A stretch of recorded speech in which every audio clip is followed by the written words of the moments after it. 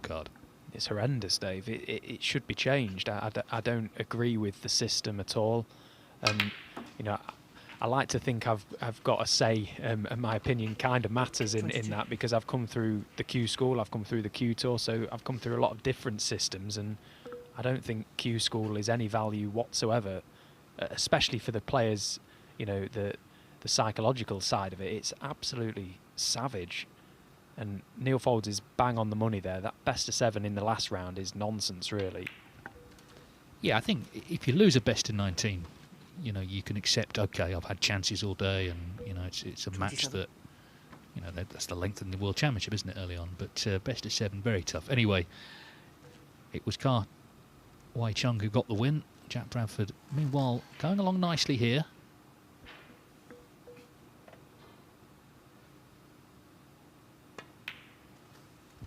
He is. This has been a great visit so far to the table. He just needs to keep his focus, try and take out this contribution in one hit. That would be some statement to send to Jack Lazowski. He's a very deliberate player, Jack Bradford. I've seen a lot of him on the amateur circuit.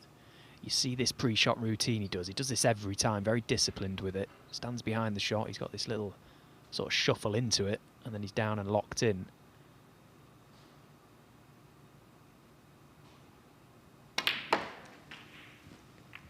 Goes through the same process every time. And that cannon has worked 35. A treat also. First frames are often important, particularly when it's, you know, an underdog against a top player. You're trying to show Jack Lazowski, in this case, what you're about. But in this format, of course, the matches are so short, it really is important. If he wins this, already Lazowski under it a little bit. 36.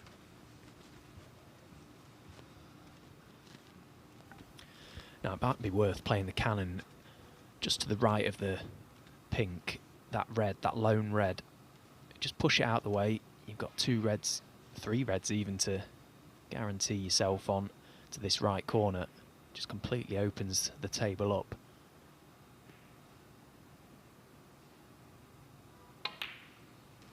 Oh, and he did play it, but he's committed a cardinal sin. He's taken his eye off the pot. That is a shame, because he was going along really nicely there. Oh, it's poor, isn't it? The black is unmissable, really. He's missed it by quite some way. That'll frustrate him.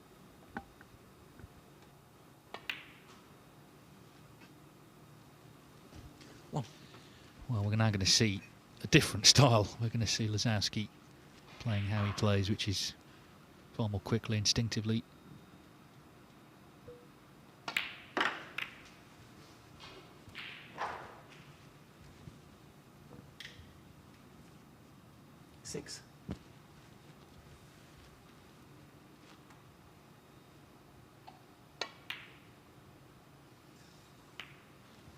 But didn't come to much, that.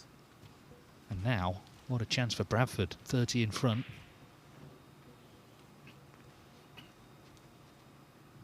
We saw yesterday Sir Joel Way, he did not play well in the first match. He got better, as made a maximum, but in the next match. But first match he really struggled. He did get a draw, but that put him on the back foot. And of course it was advantage Marco Fu, the second seed, who went on and won the group.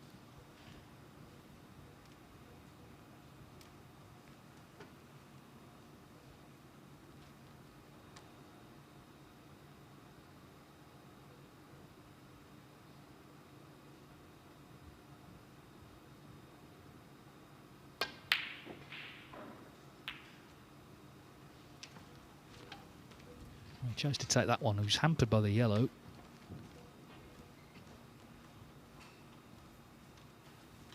Just using the mini butt on the bottom of the cue as well and stretching. Didn't do himself any favours there. That little bit of added weight just completely changes the dynamic of a shot. Although he was playing centre ball striking on the cue ball, so I still expected him to knock it in. This is the problem, though, when you play a top player, which Lazowski certainly is. You know, he's had 2 chances now. Will he get another one in this frame, Jack Bradford? Maybe not. Lazowski 17 in the rankings, so this tournament, with the points on offer, could, if he goes deep, maybe gets to the last 8, to help him sneak into the top 16. Provisionally, he's in already, so when the cut-off comes, he may get in, but of course it depends on events to come. He is in the Shanghai Masters because Mark Allen has elected not to play in it. 8.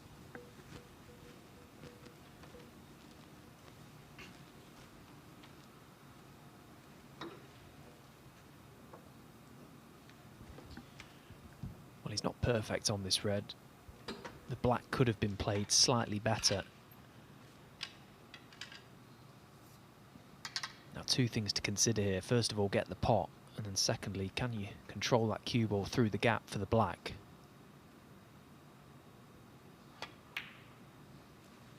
Yes, it was a natural to just float it in and come across the face of the black, so no problems at all.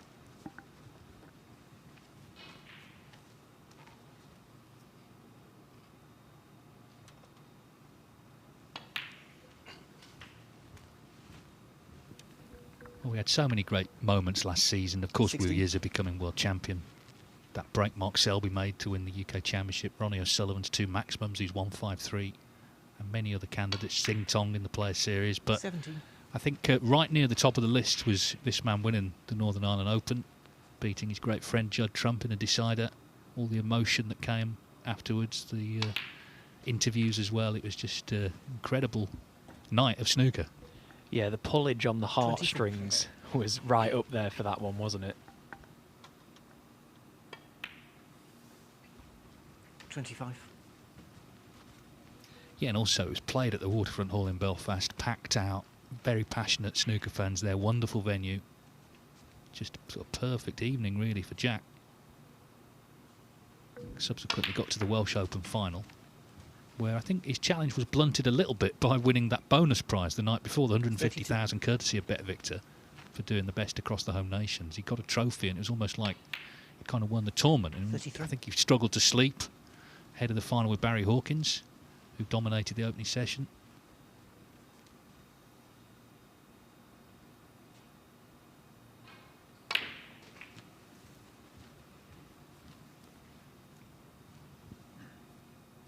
$40.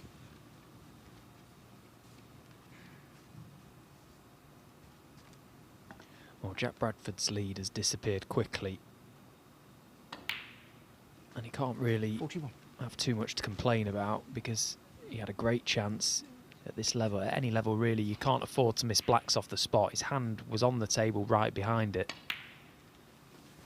The focus clearly was on the cannon, but it was quite a basic cannon to play, so it would have been bitterly disappointed 47. to have missed that. And Jack doing what you would expect, and that's punishing the mistake. 48. Yeah, this is what I was saying, you know, at the lower level of the game, you could maybe make 2 or 3 errors in a frame, still win it, but against a player like this, it's less likely.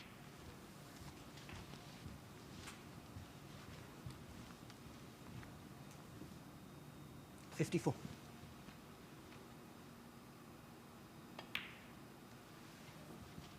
$55. So this should be for the frame. I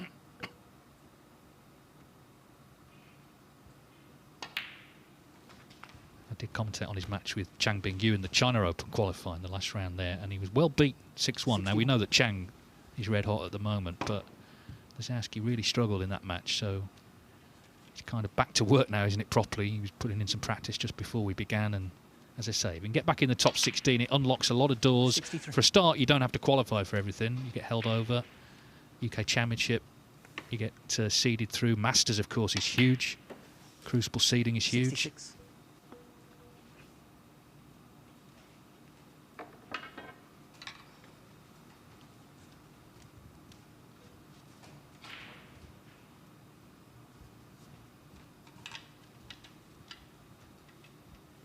Well, if you can clear these, 88 is also not a bad sort of early high break, if in case it is decided on that.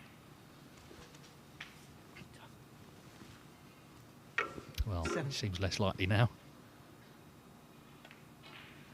But a solid 70. Jack Bradford had a couple of chances there, but it's Jack Lisowski who takes the opening frame. Now, table 2, we'll be seeing Luca Purcell later, but the top seed is Aaron Hill from Cork. He plays at the Crucible Club, a appropriately enough. And he's up against young Deng Haowei of China.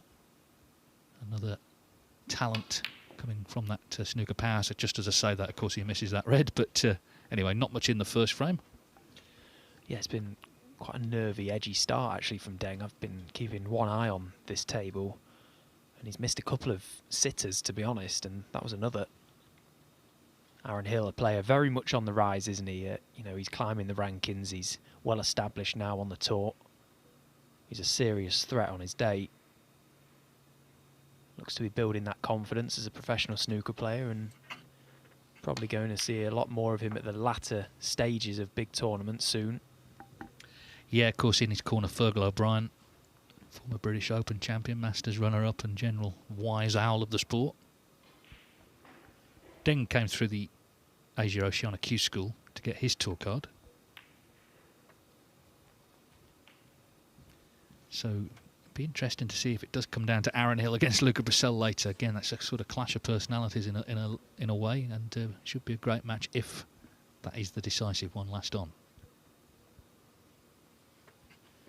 He's probably quite a soft competitor, isn't he, Aaron Hill, having Fergal O'Brien in your corner.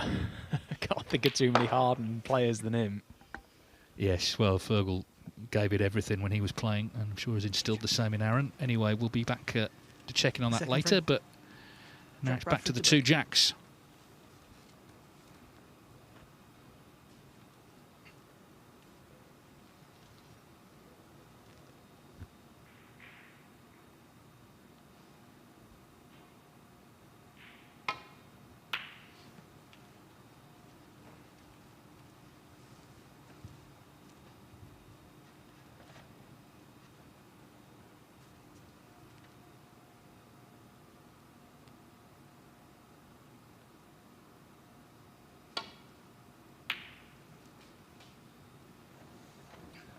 Well, they're just as good as over the pocket, those long reds for this guy.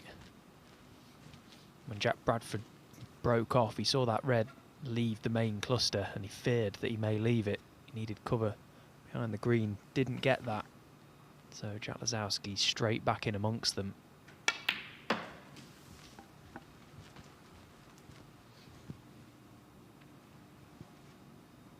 Four.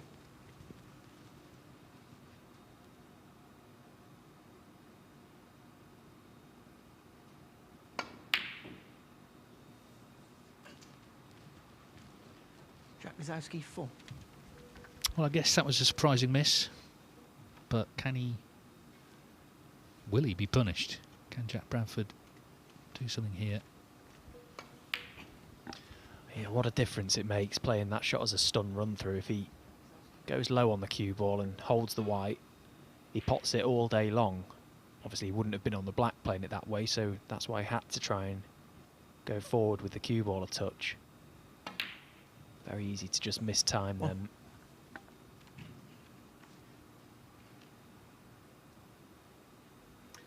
Well, it'll be interesting later today because it's going to get hotter. It's going to be sort of back to heat wave levels we saw in the first week, how that affects people, including ourselves in this commentary box.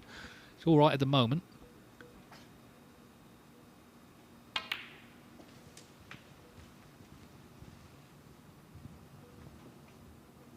Eight.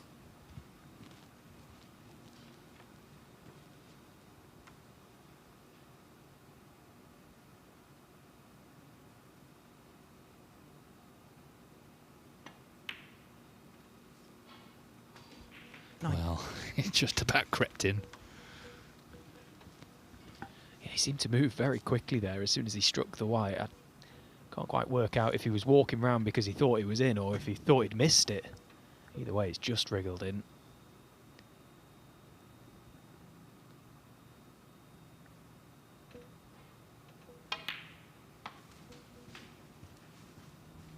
Well, I wasn't able to get a low angle on this red to disturb 16. the main bunch in the process of potting it.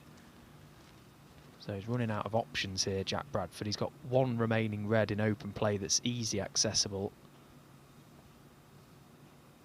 And then he'll be setting his sights on how to get into the cluster. 17.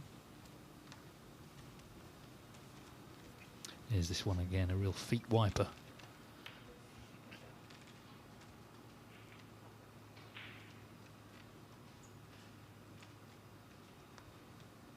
Well, if he plays into them now, going low, you've got to rely on a bit of luck, because the cue ball is coming away from the reds. Just like that. Just no reason to go low there. 24. Had to stun into the left portion of the pack as we look.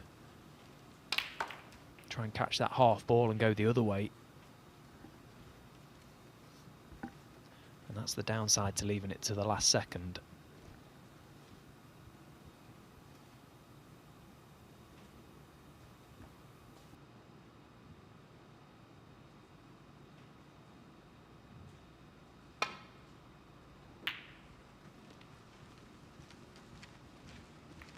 Jack Bradford, 24.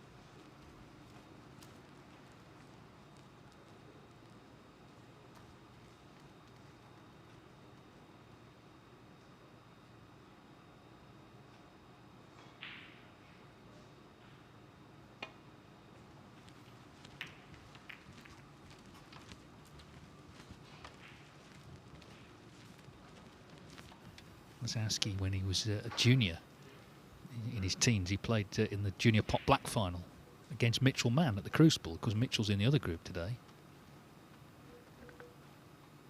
So there were sort of early signs of potential. Of course, he was ill as a child. He had Hodgkin's lymphoma, so that was a very stressful, difficult time when he was just 16, but thankfully came through that.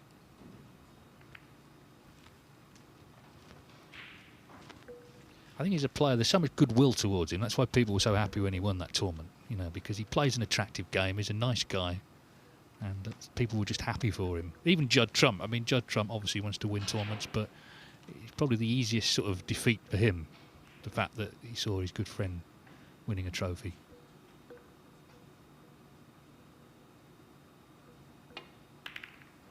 Yeah, it just couldn't have been a more perfect final. Who he was playing, where he was playing, how he played.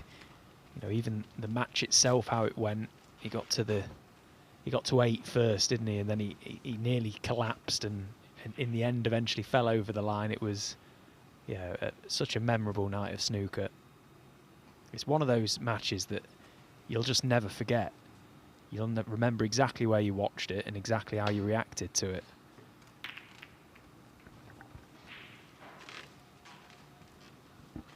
Tell you what, he's made a great effort of that attempt to get back to baulk, coming off the top cushion with right hand side. Okay, he has left the red to left corner, but at least the cue ball is slightly closer to that side cushion. It's awkward cueing.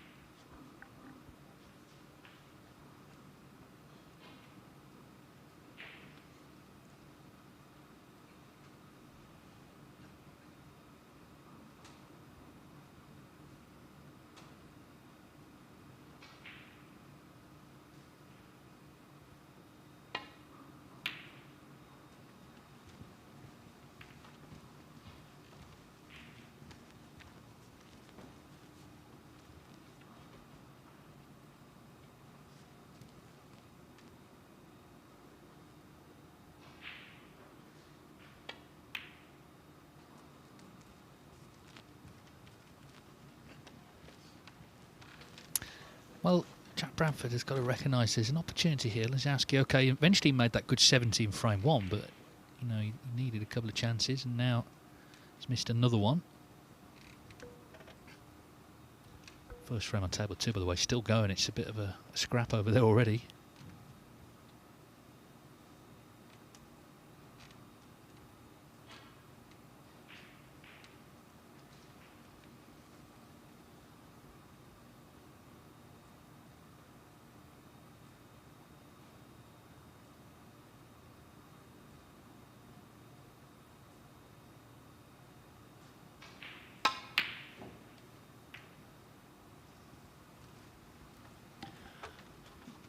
Now this is where it's an opinion. I understand that. It's my opinion. I don't think a more deliberate player like Jack Bradford can enjoy success for a consistent amount of time playing the game the way that they do.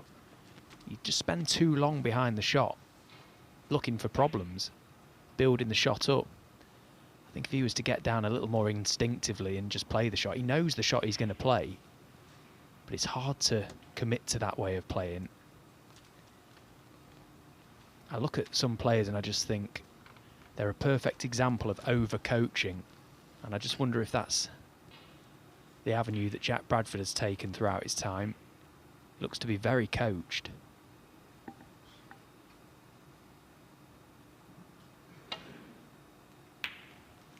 Well, it's certainly true that every shot feels like an event, and therefore there's it feels like there's pressure on every shot almost. Yeah, when you say the word pressure, what is that? What is pressure? It's a lot of the time self-imposed, because you build a shot up to be bigger than it is, and that's where the brain kicks in and you start to experience emotions and feelings. But realistically, it's just another shot. You've made it more difficult that way. Meanwhile, Jalezowski didn't demonstrate much pressure on that red to middle, so he's back in. Yeah, I was talking to, I'm going to drop a name here, Stephen Hendry, about the Mark Allen miss at the Crucible, and he was saying, he said it was pressure, but not. It wasn't sort of necessarily nervousness. It was that he told himself what an important shot it was. So he's rather than just going and potting the black, which he could have done almost with his eyes shut, he told himself, make sure you control your cueing, make sure you do everything right. And if it's not automatic, that's when things can go wrong, because you're starting to suddenly have thoughts where you should just be clear-minded. It's so true. The game is heavily, based upon muscle memory. All the hours of practice on the practice table are for moments where you can just stand behind any shot and rely the body to just take over and do it. It knows what to do. And the same can be said for the mind as well. And if you go through that process of do this, do that, make sure of this, make sure of that, going out of your rhythm, and he's absolutely on the money. I think that's exactly what happened with Mark. And I think that's what happens a lot for Jack Bradford, the way he plays the game. But he's not been sort of ruthlessly punished. That cue ball Jalezowski, found the middle pocket, but the fact is he missed the red. So Lazowski just offering up a few crumbs.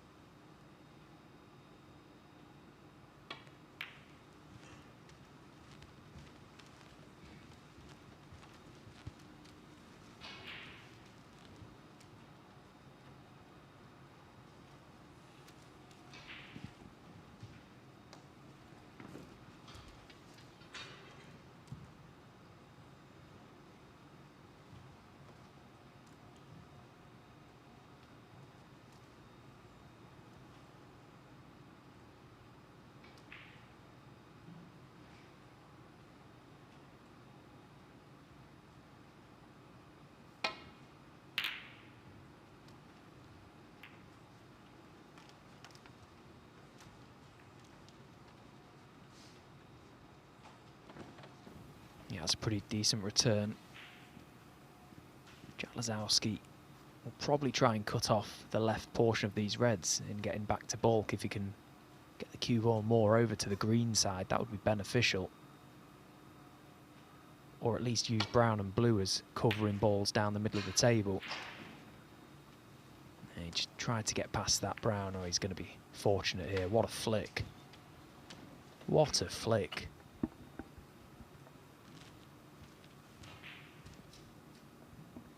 I think had the cue ball have missed the brown, Jack Bradford may have found himself in trouble anyway, but I think he's in more trouble now because clearly he can't see anything. And he's got to somehow try and rest onto a red without leaving a tempter to middle, probably.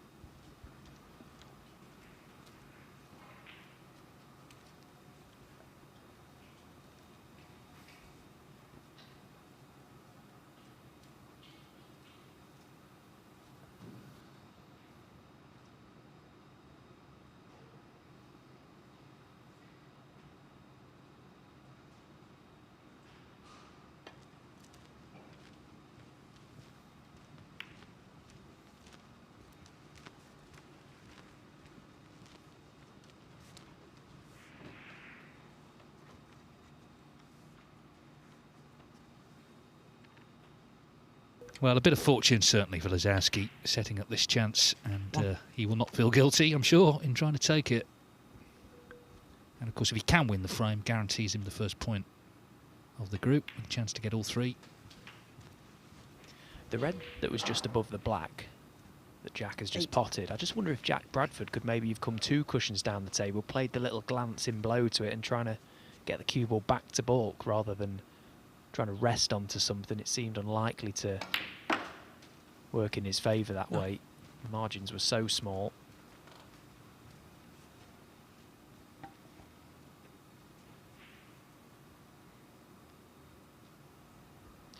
But either way, he'll probably very quickly start to feel like another frame 14 is starting to slip through the grasp of Jack Bradford. Just wasn't, or hasn't been clinical enough so far. 15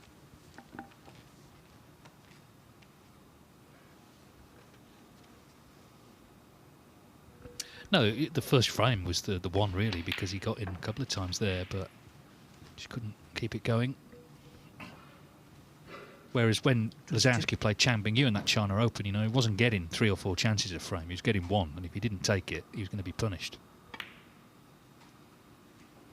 23 Chang, of course, among the 28 players already through to the next phase, just 4 more over the course of today and tomorrow. And remember, tomorrow, Zhao Xingtong will be in action.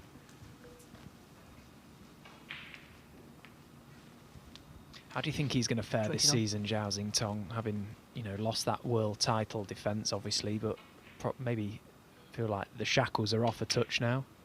Yeah, well, he started slowly, didn't he, last season? You know, by his sort of standards, maybe the weight of it all and the, you know, all the attention maybe got to him. But then, by the time the sort of second half of the season came round, he was the player of the season, undoubtedly. I think he'll go really well. I'm looking forward to the sort of the rivalry between him and Wu Yize. I think it's fascinating to see the two of them. I think Xingtong will probably be world number 1 at some point, and obviously Wu Yize world champion, who really is the best player from China. Yeah, it's good. I too am very, very excited to see how that works out, because if they start bringing one another on more than they already are, that could, you know, be a horrible situation for a lot of the players on the tour, including myself. So, yeah, it'd be interesting to see what sort of level they can actually get to, because, as you say, Xingtong was ruthless 44. towards the back end of the season. Yeah, look forward to seeing him tomorrow. But right now, Lazowski is going to go 2-0 up for sure with 1 more pot here. 50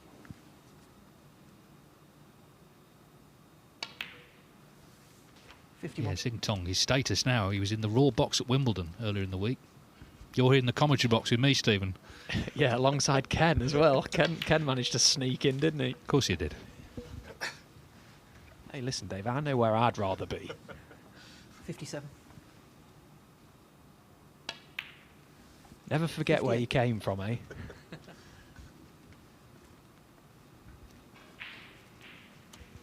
So he made 70 in frame 1. He can beat that here. As I say, high breaks can decide things. If everything else is level between 2 players. That's happened a few times, actually. 65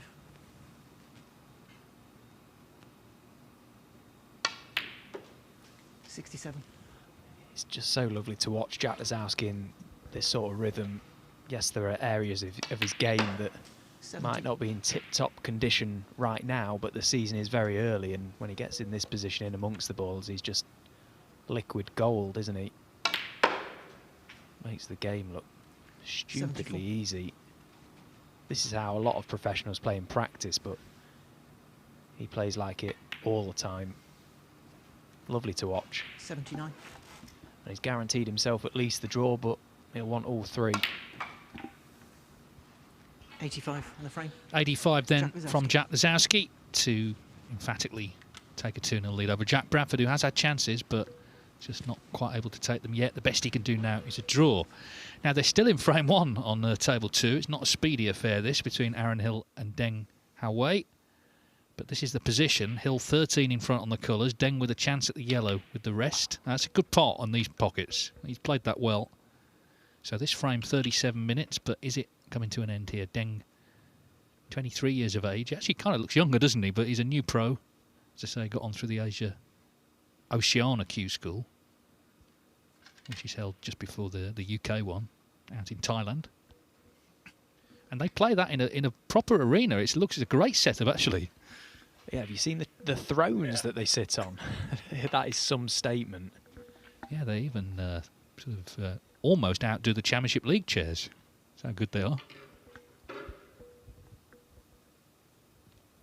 Well, the UK Q School, they may as well give us a fold-up garden chair or something, because there's nothing spectacular about that, I can assure you.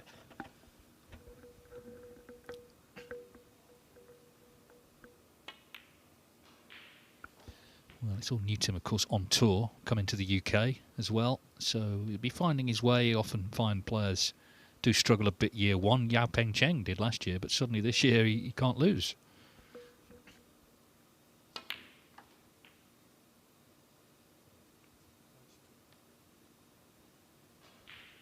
Pink and black needed.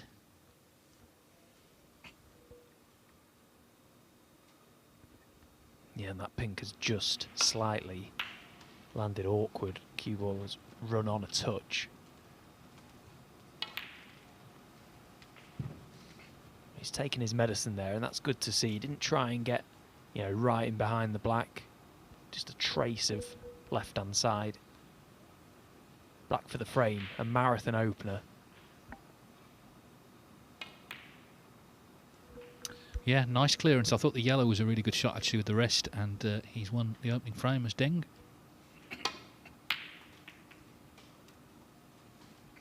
Well, there's certainly nothing wrong with Jack Bradford's long game from baulk. That's the second one he's slotted home. It's just when he's been in amongst them, he's run into problems pretty quickly. Can he try and unlock this frame now? Create a good scoring chance.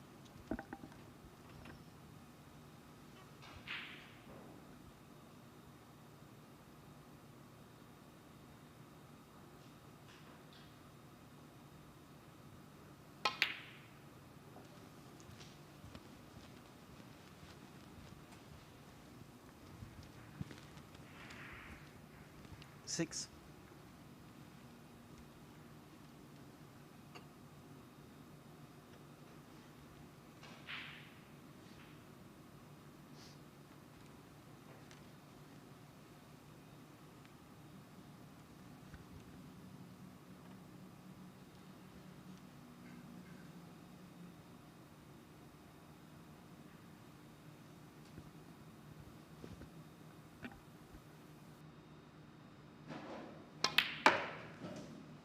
Seven.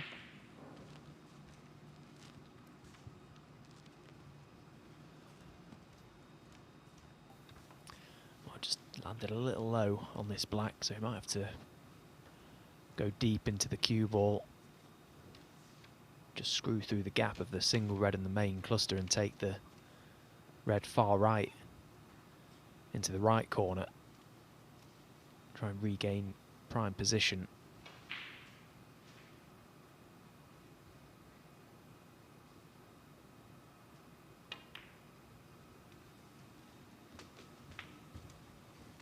Well, I actually think, looking at the reaction 14. from Jack Bradford, that he played a little delicate cannon to the single red.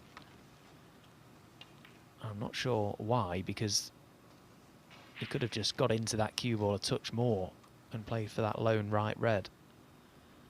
Got to find a good recovery pot here.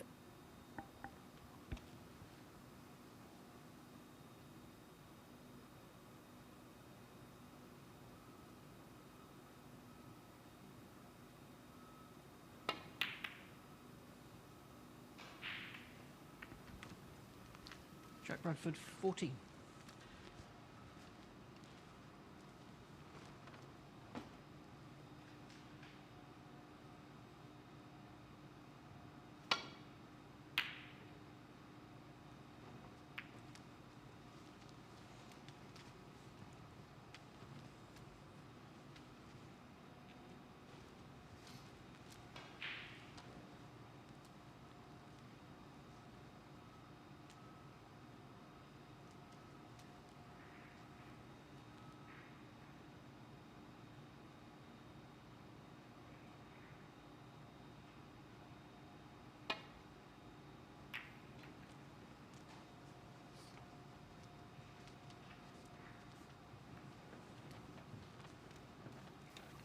Well, this time it's Jack Bradford's turn to get the little glance off the brown, and well, he deserved it after the one that Lazowski received in the previous frame, which led to him winning the frame.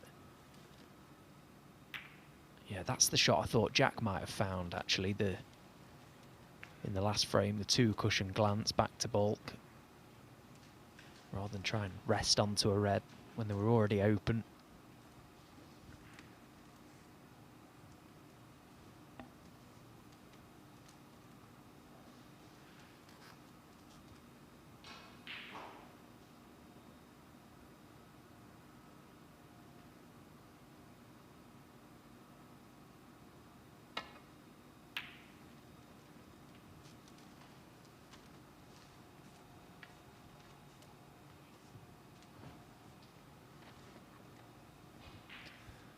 Great length. Nearly tight underneath that baulk cushion makes this return difficult. So Jack Lazowski may have to just contain it. Drop the cue ball down here somewhere. Not a shot he likes to play, actually. He'll always look to play a proper return, but sometimes you just can't. Oh, and that's no sort of return. I think you'll never change Lazowski. You know, despite winning that tournament, there's always going to be the odd shot here and there that he just hasn't quite given enough attention to. That's part of the charm of him, really.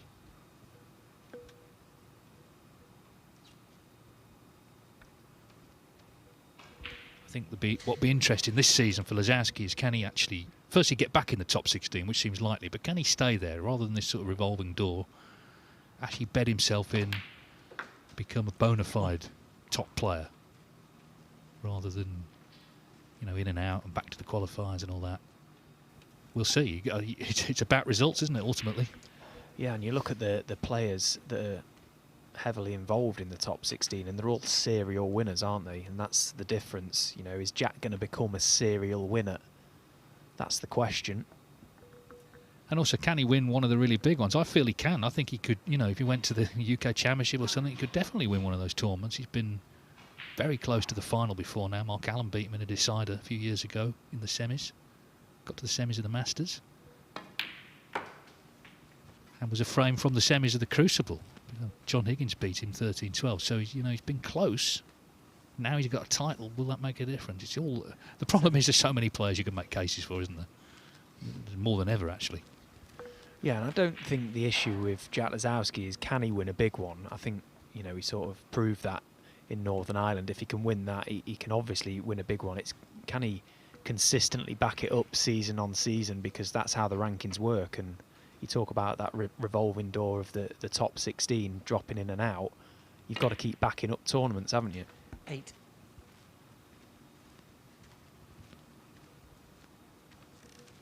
Yeah, and he's, of course, out of Wuhan, out of China, open already. Anyway, there's plenty more tournaments to play for. Right now, he's watching Jack Bradford just try and make a dent in this match. At least get a frame on the board.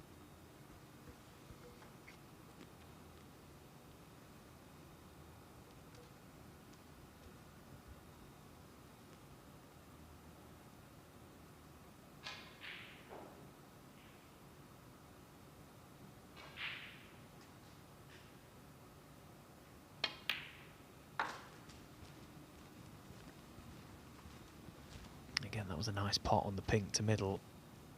I don't think he 14. played for the pink, he played for the black, but didn't have a nice angle on it, so took the more difficult shot.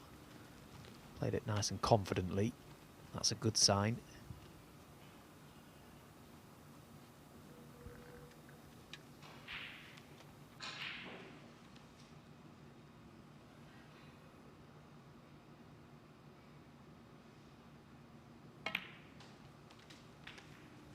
$15.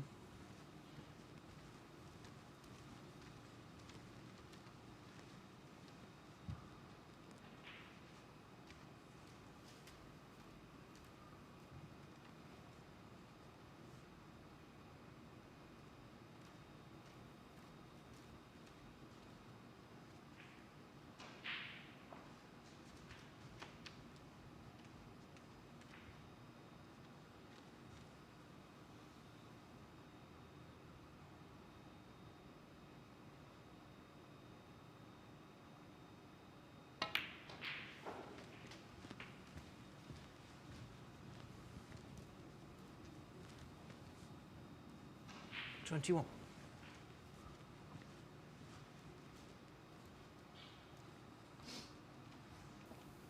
Well, this break is slowly unravelling. This red to left corner is not straightforward, it's quite a stretch. He's a big lad, is Jack Bradford. He's got a big reach, but just about get to this one. Can he control the cue ball off the reds? Not quite. And again, it just looked like he was just 21. walking himself into a few problems there. Shot after shot. Just started to chase his cue ball and eventually comes unstuck.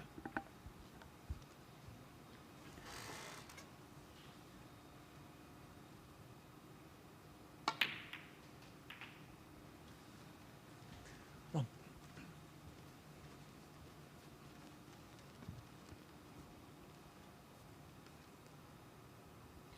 And now if this blue disappears to the green pocket, you have to fear for Jack Bradford's chances in salvaging a draw in this match. This is the shot. Nicely played, guaranteed a red. And now he could be away. 6.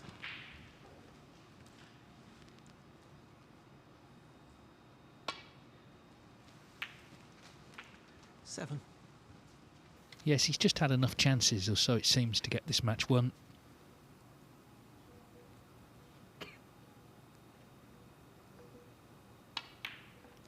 Don't think he would regard it as the perfect performance, but it could well be the perfect result.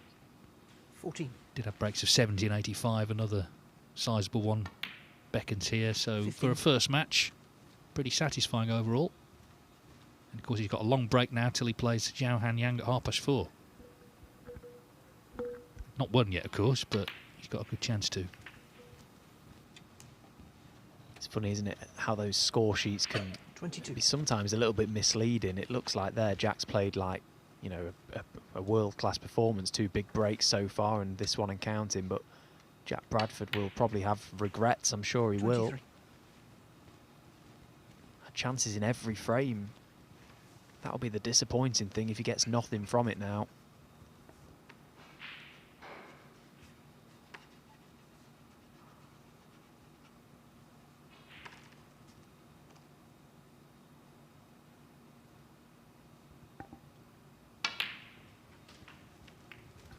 Yeah, that was well played. He just landed the wrong side of the black. 30. Just slightly high of straight.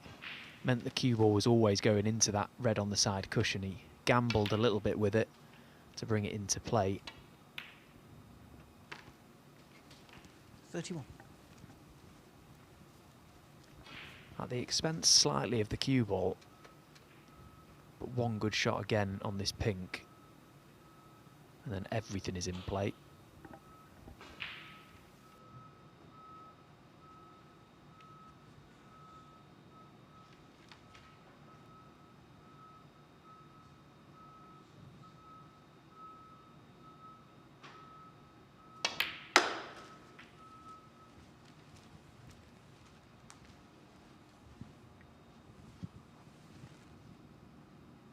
$37.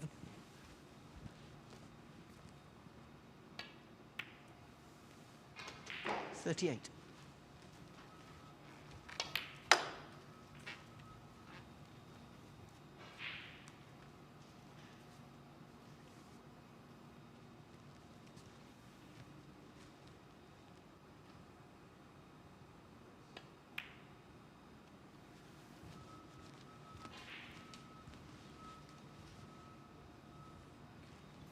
Well, that's quite incredible. 44. I cannot believe he's not landed on this red.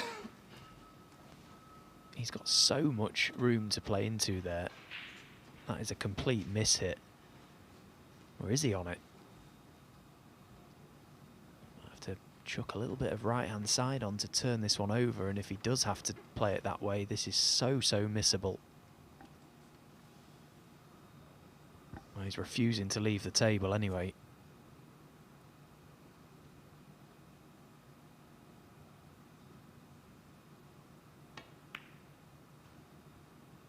Well, all things considered, that's a good shot, but he should never have had to play it that way.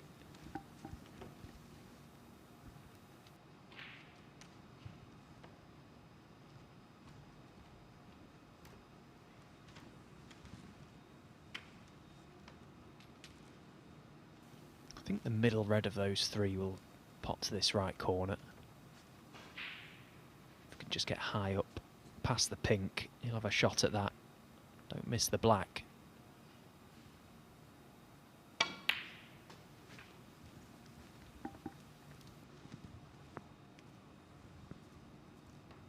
$52.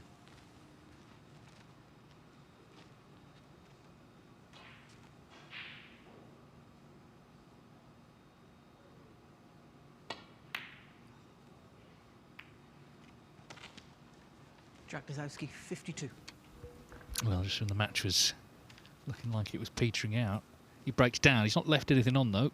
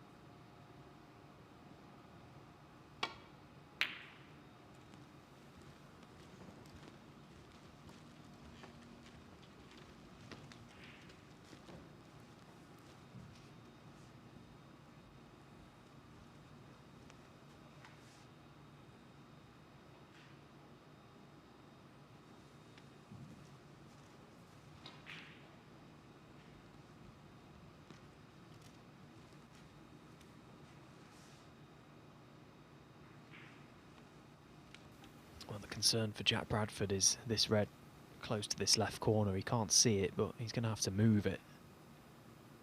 So on and off the side cushion, try and get this cue or back behind this black. Oh dear. Oh dear. And a miss. Jack Bizowski, 4. The end is nigh, you feel. Bizowski 21 in front.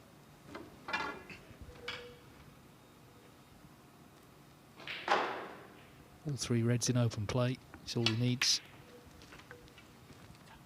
So yeah, he took the couple of chances he had, well, Lazowski in the first two frames, but it's not been vintage Jack Lazowski. It hasn't had to be, though. That's the point. He's played as well as he's had to play. Expects a tougher match, certainly with Liam Highfield later. Before that, he'll have Zhao Hangyang at 4:30. Highfield is the last match on. Liam Highfield coming up with 2 matches, so he can put some pressure on if he wins them both. Gets to 6 points. That'll be his aim, of course. 9.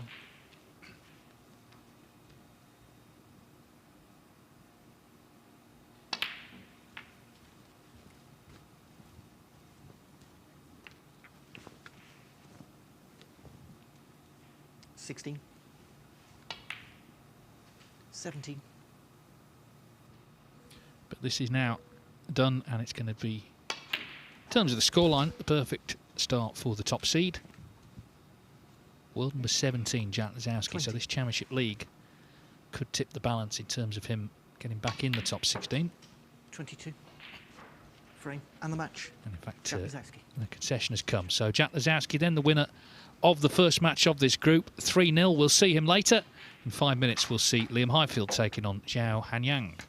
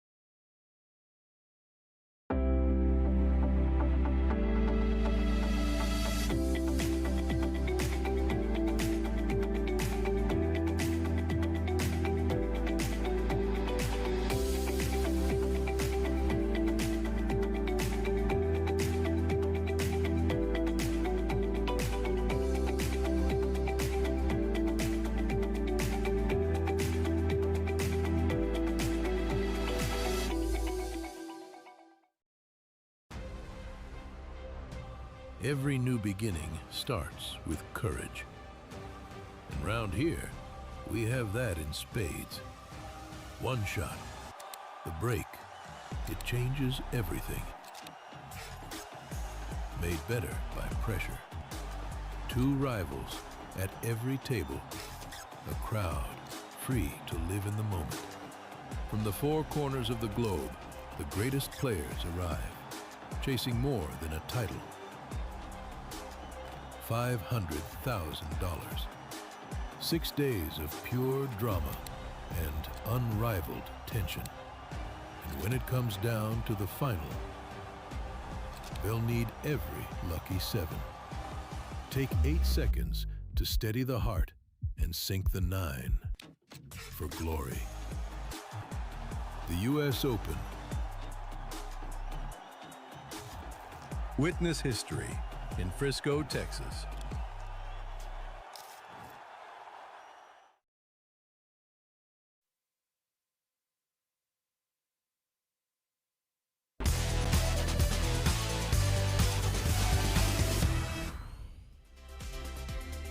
So we're ready for match 2 here in Group 7 of the BetVictor Championship League, Table 1. Of course, has seen a 3-0 win for Jack Lazowski over Jack Bradford. This is Liam Highfield against Zhao Hanyang.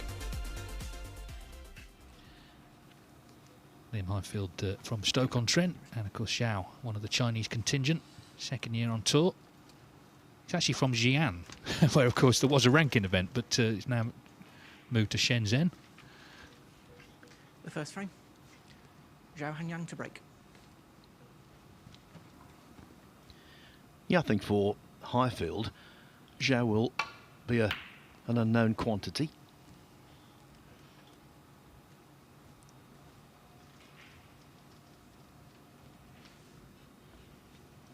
Very good player, Highfield, at his best. He can be superb. But of course, Dave, he's coming off a painful defeat in the China Open. He won his first 2 matches in the qualifier for that against Florian Nursler and Stephen Maguire, playing really nice stuff in both matches. 6-2, 6-1, aided by 3 centuries. Then he was 5-0 up on Tom Ford, ended up losing 6-5 on the black. Ouch. I didn't see the match, but I get the feeling at 5-0, Tom Ford kind of threw his cue at it a little bit. And of course, he's such a terrific scorer. He made a couple of centuries, and then suddenly, you know, Liam's under it. And the last frame actually came right down to the black as well. So very, very tough defeat. And then he lost 5-4 in the Wuhan qualifying to Gong Chengzi. So 2 pretty brutal first tournaments. Nothing brutal about that, though. That was brilliant. Wasn't that a good shot? Yeah, the match against Gong Chengzi, he led 3-0 in that one. Yeah, they're tough to take, those defeats, but now he's had a couple of weeks to decompress, and let's hope he shows his true colours here today.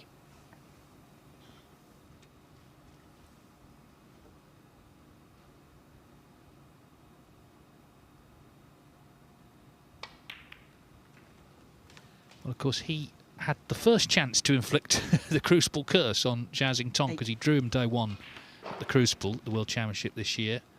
And he gave him a run for his money, but Xingtong, of course, came through. Eventually lost to Shaw Murphy in the quarters. 9. And now with Wu Yize being a first-time champion, we'll have all of that Crucible curse stuff again come late April next year. Yeah, I mean, some people sort of poo-poo it, but the fact is, until it's broken, it's a thing. And it's been a thing for decades. Anyway, Liam Highfield just trying to keep pace with Jack Lazowski. Of course, he's got 2 matches back-to-back, as we know, as second seed, so he can set the pace at the halfway stage if he can get both of them. Minimum 4 points he needs to make sure that that last match with Lazowski, he's still got a chance to win the group. Aaron Hill, meanwhile, has levelled up with Deng Haowei on the other table. 17. Highfield is from the same generation as Lazowski. They're the same age, actually, in that sort of junior scene that was still very vibrant in the late 90s into the 2000s in the UK. Of course, he dropped off the tour. He had that quite bizarre accident where he was knocked off his scooter.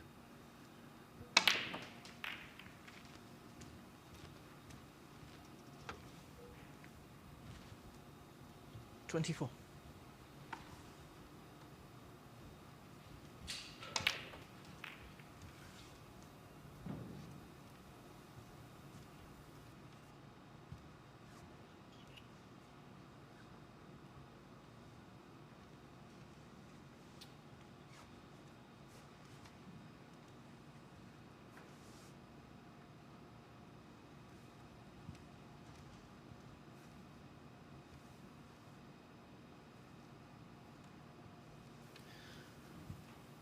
without wishing to open old wounds and mention that China Open defeat again, but I'll just say this, in the context of where he is in the rankings, that could have been really painful because he's 68th, so needs a good season to get in the magical top 64. 25. The promised land of the top 64.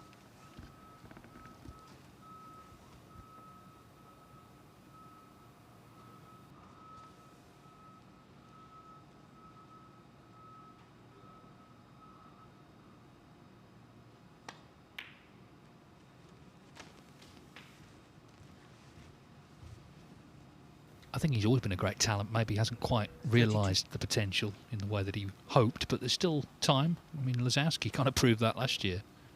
Just a couple of quarter-finals in ranking events. One of those was the shootout. So if you'd have seen him as a junior, you would have thought possibly there would have been more by now, but let's see how the next couple of years pan out.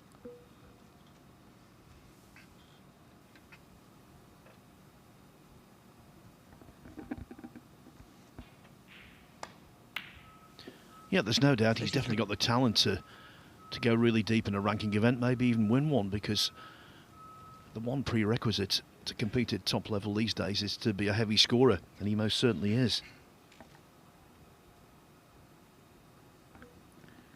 He beat Steve Maguire in those World Qualifiers. He beat Oliver Lyons 10-2 to get to the Crucible. They always say when they qualify, don't want to play day one, because he actually had to come through 4 rounds to qualify. It's a hell of a lot of snooker to play. 4 best of 19s. 40. And then literally 3 days later was walking out at 10 in the morning to take on Xingtong. So scheduling wasn't ideal, but it was another chance to play at the home of snooker.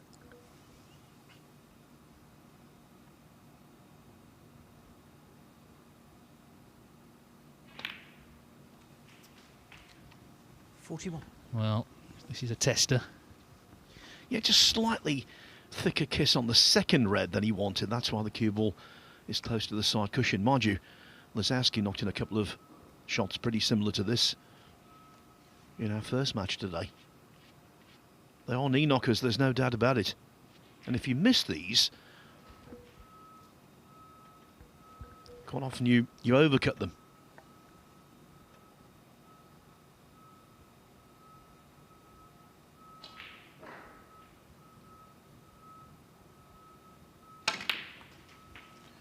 Nothing but net, as they say.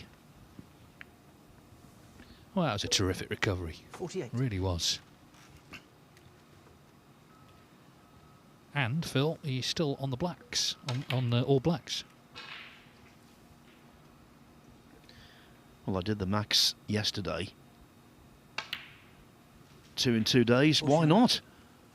He's never had one in a pro event. His highest break, 140.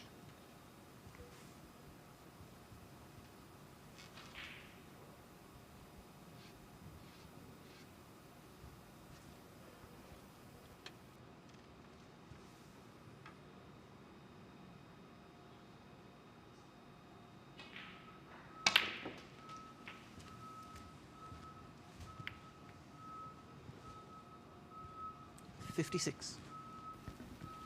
Of course, there's no financial incentive for making a 147, so consequently, someone in his situation in the rankings might think, well, okay, glory's very nice, but ranking points and cash even better, so that's why I think he'll go for the blue.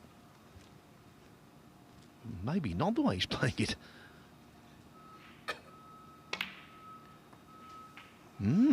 Liam, come on then. 57. Well, as you rightly say, that tells us what he's thinking. He's thinking 147. We did say yesterday, didn't we, you know, the glut of them last year, the number of them, it's become almost sort of self-fulfilling. The more that are made, the more players want to be part of it, want to have a piece of it themselves. And, well, Liam Highfield 64. has a pretty good chance here, you've got to say. Just a bit of work to do. Those 3 reds sort of clustered together. No, I agree. I think this is a really good opportunity, especially for someone who can control the cue ball like Liam can.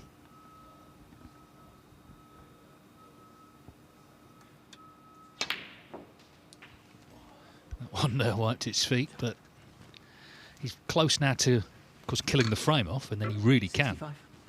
knuckle down.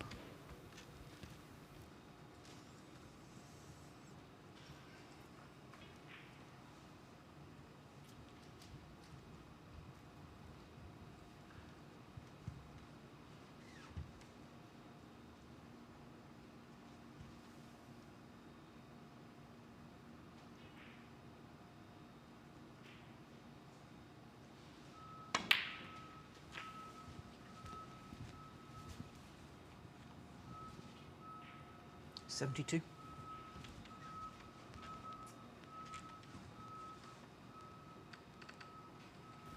Looking to see if he can pop this red and flick off the bunch of 3 and retain position on the black. The red to middle, I think, will offer a certain amount of position, but not ideal.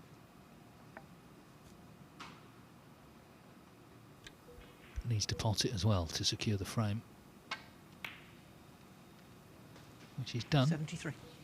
Yeah, actually, he's done a little bit better on the black than I thought, so reasons to be excited here, Dave. Well, I think it's always great for someone to make their first one. We saw Michael Holt do it, didn't we, in the qualifying? And, you know, Michael's been a pro 30 years, just about. So Liam getting excited himself, I'm sure. Still a lot of work to do yet, though.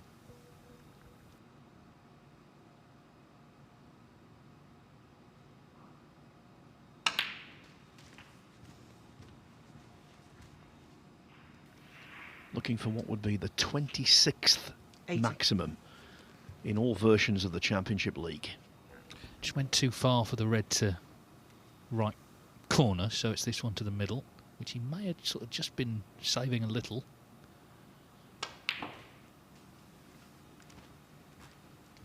$81. The dark slot next door, the PDC lot, if we get another maximum, it'll fuel for their fire, isn't it? That, you know, they're easier than than 9 darters. They're certainly not.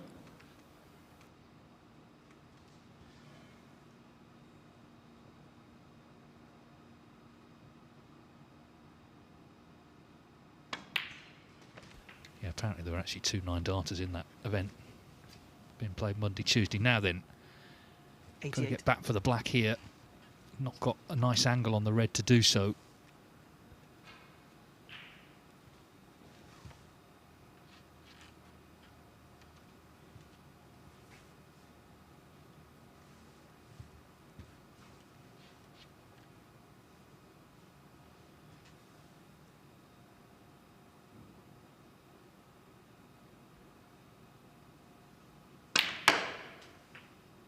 What an effort this is. A little flick would be nice. I tell you what, he'll take that. Well, if he does make it, that's the shot we'll remember. Definitely. To avoid all of that traffic and then just split the 3. Exactly, he's opened the reds and he's still on the black, albeit needs the rest, not easy, but if he can get it, everything's there now, everything's potable. Huge shot, he's just played one big shot, this is another.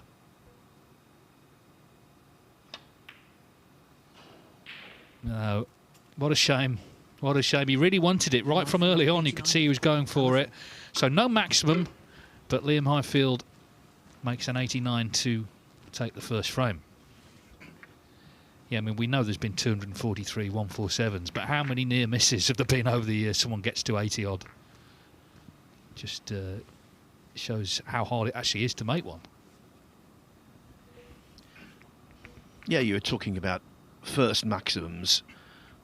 That happened to Fergal O'Brien in the Championship League, and it was a really good break as well, and he was so delighted to do it down at Crondon Park in Essex. Yeah, what a massive achievement it is.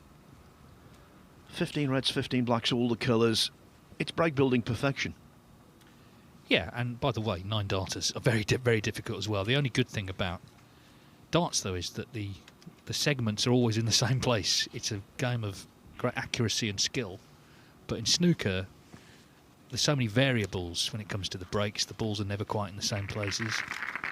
Anyway, maybe there'll be another chance for Liam in frame 2. It's 2-1 to Deng Hao Wei against Aaron Hill. So Aaron Hill, the top seed there, but the best he can do right now is a draw. There it is, and he's trying to get in here. It already looks a big early shot in this fourth frame. Oh, beautiful shot.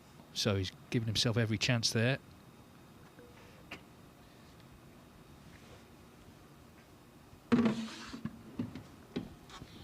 Yeah, young Deng cleared up from well behind in the first frame.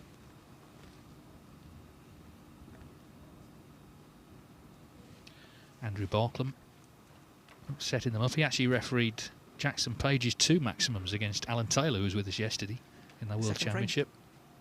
First Liam time ever Highfield to in break. a single match that had been done. Anyway, on we go. 89 the break ended at.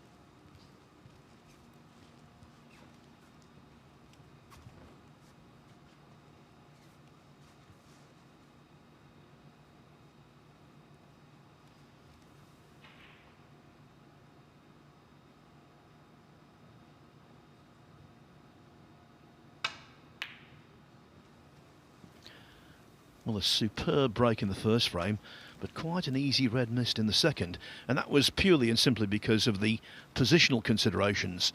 Highfield was trying to hold the cue ball in mid-table.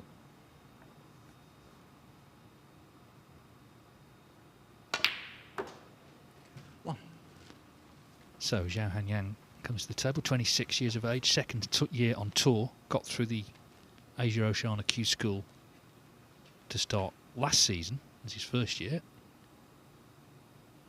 Been playing since the age of 8. One of his former coaches had actually been an early coach of Ding Junhui. 6. Well, he was mixed fortunes kind of guy in the qualifiers last month. He had a walkover in his first match in the China Open. Then he lost to Zhu Yichen, who we saw yesterday, 6-4. Also won a match in the Wuhan Open. Beat Stuart Carrington in that one, 5-4.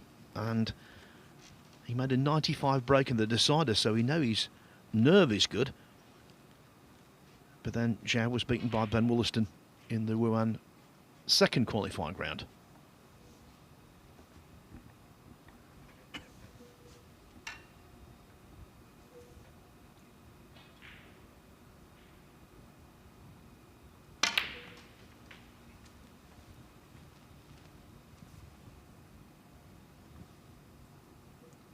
Well, doesn't look like that's worked out. It hasn't come past the pink.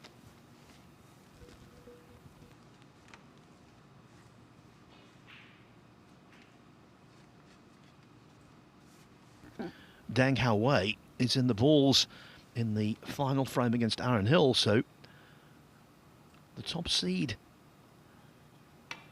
in Group 31 is in immediate trouble. Well, what 50. a cut that was. And then he caught the knuckle of the middle pocket. He's on the black. That was fortunate, but the actual pot was superb. Look at this. He's so thin. And then back on the black.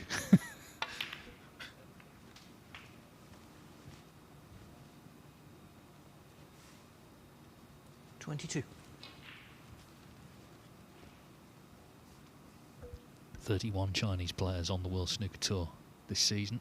Another 3 from Hong Kong. Of course, we saw 2 of them qualify last night, Marco Fu and Ka Wai Chung. But after that good recovery 22. pot, the thin red, he's missed a much easier one. That was out of nowhere.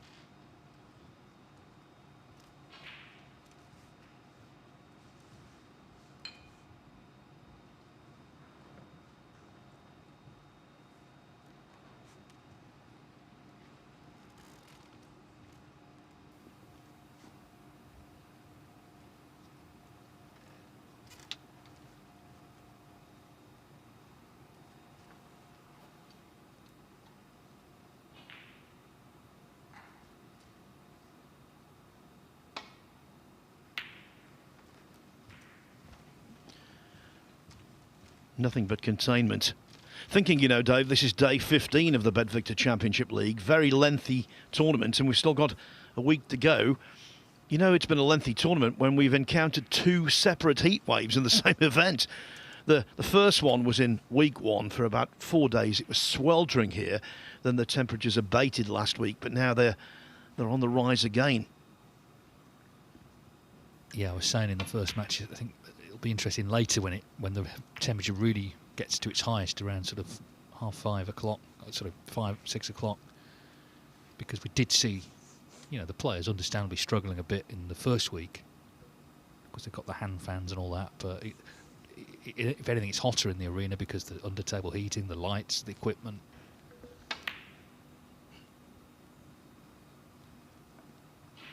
I will say this, considering the conditions, I think the tables have played pretty well, don't you?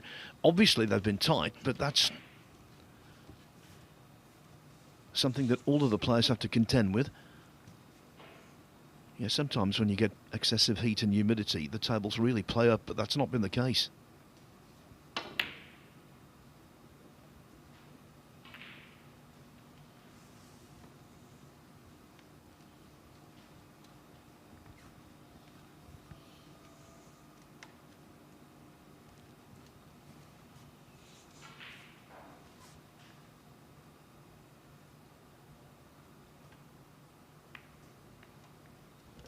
Well, that red near the green pocket is complicating things a little bit here.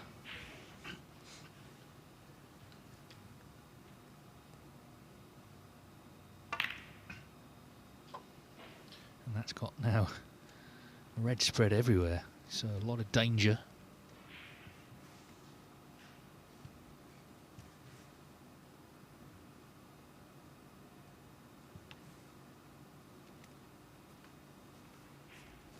Potential red to left middle here, but it's one of those kind of do or die.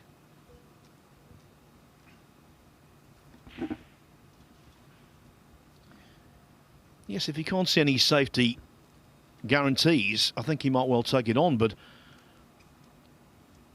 you're right, it's pot or bust.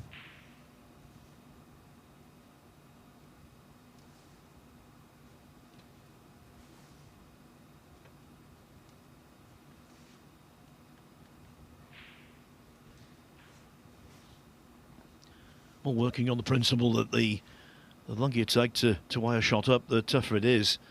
He's making this very difficult.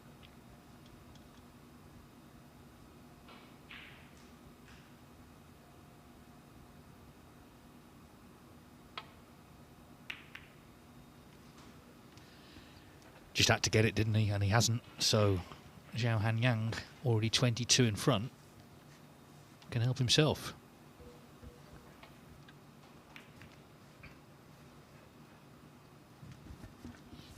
That shot was very reminiscent of a shot in a first match. Much earlier in the tournament, Liu Hongyu, he was 2-1 down. He was in trouble like that. He took on a red to middle that he knocked in. He made a 79 break to salvage a draw. Then he won his last 2 matches to get to 7 points and win the group. It's a short, unforgiving format, this. We often say one frame can make all the difference. One shot can make all the difference.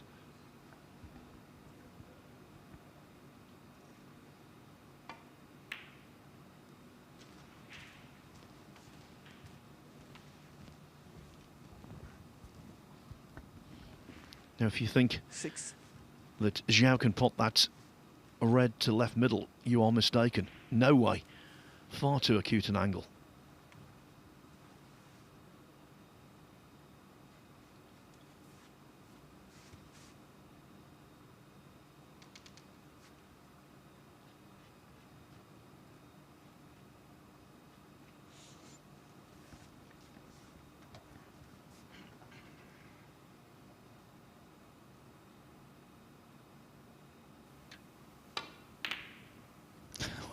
It was ambitious, that. Zhao Hanyang 6. Well, when Highfield overcut the red. On his last visit, he must have thought he was going to be punished to the tune of much more than 6 points. Yeah, I mean, to be left with that plant as the only pot on, as you say, after 6 points, very disappointing. Now, can Highfield knock this red in near the pocket and get going?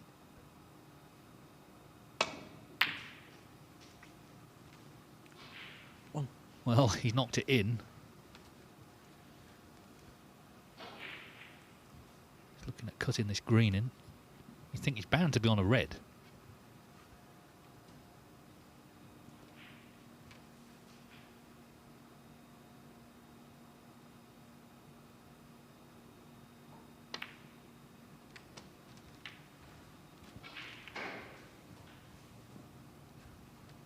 Four. Promising now.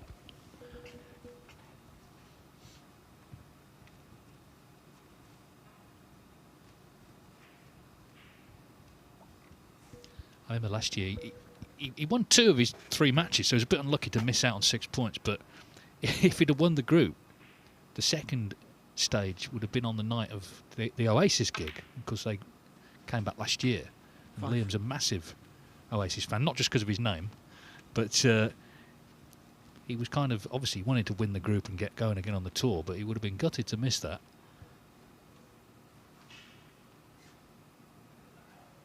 In the end, it was out of his hands. It was just other results that decided it.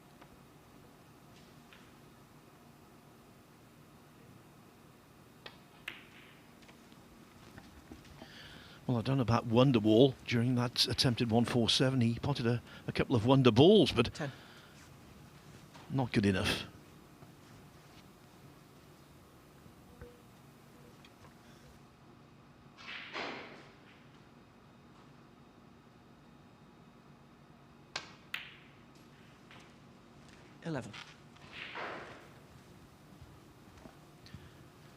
Didn't want to be dead straight on this black, restricting his positional options.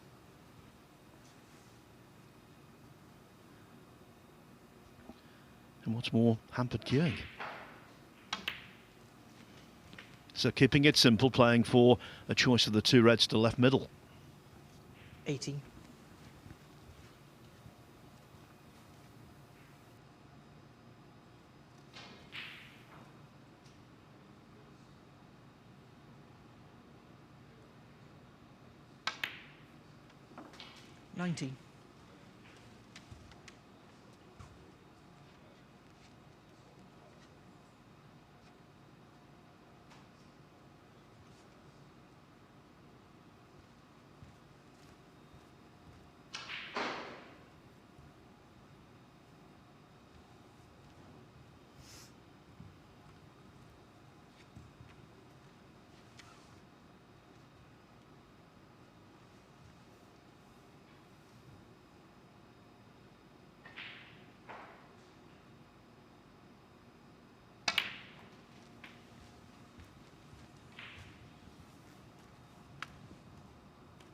$26.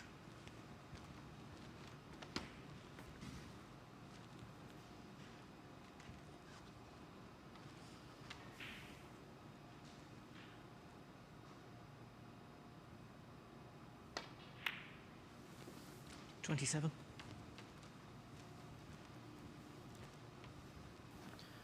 The black to hit the front in the frame.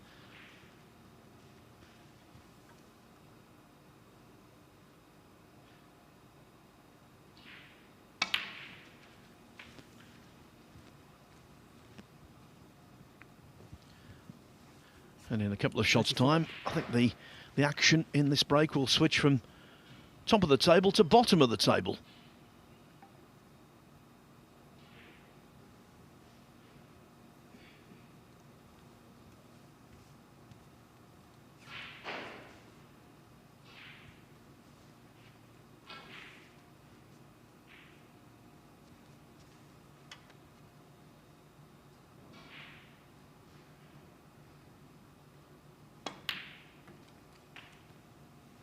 $35.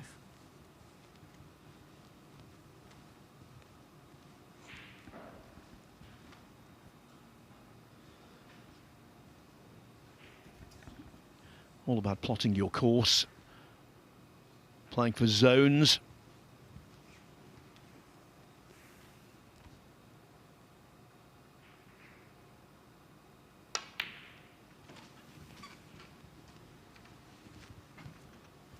Now, the trouble with being down here, Dave, is that your break goes up in small increments if you're taking the ball colours.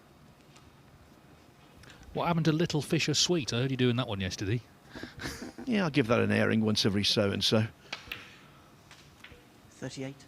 Well, as long as he keeps potting, then it should be okay. But, of course, there is that one slightly awkward red near the left-hand side cushion. Liam Highfield, in common with all the other players involved, knows his opponents in the forthcoming qualifiers. The draws were announced yesterday, so Shenzhen Open, he's got Hamad Mir. British Open, Steve Maguire, who of course he did beat in the World Championship qualifying last year. Michael Larkov, the young Ukrainian, in the English Open first round. So that will all take place the week after this Championship League ends.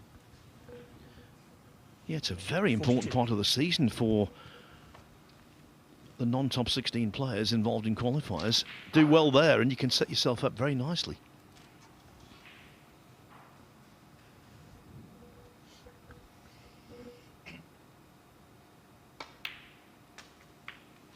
$43.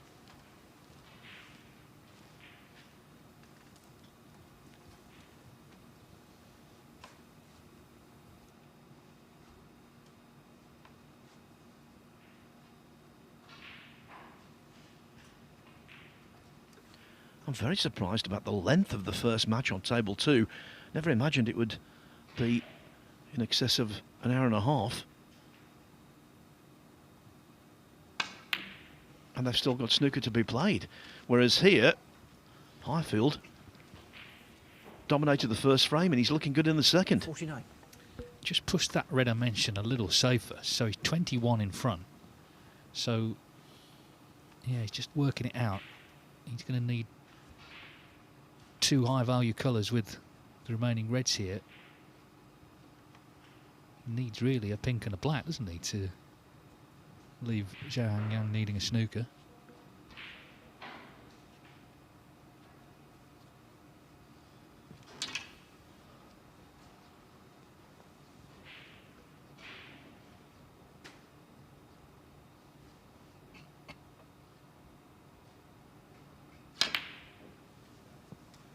Well, first of all, he needed that red. Liam Highfield, 49.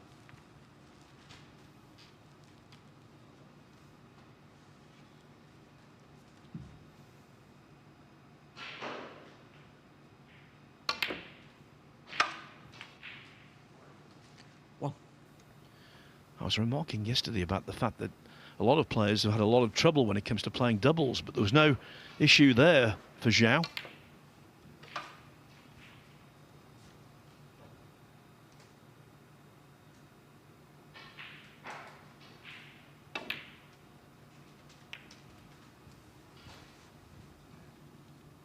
Oh, what a great shot that was to develop the safe red, or that safe red anyway.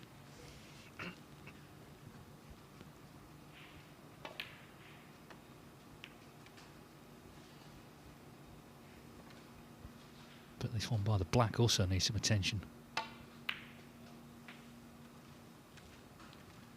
5.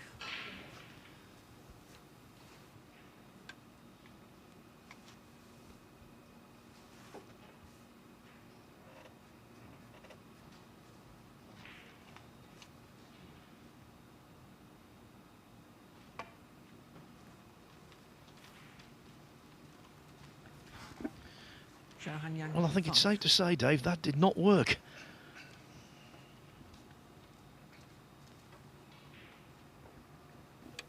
Yeah, that was a good opportunity actually to get Highfield in trouble, but the boot's on the other foot now.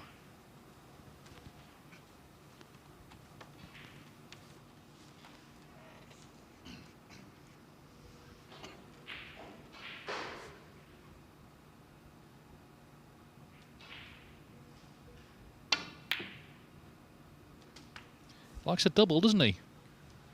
Well, it's one thing doubling them into the middle pocket, another entirely into the top. Okay, he's playing that with a lot of safety incorporated, but nevertheless, cracker.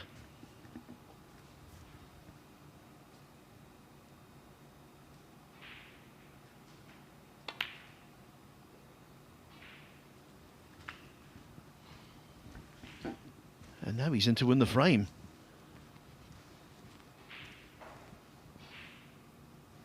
Three.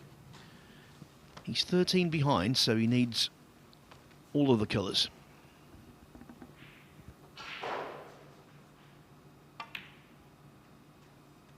Five.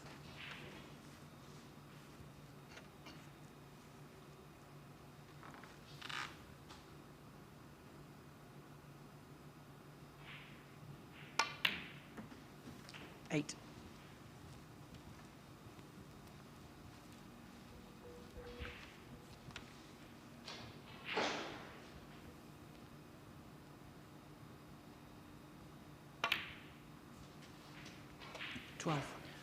Looks very neat and tidy, does Zhao Hanyang.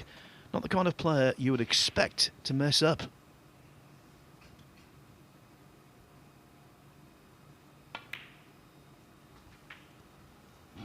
$17. Seems unlikely now.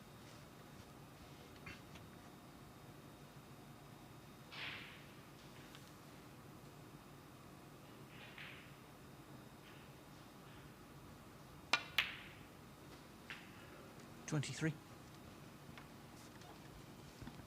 Black for one each. And that, of course, ensures 2 more frames. 30, the frame. So it was a very different frame to the first one, where, of course, Highfield was on for the maximum, broke down on 89. Both players had chances in that one. Zhao Hanyang, in the end, with that terrific double, having played, let's be honest, a poor safety before that, has levelled. Now then, they're still going on table 2. So Luca Brissell and Mitchell Mann are being made to wait here, and this is not any sign of this finishing yet, because OK snookered on the red, but look at the green and the blue. 5 points ahead, Deng Haowei, new professional from China.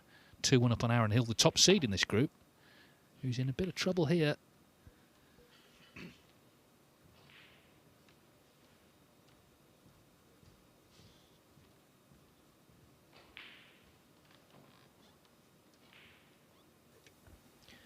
Not the contact he anticipated, but it is at least contact.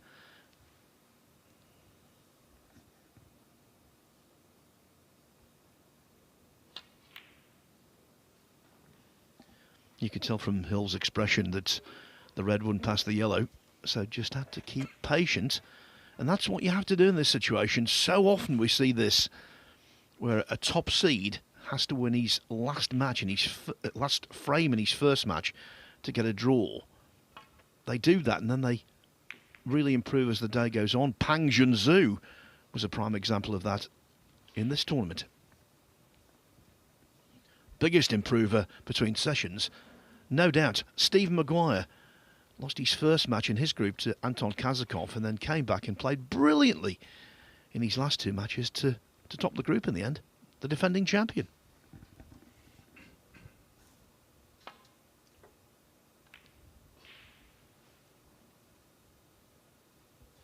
Just seems like a lot of mileage in this frame. As I say, you've got him snookered again, but it's that green and blue that are going to play their part.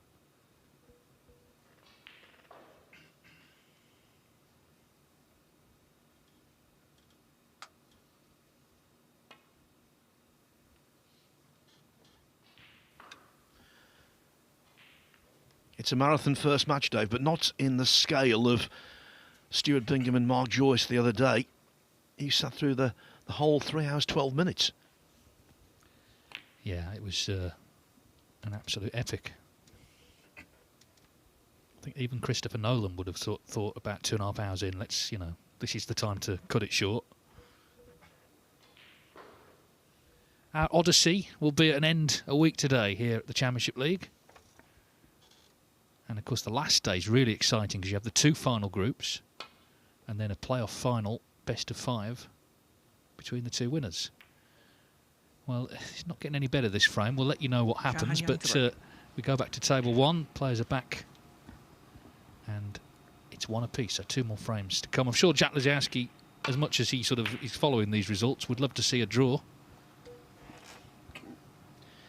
yeah, to a degree, the fact that it's 1-1 is in Lozowski's benefit because he won his first match 3-0. But yeah, a draw would be ideal for him. Yeah, because if Highfield was to only draw the next match, for example, then Lozowski could basically get it won in his second. So Highfield needs at least 4 points from the 2 matches here, is the point we're making.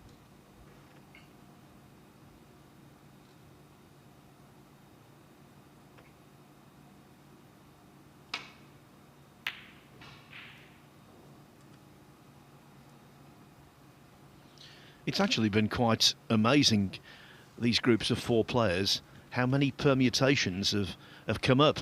So many different ways groups have been determined. Obviously, the straightforward way, like Karwei Chung yesterday when he won 3 matches out of 3, but the vast majority of groups have been quite involved.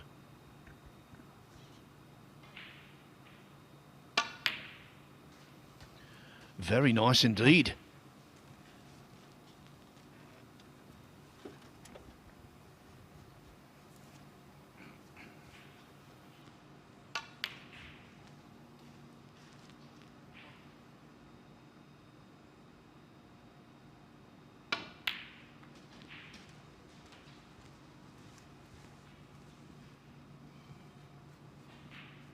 Three.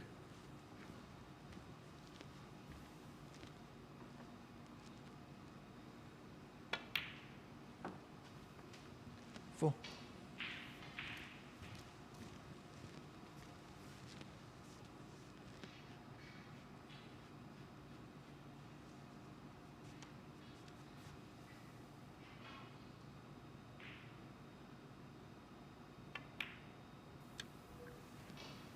Well, his most sort of recognisable victim in that Asia Oceania Q School last year was Rory Thor from Malaysia. 11. Beat him 4-3 in the penultimate round. Played in this Championship League. He actually got 2 draws and was defeated in 1 match. 12. Beat Noppen Senkarm in a ranking event. That was the English Open.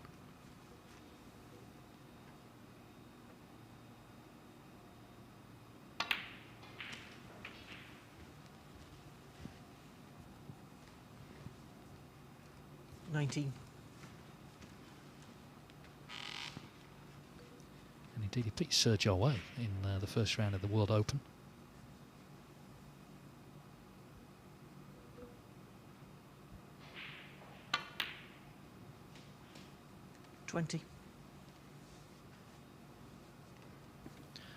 Has the red been removed far enough away from the black to open the path to the potting angle?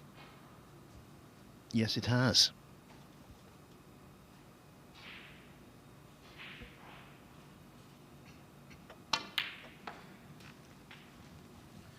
Well, so unlucky there. Found a very unlikely gap. 27.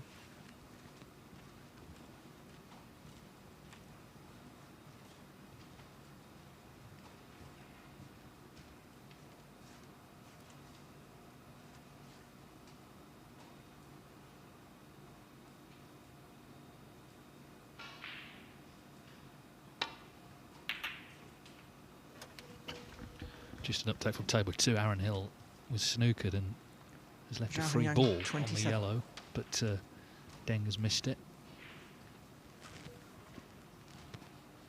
It may not be as long as the Bingham match, but it's the same ref, Dimitri.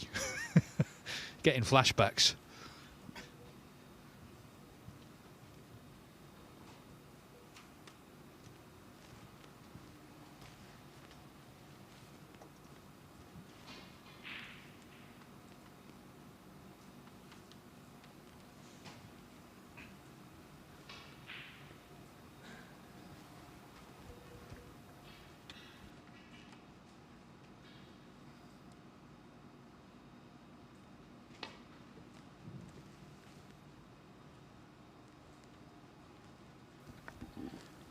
Well done. Good pace. Ideal line. Touching ball.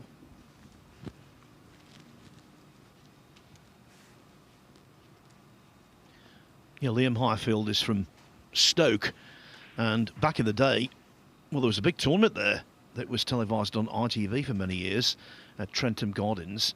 And that venue was also used for qualifiers. And talking of refereeing hardship, there was a 9-frame match in one of the tournaments in the qualifiers there. Robbie Falvari against Ian Williamson, that lasted for an age. I think it was something like 7 hours. And 4 different referees were utilised.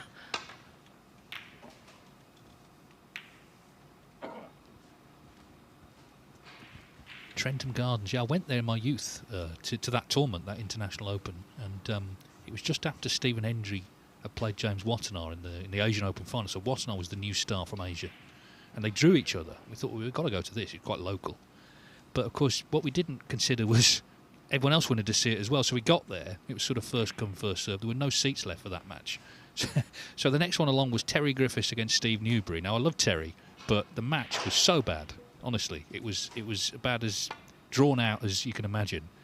And we got to the interval 2-2, and the referee was John Smythe, who was coming towards the end of his career. He was a world final referee back in the day, Masters, all the rest of it.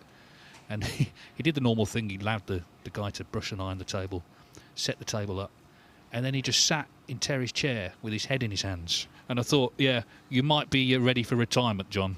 It was not a great game, but it was a great experience to go along. And for some reason, it wasn't actually on TV that year, and it kind of made it a little bit more exciting somehow, a bit less sanitised.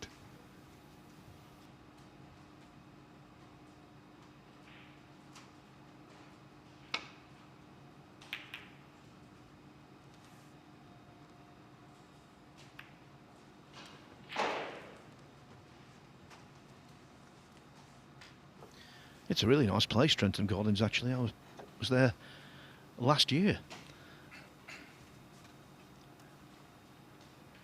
It's an extraordinary large ice cream, I recall that day. We've done that in a few places, in fairness. Yeah, the interesting thing about that day was that we went into the gardens, and literally the first person I saw was Eddie Hall, the big strong man. And he is big, let me tell you. Well, meanwhile, just to drag it back to the snooker, Deng Haowei has beaten Aaron Hill 3-1. So that is a bit of an upset. First up, Aaron Hill, the top seed. Now, Luca Brussel's got back-to-back matches, so he can steal a bit of a march on things there. We'll see. You can still win the group losing your first match, but you need things to fall into place for you. Hill would certainly have to win his next 2. And they're tough matches, Mitchell Mann and Luca Brussel.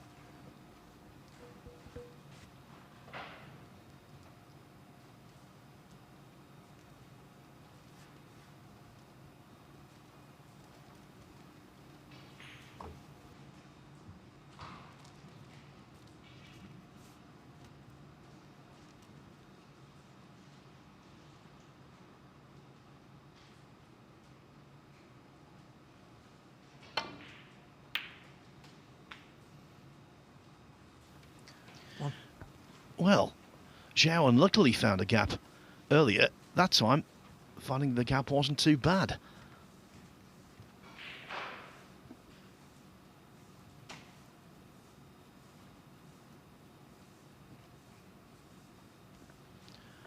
Both blue and black are on.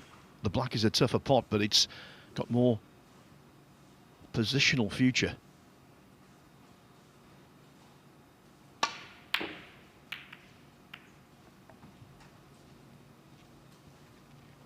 Zhao Hanyang, 1. Well, this match has just become a little bit disjointed and a bit messy, and that can affect focus and concentration. You know, Highfield was certainly dialed in that first frame as he attempted the maximum. He broke down an 89. Can he just regroup a little here, get in with this red and get going again?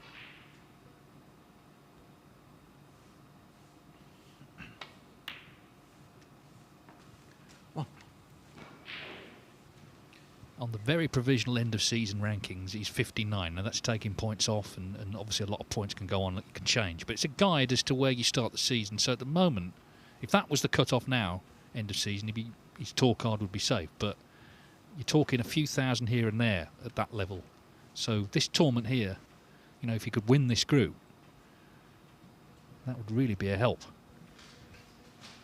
Yeah, and that's why that defeat by Tom Ford, 6-5 from 5-0 up, would have been so hurtful, because it was in the China Open, a very big money event, very big ranking point event.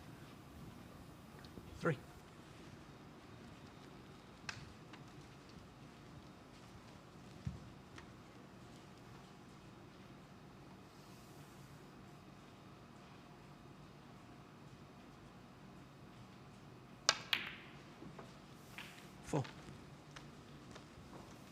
One of the reasons he's a good break builder, Liam Highfield, he knows the patterns, he knows how to open balls and give himself the best possible options. Nicely played shot there.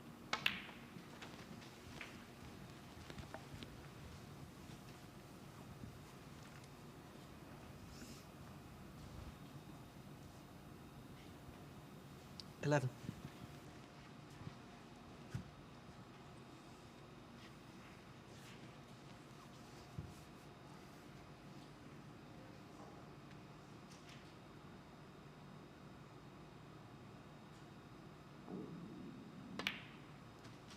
$12.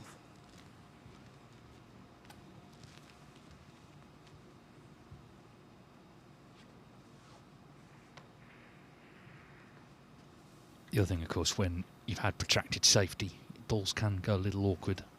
But there's quite a few reds in open play here.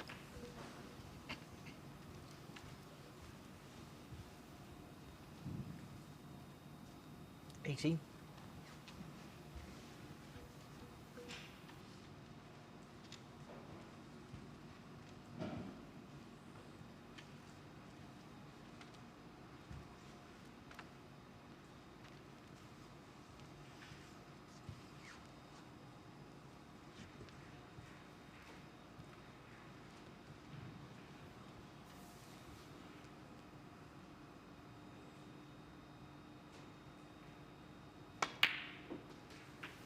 $19. And this part of the day has its own dynamic, because Highfield placed back-to-back matches. Now, if he were to win this one, he would go into his next contest feeling quite encouraged. If he loses it, well, then he's crestfallen and vulnerable to another defeat.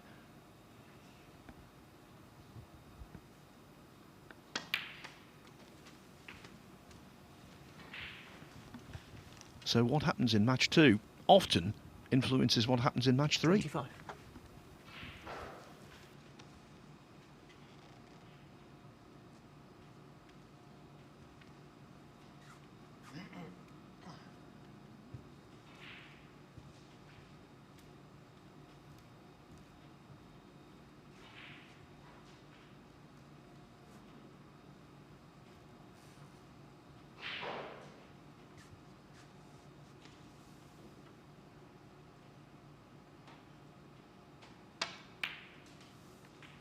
$26.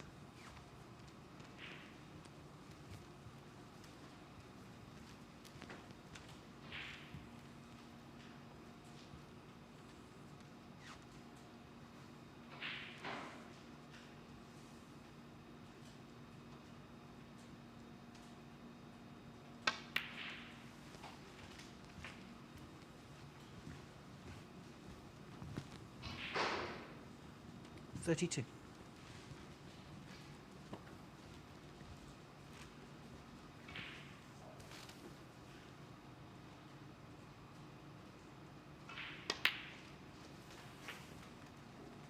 $33.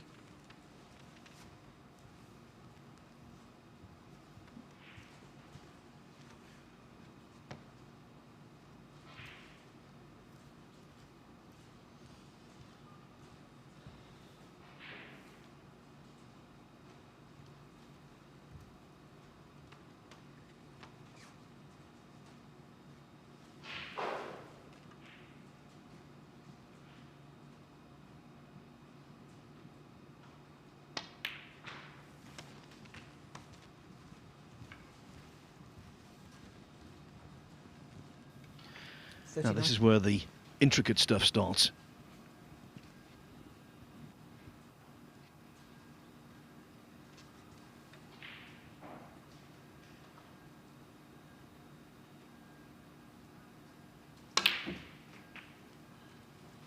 40.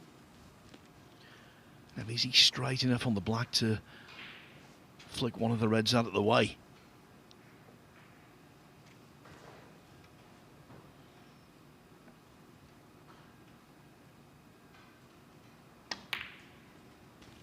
He was perfect, and now the frame very much at Liam Highfield's mercy. What a really lovely shot that was, and indeed the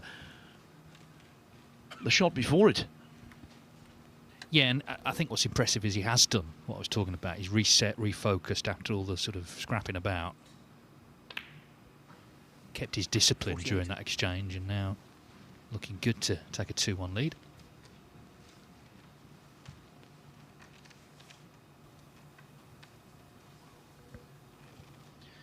So he's 20 in front. That means he will need black. Red, black, red. So taking the opportunity to get the more awkward one out of the way. 55.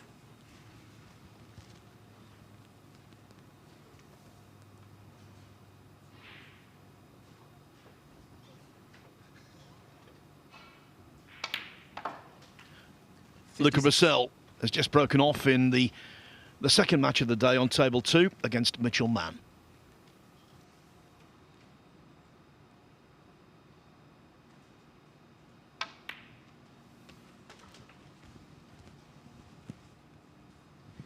So this red, it's been a good break this from Liam Highfield. He's had to work hard, and this red should make it 2-1 to him. Snooker's needed.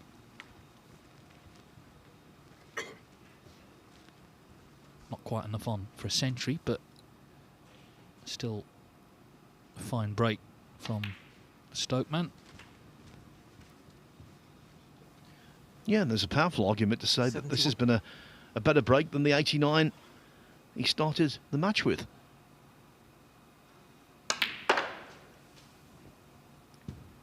$73.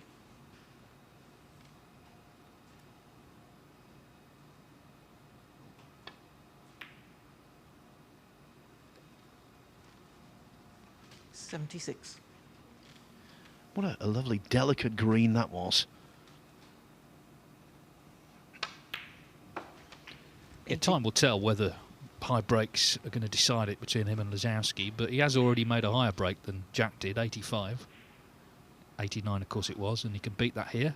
Of course, he has lost a frame, so that means that Lazowski 85. will be ahead of him, whatever, even if he wins 3-1. But this has been a really good effort after quite a tough early part of the frame where he was behind and there was a lot of safety.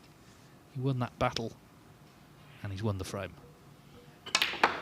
98 clearance from Liam Highfield 98 to lead Zhao Hangyang Liam Highfield. by 2 frames to 1 with 1 to play. Well, Luca Brissell and Mitchell Mann is just starting, just early stages of frame 1. Of course, they had a bit of a wait with Aaron Hill losing to Deng Hao Wei 3-1.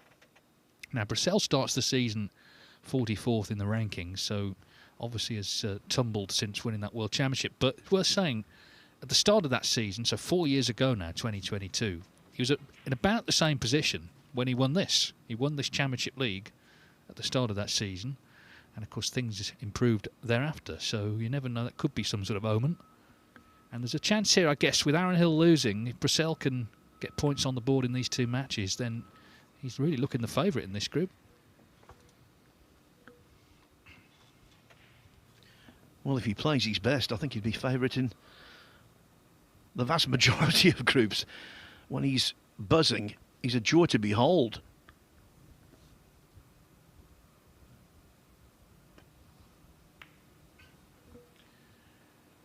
Mitchell Mann from Birmingham. And again, he's had to come back on through Q School.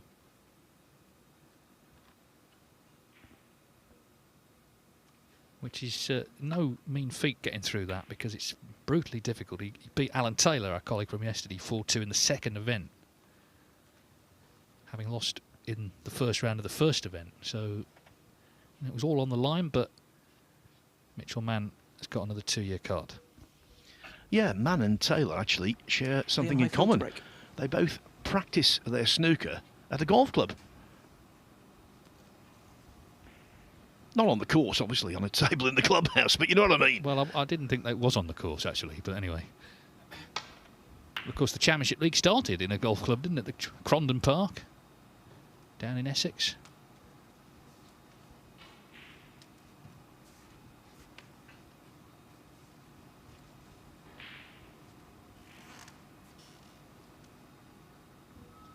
Now can Zhao Hanyang immediately get in here?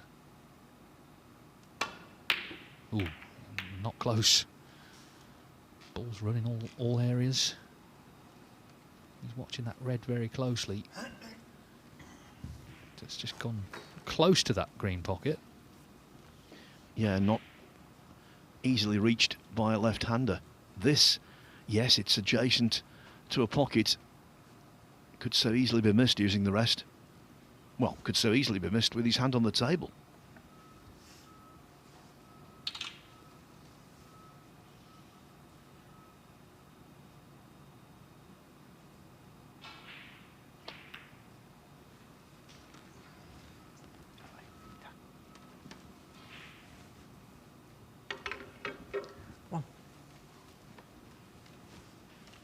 He's been the standout player in this match, Highfield. But as yet, nothing to show for it in terms of a win. Has to gain this frame.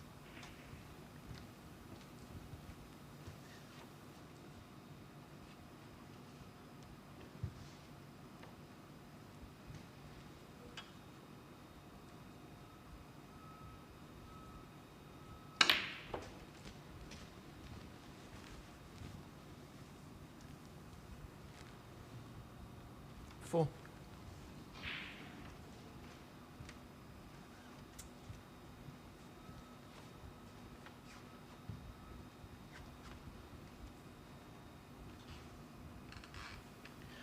The late great Clive Everton used to use the phrase clincher's disease.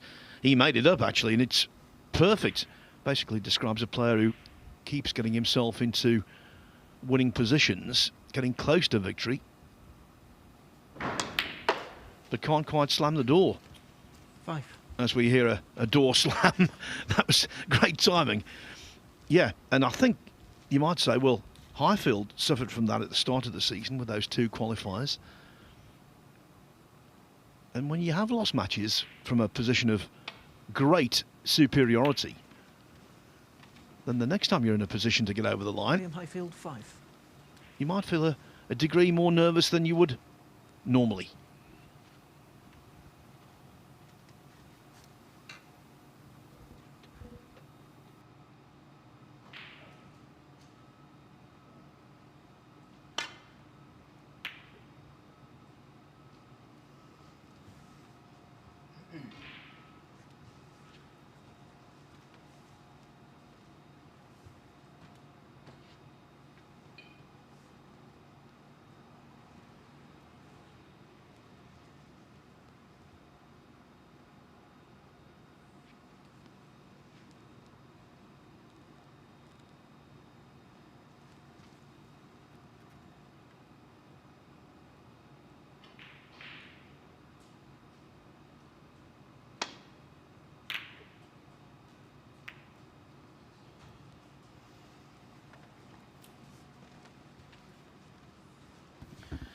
Well, I thought for a moment we're going to see a truly outrageous fluke. What's happened is that Zhao is in.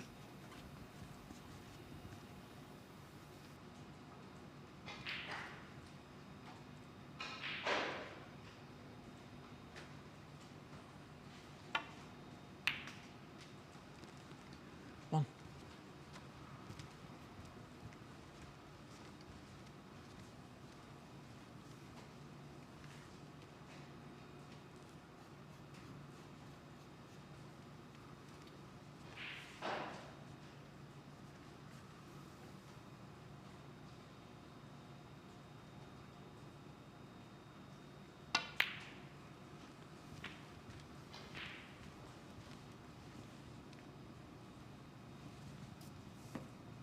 Four.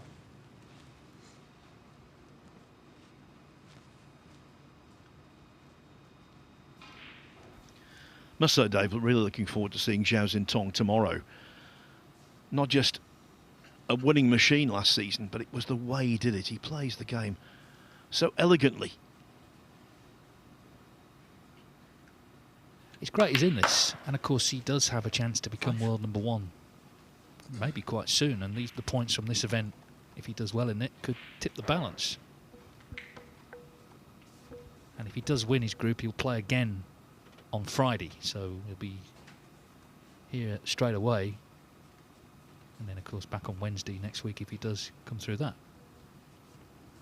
Yeah, in a group with David Grace, Gao Yang and Simon Blackwell. Group 1.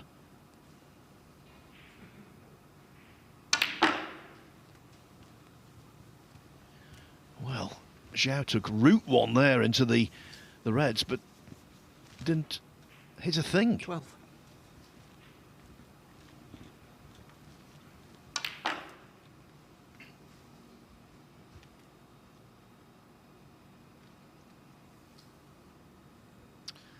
Yeah. So, in the break, well, didn't seem to give a lot of thoughts there to 12. where the reds were going to go, and one's gone near a pocket. I'll tell you what, he's been really lucky. He's left hampered queuing with the yellow. He's tied up the black. The red is pretty straight, it seems to me. That could have been a lot more harmful.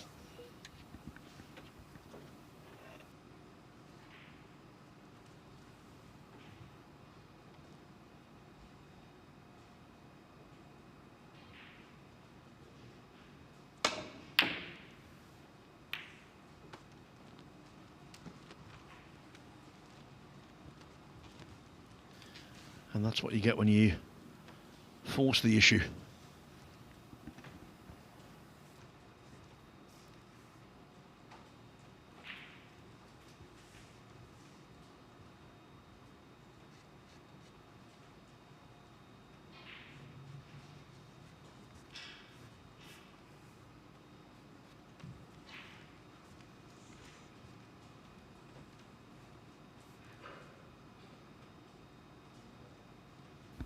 That said, though, you could say that Highfield's been a little fortunate where the cue ball has come to rest.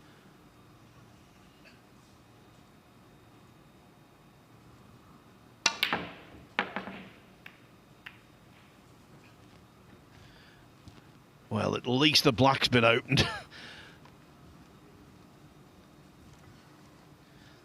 Wonder if the slate's been damaged, Dave. That red jumped so high.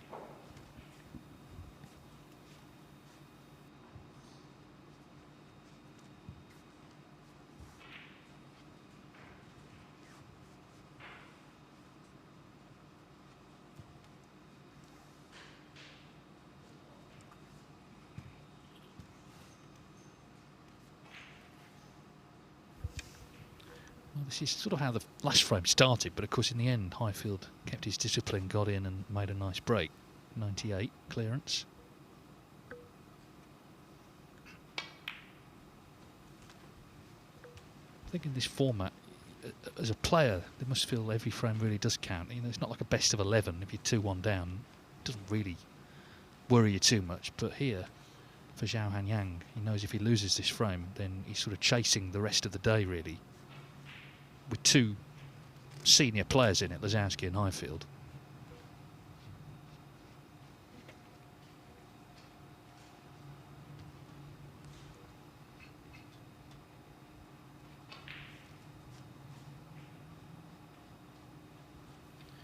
You do see groups won after a player loses a match, but not very often.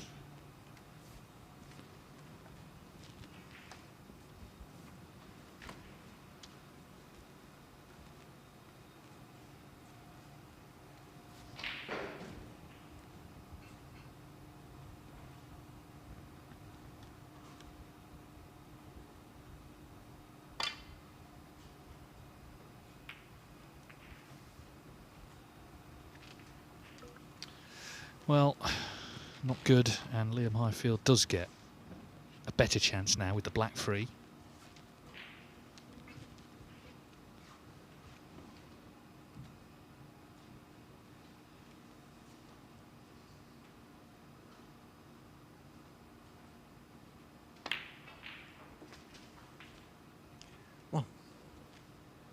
Purcell not too far away from winning the opening frame against Mitchell Mann on table 2.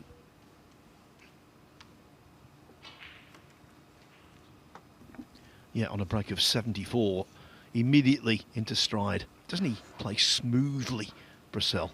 I wish he'd get back to where he was before in the game, because he's a joy to watch.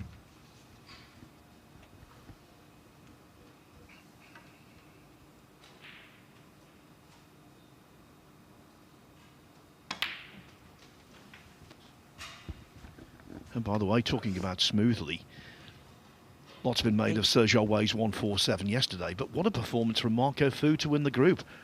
I thought at the end, when he needed a draw against Sergio Wei, and 9. he had to produce some clearances, they were flawless. Very good. Yeah, Marco Fu's a very classy character in general, isn't he? We saw that in the interview as well, the way he spoke. Although he struggled with health and, you know, he's not where he was in the rankings, he's still really, really good 16. player on his day. He knows the game inside out, in fact. Purcell's first frame break ended at 82.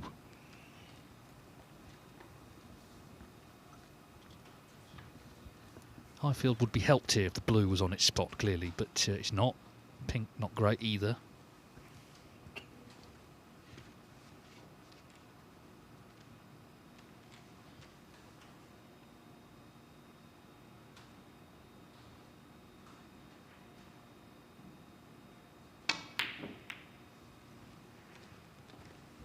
I mean, if the blue's on his spot there, he just drops that in without thinking too much Liam about Highfield, it. But 16.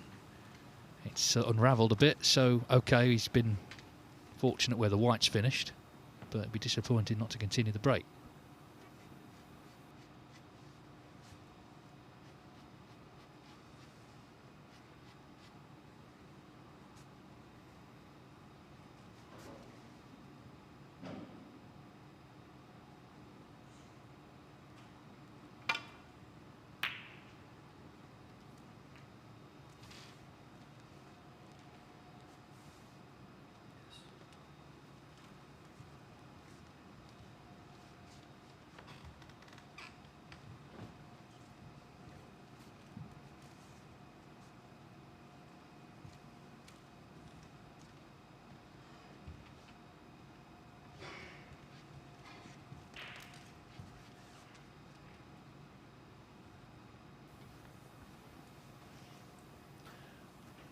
Not quite a gimme, this.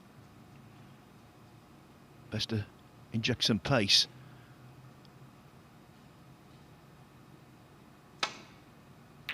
Did the right thing. Trusting the table with a really slow roll there over that distance might not have been sensible. But the kiss does him no favours.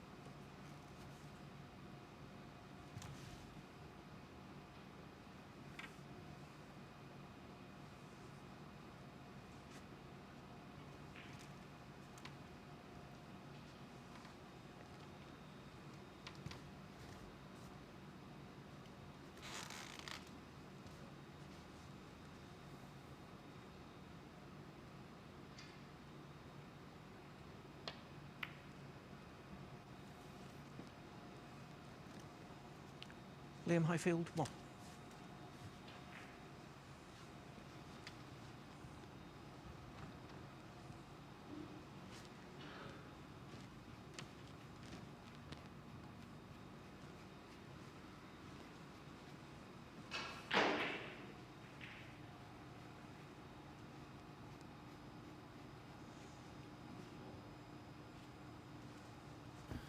You might have heard a loud noise. Just that was Luca Purcell potting a ball and spreading the reds here, there and everywhere.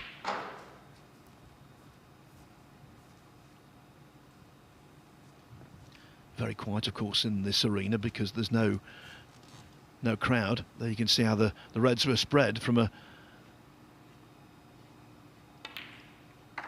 packed position. 7. Yeah, no crowd. But really, silence is golden here. We're in the arena, myself and Dave, but of course we're in a soundproof commentary box.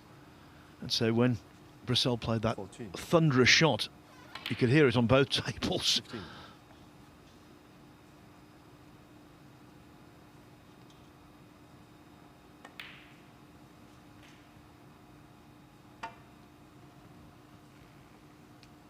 Foul and a miss. Liam Highfield 4. Not quite a free ball. Back. But back we go. Andrew Barklam, the man in charge here. I think he's a very good referee, Andrew. Yeah, he's one of these. He just does the job, doesn't he? He sort of keeps out the way and just does the job properly, which is all the players want.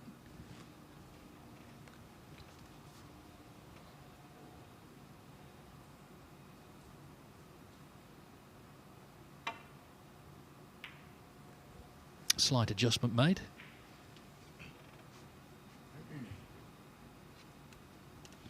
Now this time, will Highfield be tempted? One good pot, and that could open the door to frame and match.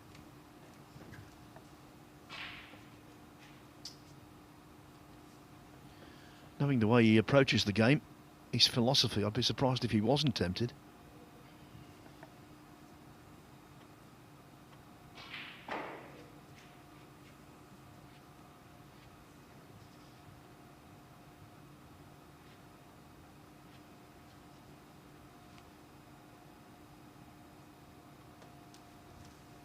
You can see building himself up for the big shot.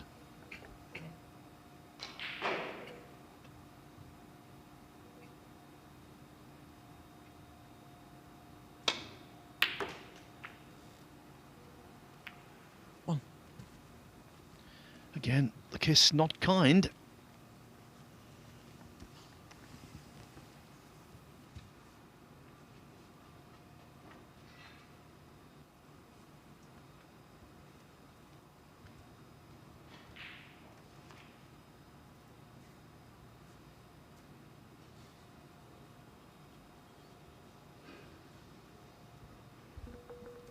On table 2, Luca Brissell was leading 45-0 in the second frame, potted a good red with the rest and found the middle pocket with the cue ball at a very acute angle.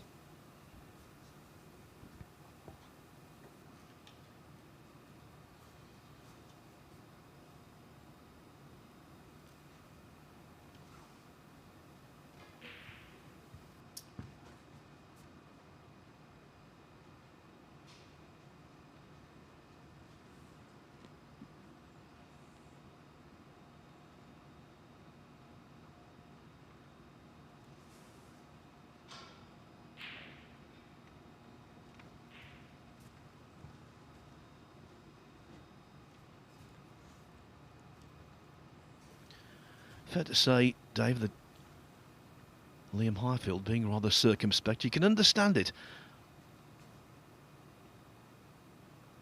Appreciates the importance of the match.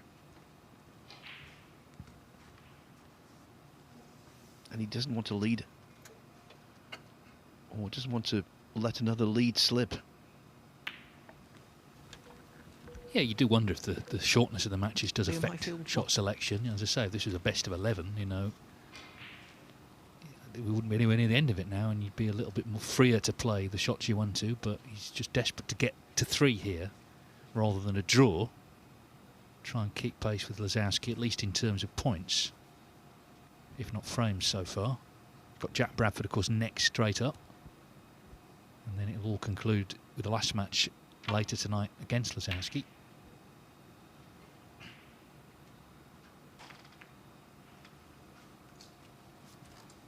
Well, there's another chance here. 15 points in front. Yeah, had a very simple opening red there. Another red went in the way of that. So the one he's going to take on now. Not quite as simple, but it should be well within his capabilities.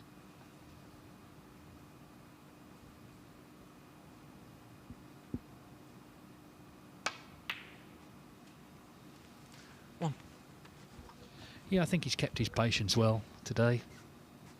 But can he now, in this visit, secure the 3 points? Yeah, I thought he played the red. He's just knocked in a little tentatively, which is understandable.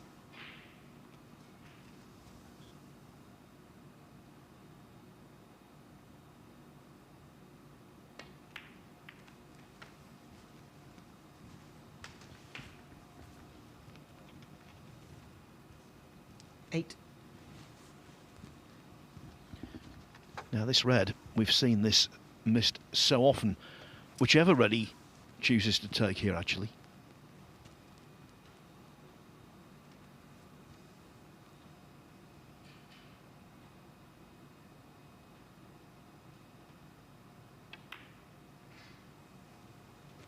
Nine.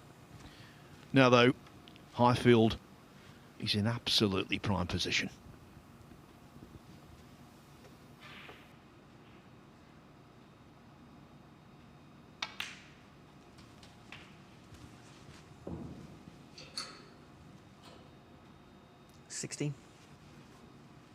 Yes, and as long as he doesn't lose to Jack Bradford in his next match, then it'll be in his hands later against Lazowski in terms of being able to win the group.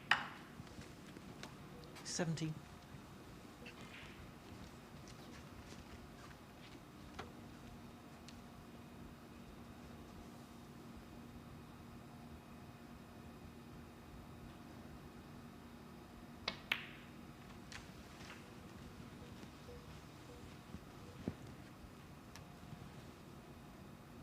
$24.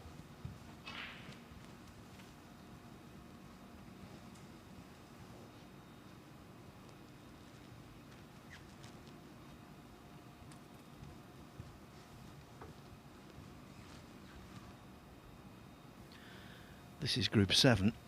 The winner of this will be pitched into Group G in the second phase, together with Zhang Anda, Jimmy Robertson, and the winner of a group yesterday, Kai Wei Chung.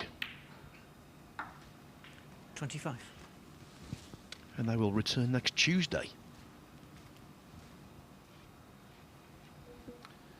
Pink to lead by 46, so one more red required, and it should be 3-1 to Liam Highfield.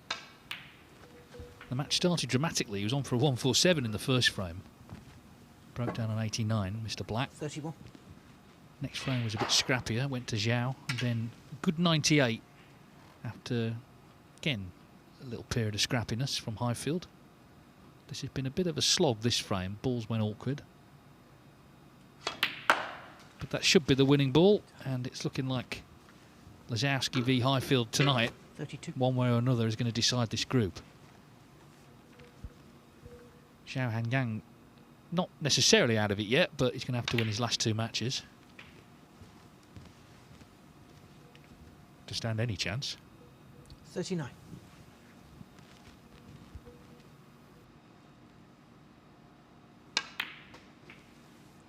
$40. Very much a deserving winner.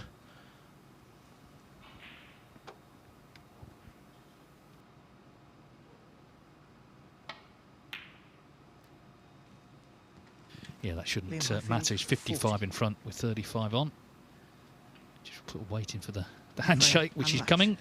So Liam Highfield defeats Zhao Hanyang by 3 frames to 1 and collects 3 points from his first match, and indeed stays on, because in 5 minutes' time he'll be up against Jack Bradford.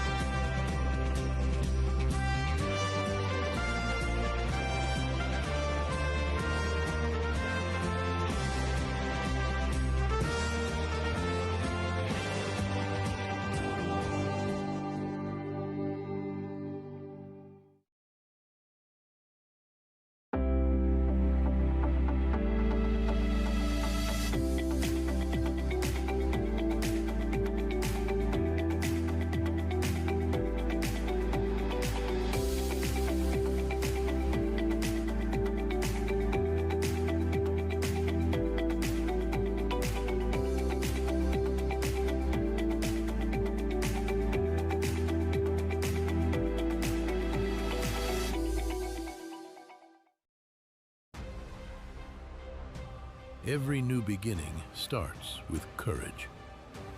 And round here, we have that in spades. One shot, the break, it changes everything. Made better by pressure. Two rivals at every table. A crowd free to live in the moment. From the four corners of the globe, the greatest players arrive, chasing more than a title. $500,000. 6 days of pure drama and unrivaled tension. And when it comes down to the final, they'll need every lucky 7. Take 8 seconds to steady the heart and sink the 9 for glory. The U.S. Open. Witness history in Frisco, Texas.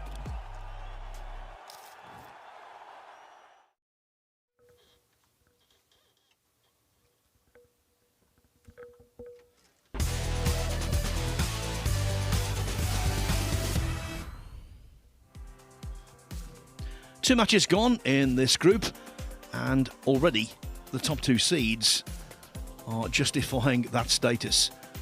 Jack Lisowski, a 3-0 winner in our first match. If you didn't see it, he made breaks of 70, 85 and 52 in beating Jack Bradford 3-0. Liam Highfield top scored with 89 and 98 in a 3-1 win over Zhao Hanyang. So they're both on 3 points. Zhao and Bradford can afford no more mistakes, no more margin of error. They have to win their last couple of matches. Bradford's back out there to take on Highfield.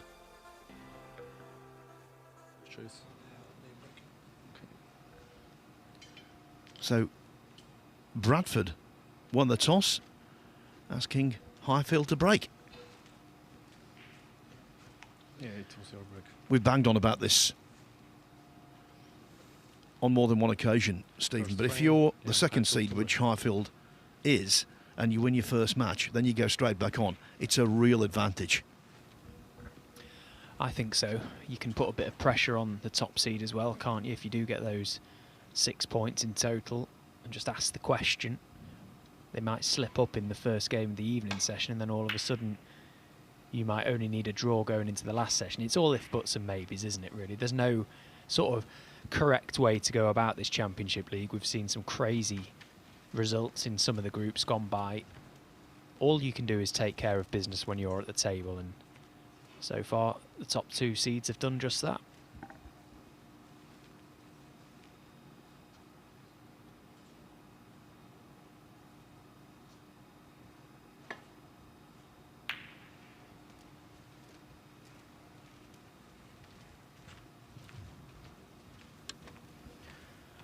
Bradford came close to getting his card for the main tour in Q School 1, the event that got the Q School underway, but he lost to Kai Wei Chung when it really mattered, and then didn't go too deep at all in the second event.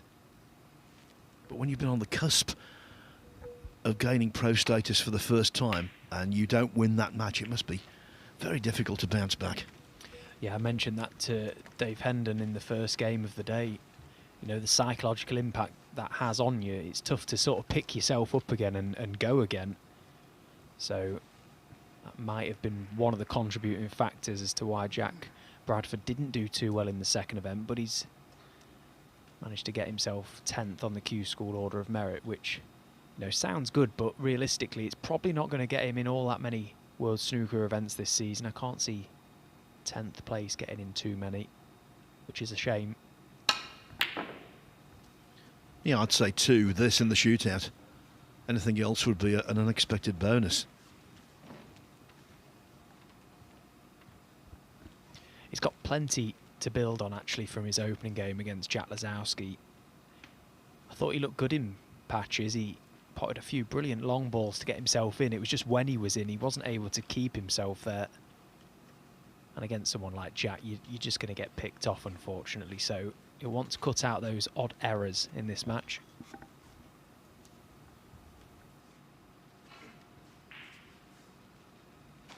It was Liam Highfield's first ever meeting with Zhao Hanyang, and it's his first ever meeting with Jack Bradford.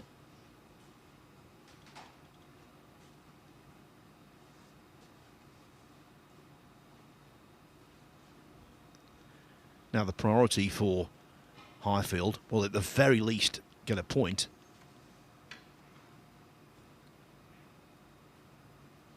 Chase the victory, of course. The ideal, as he intentionally opens the black, is to win this one 3-0.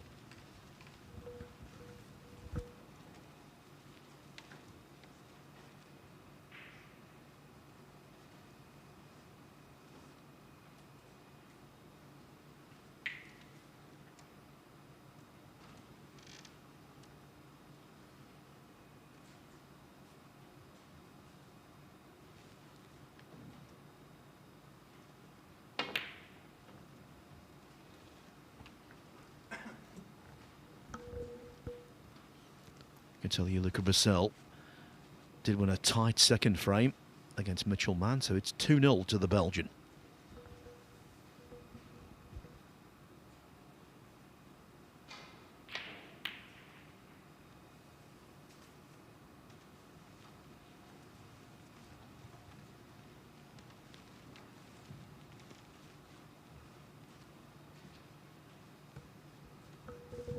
Brissell, second seed in the group on table 2, but based on what he's achieved in the game, he's by far the shining light.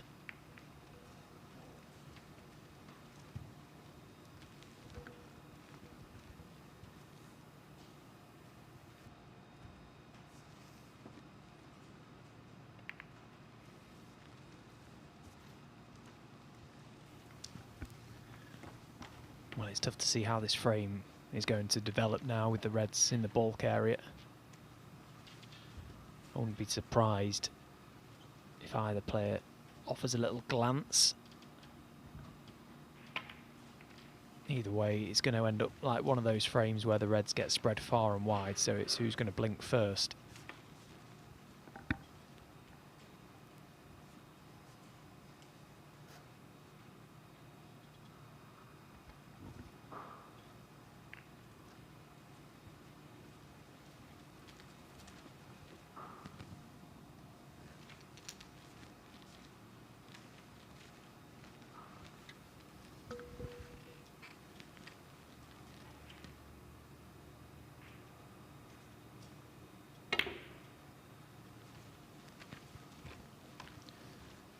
And in this kind of situation, the closer you can get the cue ball to the top cushion, the better.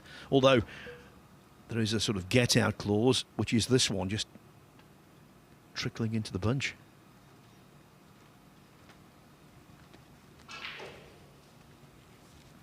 That was a little more than a trickle, though, and he might have left a red to middle.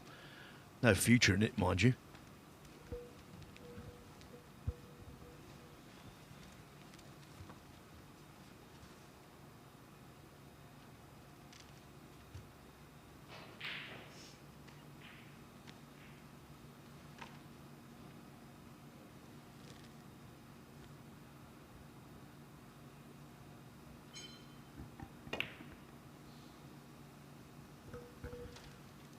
Well, actually, based on that, he could have gone on the pink, but nowhere near the pot.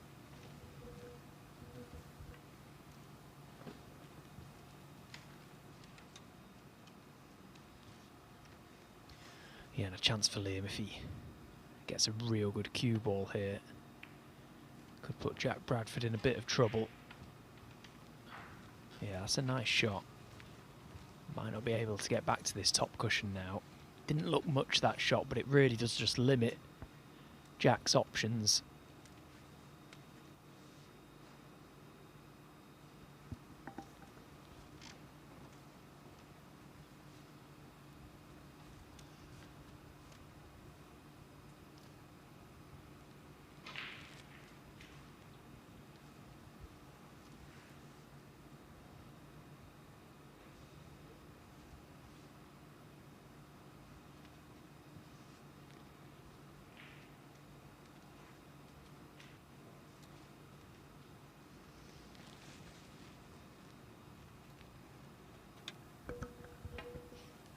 Highfield took away the right-hand side of the bunch to hit directly.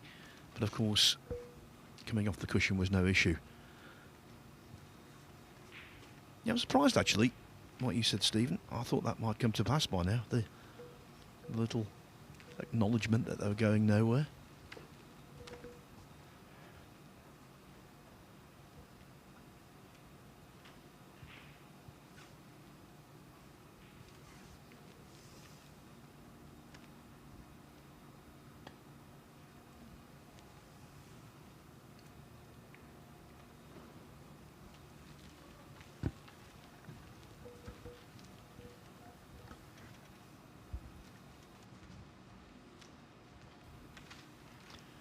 Yeah, it doesn't necessarily benefit either player, a frame like this, until the balls get spread far and wide, and then it's going to be a question of who will pull the trigger on probably one to the middle pocket.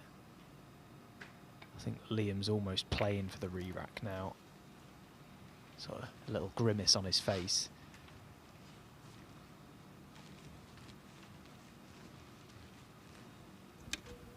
Yeah, as the senior man, he's the pro. Bradford is the amateur.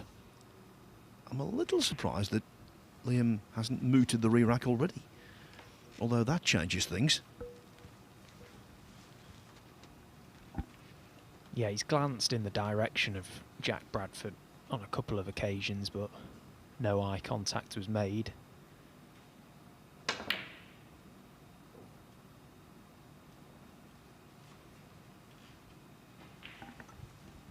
But again, that's a good shot that Liam's played to get the purchase enough on the cue ball. Tight under this cushion, limits Jack's options. Now he's in trouble. It's about now, Phil, that I'd probably be looking at Liam saying, do you fancy a re-rack?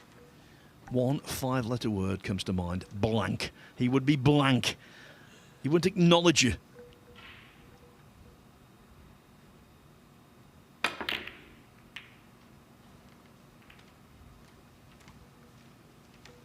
Very good. Yeah, very good. Very, very good, because they're tough to control.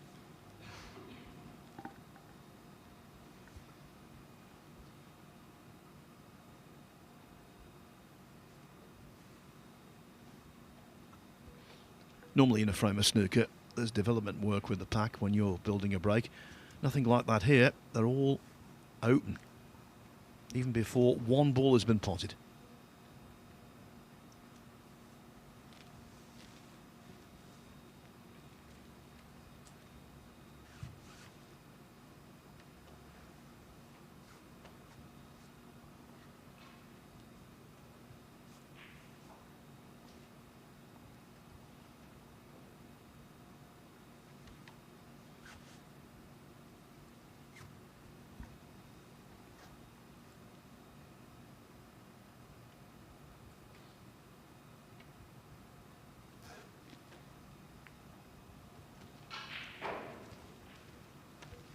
A better shot than it looked at. Had to be delicate. Yeah, it's a similar sort of shot to the one you see where a player is trying to drop in behind a bought colour. Just get that deft little touch. Not easy on these quick reactive cloths, so Liam again showing good patience, good touch.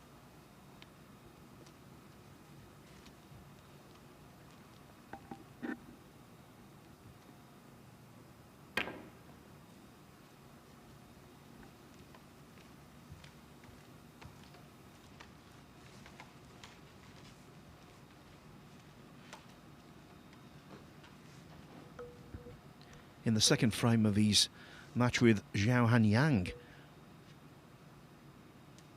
Liam Highfield had a tempting red to middle that he took on and missed. But not taking the temptation there. Look at this, every red above the pink spot. And he's been a little fortunate there, has Liam Highfield, because he could well have easily left the red to middle pocket, and I don't think he has. Cue ball well short of this top cushion also.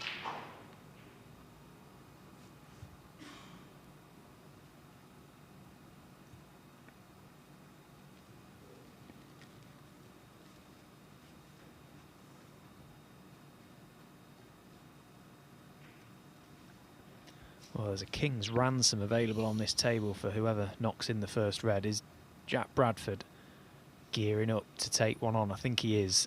The little shuffle behind the shot suggests it.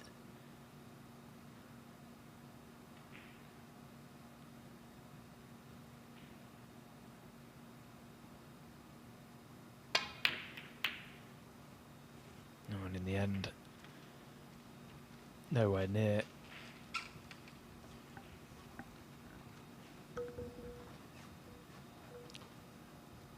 And now there's an abundance of options for Liam Highfield.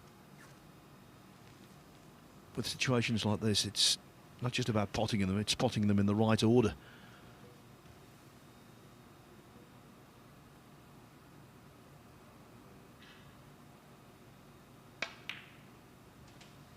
One.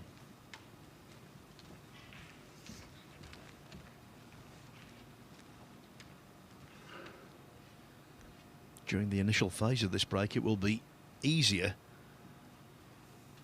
to obtain position than drop out of it. Much easier.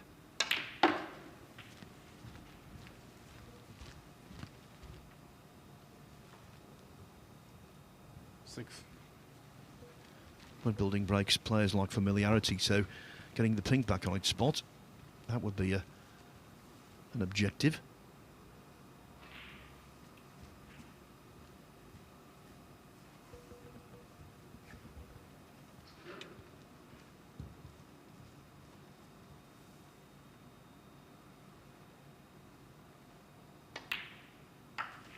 Seven.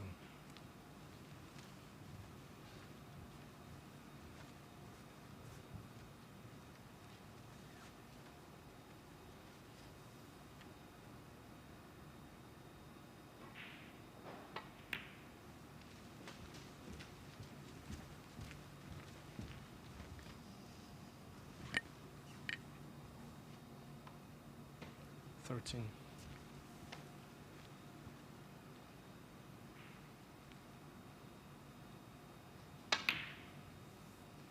14.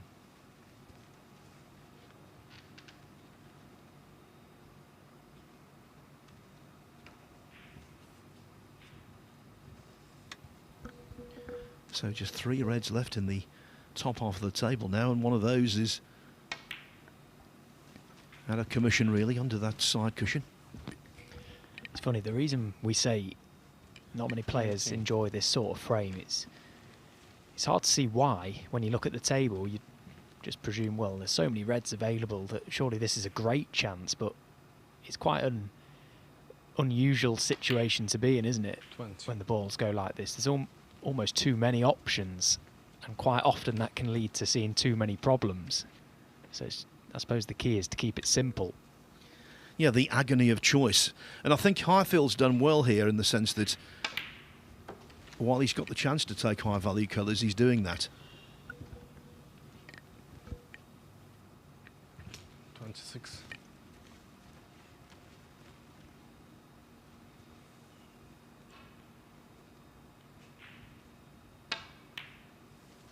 27.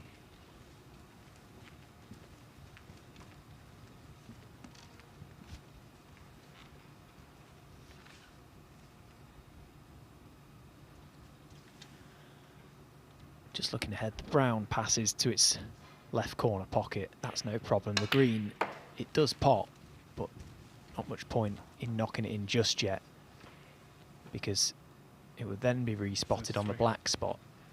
So I'd like to avoid that at all costs until its own spot is available.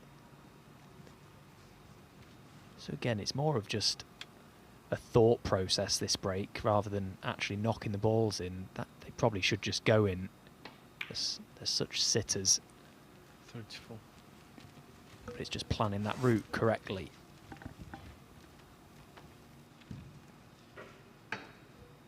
Update on table 2. Luca Brissell 2-0 up on Mitchell Mann, and Mann needs a snooker with 1 red left in the 3rd frame.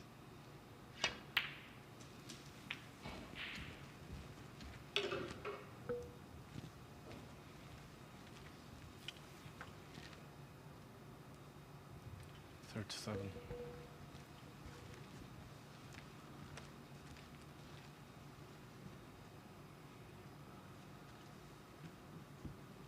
And just as I say, you'll want to avoid the green, he knocks the green in. 38. No, at least it's out of the way. It's out of trouble down there. Frees up the red, so again, doesn't need to really stress himself out too much. Just keep knocking them in. Keep chipping away at that scoreboard. Yeah, because every red he knocks in, that deprives Bradford of a potential 8 points. But we saw this in the second frame against Zhao Hanyang, actually. He made a 49 break, consisting largely of small value colours, and in the end, Zhao potted last red and cleared up to black to snatch it. 43. And he didn't get hold of the white there, so he's not on the brown as he wanted to be. Not on the brown at all. Pressure on this blue now, a lots of it.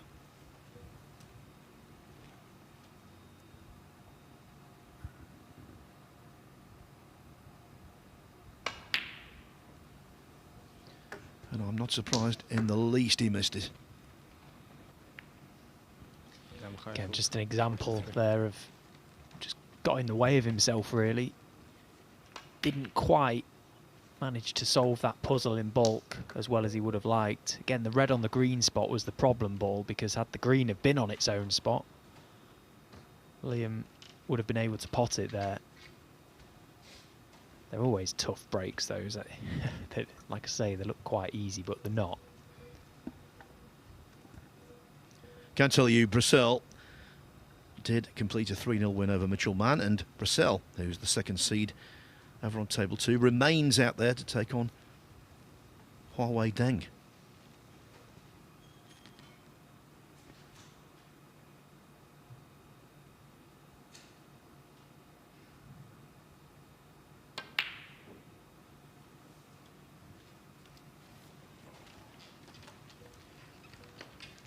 Highfield's angst short-lived.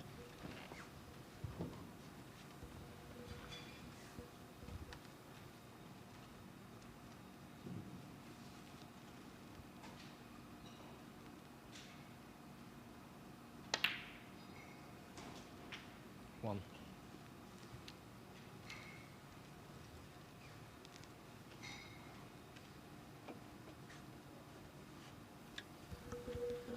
When the Reds go all over the table like they did in this frame, it's often said they resemble a cherry tree.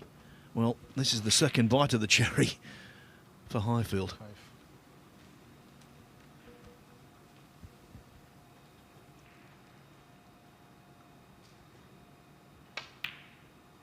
6.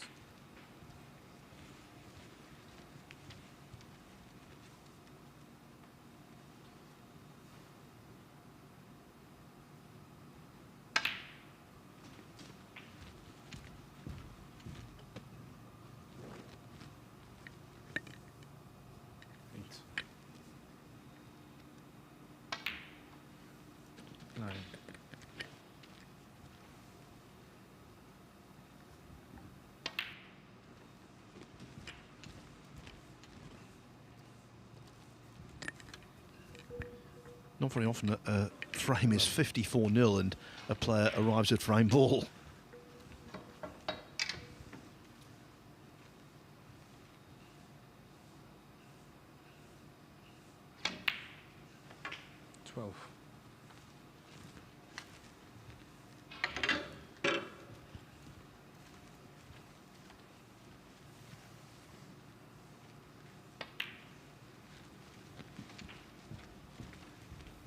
Well, he was just practicing these before his first game in the practice room, Liam Highfield. He recognised that the pockets are on the nippy side. Let's see how he gets on with this one. No problems. 17. And that now certainly secures this frame.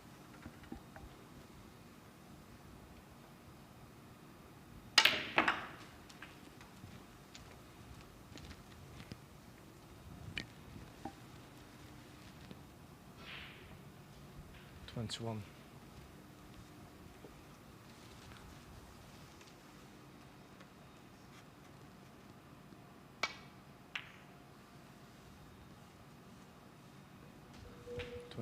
Well, he struck that perfectly, and even that struggled to go in. What a pot.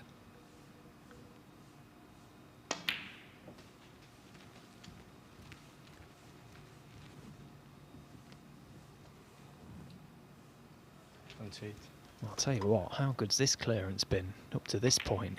If he manages to clear the table from 29. where he was when he arrived to it, dear me.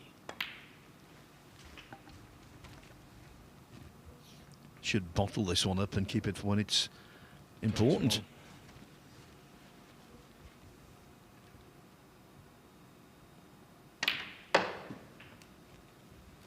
33.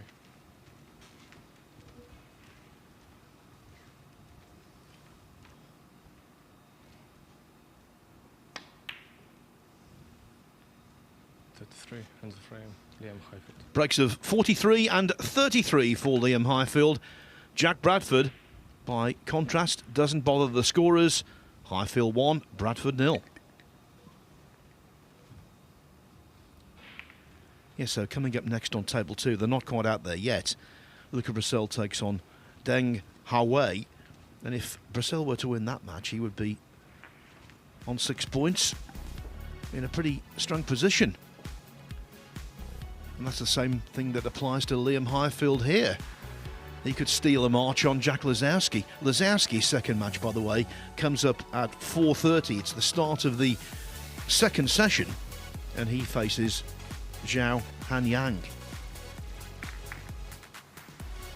Yeah, table 2 has been thrown wide open, really, with Aaron Hill, who is playing as the top seed over there, losing his first match. So Luca Brazil will feel pretty comfortable and confident, actually, that if he gets the win, that it's going to be his group to lose. There you see, that's currently how it stands, but still lots of snooker to be played before now and the end of play tonight. Yeah, Deng won 3-1 against Hill. It was a lengthy match, but nowhere near as lengthy as that marathon we had the other day that you swerved, Stephen. I was feeling ever so sorry for you all while I was sat in the garden having a beer on Monday afternoon. I must say, it sounded like a day from hell. Well, it wasn't too bad after that first match because Mark Joyce played well in his second, and good luck to him. He won the group, and he comes back for phase 2. But the first match, yeah, average frame time as he beat Stuart Bingham 3-1, 48 minutes, the lengthiest match in the history of the Championship League. It's so uncommon, isn't it, to see a game go like that, particularly in this format where, you know, naturally it's a little more casual here, and often we see just free-flowing snooker. So to see a game like that, yeah, I'm sorry you had to go through that, guys. Well, in fairness, I wasn't commentating, it was Dave. So, yeah, he was the one who had to be the trooper. Ben was with him as well, wasn't it? Ben's not been seen since, by the way. We're still searching for Ben. Yeah, the look on Ben's face after he came out of the commentary box was a picture. It was, I must practice harder. Don't want to have to do that again.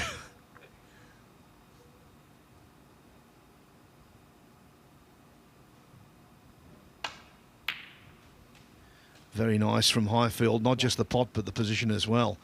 I think he's looked good here. I think he's looking stronger and stronger every time I see him, Liam Highfield.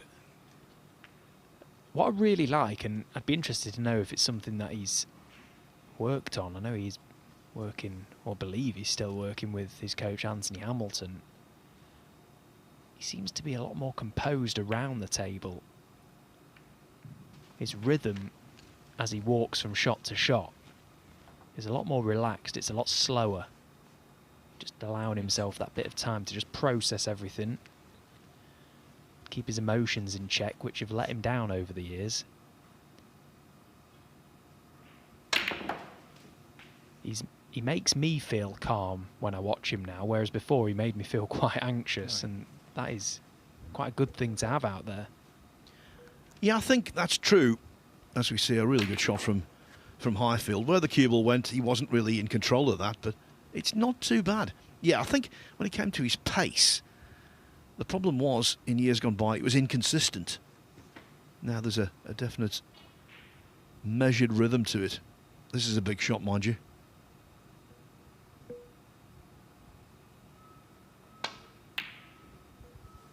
Big shot and nowhere near. Lem high field 9.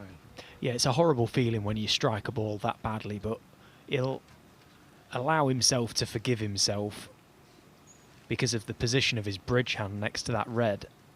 It was very awkward, in fact. So I don't think it'll bother him too much. Obviously, you don't want to miss a ball by that far, but very easily done on that sort of shot.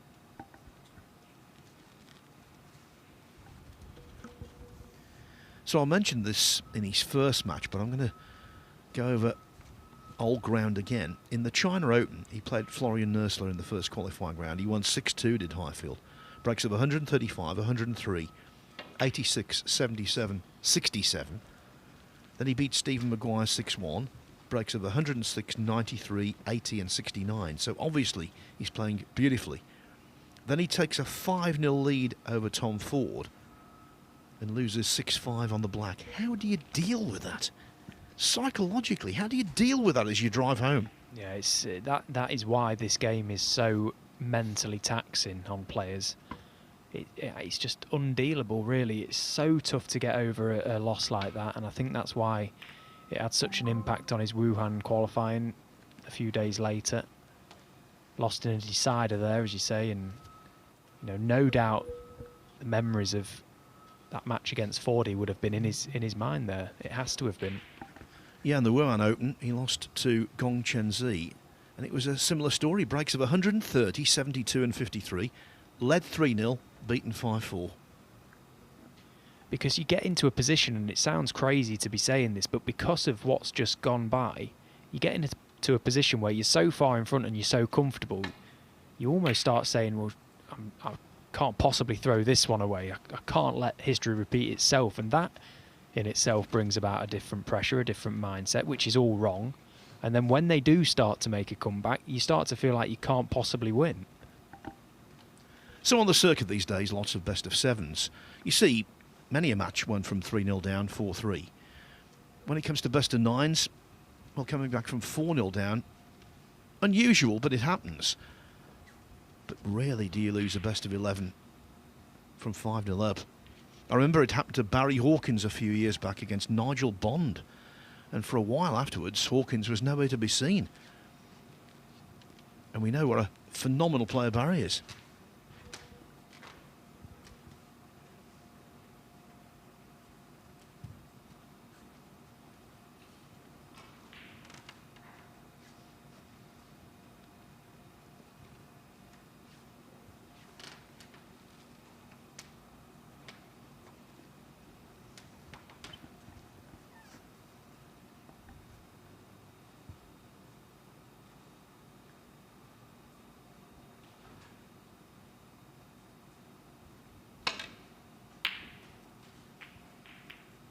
Well, there was pressure on that clearly because of the Reds and how spread they are.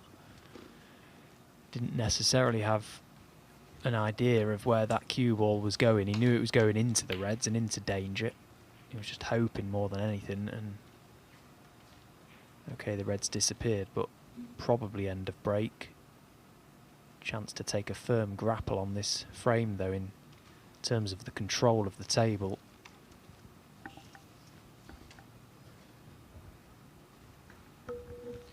Yeah, I think we had a quick look there. The pink, I think, would sneak in, but why take that huge risk when he's got clear control of the match?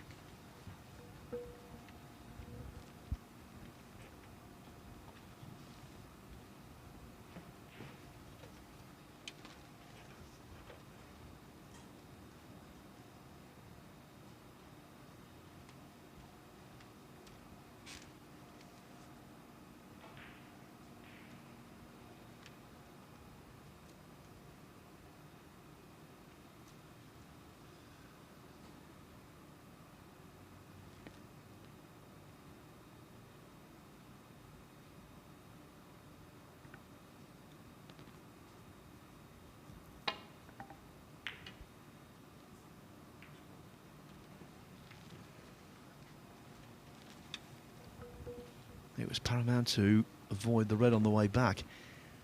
He made contact with it, but only a slight brush. Not a bad return, actually, from where he was. Yeah, it wasn't a bad brush, was it? He's got Liam in trouble. Doesn't want to catch this too thick. He's caught it perfect. Good shot.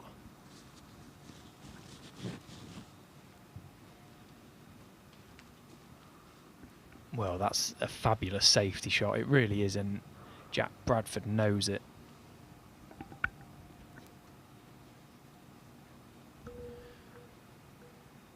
Frame, though, very dissimilar to the first. A lot of balls here running towards that left-hand side cushion.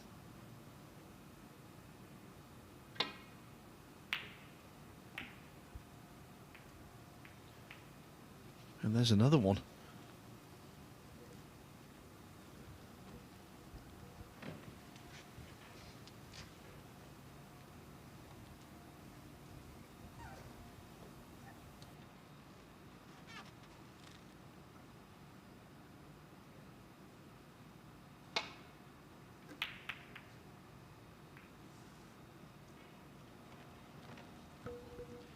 This looks a little like one of those frames where there's a high value colour lodged over a pocket and all the reds congregate around it, but there's no such thing. All of the colours are where they should be. You tend to get frames like this when you've got two players playing real top quality safety.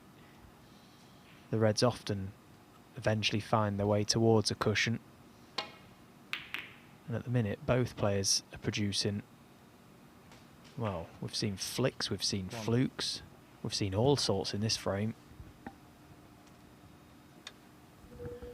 That was a flicky fluke, and that's the last time I'll ever say that phrase on live TV. I bet you never thought that that would come out of your mouth. You've just invented a new thing. The flicky fluke.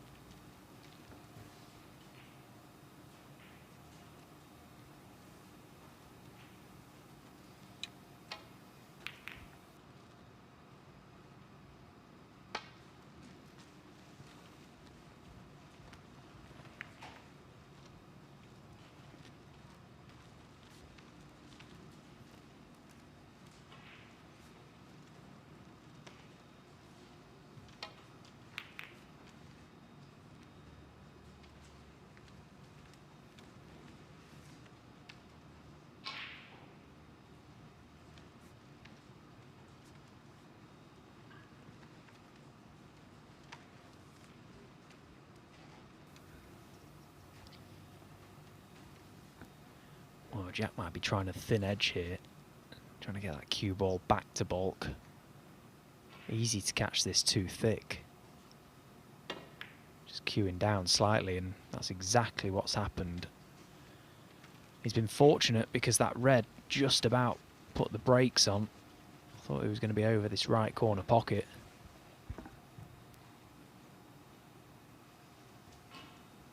Liam keen to have a sight at this long red though anyway. Hand on table, you'd expect it to go close.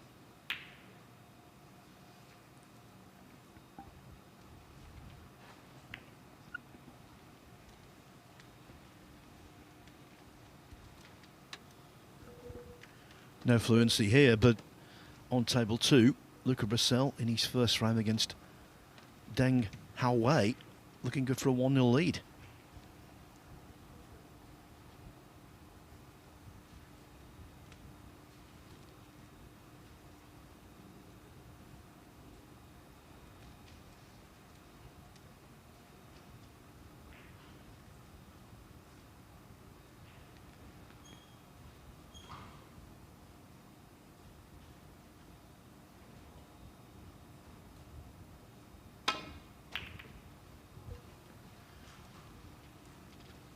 Well, that has transformed the frame.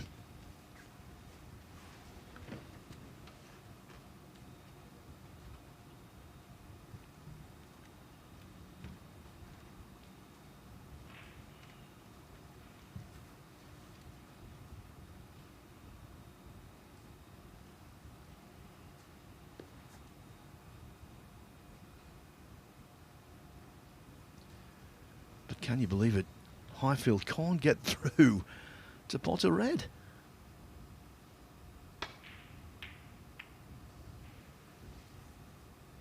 Two birds with one stone there, freeing the pink into all pockets and playing another decent safety.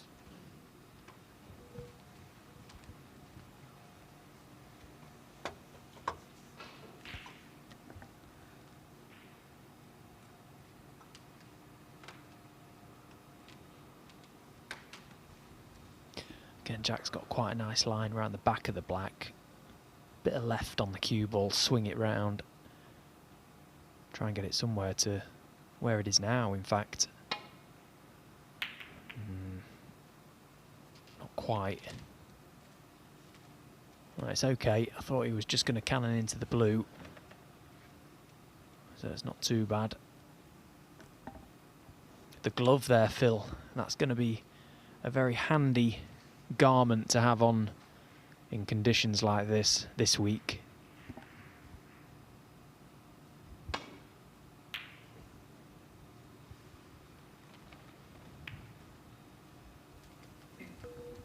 Yeah, certain players, of course, use a glove throughout the year. One of the players that you came up against in your group, Jeff Cundy.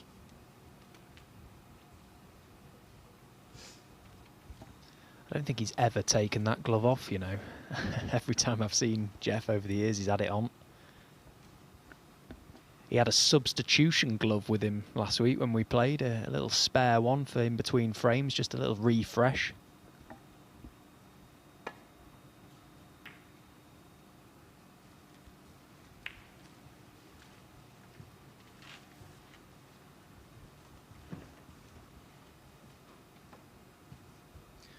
I once knew a player, I will not say his name, didn't play on the pro circuit, but who was always looking for an edge. And he thought, yeah, the glove is the way forward. But the only problem was he put it on the grip hand. And couldn't work out why his cue kept sliding out of his hand on delivery.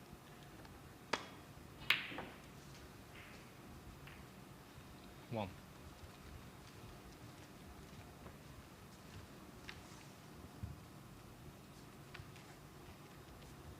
Well, it's been hard to get a grip on this frame where the reds have ended up. Polar opposite of the previous frame.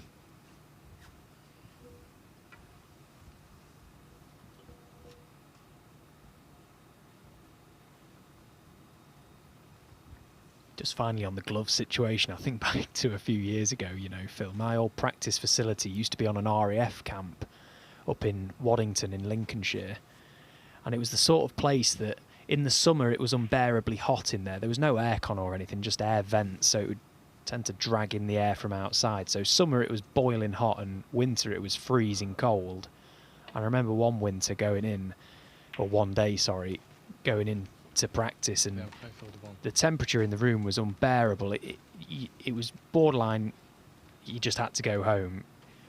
And I thought, one last ditch attempt before I pack my stuff up and go, I'll try and play in my woolly gloves. And I remember I had my hat on and an actual pair of woolly gloves on. Needless to say, it didn't work. It never took on. You see the things as snooker players have to contend with.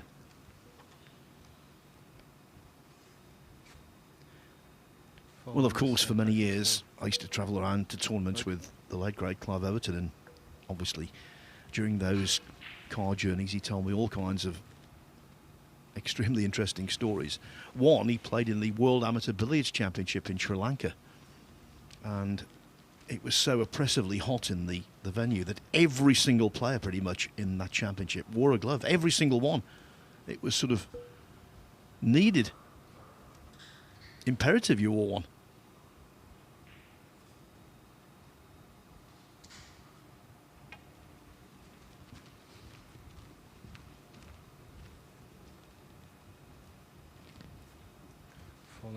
Highfield 4. Well, I think Bradford was convinced he'd made contact there. He was nearly sat back in his seat while the cue ball was still travelling, but the line looked no good to me anyway. It proved not to be. Good. Yeah, I have to warn you, if you miss, it's going to be frame.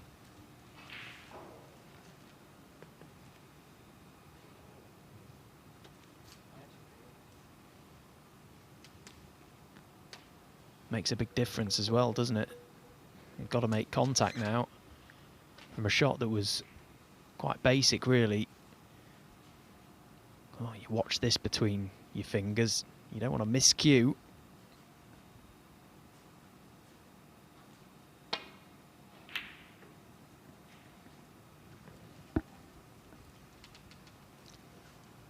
Something of a hiatus, this frame. But nothing like that on table 2, where Luca Brissell did win the first against Deng Haowei, and he's in very nicely early in the second as well.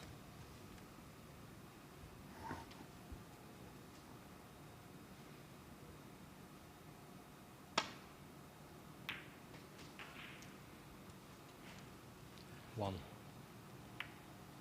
Good pot from Liam, but again, the kiss doing him no favours, so it's just a tickle Yellow up ball.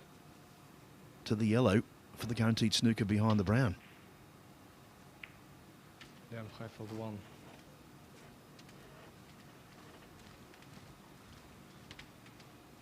Now there, the experience of the man, he played the drag shot, because that allows you to hit the white ball harder,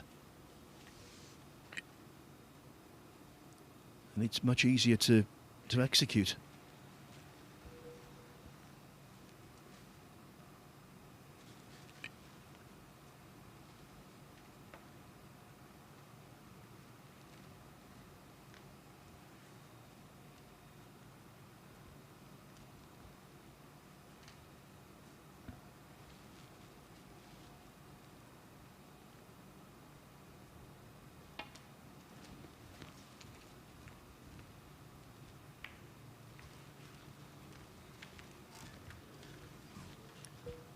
Bradford just refusing to give Highfield any kind of chance.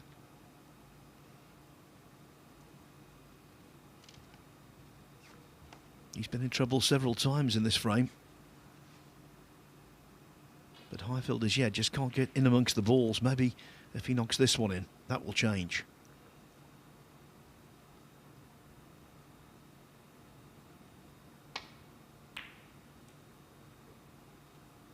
He was so close.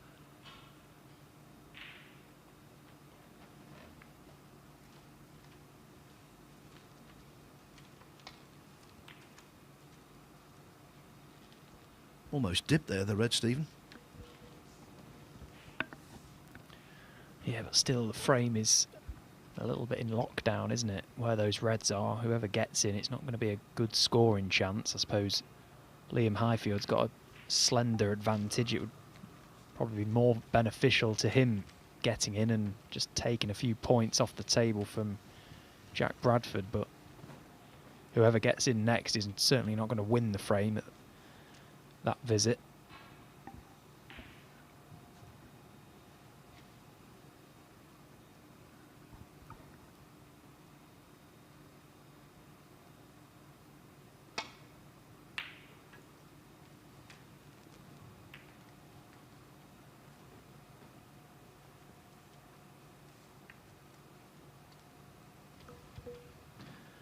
He's left horrible queuing over the green.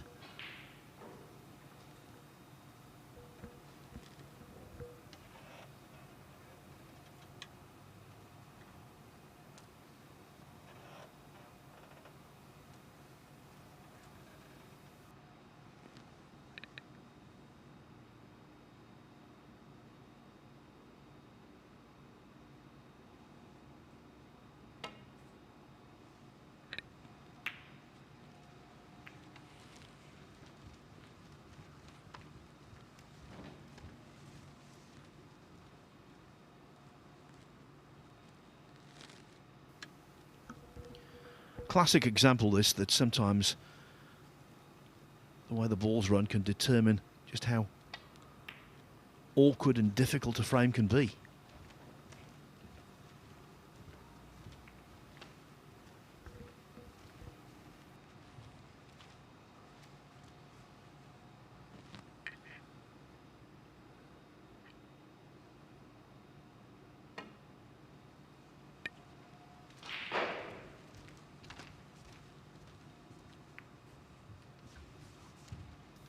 Well, as he left this red to middle.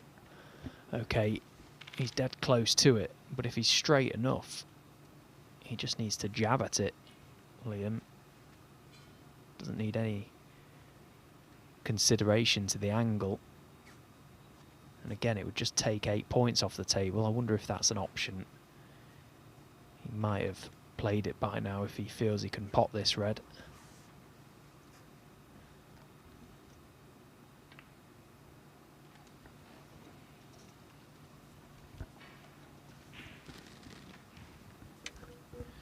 This isn't the two players choosing to park the bus to be defensive. It's all about the fact that they've got no option.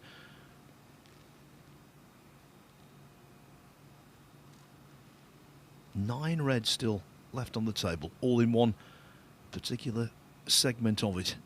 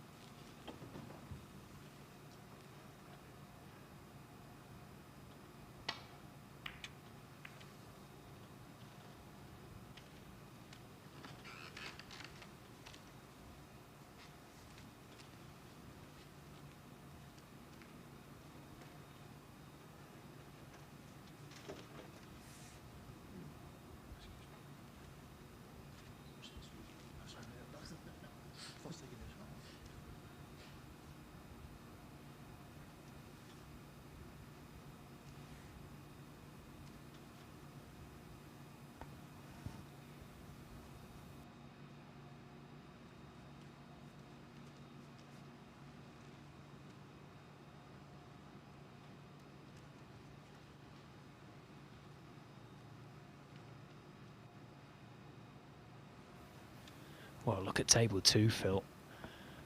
We're talking about how our table isn't really going anywhere. Where do you see that one going?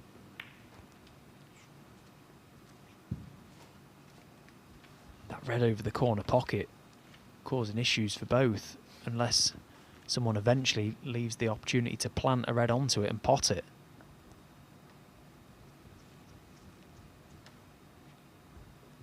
Two frames running simultaneously, very much for the purists. Yeah, that's become the ultimate euphemism, isn't it? For the purists. I'd like to meet one of those purists who enjoys this kind of frame.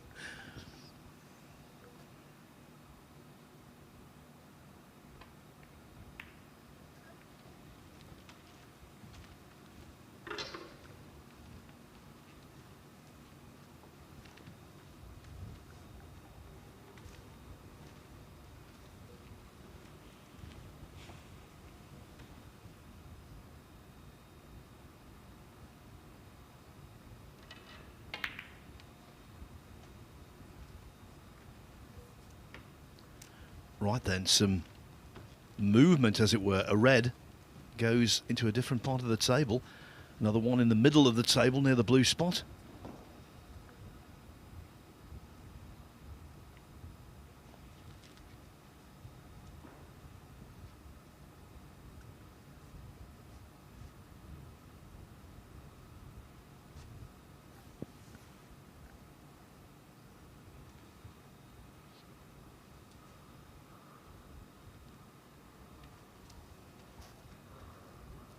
Just because the red's very close to the pocket here doesn't make it easy. It's really tough.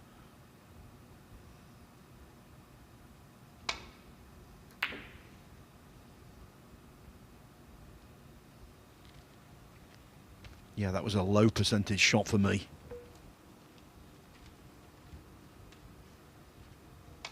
Especially on these tight pockets.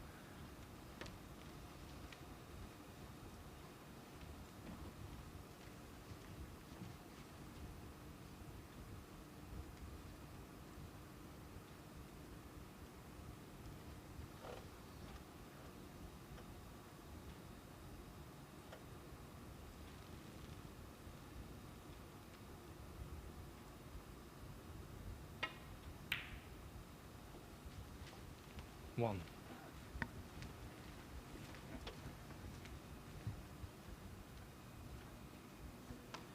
you would never describe this as a good chance, but at least he can pot a few balls.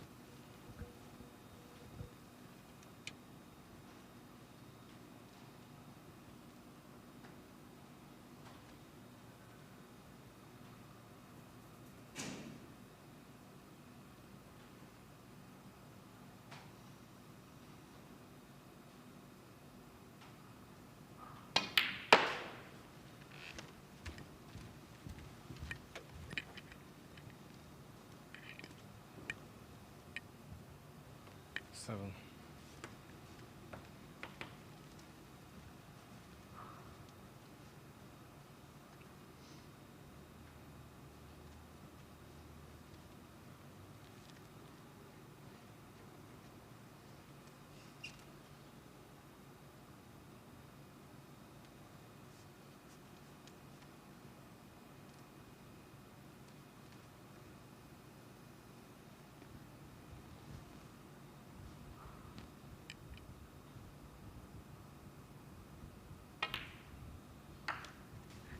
Eight.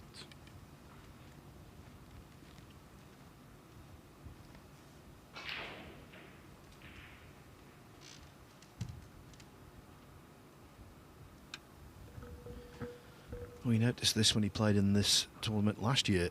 Bradford not the quickest player.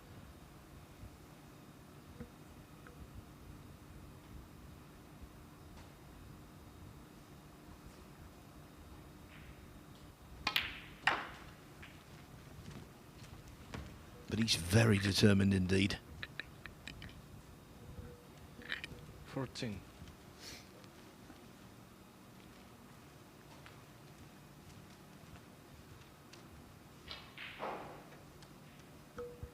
The short stalemate on table 2 is a thing of the past. And now Brussels at the table, potting balls again.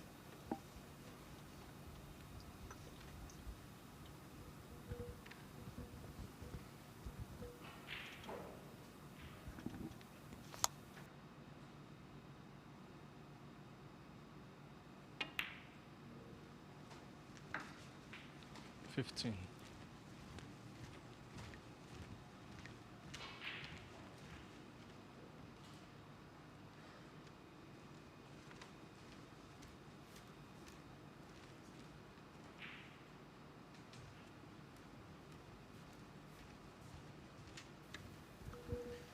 He's been so deliberate at the table for a number of minutes for a handful of pots.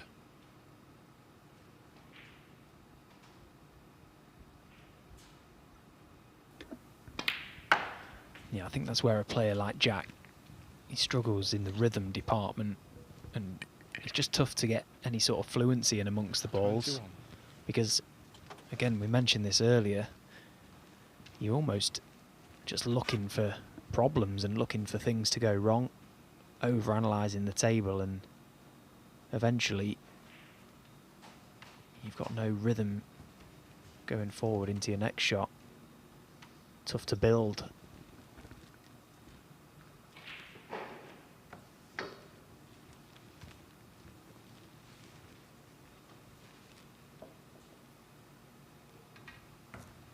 It's almost like every shot is a massive shot when they're not really. They're quite straightforward for a player of Jack Bradford's experience. Jack Bradford 21.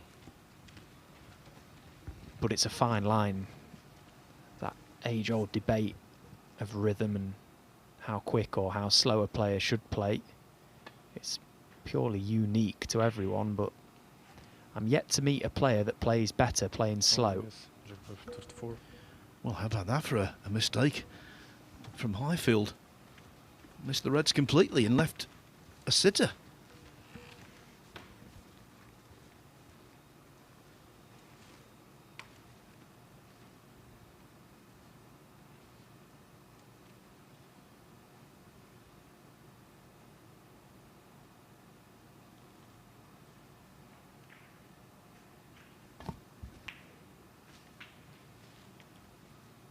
One.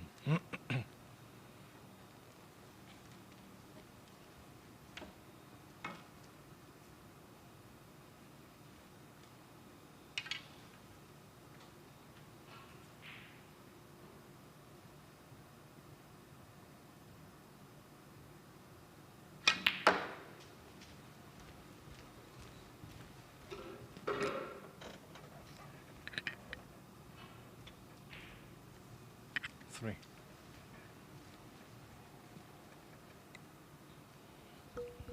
Deng needs a snooker on table 2. Looks like Liam, or shall I say Luca Bracell, is going to go 2-0 up.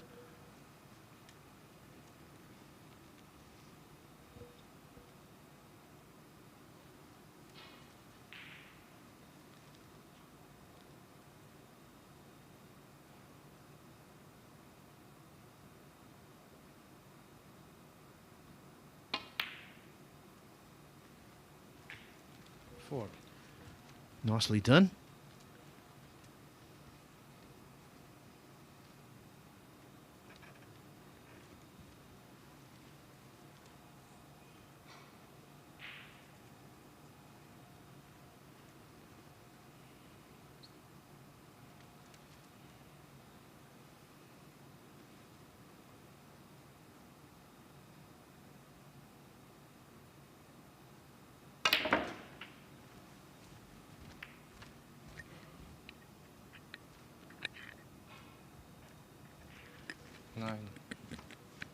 Played the kiss, but not that one.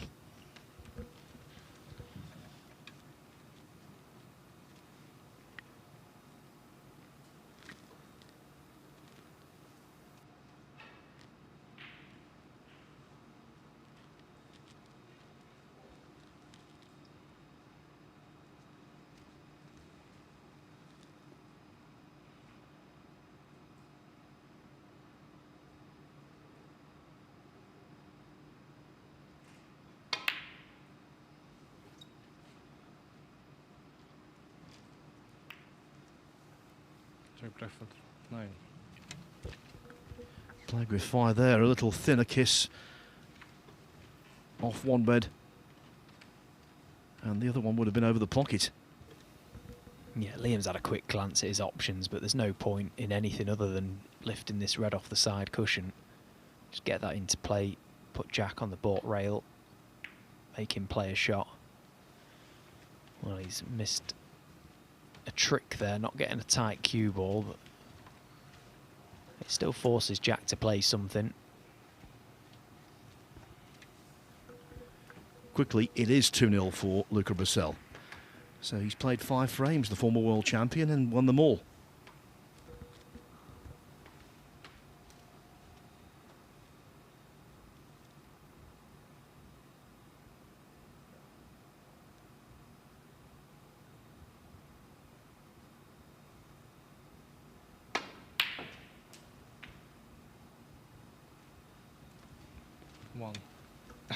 Well, a really good pot, but he was so close to going in off.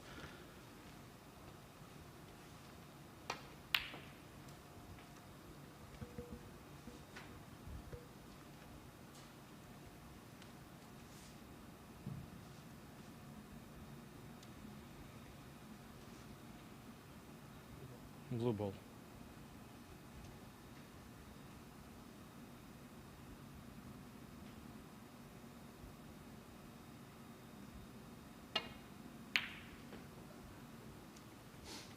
Jack Bradford 1. Very good safety.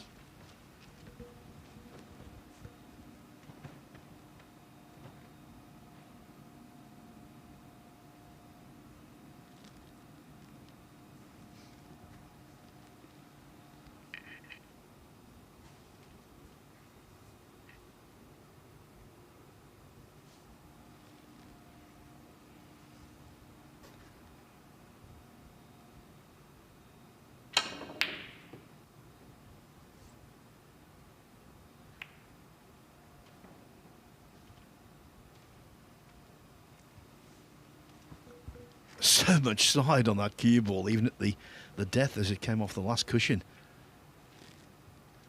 But Highfield's slash at that, not too bad at all. Could be in a similar position after this, mind you. Well, he went for the pot to middle. That was ambitious.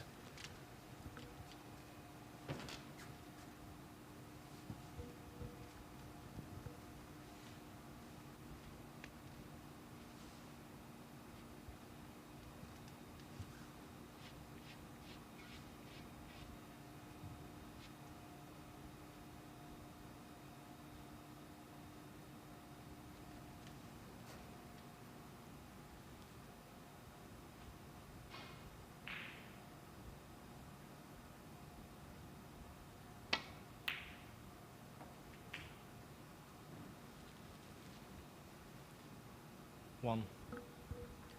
After being kept out, playing just defensive shots for so long, that was a really good pot from Highfield, obviously with safety attached. Now though, if he's going to continue the break, he needs another one. Yeah, doing the right thing.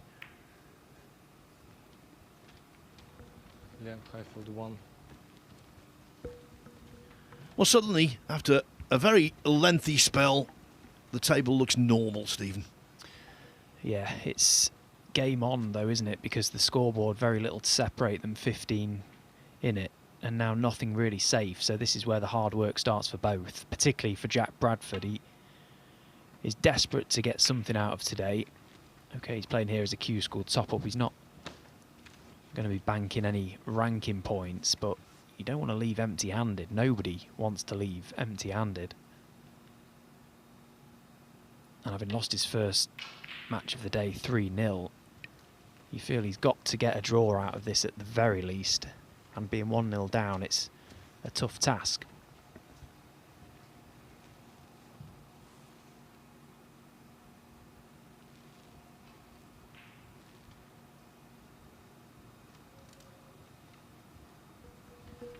This is a frame that suits Bradford far more than it does Highfield, but can Liam maintain his discipline and patience and stick in there?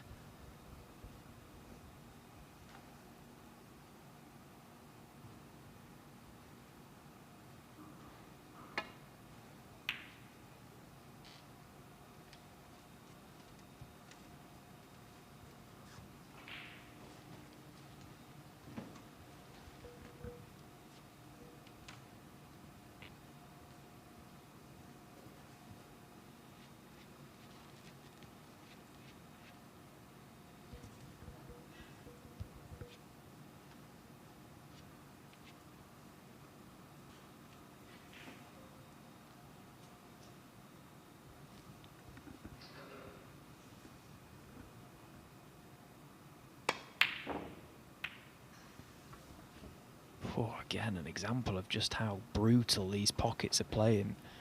Anything with pace into those jaws and they're just not having it. No siree, look at that. That is tight. The cue of Liam.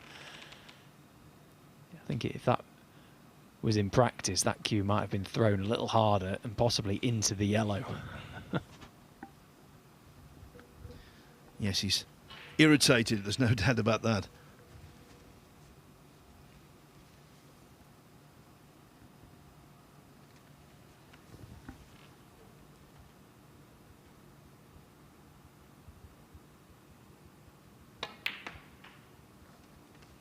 One.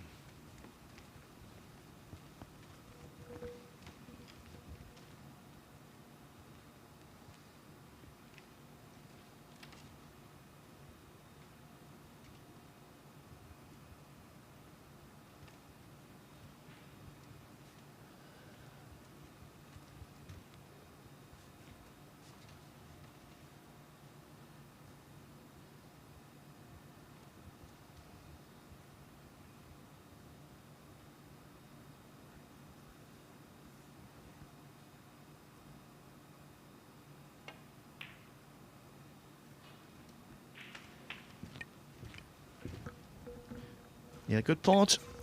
And now he's just a couple of pots away from getting to the snooker's required stage.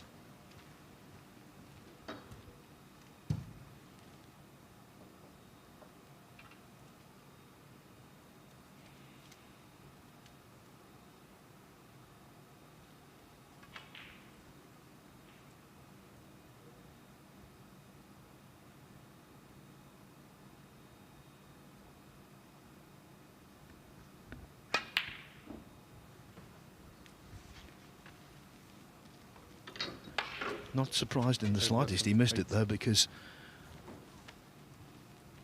we saw from Highfield's attempt at the penultimate red, those shots have got to be hit so accurately.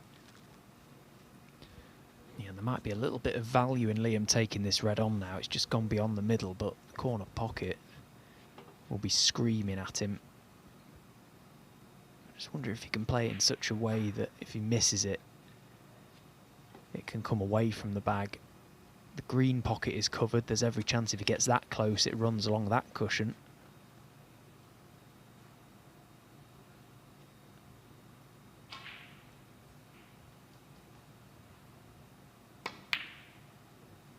Yeah, he got not that close to the pot in the end, but as you see, by getting enough of the jaw, there was every chance it ran along the cushion and wasn't going to be potable for Jack Bradford. So whether he thought that or not, Liam Highfield, let's give him the benefit of the doubt. Good thinking.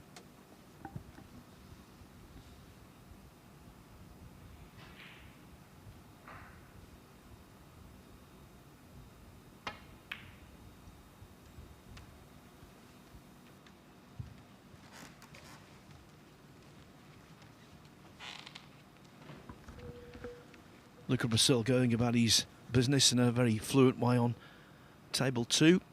Looks like he's nicely in again, possibly to win 3-0 against Deng Haowei. So that would be a perfect session for him if he does win this frame. It would be 6 out of 6.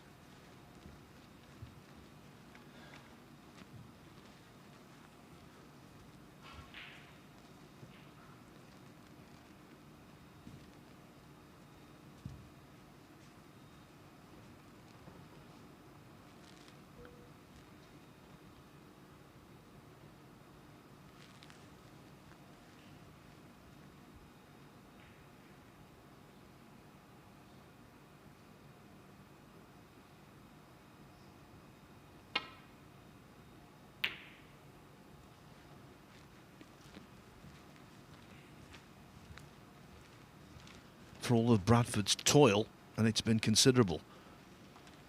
One good pot from Highfield, and the frame is there for him if he can get through.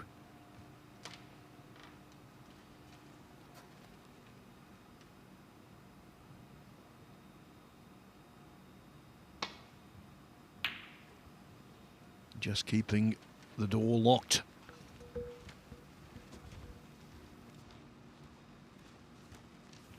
This is one of those scenarios with a pocket covered that both players will probably look to play the side-to-side safety, and then the next player will just send it up towards that green corner.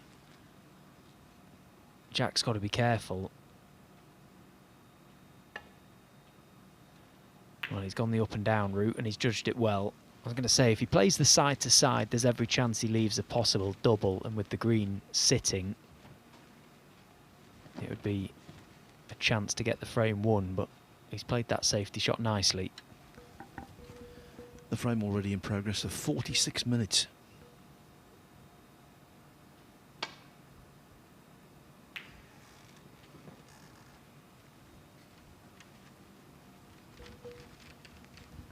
Well, I just wonder, is the double on? With pace, it looks like it might just have to be straightened up a fraction, but I think he can hit it full enough, that red, square on enough. Whether he plays it or not is another thing. Green waiting.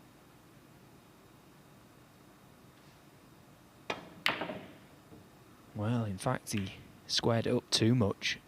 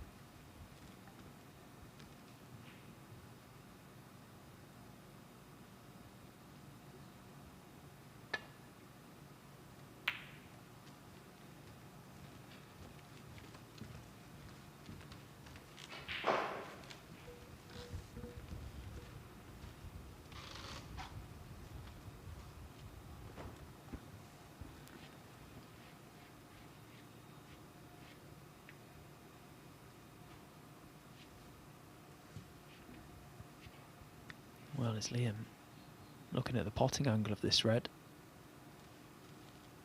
Tough cueing from that side cushion.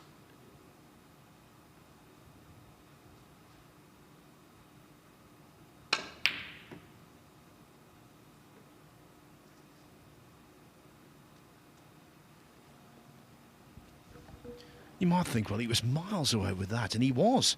But when you've been involved in a tactical bout, the potting eye doesn't immediately come back. Yeah, and actually a lot of the attention for Liam Highfield there will have been get low enough on the cue ball, get enough pace on the cue ball to get back to the baulk cushion. But he has left this red.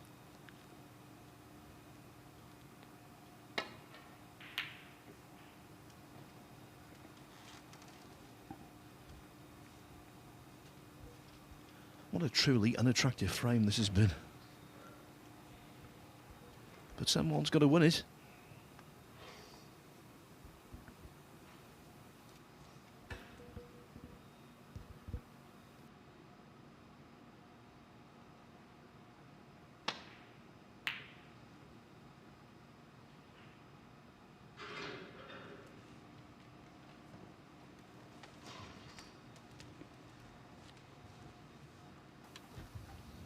Good safety shot. Good example there of a player fully controlling the object ball. That's priority when you're battling it out on the last red. Get that red safe.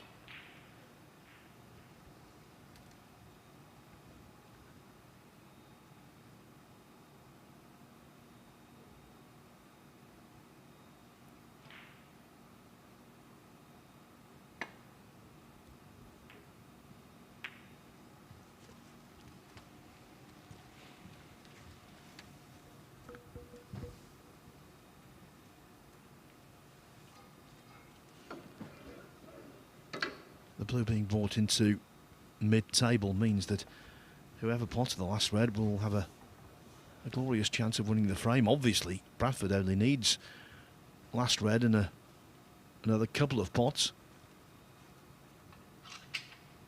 Highfield might well need a clearance, and they're all there at the moment.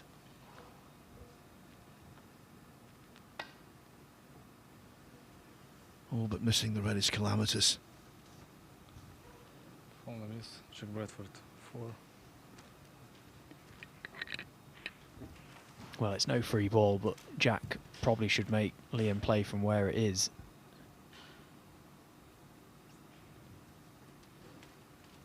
Well, I don't know what he's looking at here because we just should make him play again. From here? Yeah, much more difficult shot from where the cue ball is now.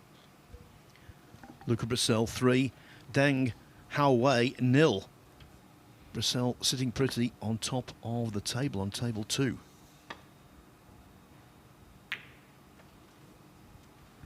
Oh, this is fraught with danger playing it this way. Oh, you're a lucky boy, Liam. Lucky boy.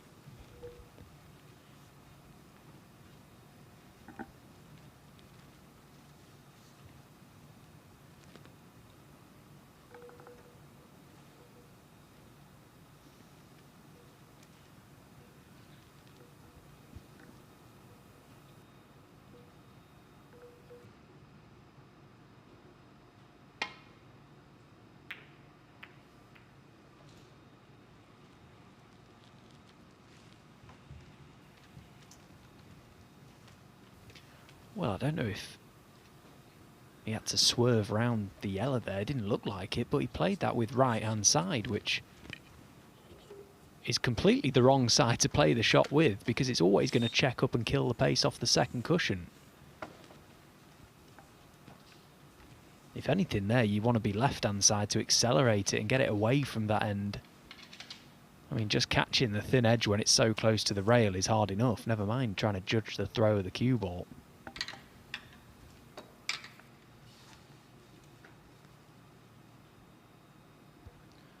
Overhead shows us this is clippable.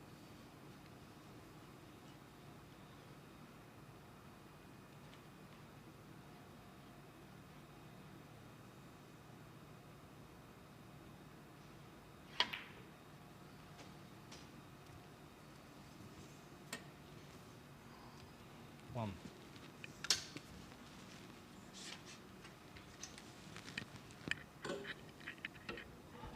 What a frame it would be for Highfield to snatch. Bradford's invested so much in it.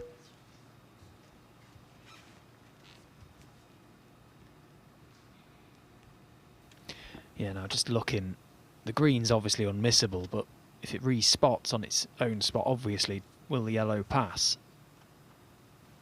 So I'd like to play the black, but does the yellow pass the blue? Does the yellow pass the brown? It's hard to tell.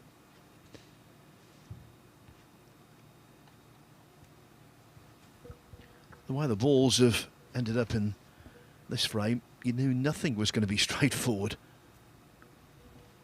If the yellow passes the blue, he's got to go the 2 cushion route. Just try and find the line somewhere over its own spot, the yellow spot. It's a good line. Needs a bit of pace. If it gets up, it's not too bad. Tight.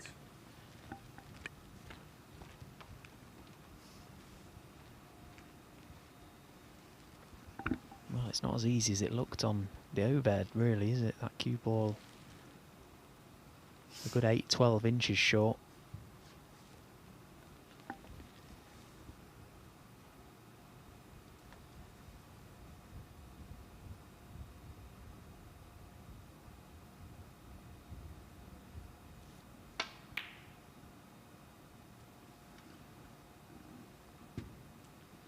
Leon Highfield, 8. His body language screams discontent with this frame.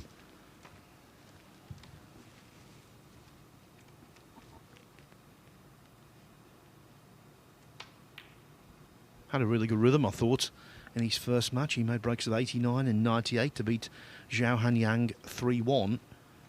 But all of that rhythm has dissipated in this marathon second frame.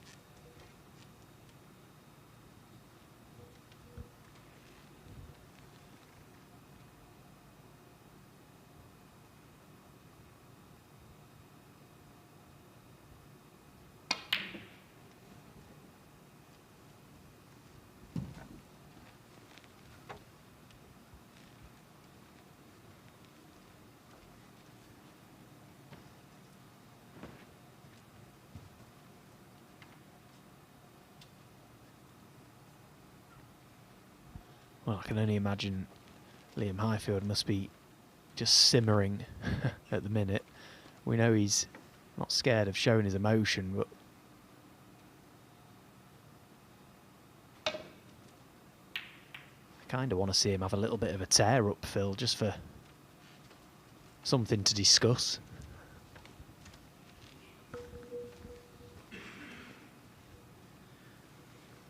Yeah, I think he wants to unleash, but he realises that he's involved in a real battle for this group, and if he were to win this match, he'd be right in it. Of course, for Jack Lazowski, a draw would be manna from heaven.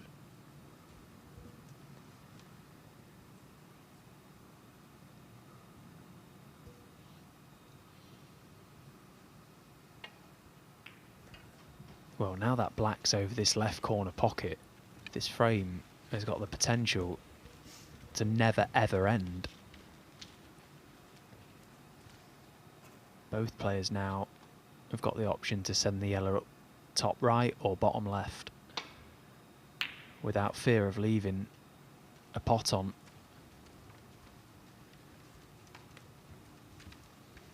Well, that's a good safety shot. Big target, brown and pink on the diagonal. So Jack Bradford now has got to hit this yellow. He's got to get distance and he's got to get it safe.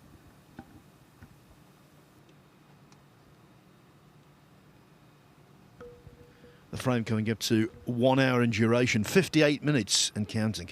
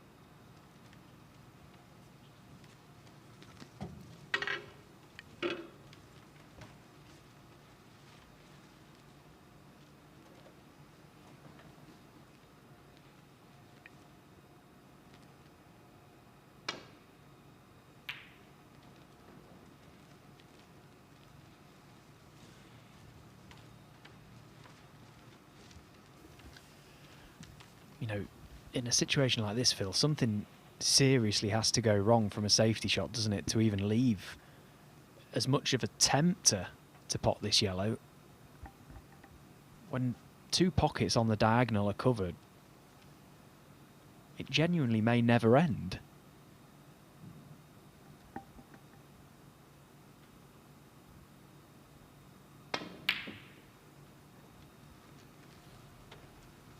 Hypothetically speaking, and purely only doing this because I've got nothing else to say, to be honest, if that was the case, do you think the ref would ever step in?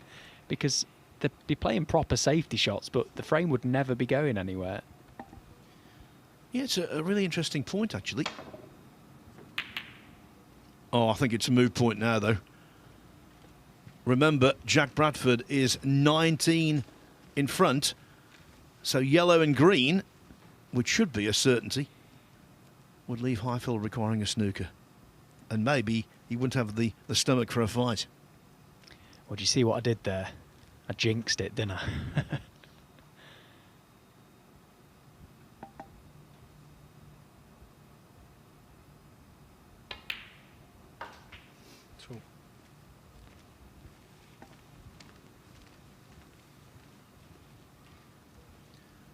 What a low-scoring, scrappy, let's be honest about it, horrible frame. Yeah, Jack Bradford won't mind one bit now, though. Liam Highfield might. But it started to feel like a must-win frame, an absolute must-win frame for Jack Bradford because of how the day's gone so far. But at least he's on the scoreboard and he's, albeit slightly late to the party, but he's up and running.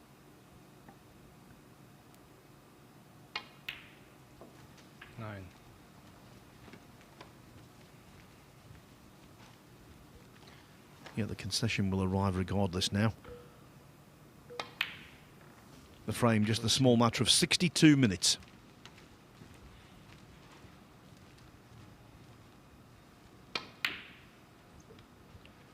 That's the quickest shot he's played in the frame. So, 1-1. Let's forget about that. Let's erase it from our memory banks and get on with the match. 2 more frames to go, 2 very important frames. Liam Highfield looking to maintain his 100% record. Of course, if Liam draws this match, that's brilliant for Jack Lisowski. If Jack Bradford wins the match, well then he's right back in the mix. Well, it's no surprise to see both players erase themselves from the arena as well after that frame. Few minutes to just gather their thoughts and try and pick themselves back up and go again and hope for a bit more free-flowing snooker. Now, this is assuming that Liam Highfield wins. He would get to 6 points. Bradford would be marooned on 0 and wouldn't be able to win the group. But that's a big assumption now because it's 1-1 and all to play for. What we do know for certain is that Jack Lisowski has won his first match 3-0 against Bradford. And he did so nicely, actually. Breaks of 70, 85 and 52. In the first match of the morning on table 1. Then Highfield up the stakes in terms of the breaks. He had runs of 89 and 98 in beating Zhao Hanyang 3-1. And now the third match of the session, the final match, well, it ground to a halt in the second frame. The first 2 frames have been shared. As for table 2, well, that's group 31 today. Luca Brissell, what a start he's made. 3-0 over Mitchell Mann, breaks of 82 and 51. And then a 3-0 win over Deng Haowei. And so Aaron Hill, the top seed, after losing 3-1 to Deng, he would need one remarkable comeback to top that group. Brissell not quite there yet, but he's got 1 foot in the last 32. Yeah, and he's actually looking pretty comfortable as well, isn't he? It's good to see Luca, you know, playing the snooker that we know and love from him. I know he's been doing a lot of work in the shadows with his coach now, Chris Henry. I've seen them post a few photographs on social media together looking like they're enjoying themselves. So hopefully he's enjoying himself and that in turn will bring out a good standard of snooker. Now these are the matches from 4:30 onwards. Of course, it's 3:05 local time here now, so if we get another couple of frames like the last one, they might be starting a little late. Certainly on table 1, Jack Lazowski kicks off the session against Zhao Hanyang. Over on table 2, Aaron Hill will start the recovery process against Mitchell Mann. By the way, where do these groups slot into the second phase? Well, the winner of Group 31 on table 2, they will go into Group B, which takes place here on Friday. It's Ian Burns, Pang Junzhu, Hossein Vafai, and today's group table topper. As for the winner of the group on table 1 right now, table 7, well, they go into Group G, which is being played next Tuesday, the day before finals day. And the 3 players awaiting them there, Zhang Anda, Jimmy Robertson and Kai Wei Chung. Kai Wei Chung from Hong Kong yesterday winning a group with a maximum 9 points.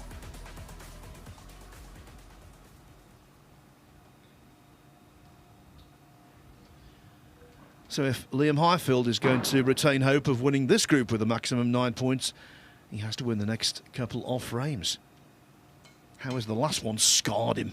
The third frame, Liam Highfield to break. Well, it scarred us. I know that.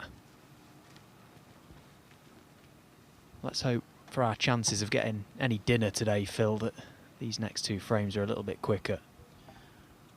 Well, I'm okay, Jack, because I'm not on the 4th match. As long as you're all right, eh? See, if this runs over, I can have your dinner as well, so it might work in my favour. Well, that's not a good start, is it, from Liam Highfield, just when he wanted to pick back up and take back control of this game. He's played a terrible break off. Looks happy, doesn't he? Sat in his seat there.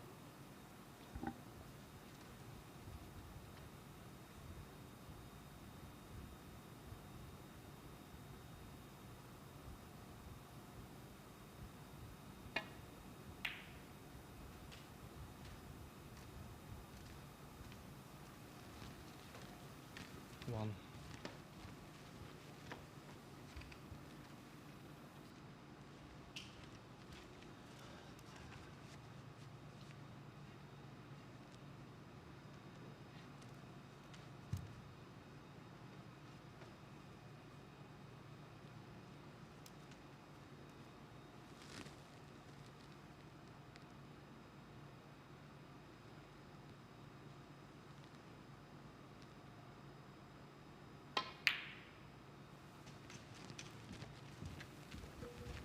Good pot, nice and clean. 6.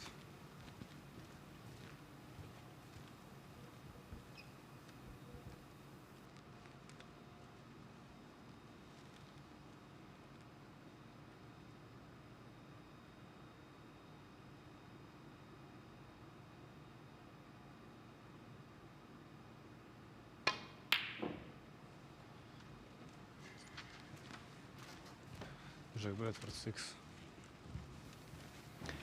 Well, Liam out of his seat like a whippet.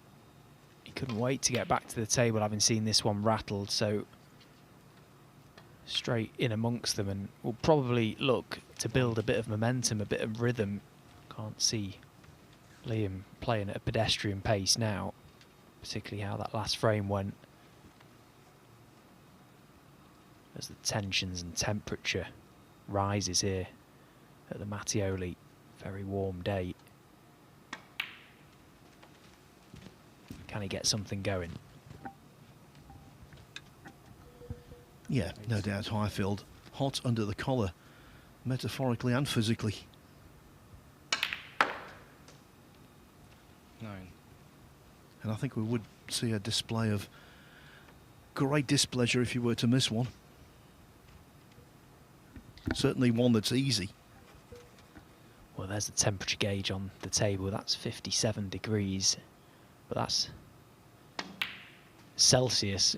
But that's also not the temperature in the arena. That's the temperature of the table. 16. Yeah, I don't think it gets to 57 in Death Valley, which is the hottest place on Earth.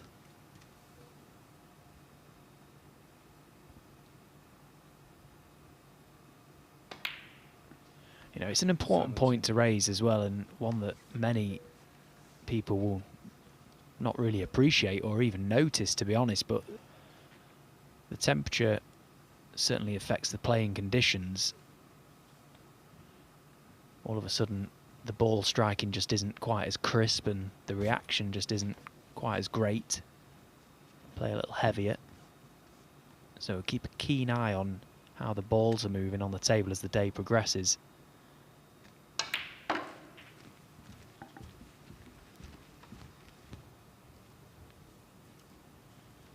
Two.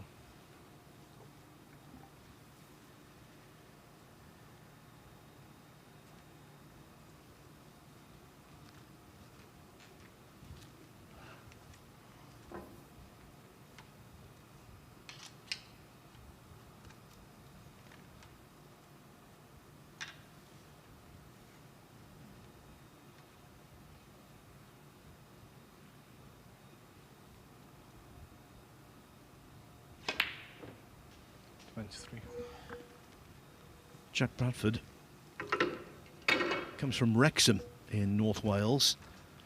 He's a BSc Honours. Got a degree in sport and exercise. Right now he's having to sit down though. Yeah, he's just in his resting phase right now. If I remember right, I think he was actually a personal trainer a few years ago. I think he thought about or even did set up his own little gym, as Liam Highfield misses the blue off the spot into the reds, and he's just going to explode in a few moments' time.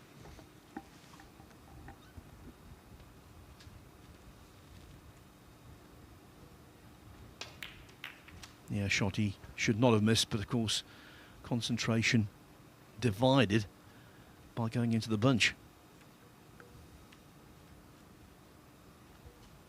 Actually, having gone into the bunch, he's been quite fortunate where everything's come to rest.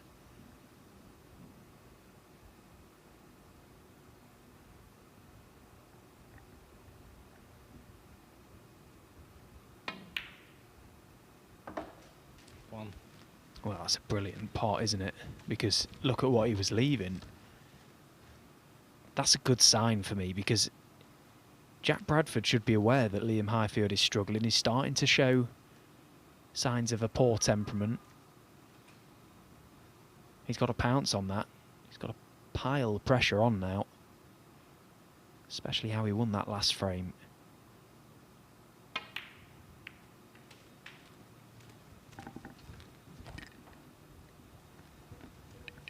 Yeah, the signs of Highfield unravelling are there for all to see. And as you say, it's all about your opponent exploiting any kind of weakness in that regard.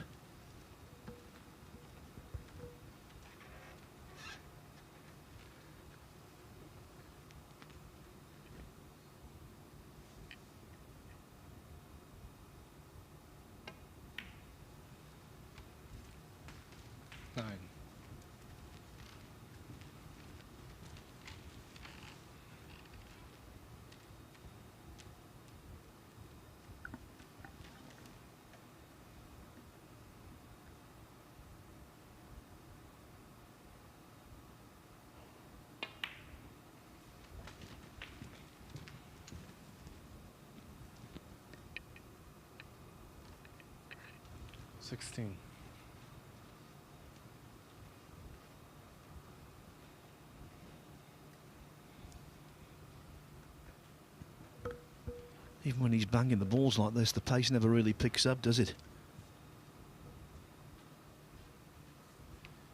Hard to build any rhythm when you've got none. And that's where he can improve, in my opinion. He can obviously knock a ball in. There's no issue there. It's, you know, scoring heavy and scoring quickly. That is key to the modern game. He did this in his first match against Lazowski, didn't he? Got to like 20, 30 points in pedestrian time and then eventually broke down. Again, I go back to every shot feels like a massive shot.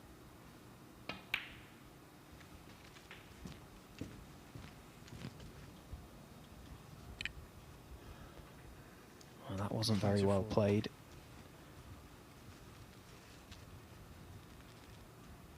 A little betwixt and between here. Might have to be the red to middle.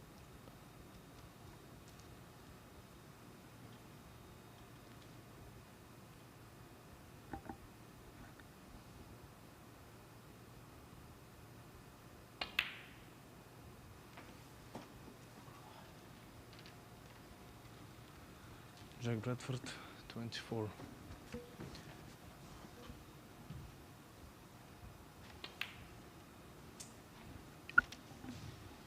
Highfield has got to tell himself he has a job to do. And it's very important that he applies himself. Application, I think, here is key.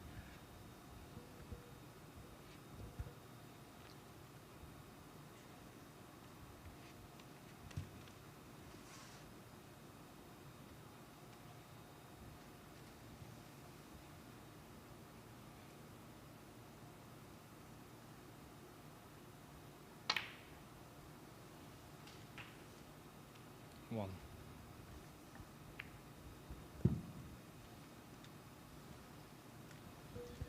Yeah, he's got that worlds against me look, hasn't he? And it wasn't a good kiss, in fairness to him. Probably the worst he could have had. Yeah, it was the only kiss he could have had that meant he can't continue the break with ease. Anything else and he's perfect, so, well, he's eyed up the long pink. I think his mindset might hold him back from this. Yeah, just what I was going to say, not in the right headspace for the difficulty of the pink. But if he knocks it in, good luck to him. Yeah, it's a shot you get down and knock in on the practice table, no problem. But this is a tester now. And that's a lovely strike. When he's had a kiss of death again. The snooker gods are watching this and they are making 7. Liam Highfield's life as annoying as possible. I think he said stupid game there, didn't he?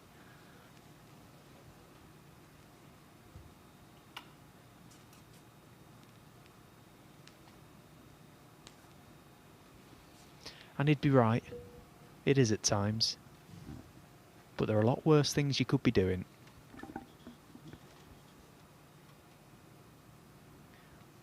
Like you could be sat in this commentary box with us, Phil. Yeah, to say it's warm would be an understatement. We've gone back to the temperatures of week 1.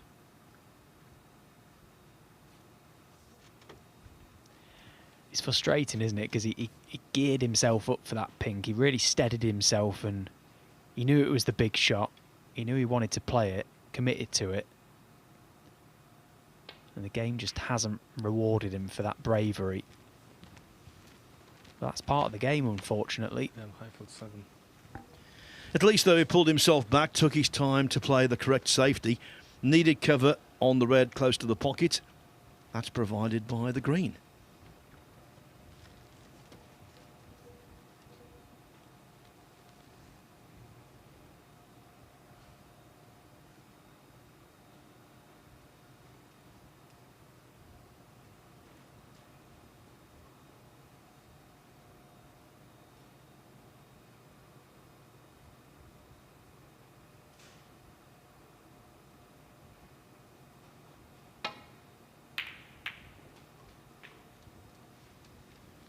Oh, what a terrific pot that was.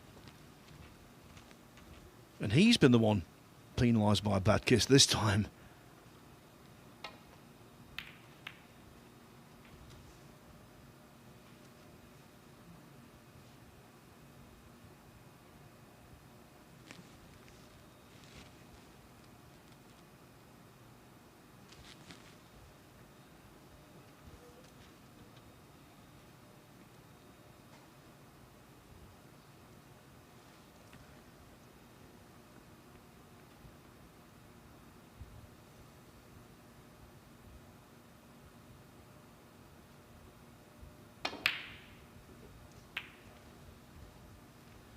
Nowhere near.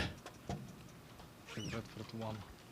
Well, talk me through the value of that from cueing off the side rail.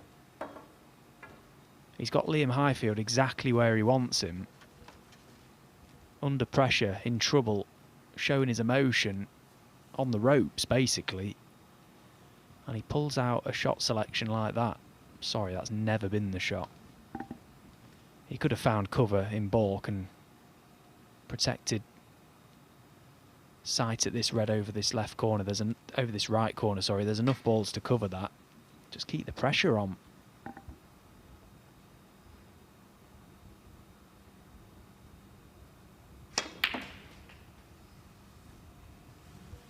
Getting position off that red was never going to be easy, and Highfield's done really well. The cue ball stopping just in time to leave him a very comfortable green.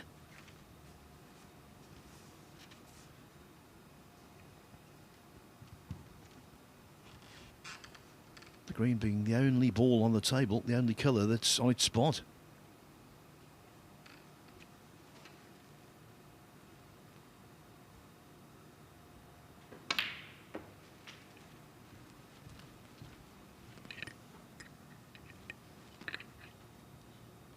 Four.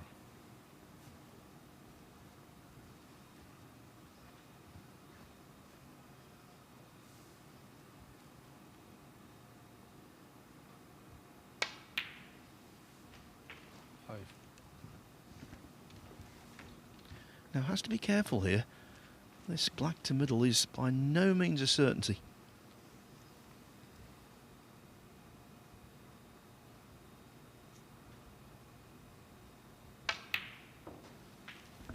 Especially playing it that way, so a really good pot. It was, yeah. I thought he was going to drag it in or something to give it every chance, but clearly the angle of the pot was going into the red, and therefore on nothing. That was a brilliant shot he's played. And that is not. That is a terrible shot. Liam Highfield 12. Highfield going through the ringer here.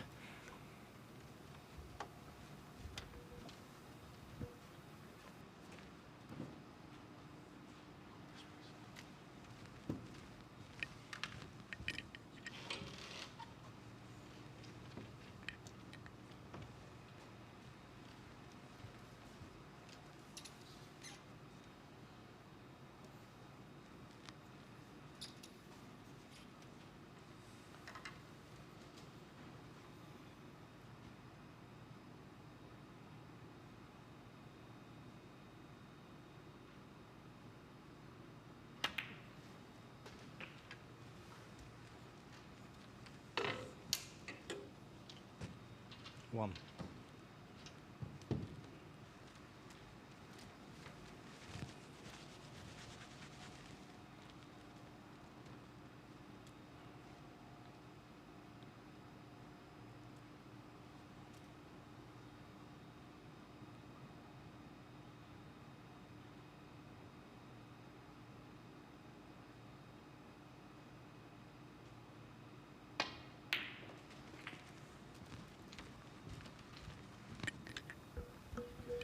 In goes the blue, but no position on red. Loss of command of the wide ball.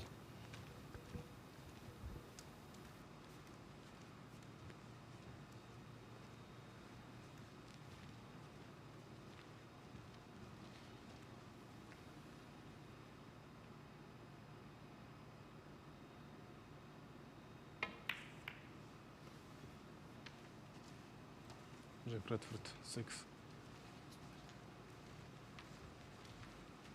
Well, look at that for an outcome. That was a complete mishit. And that won't improve Liam's mood.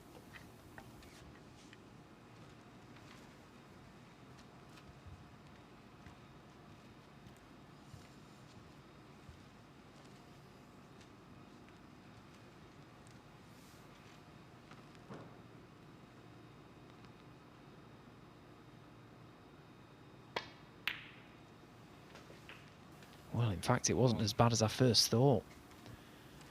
The body language Liam was giving off was, he was snookered on everything. But in fact, he could see the red and he could see the potting angle.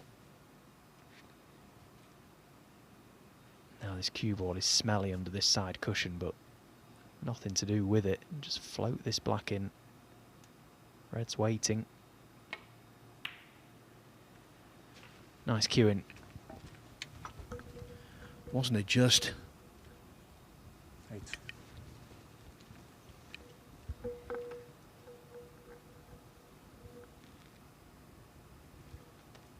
At several points in this match, he's looked like coming apart at the seams, but he's holding himself together. For now, it seems.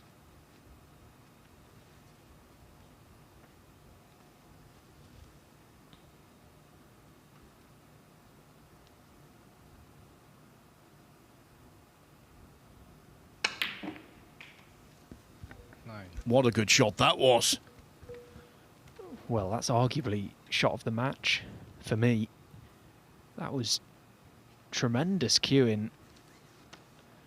The pace, again, along these cushions make the pockets very small, but the fact he played it so confidently after what's gone before. Brilliant shot. So now 21 ahead, he's 16. consulting the scoreboard as he walks past. He needs yellow and green.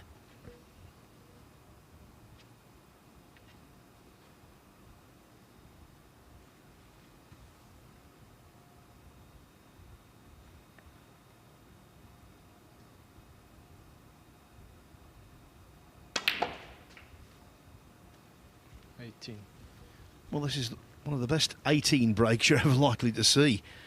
And frame ball coming up. 21. It really is. He's potted some unreal balls in this break. The first red was so good. Then the last red was even better. 25. So the brown takes him 30 in front, 18 on, 3 snookers needed. Surely Bradford will concede.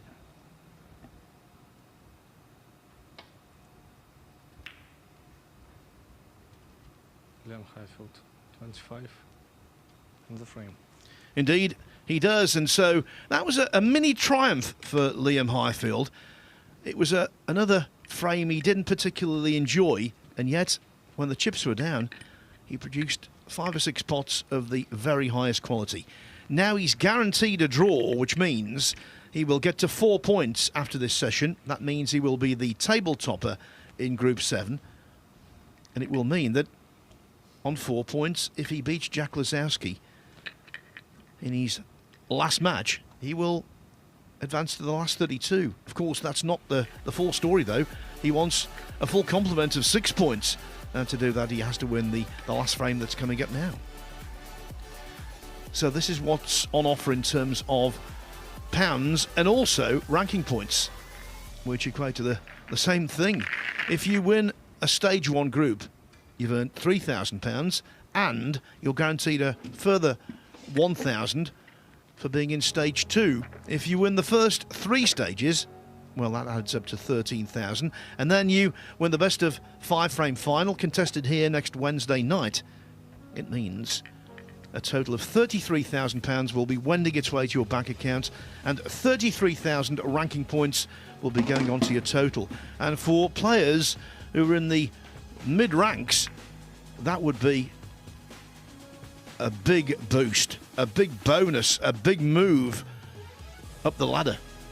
I think this event is the perfect opportunity for mid-rank players to really make a dent. Not only that, but just to get a bit of momentum going early in the season. You know, get some scalps, get some matches, and get those ranking points on the board. Because let's be honest, not all the top players play in this tournament. They take the decision to sit this one out. And that, in turn, provides that opportunity. Of course, we have got some top players in this. We've got last year's, or 2024 2025 world champion Zhao Xingtong joining the fray tomorrow, but not all the top 16 are here. Yeah, Zhao has a ranking consideration is to earn as many points as he possibly can, and he's pushed to be world number 1.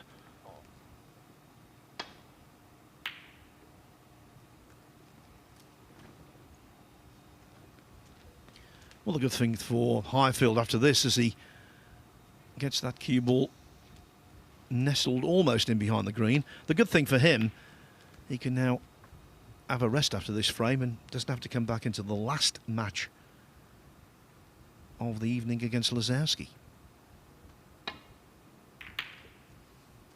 4, then Highfield 4. As for Bradford, well, his chances of topping the group have evaporated.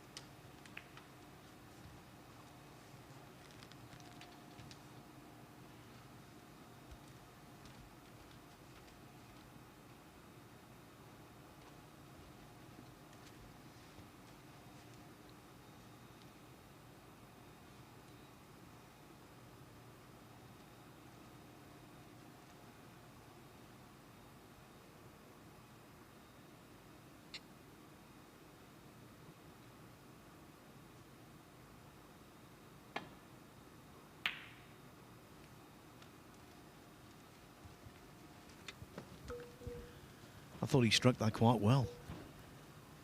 I think he did. He was almost up and ready to make the walk down this end. Certainly would have looked good when he struck it.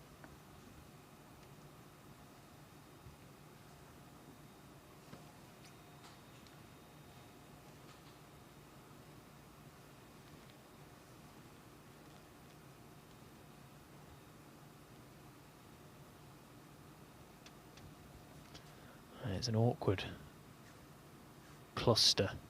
Well, it's not really a cluster, is it? They're open, but they're not. Liam just taking a few seconds to weigh up his options of how he wants to bring them into play. It might be a case of, rather than a full-blooded cannon into them, just chipping away a few delicate little cannons to begin with, at least.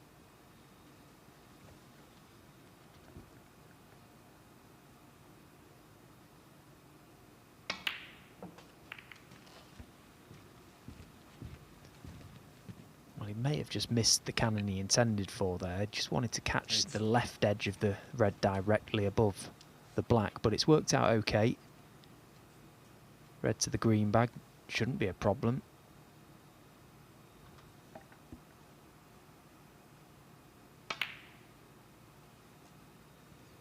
No.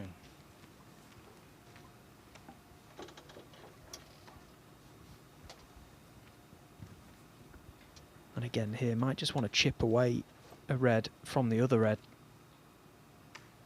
Just control it.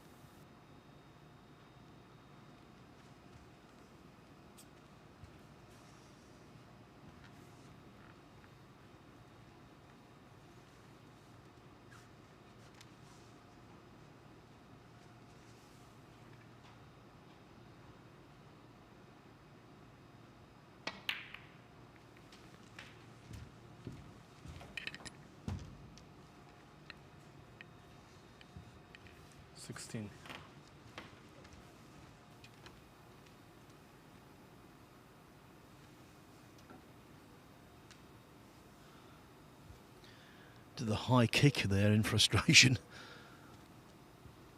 You'd love to continue the break, but do not play a shot that you hope goes.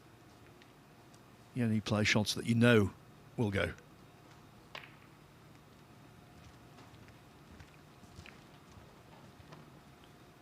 Liam Highfield 16.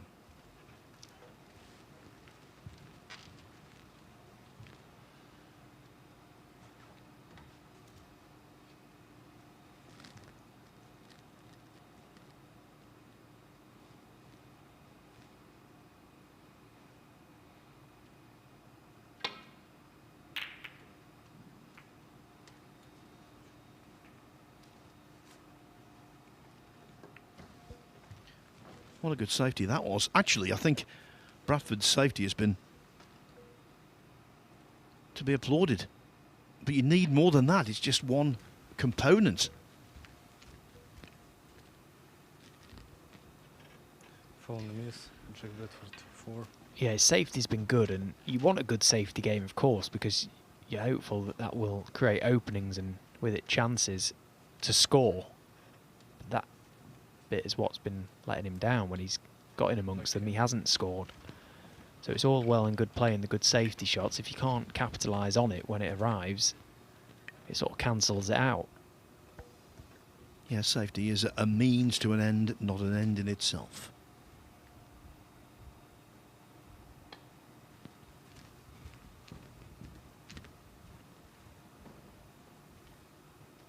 Well, the two Fall on the miss.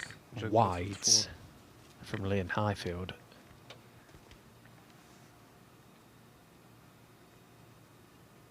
Ah,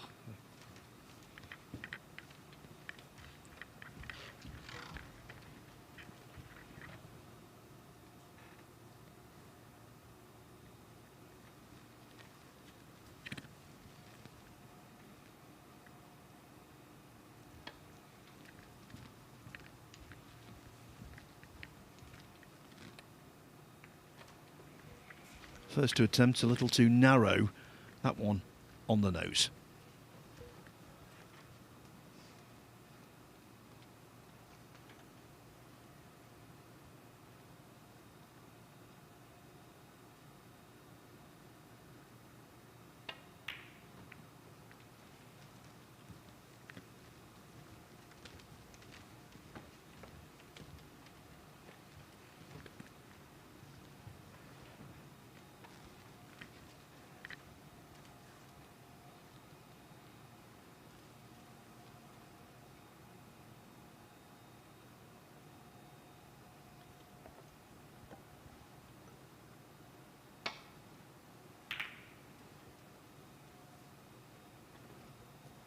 Needs this cue ball to run, and it has done.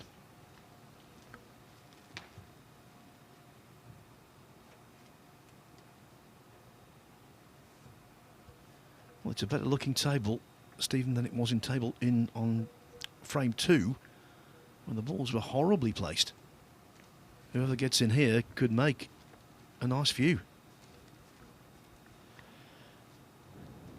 Yeah, I'm sure Jack would love to attempt a long red here, but the cue ball is going left off them if he takes one to the right corner, and that is therefore going into danger. So he's been round this end to look to try and contain it, but surely he'll leave a tempter for Liam somewhere.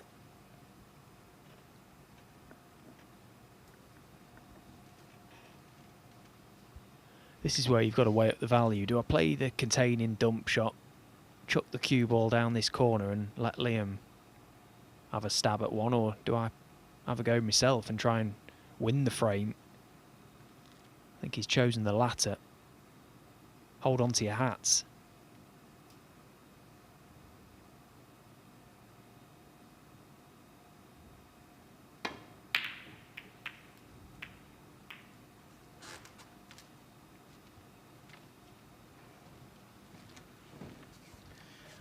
Well, when he missed that, you thought, if he doesn't leave something on here, it would be miraculous.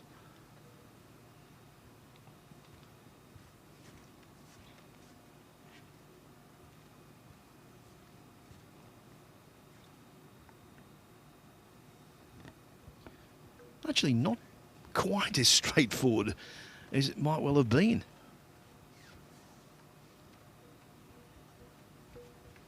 But get this first pot out of the way with position attached and he should be okay.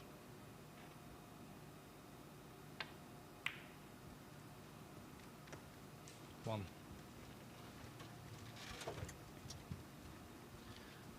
So, given his break-building prowess, you have to believe Highfield could be in to win.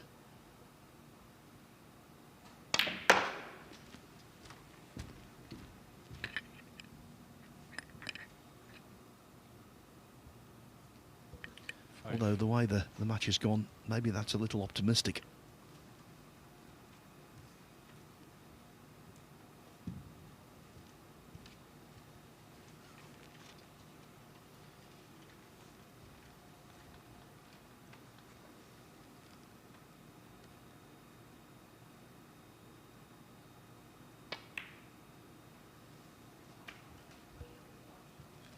Yeah, it was optimistic. 3 pots and then out of position.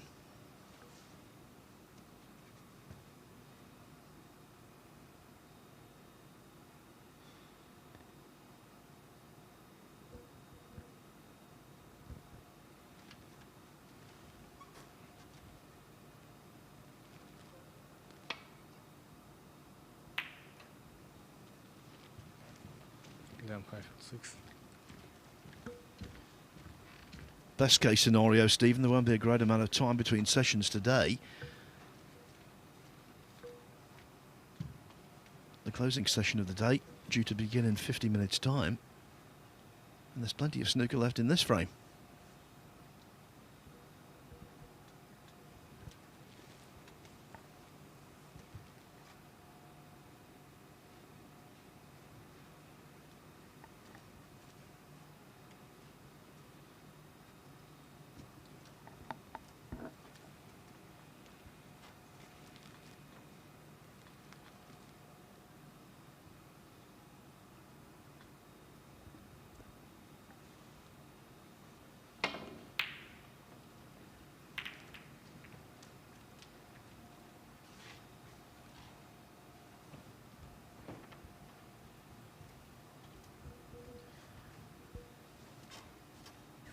Well, the black is very much out of the reckoning, surrounded by reds.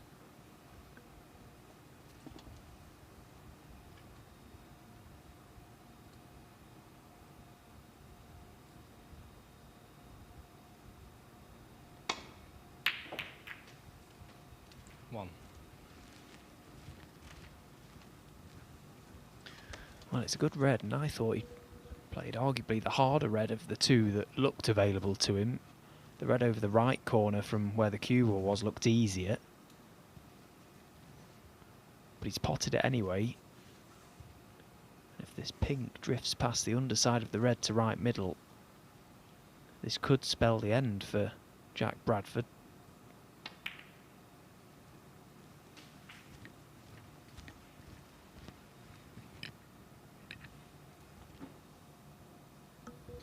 One of those matches, isn't it? One of those contests where just nothing is coming easy. They crop up now and again.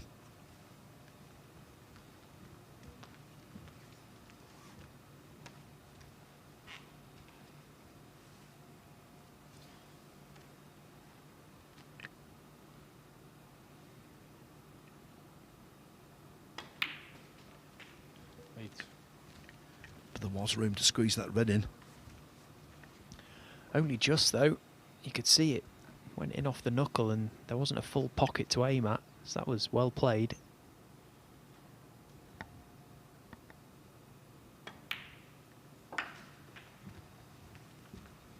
Well, he played for the red to right middle and he didn't hold the cue ball.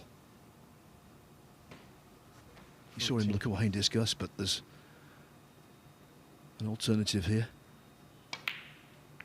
Oh, Liam, just when you looked as though Yeah, Highfield 14. the match was in your pocket, you missed the pocket.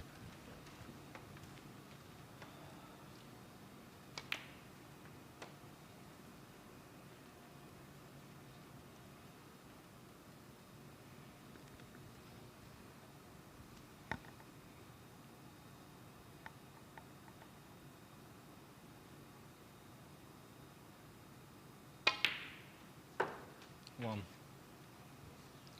So can Bradford salvage an unlikely draw.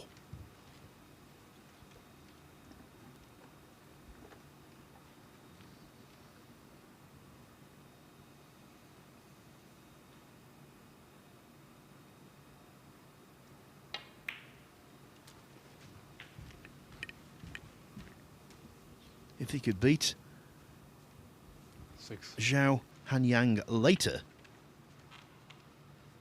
bear in mind that's 3 points. If he could get a point here, could still certainly finish third in the group, maybe even second.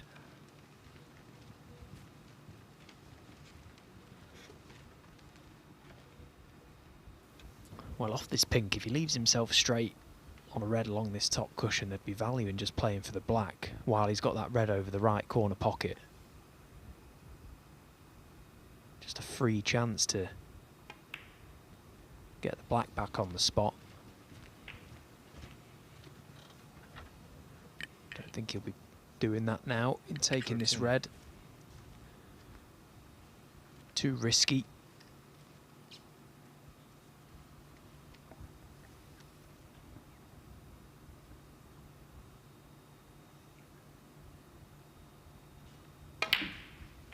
Well, in fact, from that last camera angle, there may have not been that much room to land the cue ball on this top cushion to pot that black to right corner, so just getting out of trouble up the table, work his way back down.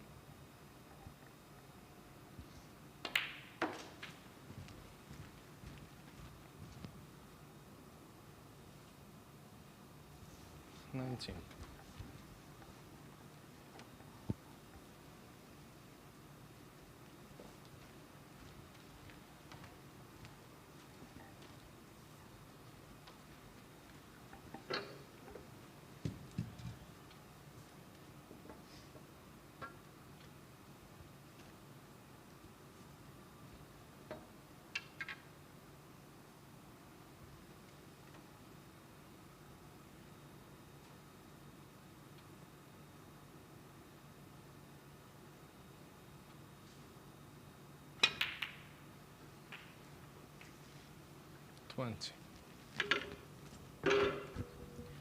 Recurring theme, position lost.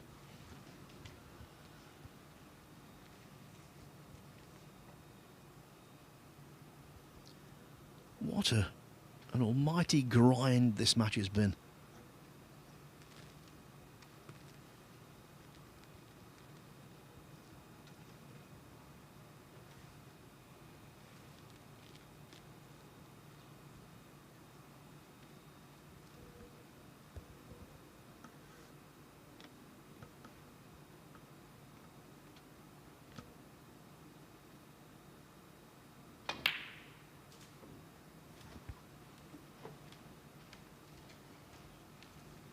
Favorite with 20.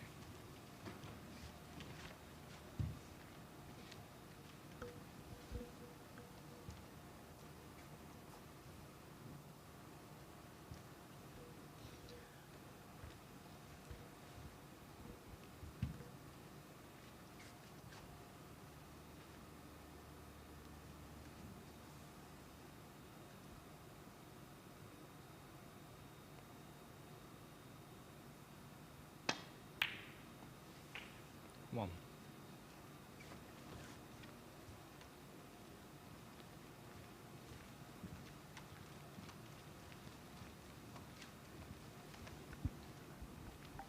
He's knocked in some pretty decent balls in this game, hasn't he, Liam Highfield? But I think if you was to show him a highlight reel of all the good shots he's potted at the end of the match, he'll have completely forgotten them for the memory of the easy ones that he's missed as well. And he's missed a few easy ones. And for someone who prides himself on cue ball control, that was a nightmare.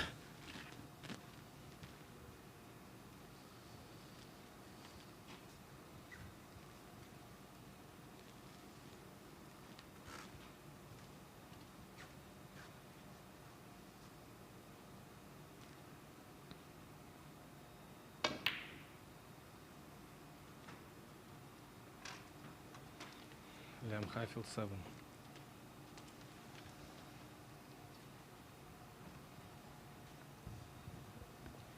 You've just got to keep plugging away, getting over the line for Highfield, and then it would be a very different style of match, a very different pace when he takes on Jack Lisowski and presumably the group decider much later.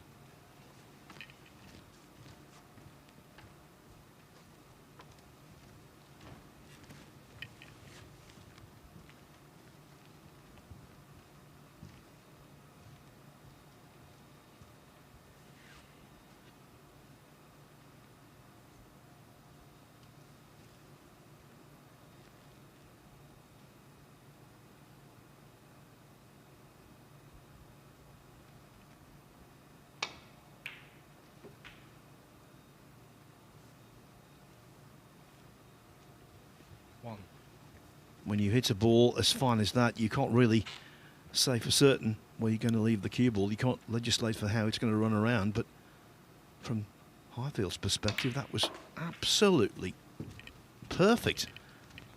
Nicely on the blue, correct angle. 6.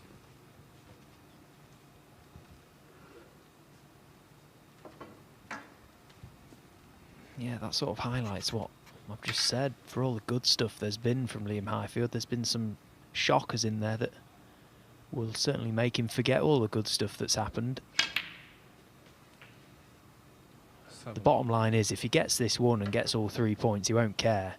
He'll be at the top of the table with 6 points from 2 matches, and that's a good place to be. That's the perfect place to be. And he's close now to winning this frame. Playing into a gap, misjudged. Just wanted that 12. cue ball on that left side cushion. He's 31 in front, so he needs this penultimate red plus a high value colour.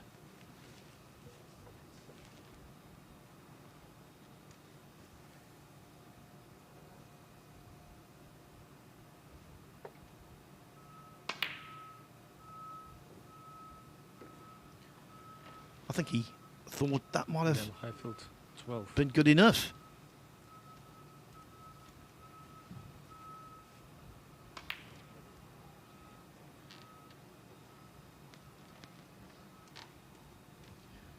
So a ray of hope still for Bradford.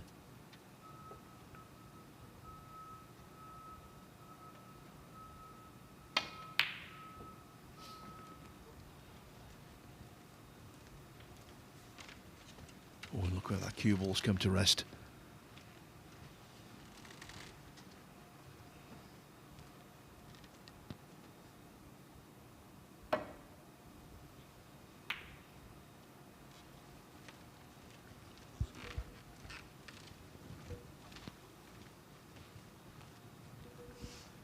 We've seen so much brilliant snooker in this BetVictor Championship League. We saw a 1-4-7 break yesterday. Chang Bing-yu in an earlier group was world class. So many other examples of a very high standard, but this match hasn't been. The opposite, in fact.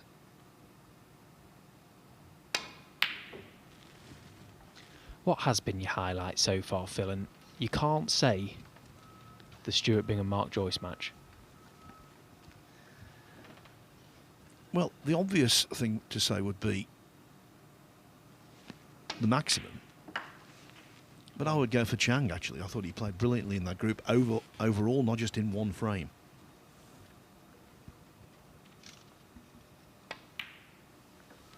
Well, that is frame ball for Liam Highfield.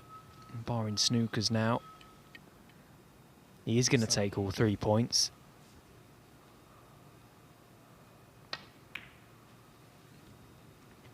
Of course, Jack Bradford will carry on. Highfield 7. Why wouldn't he? But finds himself in one. Yeah, one of the highlight for me, I have to say, Stephen Maguire lost his first match against Anton Kazakov, and he came back at night, the defending champion, won 2 matches, played superbly. The frame that sticks in my mind against Nagon Yi, she made a 64. He cleared up with 78. So is the marathon about to reach the finish line?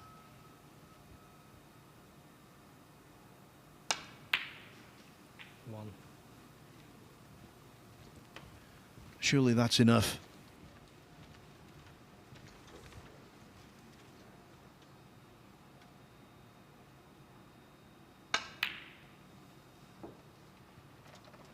Liam Highfield, 1 frame in the match.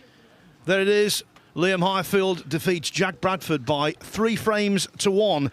He won his earlier match, did Highfield, by the same score against Zhao Hanyang, and consequently, that's why he is at the top of the Group 7 table. He's got 6 points.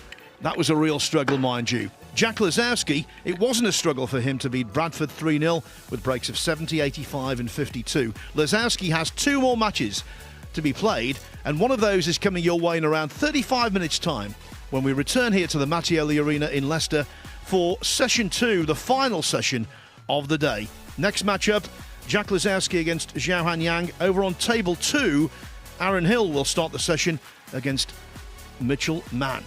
Well, that one was quite a lengthy affair, wasn't it? So have a short break, and please join us again in just over half an hour.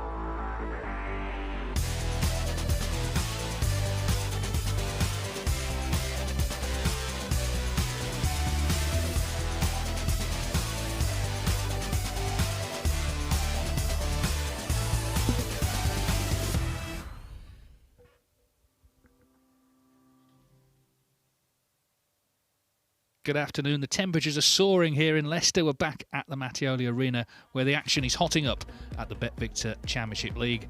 We've got some really good snooker to bring you, and at the end of the night, 2 more players will be through to the second phase.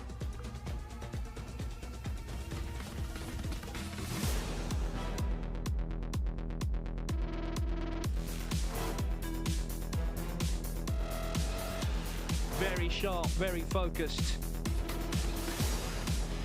And that's a shot that again will live long in the memory.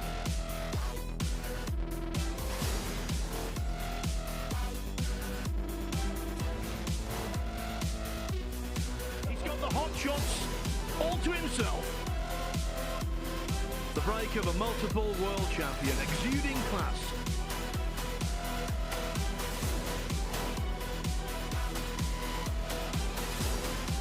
Absolutely magnificent shot.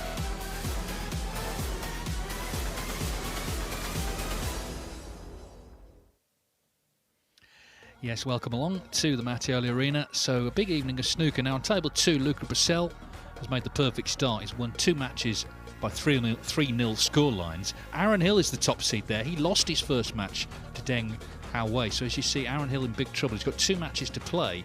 Needs to stay in touch when he plays Brissell last up. But Brissell at the moment looking good in that group. He won this title back in 2022. On table 1, Jack Lazowski is the top seed. Now he's only played 1 match. He's chasing Liam Highfield, who's won his first 2, but Lazowski did win 3-0 against Jack Bradford. So again, it's looking very much like Lazowski v Highfield later to decide things. So on table 2, it's Aaron Hill, Mitchell Mann to kick us off. Here on table 1, Jack Lazowski and Zhao Hanyang, who was beaten by Liam Highfield 3-1 earlier.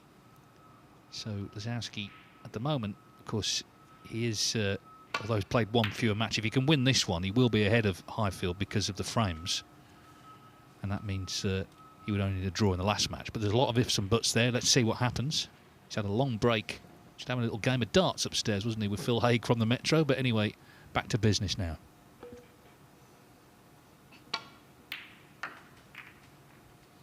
Yeah, you mentioned, all the ifs and buts, but the facts are they make a big difference, don't they, those frames? And as you rightly say, those 2 frames that Liam Highfield has lost could play a huge part in this game, or in this group, sorry.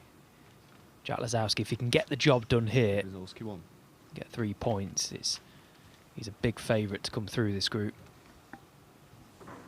Yeah, it puts the ball in Liam Highfield's court for sure. Zhao Hanyang, second season professional. Just still finding his way really on tour. Got on through the Asia Oceania Q School started last season.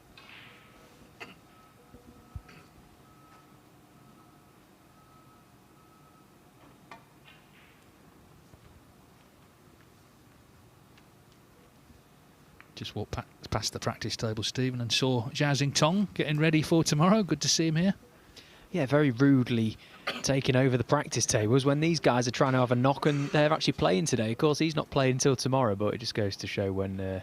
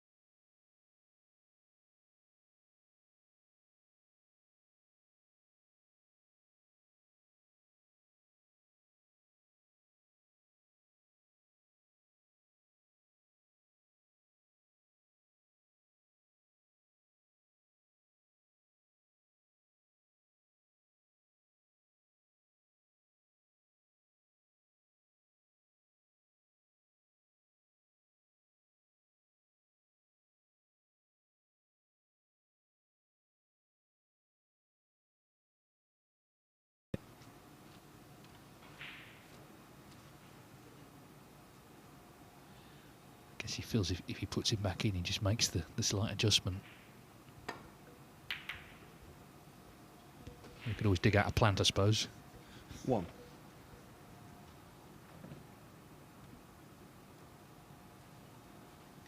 Well, that was a Brucey bonus. The fact that cue ball has just come far enough past the yellow that he can take this blue onto the middle. I think it's a natural to just float it in as well. Avoid the reds and be on the red above the black spot, but he's missed the blue.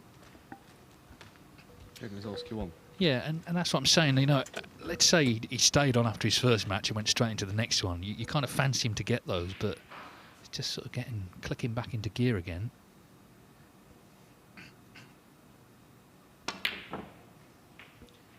Zhao Hangyang is not out of the group himself. If he won this match and beat Jack Bradford, he'd be on 6 points. Then it would all come back to countbacks and frames and possible breaks.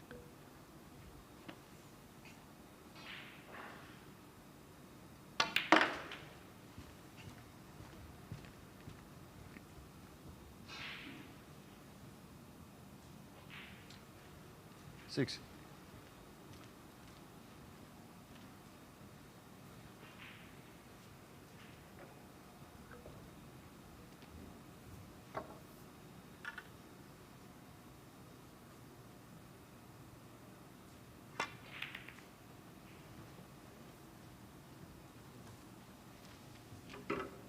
Zhao Hanyan 6.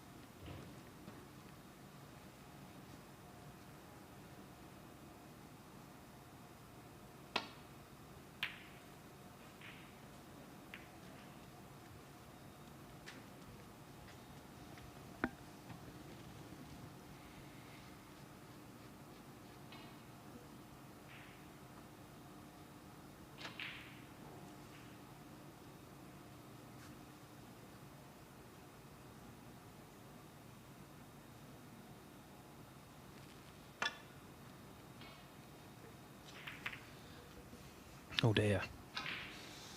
The second he missed the red on the way down, I'm sure he shut his eyes. Yeah, if there was such a thing as a snooker dictionary, if you looked at the word shambles, you'd see a picture of that shot. That could not have gone worse. He's just handed Jack Lazowski the keys to the sweet shop here. Yeah, the two reds on the left side cushion close together were the problem ball as far as Zhao Hangyang was concerned. He had to catch that red thin enough to drift past those. What he'd never considered is that he could miss the red completely. So he was pretty startled when he saw the red, the cue ball go past the red. Anyway, Jack Lazowski with a glorious chance to score a few here and wake himself up.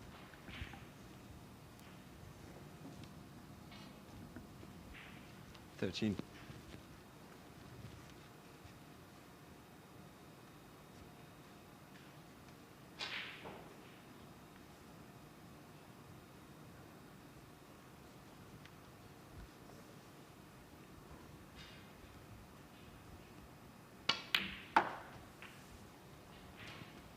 $14.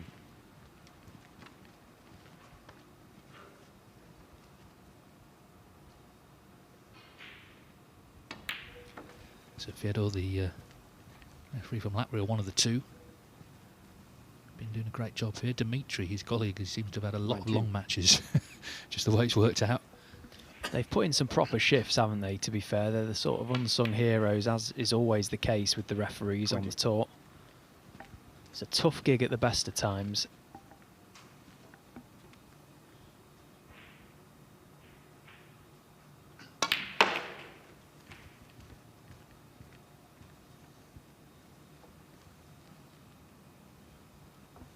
$26. Could have finished better that. He's taking the opportunity to open more reds up, but this is a thin one now.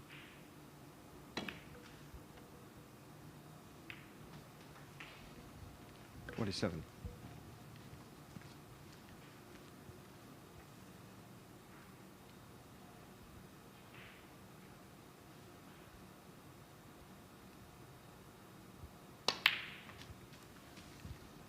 That's a good pot, because that red beneath his bridge hand, his grip hand, sorry, would have been causing him 32. a little bit of anxiety on delivery, you're always a little conscious that you might just graze the top of that red with the knuckles of the hand. So he struck it beautifully.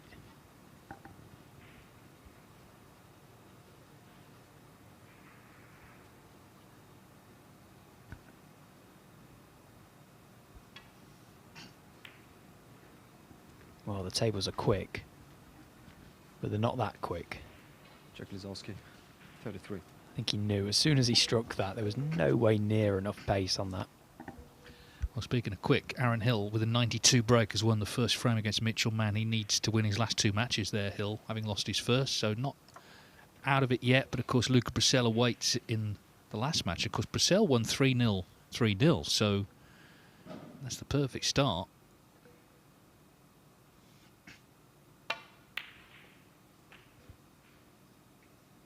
One.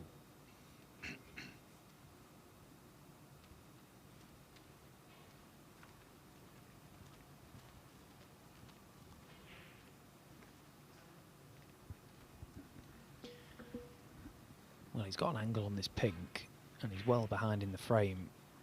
Just wonder if now would be a good time to play the cannon to the red, just north of the 2 on the left side cushion, from the top cushion. He doesn't seem interested in that. So he's going to try and navigate his way back down. Oh, he's played it well. Didn't think he could get hold of the cue ball like that. I thought he was taking it away from this end. Managed to just get enough on it.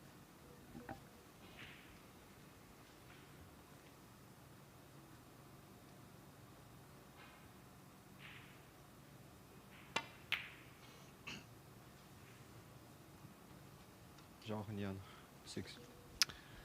But not close there. So 34 the lead for Lazowski.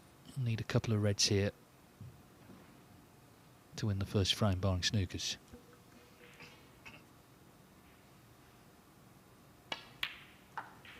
And remember, he starts the season 17th in the rankings. Now, he has been knocked out of the China and Wuhan Opens already in qualifying. But points earned here, of course, are going to help him get back in the top 16. That's played a lovely shot there. So red in colour. 7. Yeah, if you get back in the top 16, then there's less call to go to qualifiers. You'll be held over to venues in many tournaments.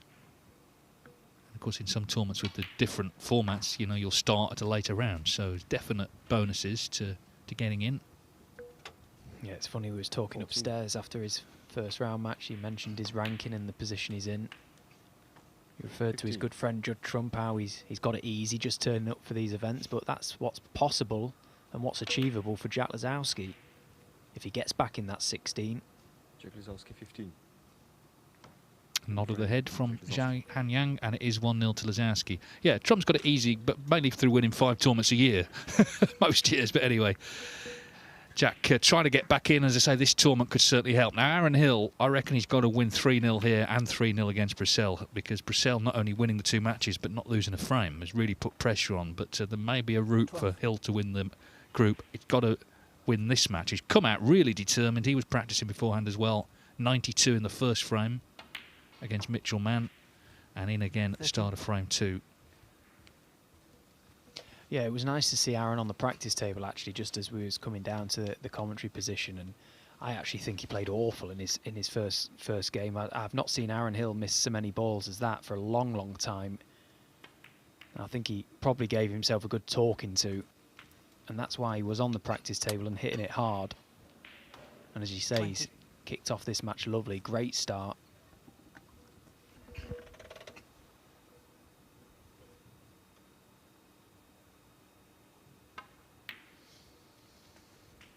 As ever, of course, the Matchroom Multisport YouTube channel has table 2. Just lost the cue ball there, but anyway, we'll go back to table 1, where Lazowski is trying to win his second match of the day. He's played 4 frames, won them all so far.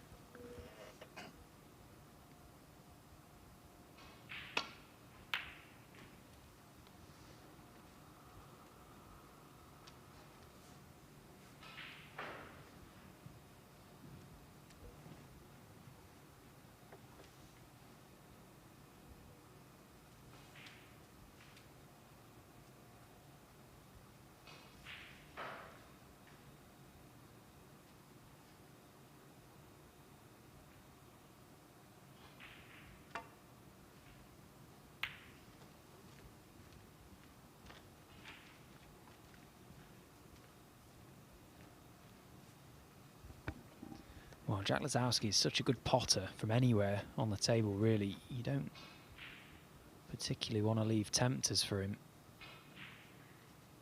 because to him they probably don't look like tempters, as he carefully tries to find a way in which he can go for this red and leave the cue ball in a place where he's leaving nothing. Doesn't look like that'll be possible, whichever red he goes for.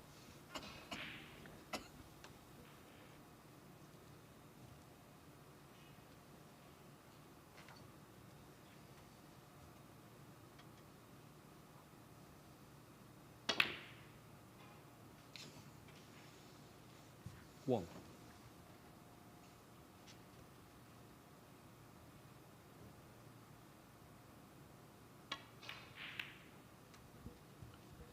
Well, it really shouldn't be allowed. The 2 shots he's just played. Unbelievable. Oh, look at this red. It's outrageous, isn't it?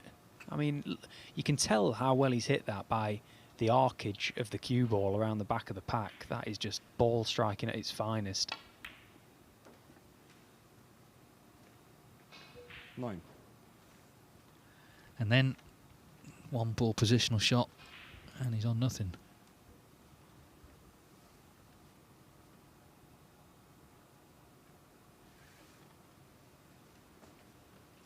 Jack Lazowski 9.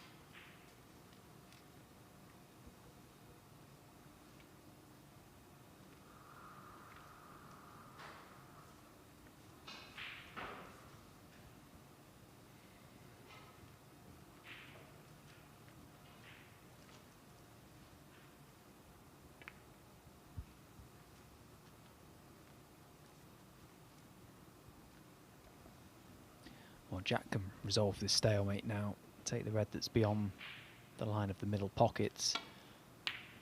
Well, he took the other one, but same thing applied.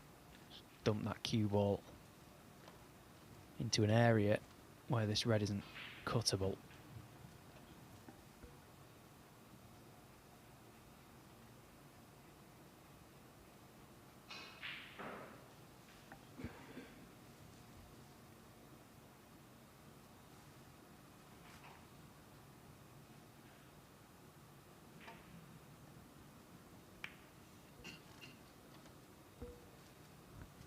Well, what a strange shot that was. Surely he could have found something better than that. Guaranteed to leave this red for Jack, although he's playing it right-handed.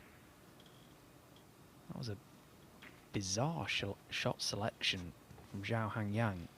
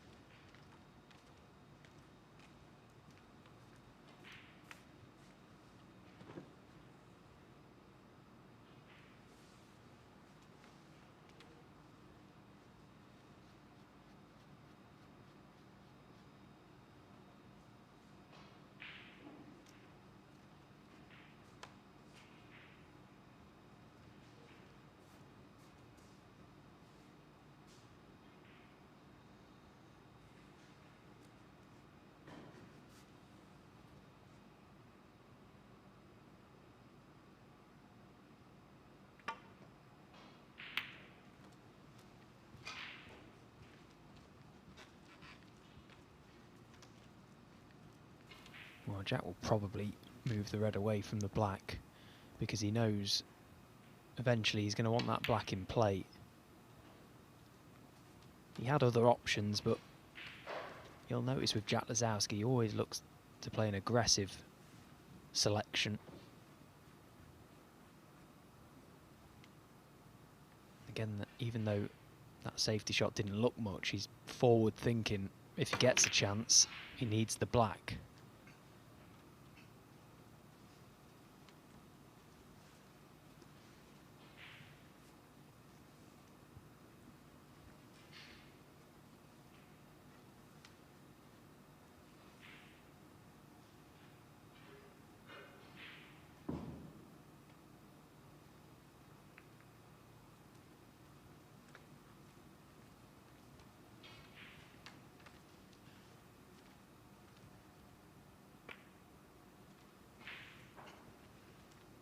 See so many of these frames now where reds start to scatter and it just becomes very cagey down the black end.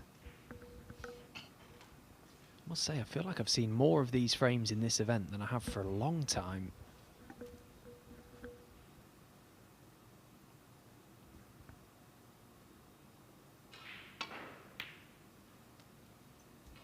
Well, he tried to end the stalemate by going for the big shot, but didn't get it.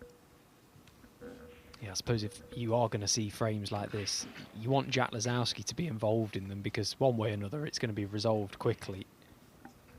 But can Zhao Hanyang now get involved, because he's looked a bit lost so far in this match? The sort of safety game maybe is not his game, so now a chance to, well, I was going to say get going, but straight away he misses.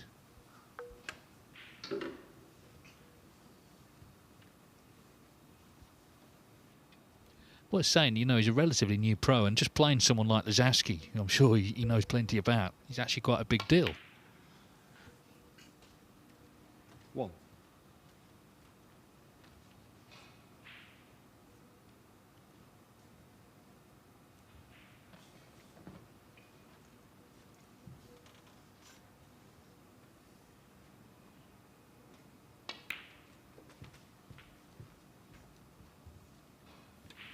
Yeah, but Jack's not going to get involved in the romantics, is he? He's going to want to punish him hard and let him know that he's with the big boys now on the professional circuit. You don't get too many chances, or you shouldn't anyway get too many chances against the top players, and when you do get thrown a crumb, you've got to try and make the most of it.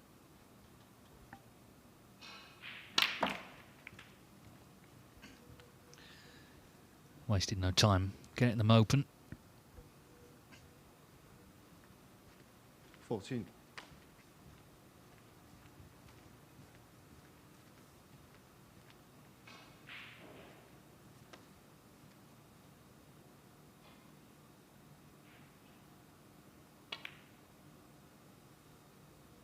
Oh, just overcut it. Wow, well, what a chance now. If Zhao Hanyang can't put something together here, then it's just not going to happen at all for him. Yeah, and Jack's done all the hard work now, really, for the frame, because he got the reds open a few shots ago. Well, I must say, why has he played that red? That has never been the red to play from where he was. Just pop the red to middle and play a few shots on the baulk colours, get yourself going. Now he's got to pull up a good pot on this black.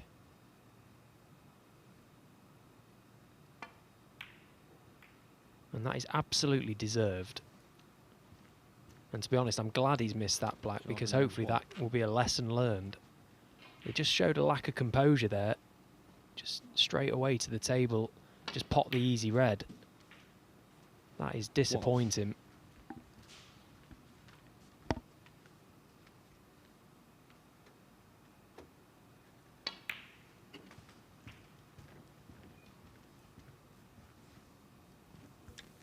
Well, we saw in the first match of the day, Lazowski, 6. you know, he wasn't imperious by any means against Jack Bradford, who had chances, just couldn't take them, and Lazowski then stepped in and mopped up. If you looked at the match sheet, the breaks, you'd have thought, you know, it was absolutely one-sided, but it wasn't really.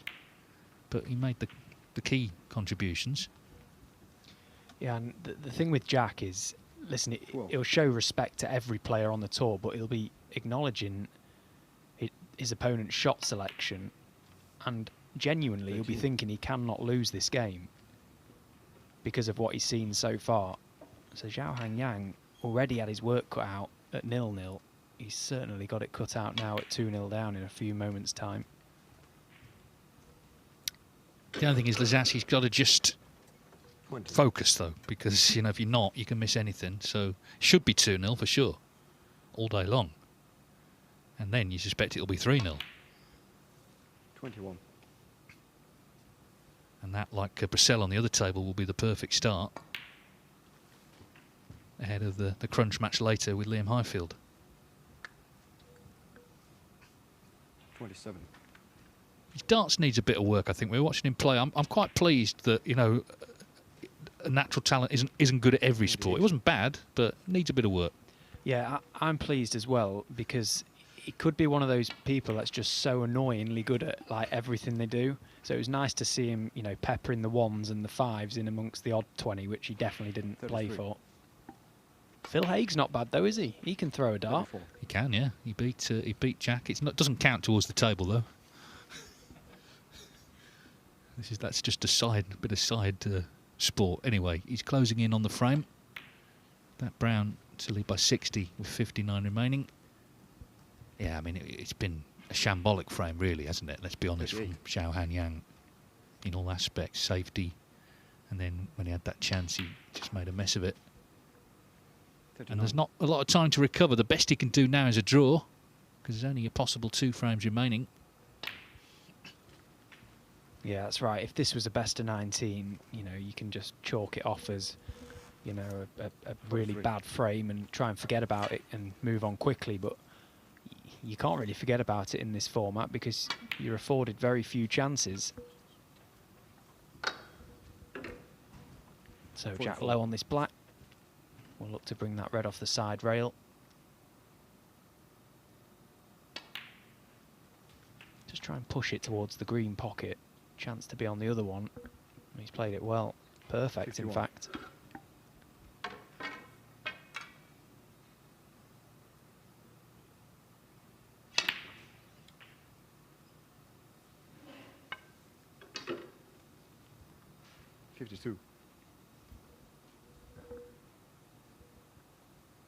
Well, it's his 4th half century in the 5 frames he's won. As I say, he has been making a few full starts along the way, but the bottom line is he's been given chances and eventually he's taken them. Well, he's done enough. A break of 59 from Jack Lazowski to extend his lead over Zhao Hanyang to 2-0. Now, table 2, they're right down to the crunch in their second frame. Aaron Hill did win the first against Mitchell Mann, but here, Mann with a chance to win the second, but he's missed the blue. Aaron Hill can't really afford to lose a frame because he lost his first match, so okay, he's not left the blue on, but he'll be delighted to see Mann miss it.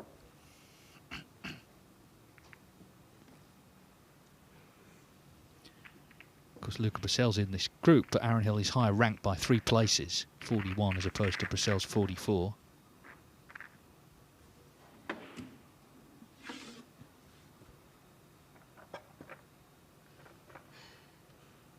Hill made 92 in the opening frame, but this in the balance. But as I say, it's must win really. He's got to win 3-0. And then it looks like he's got to beat Brissell 3-0.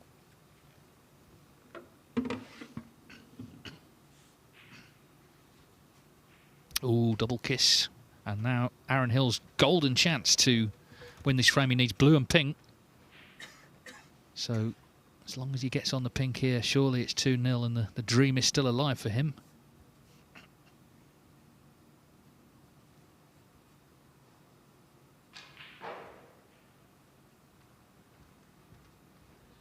We'll let you know. He's bang on the pink. I'm sure he's going to pot it. I'll just confirm that shortly. But we're back to table 1, where it's 2-0. Jack Lazowski here against Zhao Hanyang. Aaron Hill does indeed knock the pink in, and well, it's not getting any better, is it, for Zhao? Well, Aaron Hill struck that blue beautifully on table 2, and Zhao Hangyang struck that break-off terribly. I've seen a few bad break-offs actually today. That red has been coming up quite consistently. Just wonder if the cue ball is pushing because of the conditions a little more into the pack. Catching it a bit thick. Oh, hello. Oh, look at that. What a split. Yeah, I thought that red was in, but thankfully it's not for Lazowski. So, well, this could be, in 5 minutes' time, 3-0, quite conceivably. Something as innocent as the break-off, Dave. You think, OK, the red's come up. I've not done too much damage, hopefully, but look at the table now. Deary me. Yeah, let's be honest, it will be a surprise if he doesn't win it here. He's just got to try and keep things straightforward, but he's got so many options. This was the blue again. Just watch the top left pocket. Red threatened to go in, but thankfully for Jack it didn't. Yeah, it's a great example there of how to play the pack split perfectly from the blue.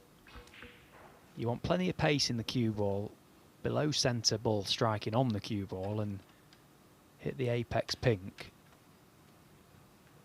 You're so unlucky if you don't split them like Jack has, and you're even more unlucky if the cue ball doesn't stay in the middle of the table.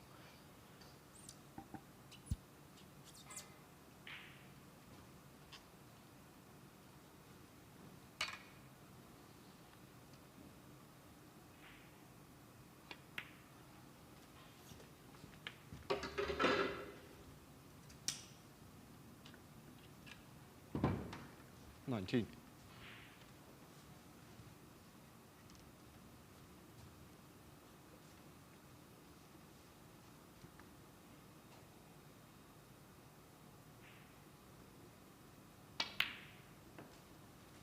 $20.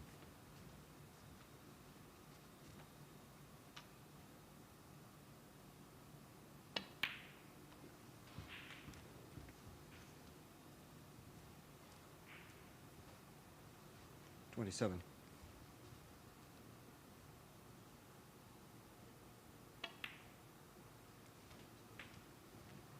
$28.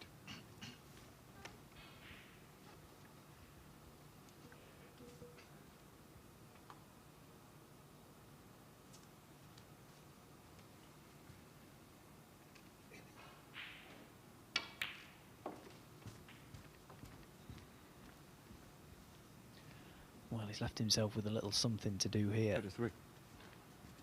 The red to blue wasn't great, wrong side, and didn't fancy going round the angles with the cue ball there to get closer to the red, so going to trust to a little spot of cue power.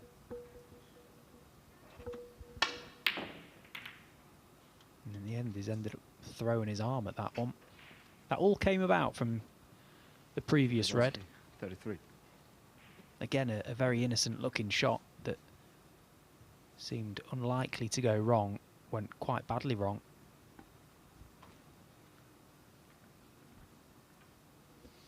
Well, it was a major chance to win 3-0.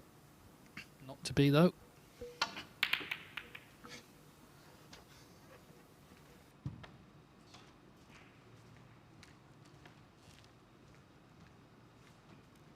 Well, I mean, this is a shocker, let's be honest, from Zhao Hangyang. Maybe that red didn't go. Oh, it's catching. Well, he'll be feeling hot under the collar, that's a fact. Can he just hold himself together for a few moments at the very least, just to knock a few in here and try and get his arm going?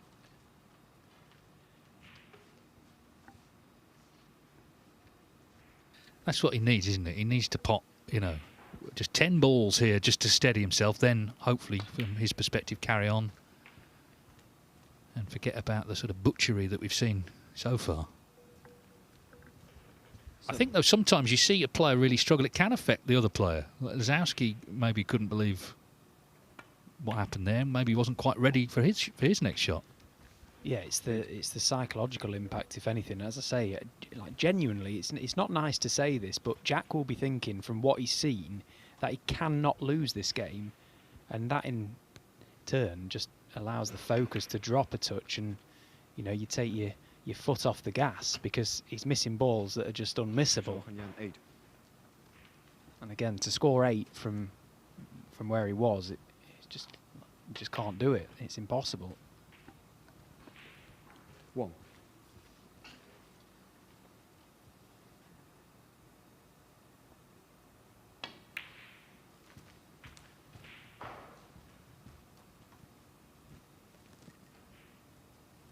Six.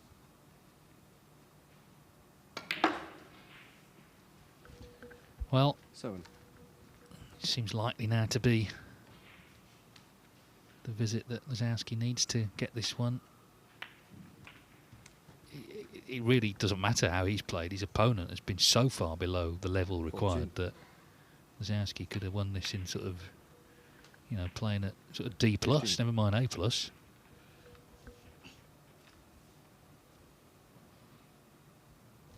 Zhao's got to stay on to play Jack Bradford.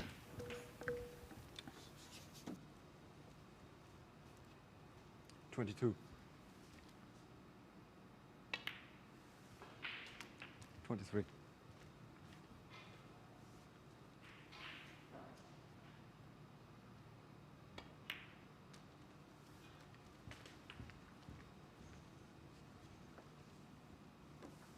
29.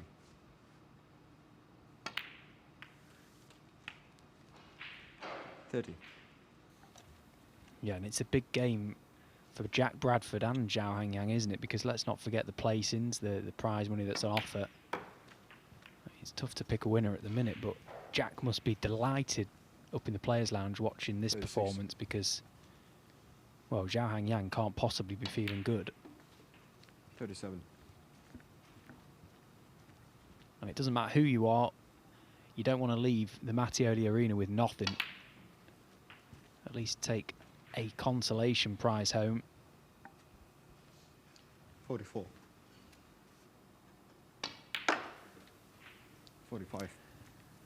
Well, Lazowski will have however long the next match takes to prepare himself to play Liam Highfield. That's going to be the big one, of course, to decide this group. But the fact is he's played 6 frames and won them all. So he'll be feeling, I'm sure, confident ahead of that match with Highfield later. He will need a draw. Highfield will need to beat him because of the frame difference. 51.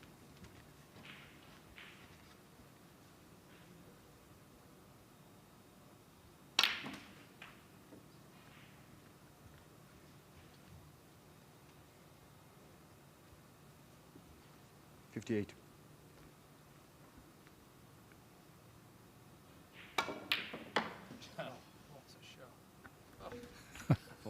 But a naughty snooker to finish. So Jack Lazowski defeats Zhao Hangyang 3-0. It was every inch a 3-0 as well. Zhao stays on. He takes on Jack Bradford next.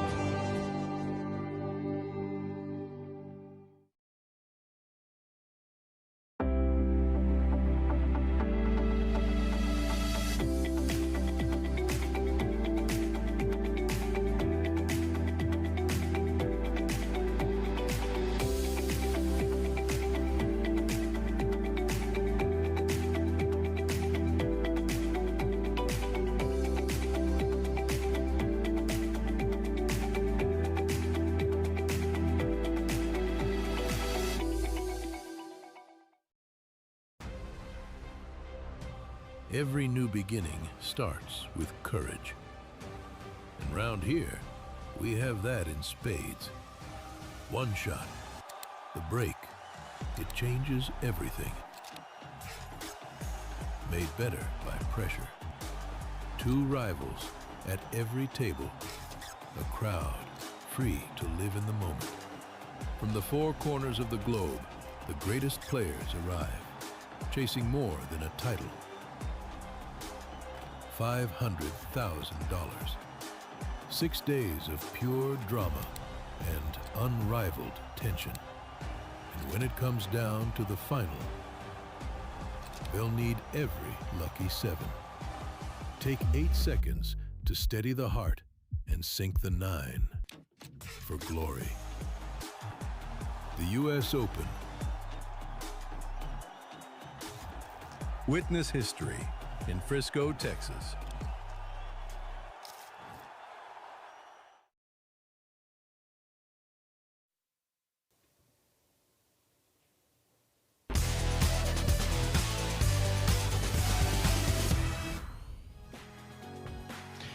Your timing is impeccable. Welcome back, everyone. I can give you some interesting news from both groups. Jack Lazowski and Liam Highfield, 6 points each. So their final match later will be the group decider.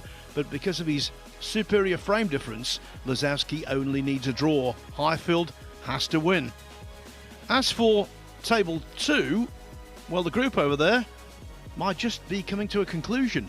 The reason for that, Mitchell Mann is 60 points in front of Aaron Hill with 4 reds left in the third frame. If Hill loses that frame and he needs a snooker, then Luca Russell will be crowned the group champion.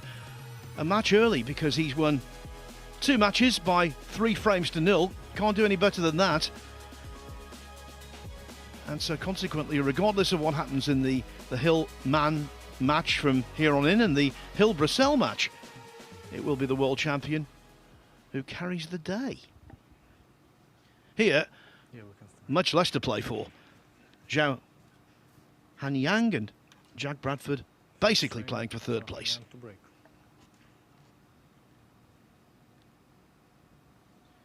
And I think it's fair to say, Dave, that Zhao will need a vast improvement on the way he played against Jack Lazowski. Yes, we must remember snooker is a very difficult game, but I mean the performance was, I think, of all the matches I've seen this year, easily the worst in any single match. And he's got away with that to an extent. He's caught the blue, at least the cue ball has gone into the D. Jack Bradford, we've seen today, he's a very methodical player. He had that long old match with Liam Highfield with a frame.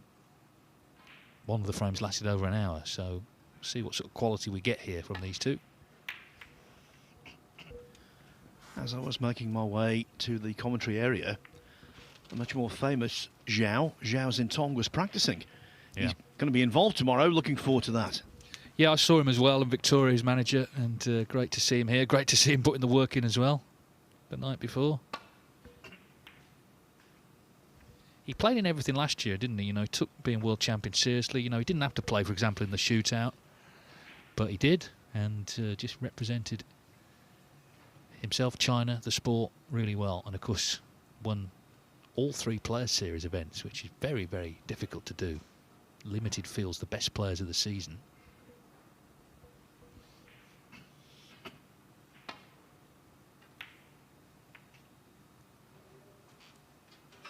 Already this frame, you know, the pink and black aren't in great spots. The blue's been knocked off its spot, so some work to do if one of these gets in.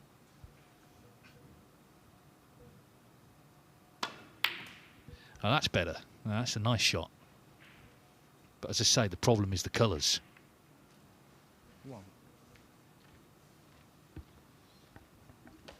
Now, if the blue goes past the yellow, one issue could be resolved straight away.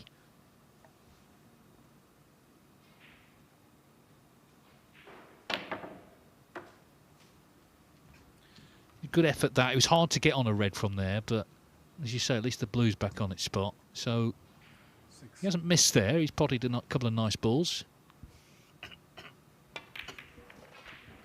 Can confirm Mitchell Mann has won the third frame against Aaron Hill. So, Luca Brecel, yeah, he's going to top the table with the luxury of a match to spare.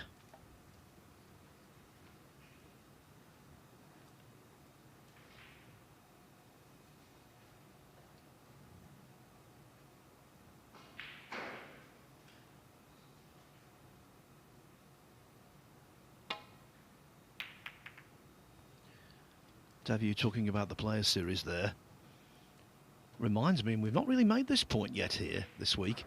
If you win this tournament, it's 33,000 world ranking points and pounds. You've got a chance of being in the Champion of Champions, and what a leg up that is to being in the World Grand Prix in Hong Kong.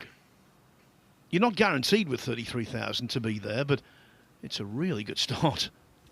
It is, yeah, and also, you know, it's a big opportunity.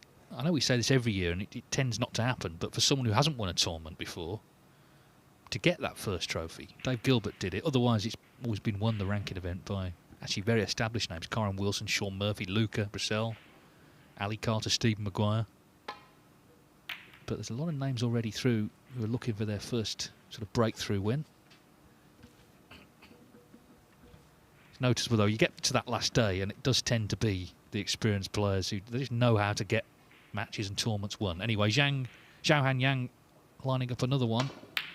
Well, he's already played 3 better shots in this one frame than he managed in the whole of the last match. He's a bit unlucky there, really, the way it's finished, but another really good pot.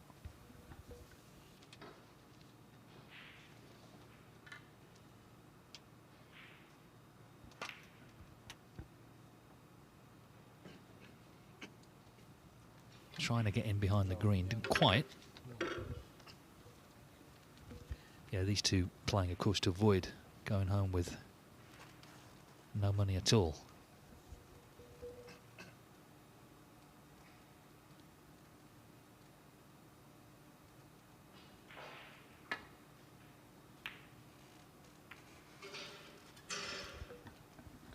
It wasn't an impressive performance by Jack Bradford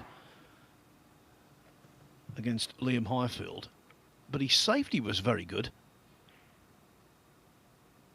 as it was there.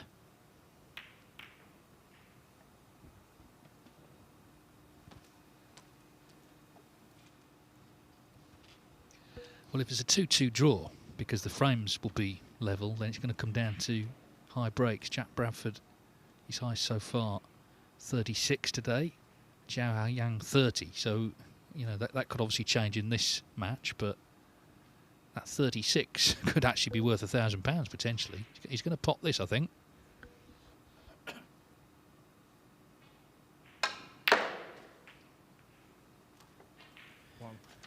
Well, if it is a 36 that makes the difference, that would be surely the lowest break ever to be a tie break.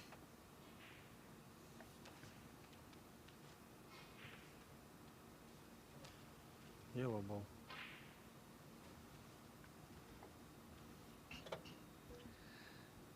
Well, yellow it'll be.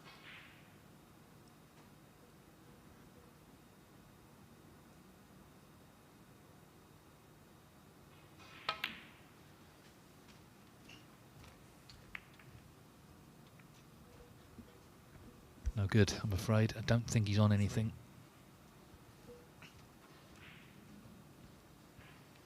Well, he's having a good look. No, didn't look like he was.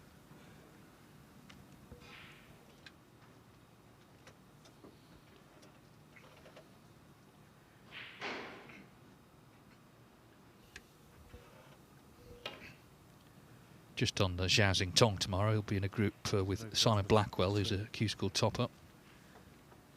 David Grace from Leeds, of course, plays at the Northern Snooker Centre, and his fellow Chinese Gao Yang.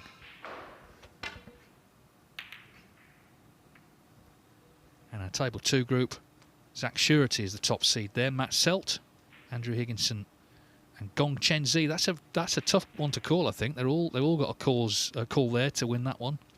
Matt Selt, he's a bit of a Championship League specialist, isn't he? So he might get the nod there, we'll see. Yes, and when he plays well, Zach Surety is outstanding.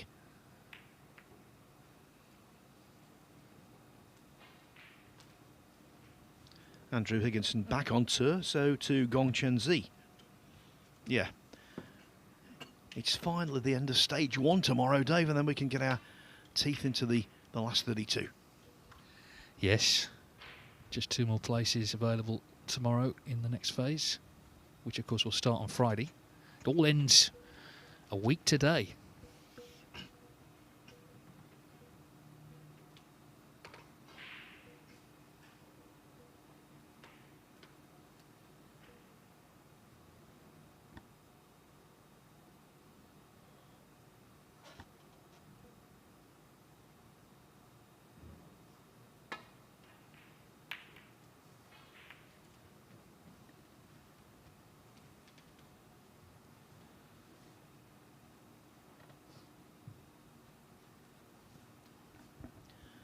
Tell you someone who's a sleeper who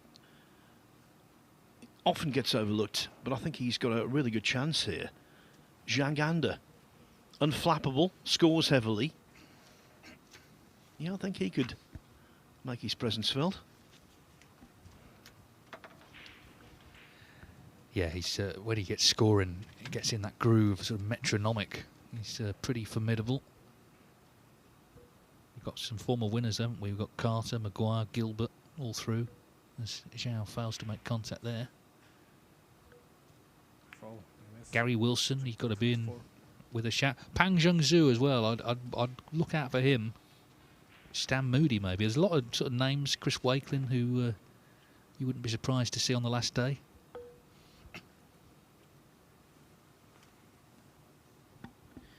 Well, Chris had a very slow start to his group, but then at night in the 2 matches he played as top seed, he was very efficient indeed.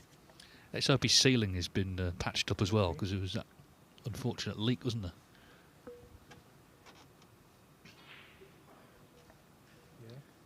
Yeah, thank heavens it wasn't raining. Can't remember the last time it was. Now, you can only obviously see a little bit of this red, just a little bit sticking out. Well, not enough. He can't play that again because he can see red's full. Well, is it a free ball?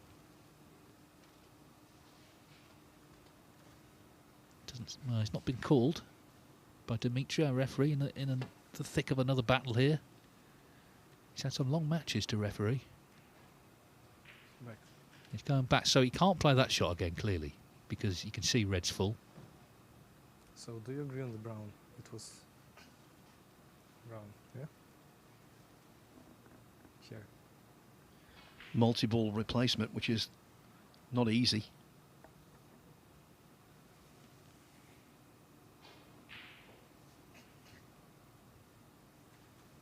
it okay? I have to warn you if he misses, it's going to frame. There's the warning, so change of plan.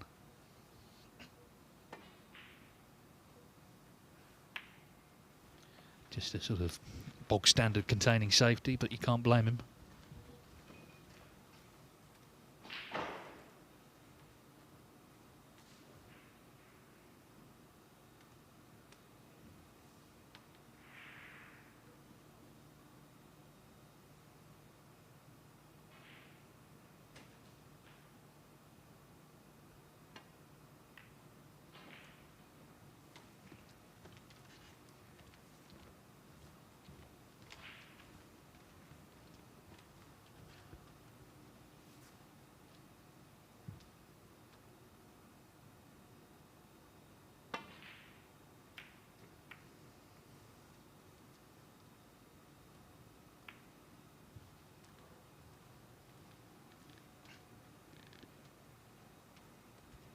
Well, it looks like Aaron Hill is going to win 3-1, but as we said, he needed to win 3-0 to set up a chance to still win the group.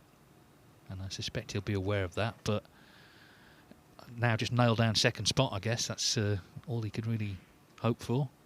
And those points will be very useful.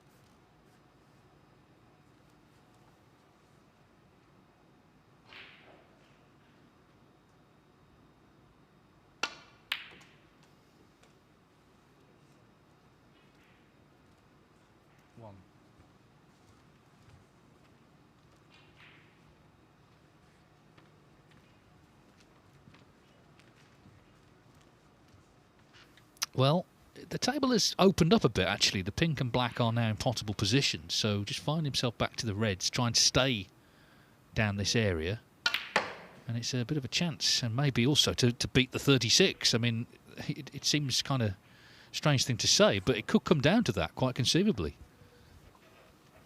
When you were walking into this venue, Dave, the one thing you never thought you'd say is to beat the 36 break. But that's what it's come down to.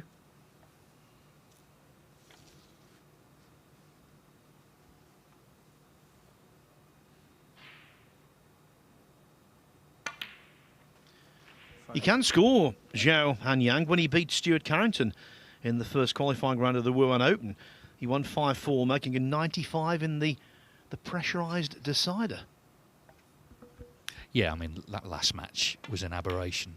You know, it does happen. He couldn't do anything, but there's a different vibe to this one. He's actually favourite in this one, isn't he? So let's see if he can sort of assert himself a bit. He just sort of almost behaved like a spectator in that last match, like he was just admiring Jack. But you know, Jack didn't get caught up in any romance. He just beat him 3-0.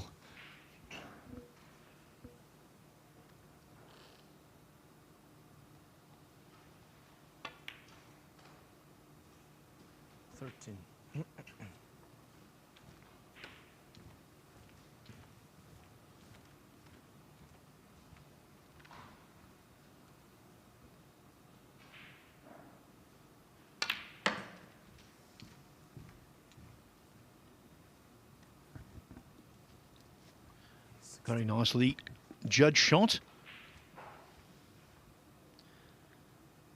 And this red keeps the break going and frees up the pink to both of the top corner backs. You'd like to free the black up, of course.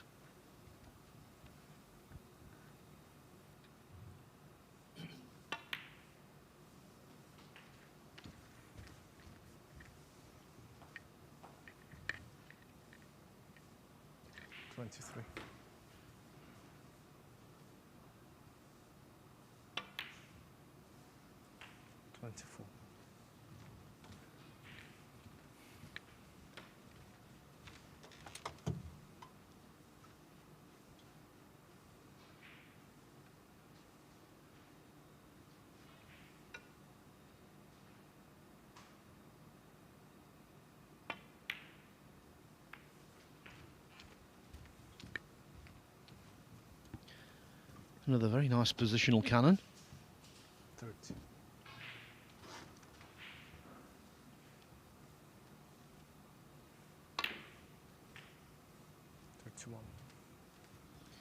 So the pink day for 37.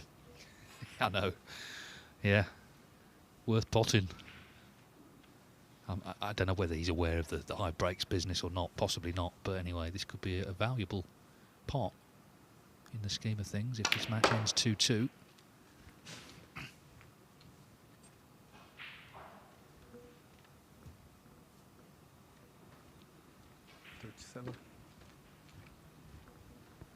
Well, it's end of break, but he's got over the 36 from Bradford.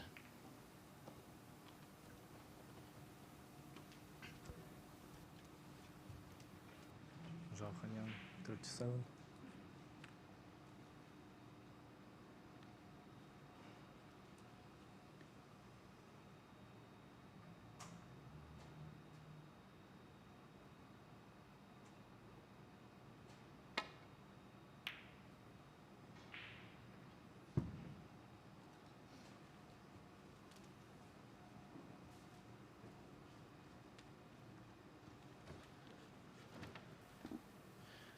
Almost a snooker, but he's actually left this red.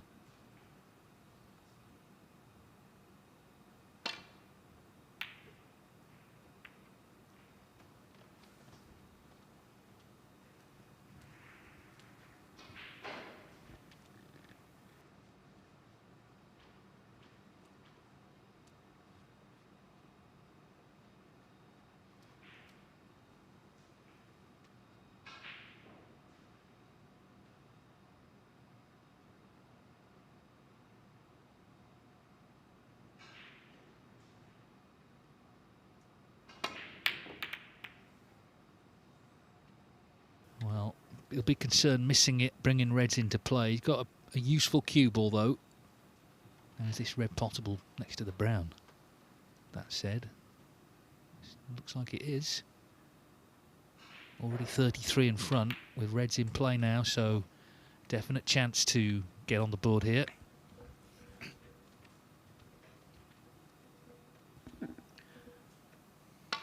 I'm not saying he rushes Zhao Hanyang, but he certainly doesn't waste time. Plays at a much brisker clip than his opponent. Well, he's now knocked that red onto the cushion. It doesn't help him. 7.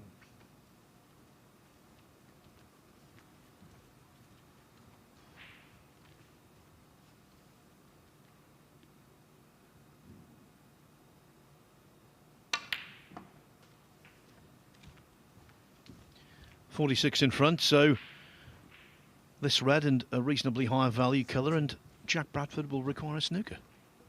Yeah, he's just working that out, looking at the scoreboard. Well, trying to. He's sort of screwing his eyes up, looking at it, just doing the maths in his head, but that's the position. So 14. it's not been a vintage frame, but two things have happened. One, he's beaten that Jack Bradford 36, which might come into play. And two, he has played a lot better in this frame than the whole match against Lazowski. He's potted some good balls, and barring snookers, just one needed. It's 1-0 to him. So could do with this in. Just try and drop this red in. Well, if only life were that simple. Can I ask you a question, Dave, because you commentated on the match. Do you think Zhao Hanyang was a little bit overawed by Lazowski? I did wonder that. I don't know. He was... I'm not at all trying to insult him. He was appalling in the match. It does happen. But, you know, he did nothing right. But it could have been. I mean, it would be a big deal playing, you know, a star of the sport, let's be honest. Jack is. Who knows? But whatever it was a performance to forget.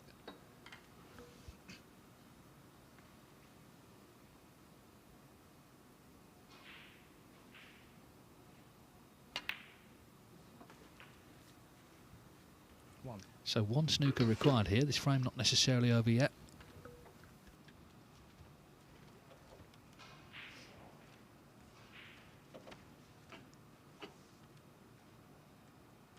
He played one shot. Made Stephen Allworth very angry. The reds were everywhere. He took a red on that was over the pocket and just didn't control position. He had so many other options. Thought Stephen was going to run into the arena and remonstrate with him. When you were commentating with Willie Thorne, he was like that. If he thought someone had played a bad shot, or worse still for him, the wrong shot, he used to throw his mic down and can't believe it. Well, I don't think he'd think much of that one. And that's a concession because he left it over the pocket. So Zhao Hanyang leads 1-0.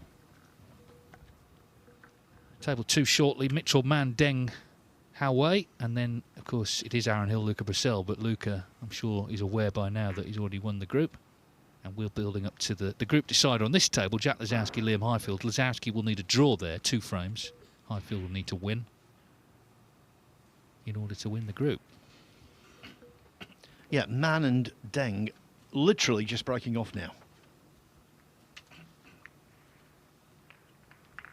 So Brissell joins the group with Ian Burns, Pang Zhengzhu and Hossein Vafai.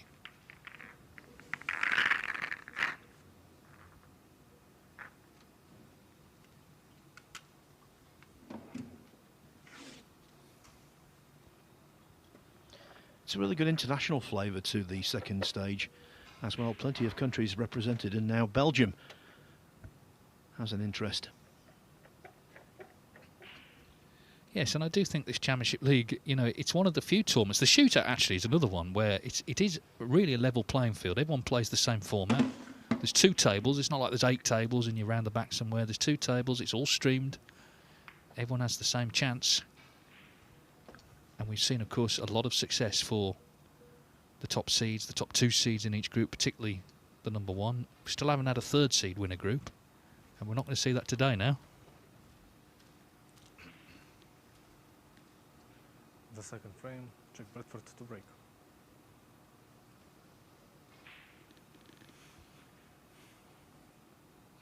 Has that repeating mannerism when he's getting down to play the shot where the cue is flicked out for a split second.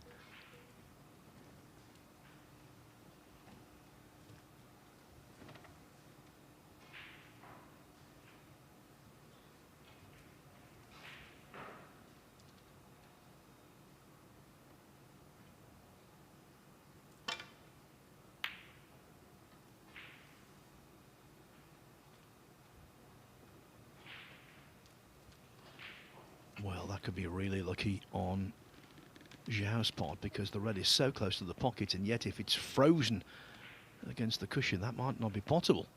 I think from the way Bradford's looking at it, it will snip in.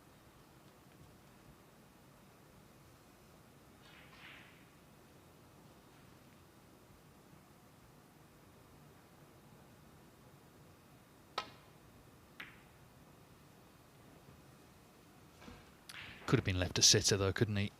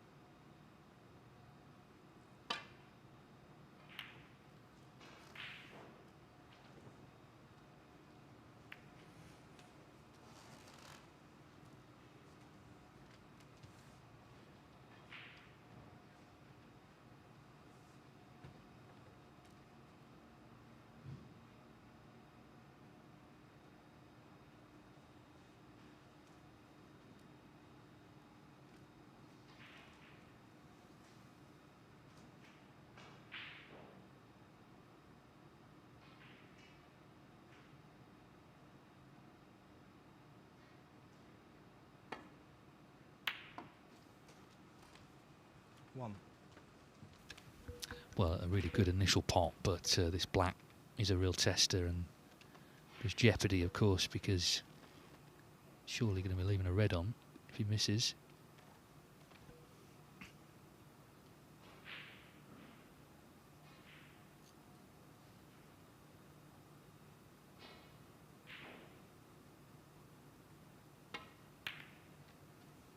But he's not missed. So there's two good pots from Jack Bradford.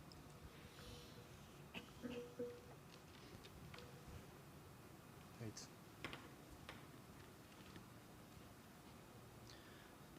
So now the target is Zhao's 37 break, just in case it's a draw. And there's every chance that 37 could be eclipsed here. It should be.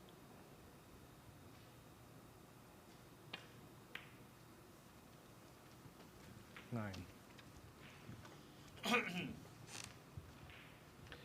Yeah, his highest break in a professional event, although it's Q School, whether that's professional or not is a matter of opinion, but what the criteria is there, because obviously there are amateurs in it. But anyway, it was 110 2 years ago.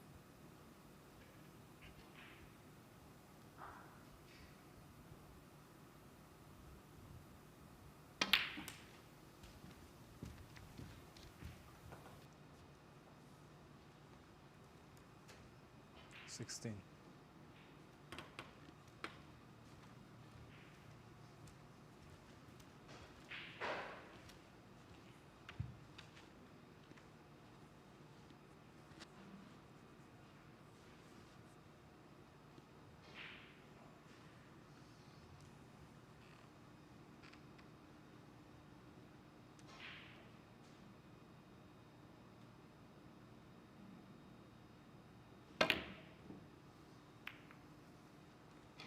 yeah, he was left with awkward queuing, which obviously didn't help the shot.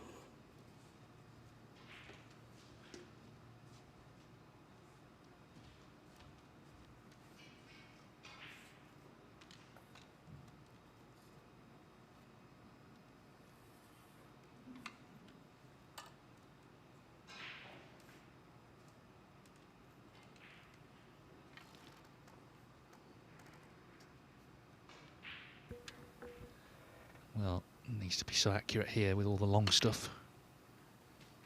Well, he potted it, and yeah, it's pretty good. Yeah, the running side he had on the cue ball widened the angle, so at least he's taken the cue ball away from the side cushion to a certain degree. There's pressure on this one because he knows if it goes in, this is a wonderful chance.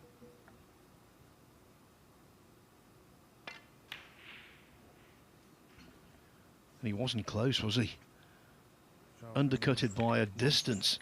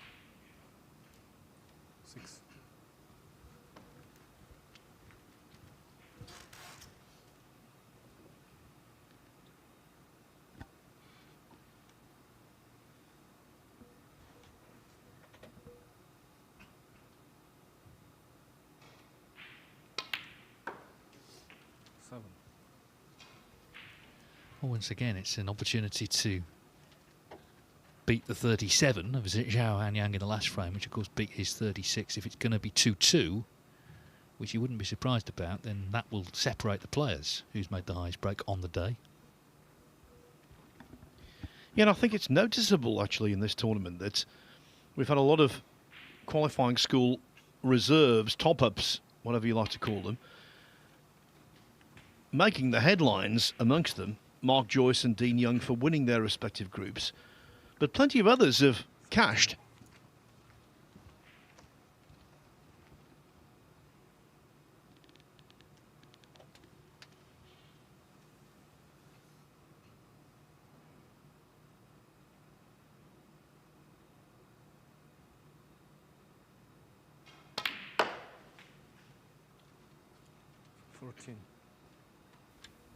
Yeah, we've had two types of top-up, haven't we, from the Q School. We've had players who've never been professional, and we've had players who have dropped off, not got back on. I mean, Robert Milkins was a was a Q School top-up, but he's a twice ranking event winner.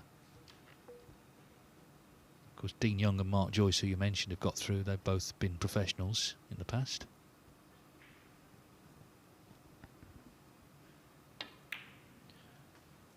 Yeah, Luke Pinches, he finished in second place in his group as we see the cue ball go astray. 19.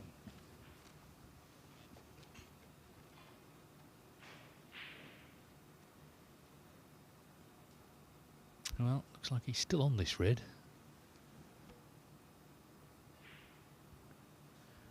Well, that's really lucky because he did not play for that one.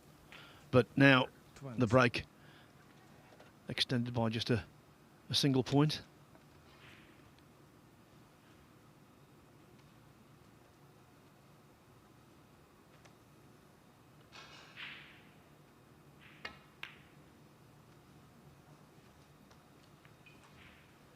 Check red for 20. Bradford can't get anything going.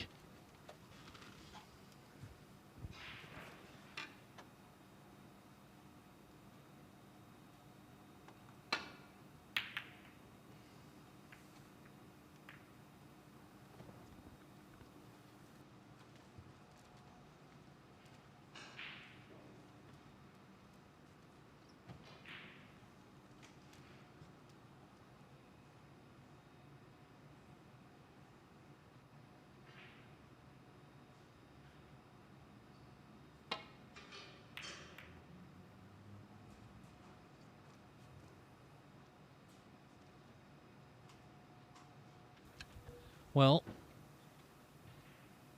Zhao Hanyang coming to the table, just wiping his hands here. It's quite warm at the moment. But a hand on table. We'll fancy this red, I think.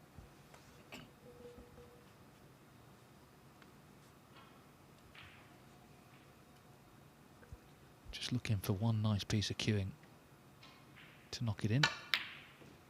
Well, not to beat. In fairness, we know that these pockets are not playing generous. You've got to be really precise.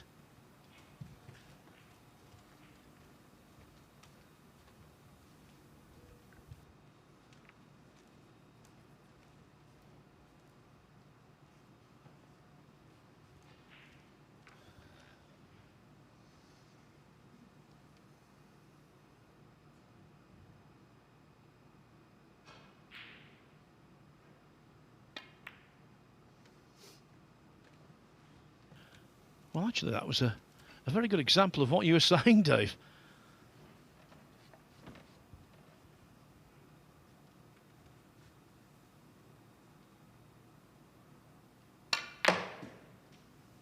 One. Zhao decided to play the deep screw to take the direct route to position.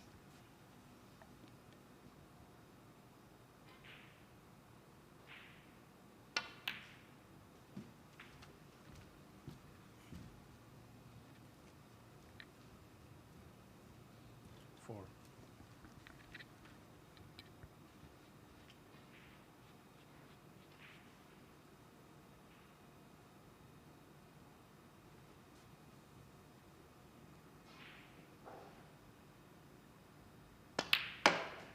Five.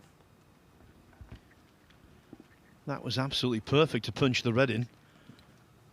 Now screw back off the black for another open red. Things are looking up.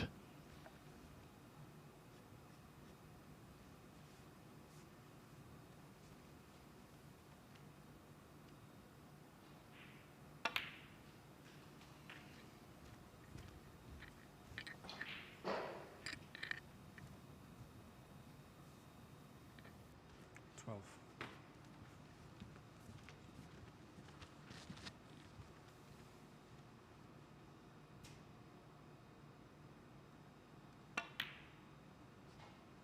13.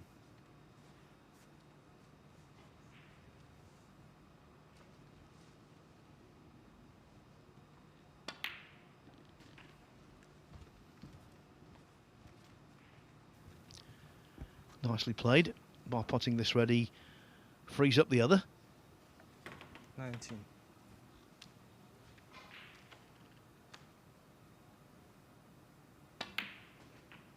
20.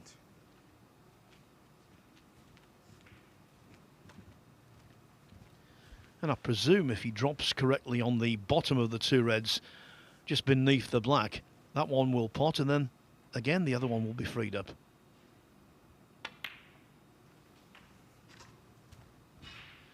But whatever he does, he will need the awkward red. 26.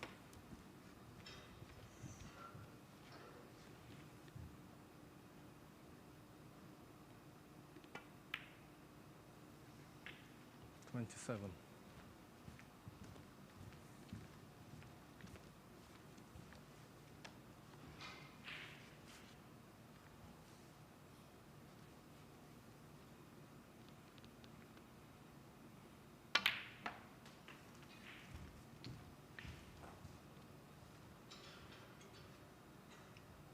33.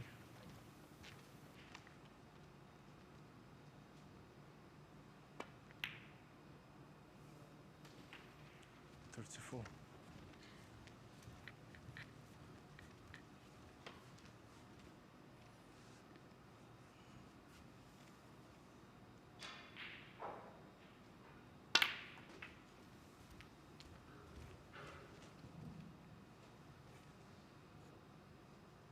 Forty.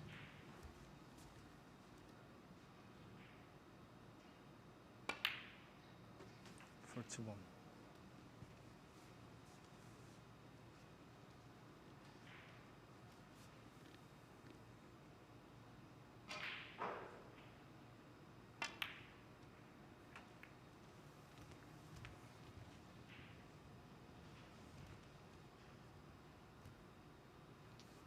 47.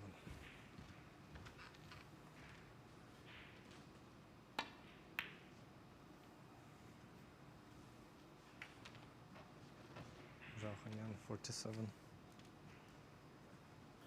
Well, the Zhao Hanyang high break has been extended, and the lead is 12 points.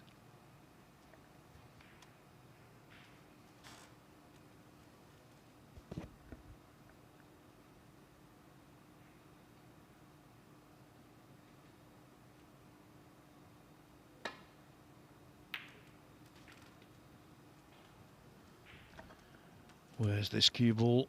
He's okay. 1.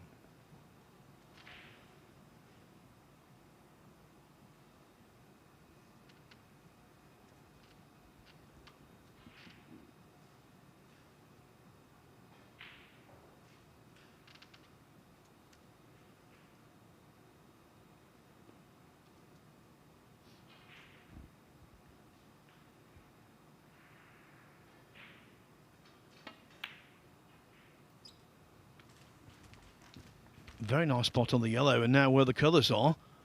Okay, pink and black are swapping places, but where they are, the clearance here should be very much within Bradford's capabilities. He's 9 behind, so he needs yellow to pink.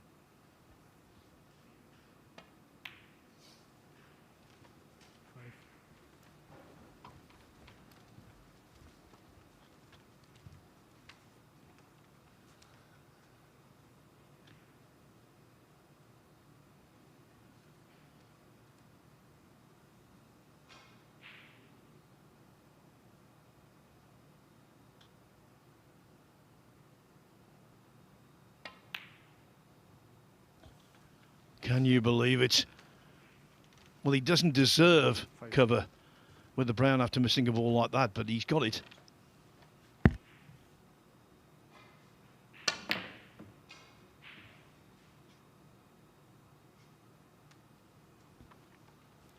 Well, that was a rather novel way of solving that situation, Dave. Yeah, I mean, it really should have been one each, but he may get another chance. Will it be as good a one?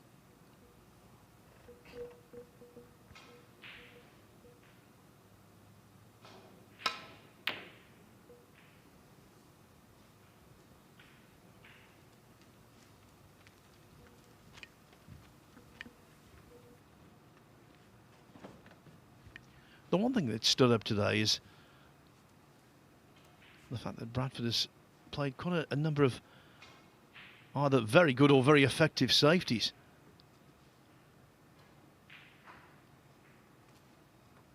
But the problem is, if you can't pot the balls after that, they're of no use. Back here. The gap closing here, mind you, just 3 points now, and the cue ball will be replaced.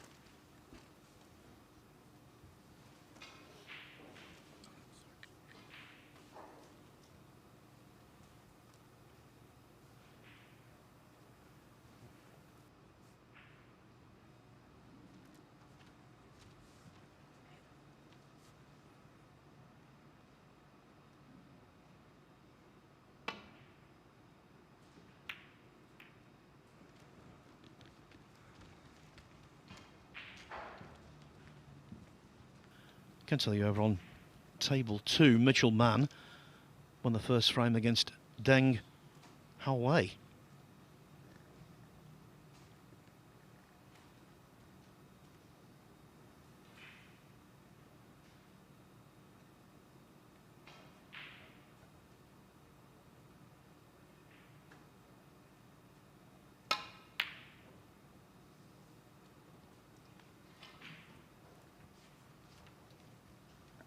that little kiss again has done him a favour, because that green was coming across to be onto the green pocket, but for that, getting away with a couple.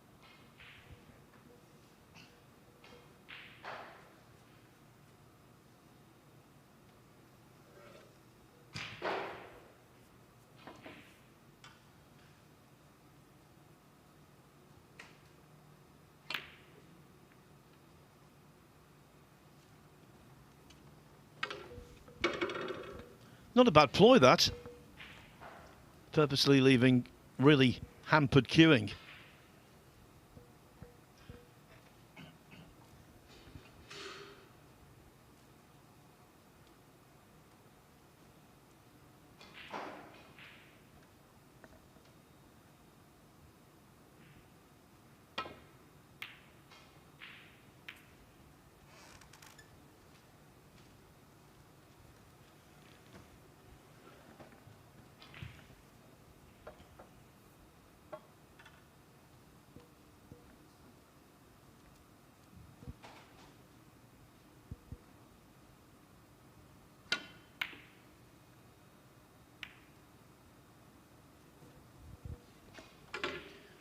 Well, that certainly works.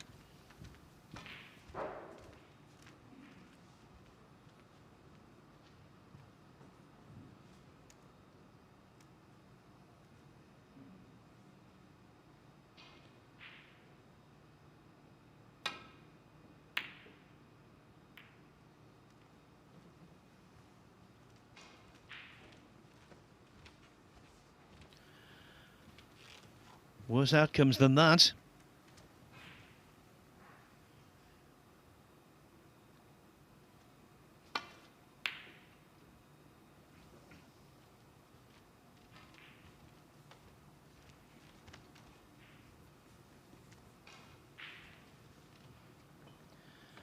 This is sort of the phony war, if you like, before the real group decider coming up. Stay tuned for that one. It should be really entertaining. Jack Lazowski against Liam Highfield. Both unbeaten, both with 100% records.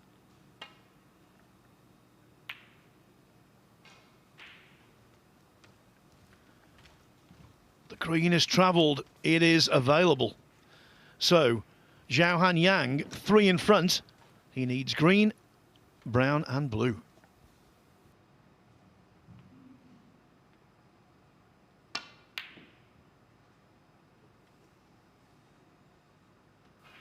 What a miss, though. What a miss.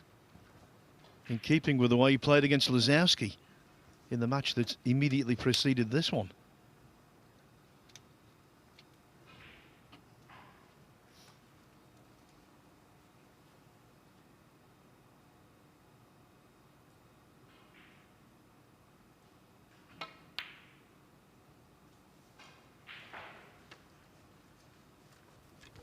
Well, while we watch this, we've had a recount on table 2, and Aaron Hill can actually still win that group, despite our information earlier. So he needs to win 3-0 against Brissell. They'll both be on 6 points. They'll both be on +3 frames, but of course Hill would have beaten Brissell. So Aaron Hill can win that group if he wins 3-0.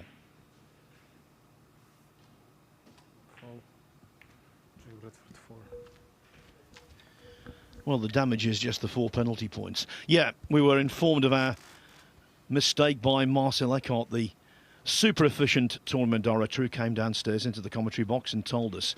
So, for punishment, I'm taking detention and 100 lines. I must get my permutations correct.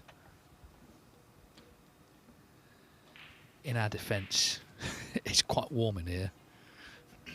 It's a pretty weak defence, Dave. Come on.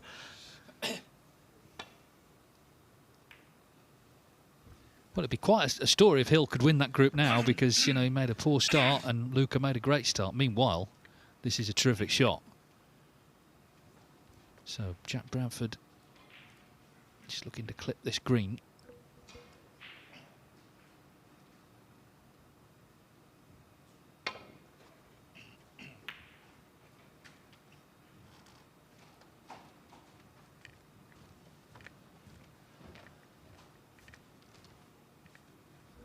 Does he fancy taking this on? Not easy, obviously.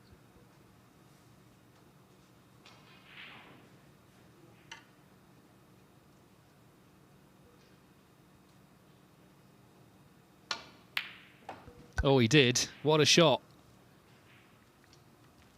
3. Well, amidst all of the average, mediocre stuff, that was one of the shots of the day. Brilliant.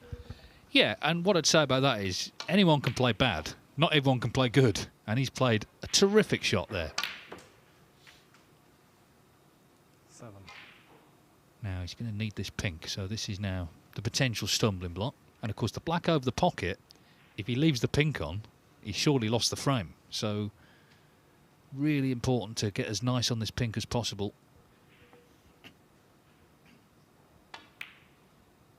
Well, he's played to move the pink, and he's missed the blue. So, from the sublime to the ridiculous there. We know these pockets are tight, but he didn't need any position, obviously, on the black because it's over the pocket, but he didn't need the black anyway. Just drop in behind the pink and dolly it in.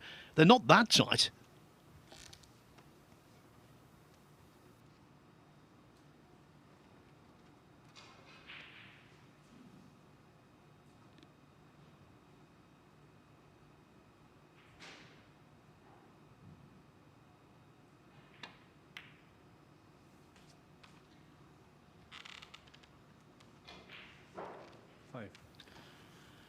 Where the black is, it's effectively a pink ball game.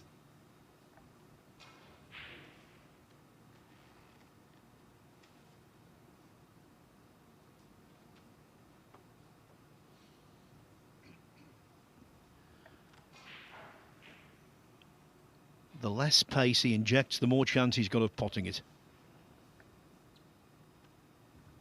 That applies on any table, but particularly on this one.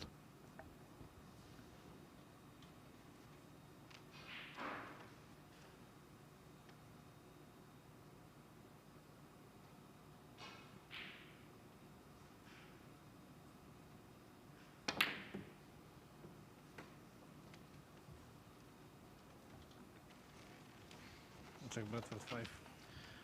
It's a good cue ball. No attempt at the pot, of course.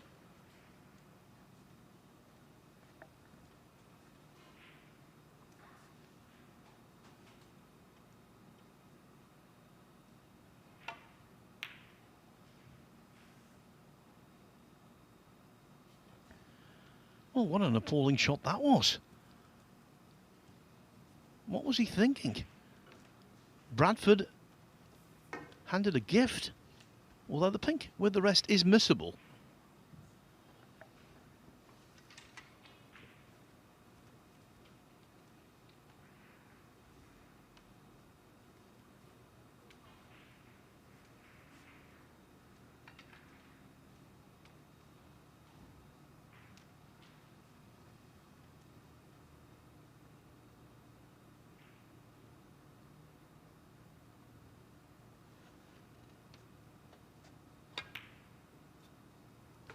Not even close. A very poor attempt. Yeah, this frame, as the extension comes down rather sharp, this frame has been a bit ropey, let's be honest. It's been the odd good shot, the green from Zhao Hanyang was fantastic. Well, the pink's in, and the black's over the pocket, so 2-0 beckons as long as he 6. just knocks this in. I'm taking nothing for granted. Well, no, the white, oh, it's okay. It's not. I thought it was on the cushion. It's not. So, surely this is in. It is, and he's 2-0 up. It took some winning that frame. Didn't it just? Wow, what a strange old frame that really was. Jack Bradford must be very disappointed. Not just to miss the pink, but to miss it by such a way. And so, Zhao Hanyang, 2-0 up. And, of course, he's got the higher break of the two between himself and Bradford. So, even if Bradford were to come back and win a couple of scrappy frames to make it a draw, looks as though Zhao is very well placed to finish in third place and pocket £1,000. On table 2, Mitchell Mann, almost over the line in the second frame. 65 up with 67 on. Just to reiterate, so it's going to come down to Aaron Hill, Luca Brissell. Hill will have to win 3-0, and he'll win the group, having lost his first match. Brissell just needs a frame there.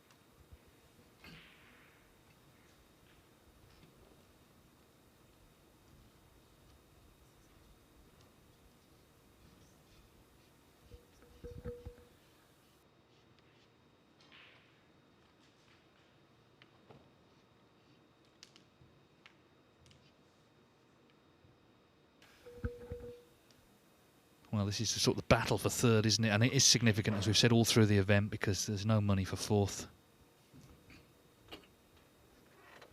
Mitchell Mann back on tour through the Q School. He's from Birmingham, of course, and I'm sure he's looking in the first year of the 2-year card to really try and get as many points as possible, not leave it to the second year. And that sort of revolving door of going back to Q School, there's no fun in any of that. It's really about peaking in the right tournaments, because, okay, there's 18 ranking tournaments, but because it's a prize money system, some are worth more than others. If you get to a quarter final of, for example, the China Open, it's worth more than, for example, the Scottish Open. So you can't choose which events you're going to peak in, but it's handy if you do so in the ones that really have the big money.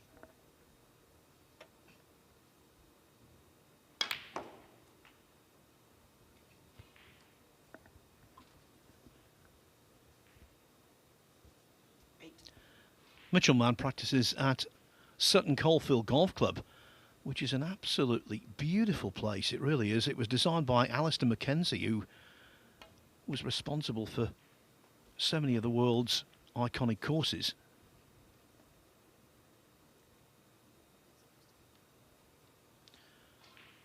Yeah, and later this year it's hosting part of the English Amateur Championship. That's how good it is.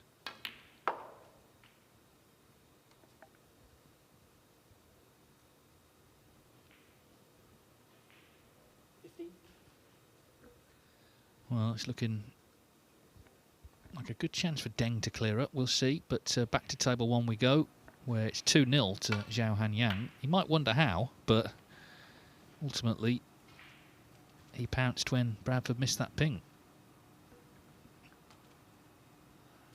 But he did play one lovely shot in that frame. That green to get on the brown was a superb shot, and that is proof that, you know, he's a better player than he's shown today, Zhao Hanyang.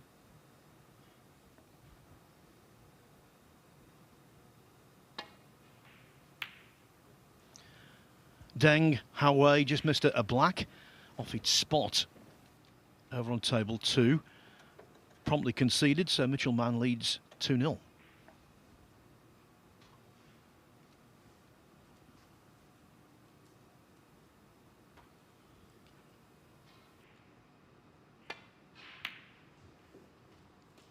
One.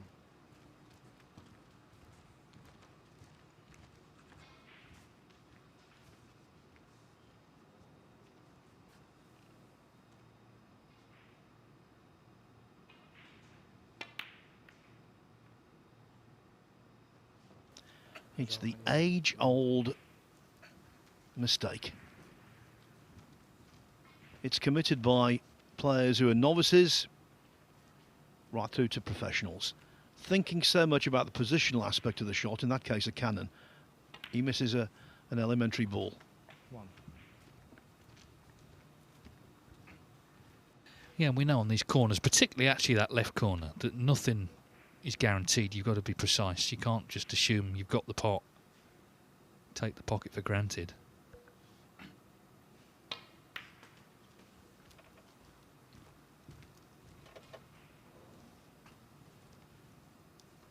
Eight.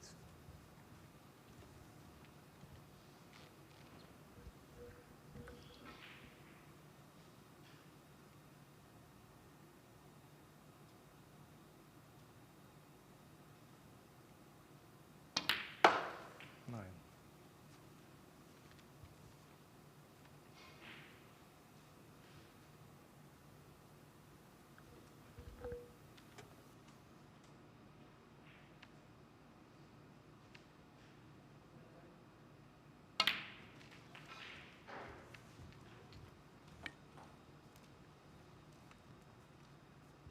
Sixteen.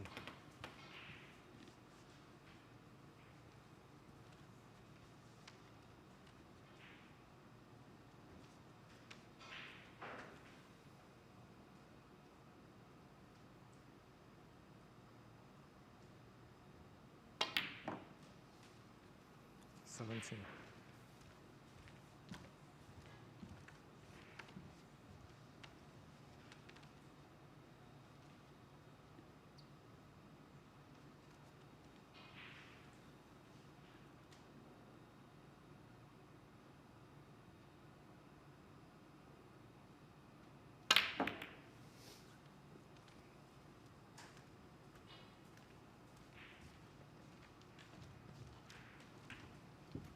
Good grief. What a fluke. I mean, he's back in his chair. He's not on anything, but the black's got him. Took its time, didn't it? And the amazing thing about that was it did catch the near jaw before it went in. Now, if you normally do that, you've got no chance. Somehow the transferred spin coaxed it in.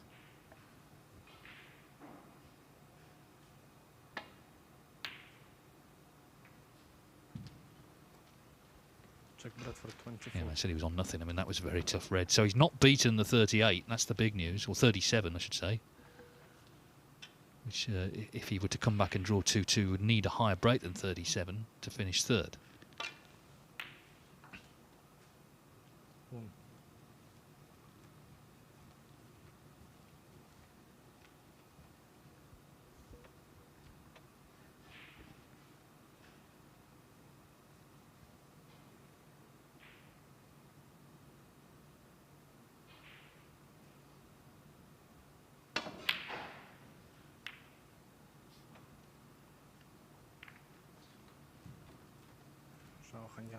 One.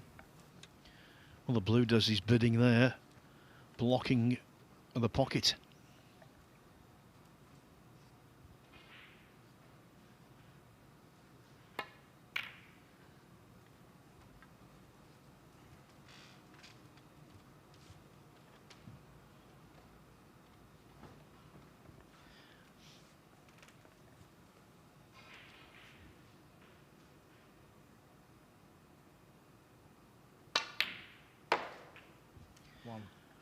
Always remember Clive Everton didn't just do phenomenal commentaries. He was a great writer, and also for many years he was the Brown ball. BBC snooker correspondent in terms of the radio. And I was there one day at the Crucible and he was doing a radio report, and it was one of those days where we'd had some extraordinary snooker and some very bad snooker as well. And he was doing a two-way question and answer with the presenter, and I forget who the presenter was. And he said, well, Clive, how's the snooker been today? You went, a variable quality. And I think that definitely applies here today. Variable quality, that's the diplomatic way of saying some of it has been really rang bad.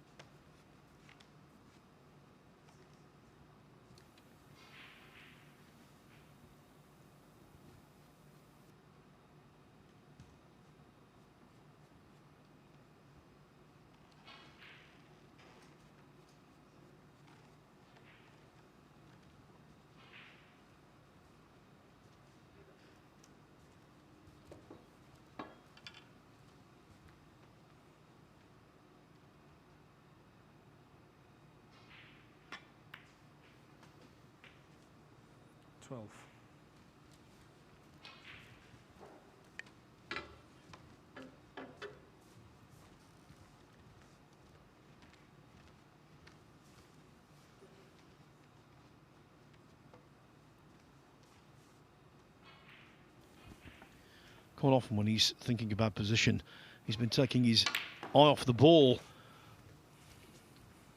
And if you do that with a blue like that, you can miss that. But he's okay.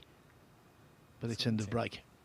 Don't think he can get through, can he, to the red on the left-hand side of the cluster? If he can, he's been a little lucky.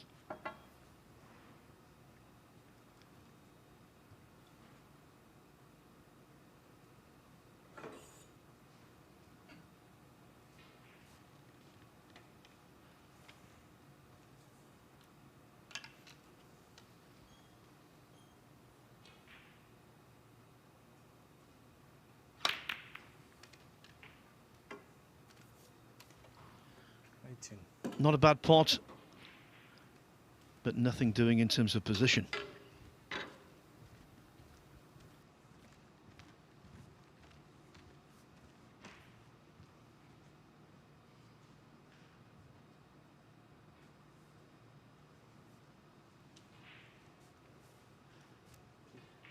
Pink ball.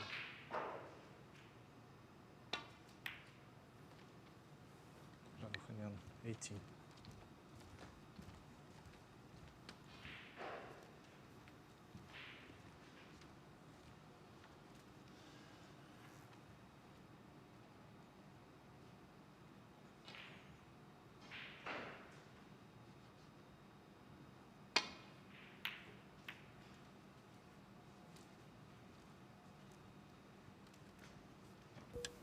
Well, the Bradford challenge is fading, I'm afraid.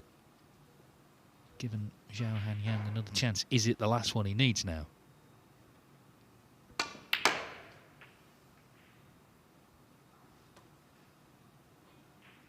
One. I mean, that cue ball could have finished absolutely anywhere, but it's not finished good, but he can lay the snooker.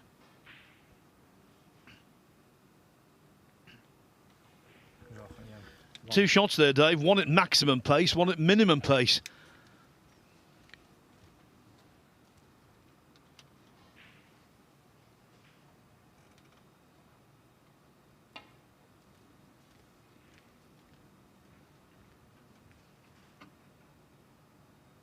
From the miss, Zhao Hanyang, 4.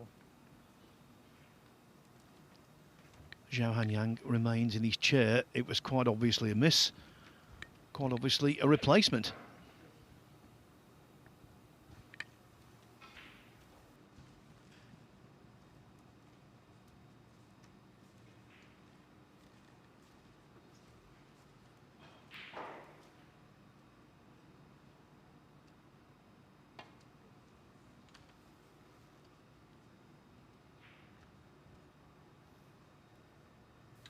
From the Back miss, we go Zhao again. Hanyang, 4. Dimitri again with the replacements. I mean, he's not going to get a 3-0, is he? He won't know what to do all the free time, because he's done so many long matches that have gone the distance, including the infamous Bingham Joyce affair from a couple of days ago.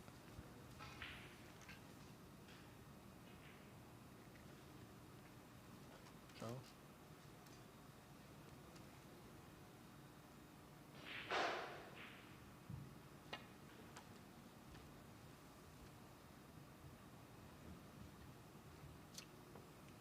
From the miss, Zhao Hanyang, Well, the only 4. thing positive you can say is that he's getting a little closer.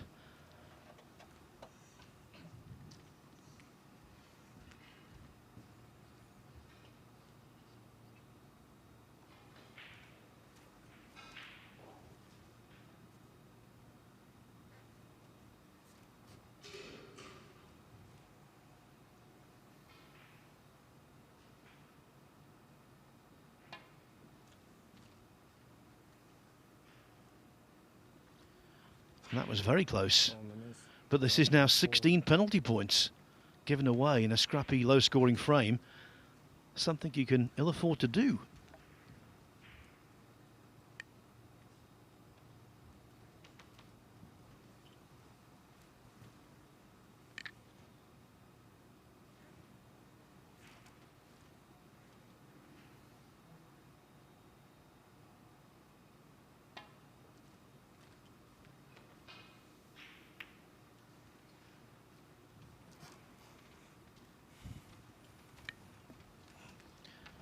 Finally, at the 5th attempt, contact made.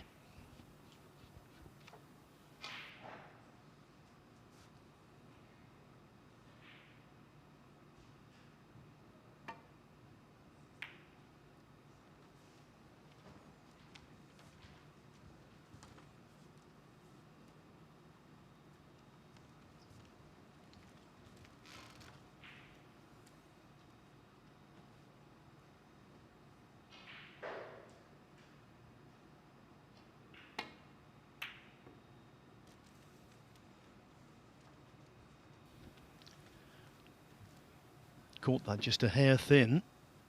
Cue ball almost going back over the baulk line.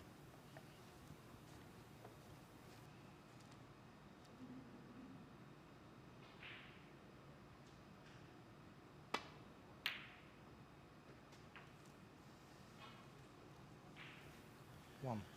Looks like another tickler behind the ball colour. Yeah, and these are not quite so straightforward from the cushion. Yeah, it's hard to get tight to that, really. Hanyang, 1. But it is a snooker, And the Reds now are in positions where if he leaves one on, it would be a good chance, you've got to say, for Zhao Hanyang to get this match won 3-0.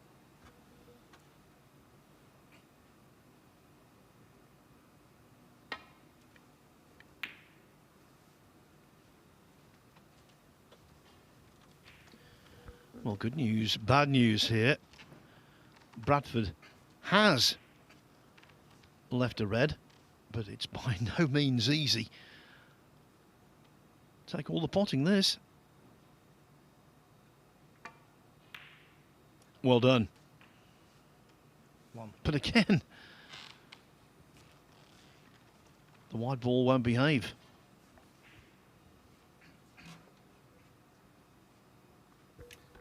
Well, Blue ball.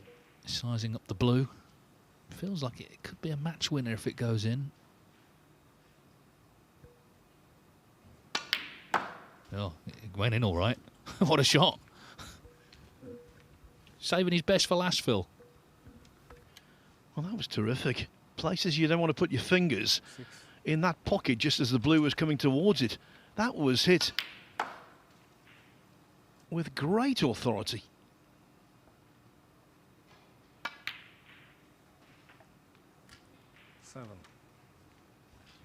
Enigmatic player, I think, Zhao Hanyang, but there's clearly lots of talent there.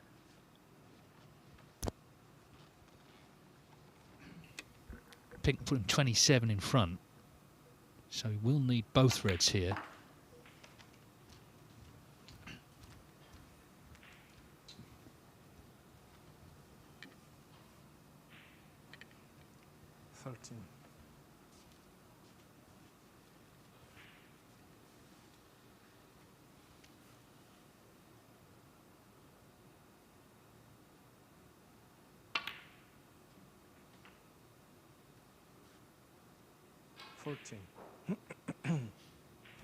Well, he's on the grass, worked out well. He's on the green to get on the red. So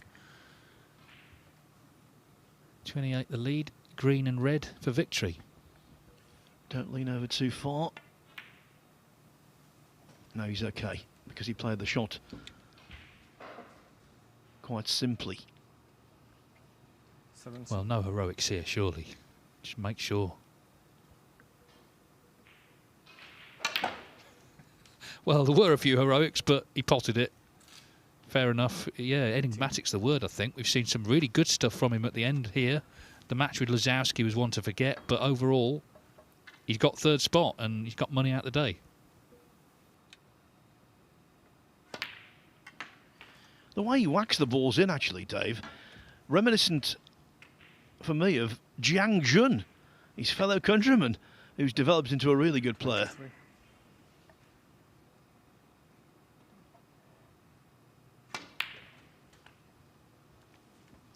No way back now. The minor placings have been determined. Jack Bradford will finish last.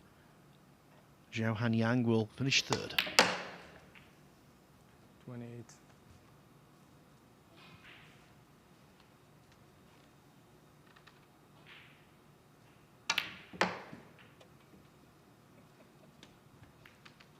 Two.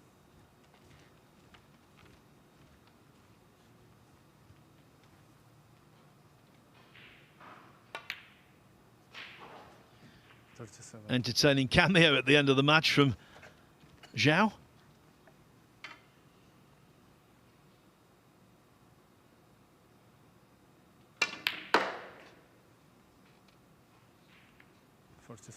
Doesn't he give them a clatter?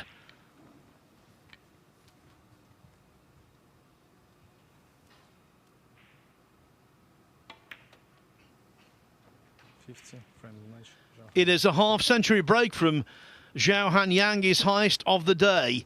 He's earned £1,000 and 1,000 world ranking points. Jack Bradford goes home empty-handed.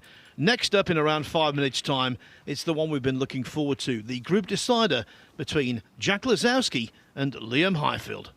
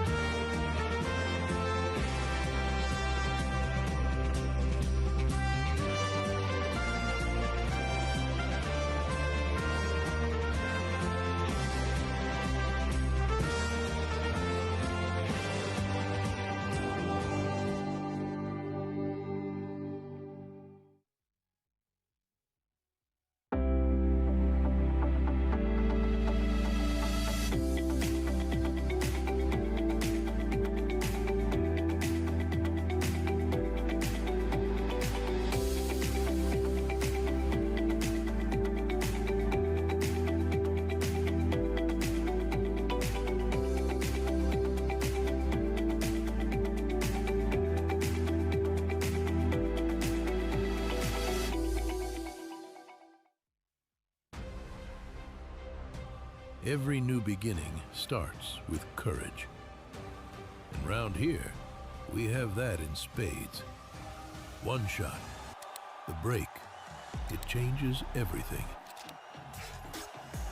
Made better by pressure. Two rivals at every table. A crowd free to live in the moment. From the four corners of the globe, the greatest players arrive, chasing more than a title.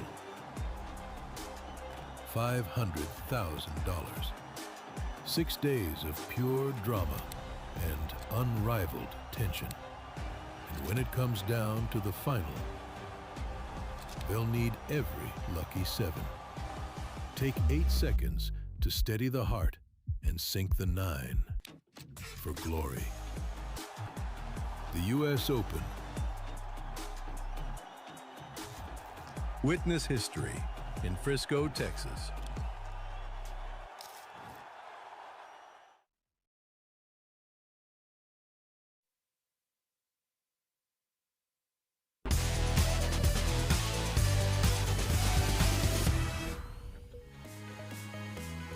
Welcome back, everyone, to the group decider on Table 1. It involves the top seed against the second seed.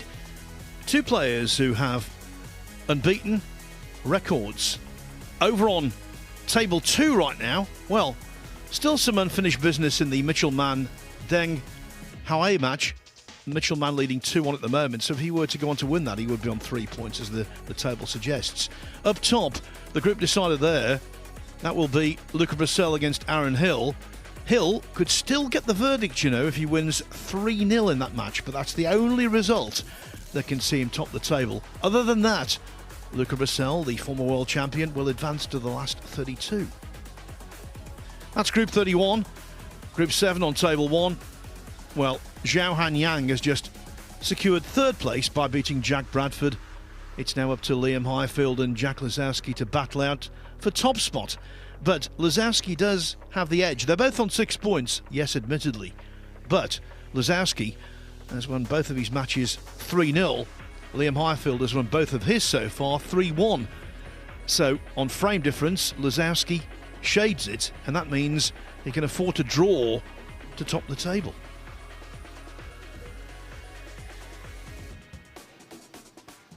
Two very attacking players, two very attractive players. And talking of which, First frame, Jack Lisowski to break. joining me in the commentary box for this one is the former English amateur champion and now doing well as a pro, Stephen Hallworth. Good match this, isn't it? Jack Lisowski, Liam Highfield, two attacking players, as you say. Looking forward to this one. Jack goes for his shots, we know that. Liam Highfield has played well in patches today, but he's also made a few uncharacteristic errors. But he hasn't been punished, and that's the difference. So I think this match will be a proper test for both.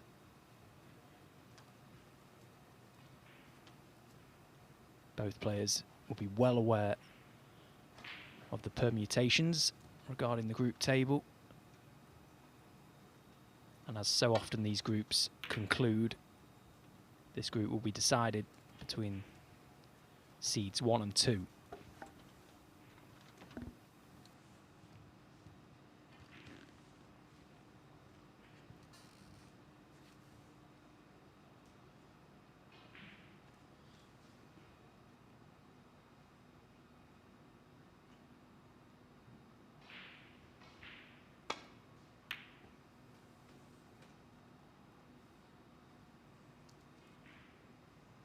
One.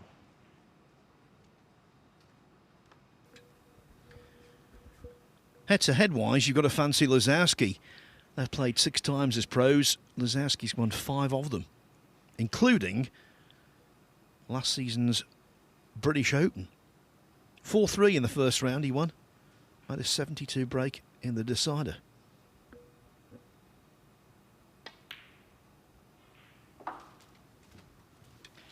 Yeah, they'll be well familiar with one another's games, won't they? Both 35 years old, both turned professional in 2010, would have grown up together on the amateur circuit, coming through the ranks to the professional tour. And I'm sure that Liam Highfield will look at Jack Lisowski as somebody that he can take great positives from himself and inspiration over the past couple of months. If he can do it, why not me? Particularly that run to the Northern Ireland Open title, Phil, what an emotional evening that was for everyone. And if that wasn't enough to get the burners going, then I don't know what will.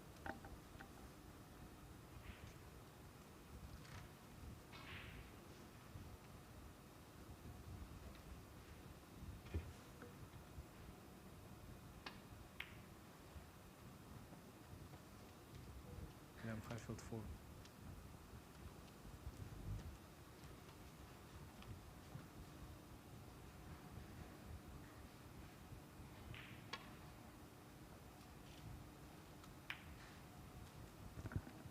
You know, that's an interesting shot selection, isn't it, from Jack Lisowski, showing the utmost respect there.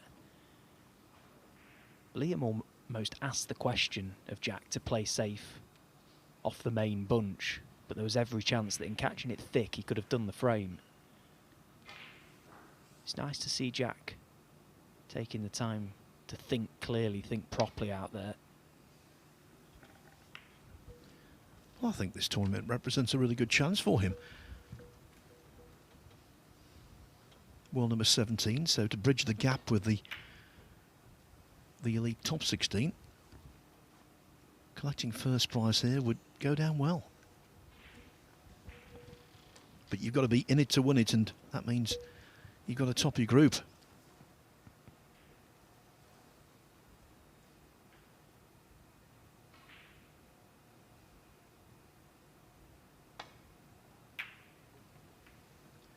First time these two played was 15 years ago in the Welsh Open. Lisowski won 4-1. When I say first time they played each other, first time as pros.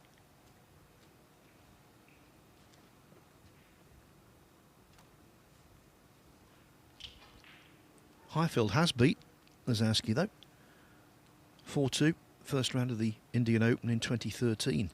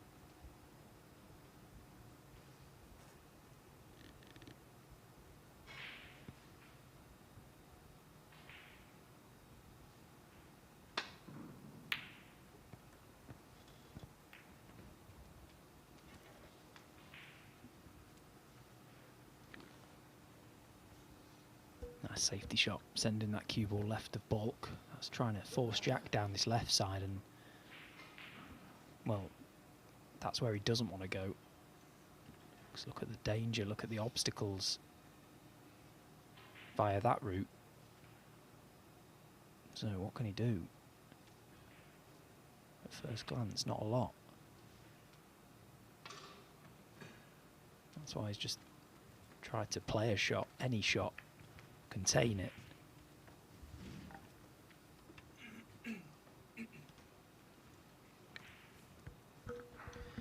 Players on both tables here linked. Lazowski's first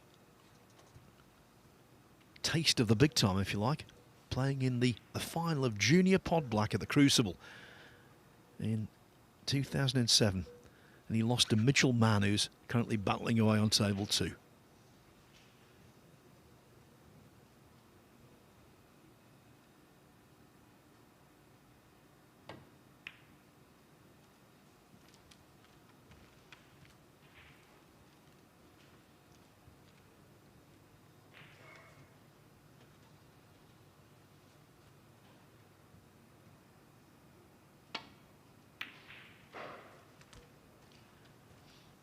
In the qualifiers here last month, he felt the full power of Chang Bing-yu. Beat Zhu Yichen first up in the China Open 6-4, then lost 6-1 to Chang.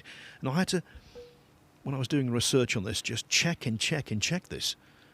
Chang, in that match, bear in mind 7 frames, made a big century, 1-3-2, and 8 other breaks, over 50.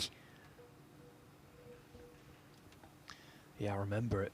I was playing at a similar time, I think, and I went up to the players' lounge to see the result.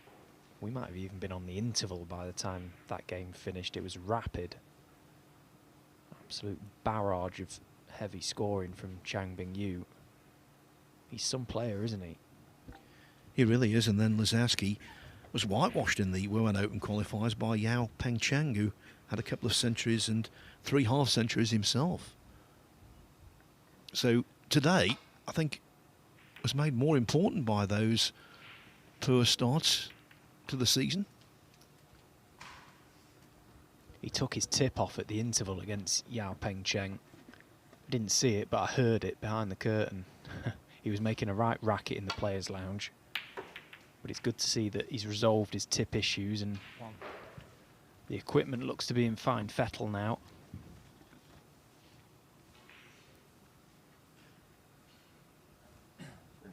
Green ball.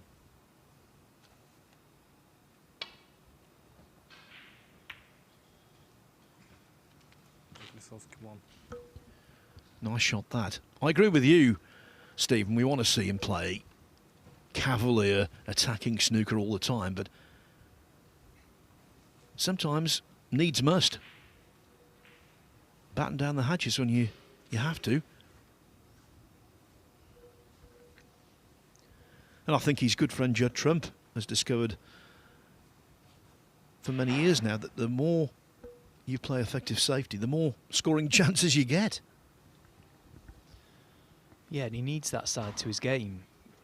He needs a more measured approach. If you look at the top players in terms of the consistency of getting to the latter stages of big tournaments. To do that, you have to have that side. You can't just keep attacking and keep potting your way out of trouble. It just doesn't work that way. Only miss.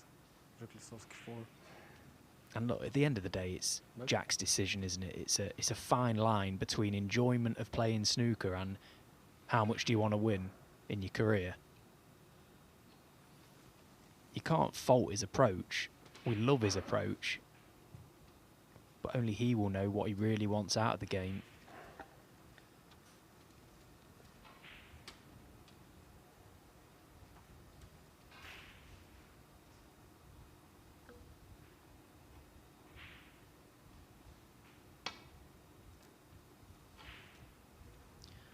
Yeah, he's a bit like a golf who hits driver off every tee, who goes for even the most treacherous of pins.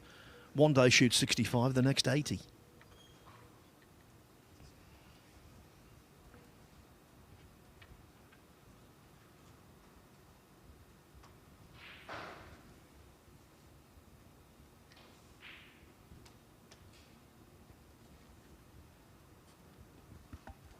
So third attempt for Liam to two-cushion glance off the reds by the pink spot. I fancy him to probably miss this again, you know, because he doesn't want to catch it too thick. Err on the side of caution. He's getting closer. It's one of those you just can't bring yourself to make that little extra adjustment. Yeah, almost identical to the first attempt. The brown was moved slightly more with his second escape try.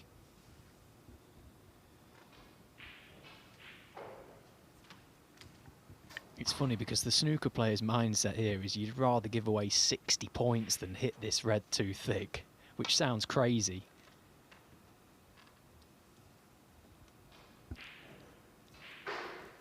Well, look at the record for most consecutive misses. Stuart Bingham, 16. So he would have given away in that sequence a minimum of 64 points, actually. And he went on to win the frame anyway. There you go. There's method in the madness. It's funny because you might hit the reds thick and not leave anything anyway, but of course that's just down to chance. If you get the thin edge, you're guaranteed a good cue ball with very little damage to the reds. Just like that. They'd be happy enough with that. If we're being ultra picky, marginally thick. Yeah, but the penalty points really, as you say, Stephen, pale into insignificance against the loss if you plump Lazowski right in amongst the reds. It's an acceptable trade-off.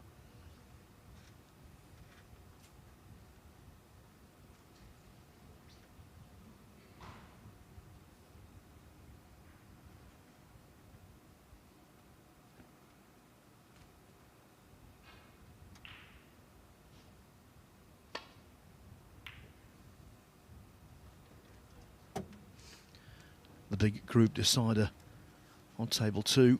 Group 31 is underway. Aaron Hill against Luca Brecel.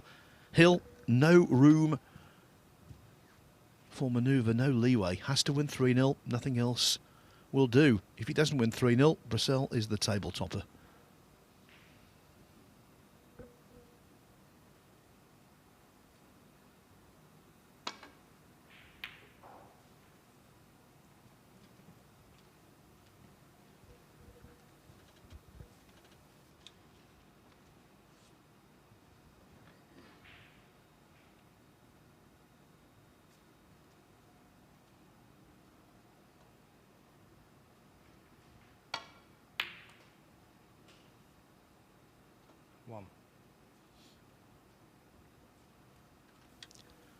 Well, the introduction to this match has been a little more tactical than I imagined it would be. Now, though, Lazowski has half a chance. Not a great one because of the awkwardness of pink and black. I love seeing a tactical duel between two attacking players. Just gives us an insight to the other side of the game. What have they got? quite refreshing.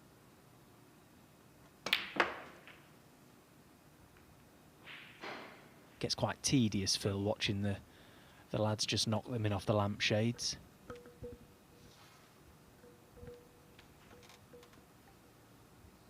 And both of these players today, having spoken to them, have recognised that these Rasson tables this season are playing on the nippy side.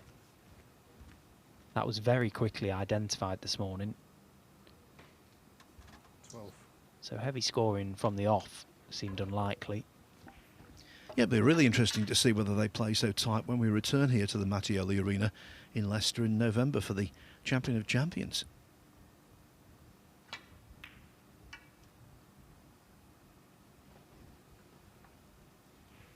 By the way, told you that Hill and Brissell have started. The reason for that, making way.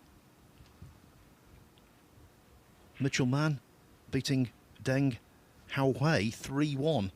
Mann breaks of 65 and 78 in that win.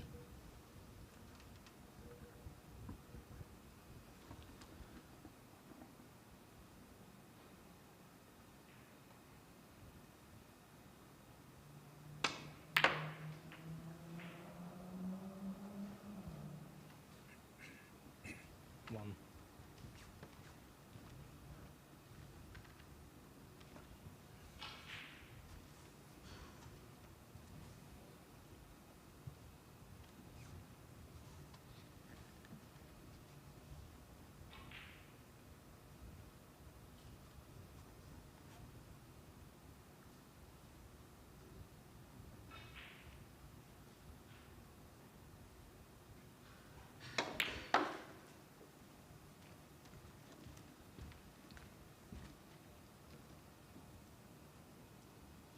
Six.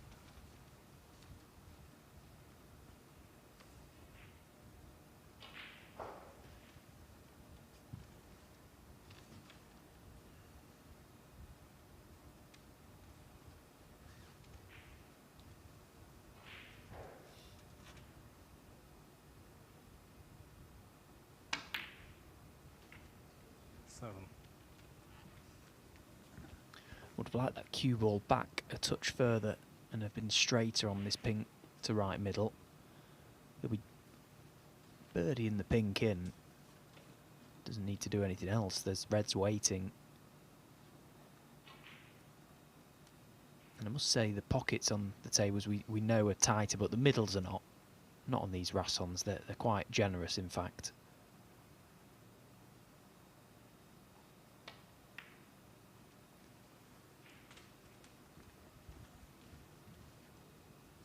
The middles on the Rassons in comparison to the stars are a lot bigger. 13. But the corner pockets have caught up.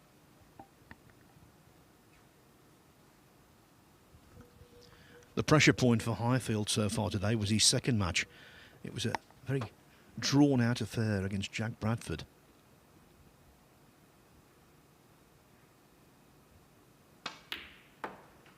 But he toiled away to a 3-1 win. At times, I thought he was going to become a victim to frustration.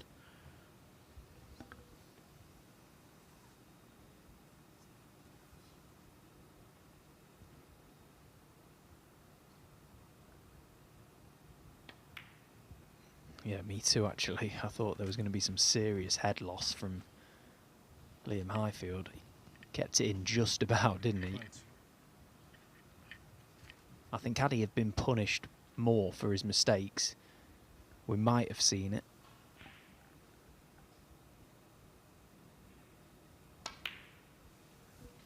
Yes, it was a really scrappy match, that. But in his first match today against Zhao Hanyang, I thought he looked good, sharp. He made breaks of 89 and 98.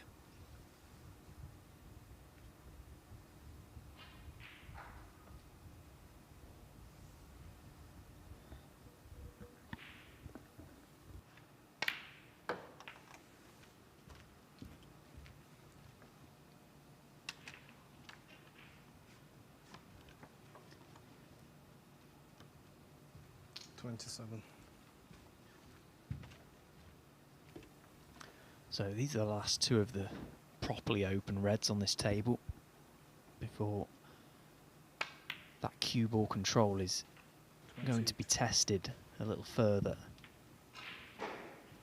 The two wing reds, the one that's just beneath the cue ball now and the one on the right side of the table, they're not too bad to access.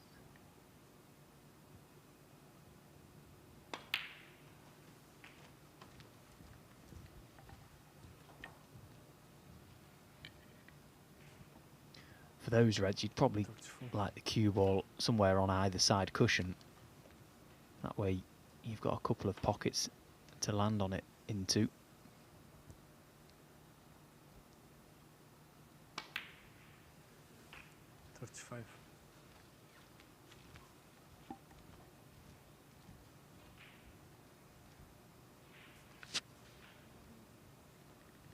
Yeah, pretty much where he just pointed his cue. He's got the angle on the pink to do that, whether he can drop it there or just stun run the cue ball through the gap.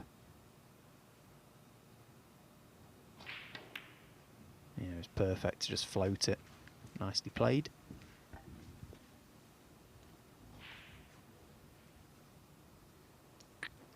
One.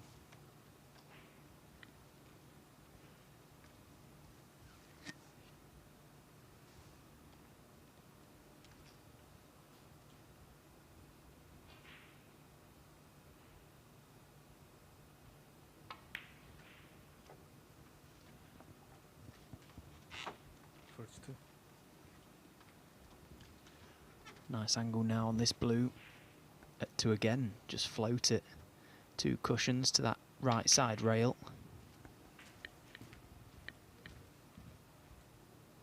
And again, big target to land on either corner or middle pocket. 47.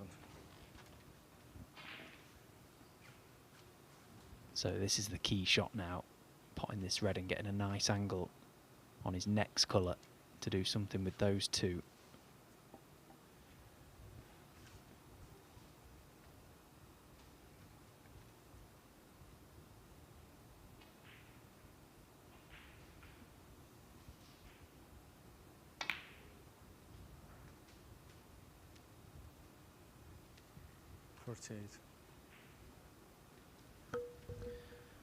The angle he craved is not there. It's been a good break, mind you. Very good.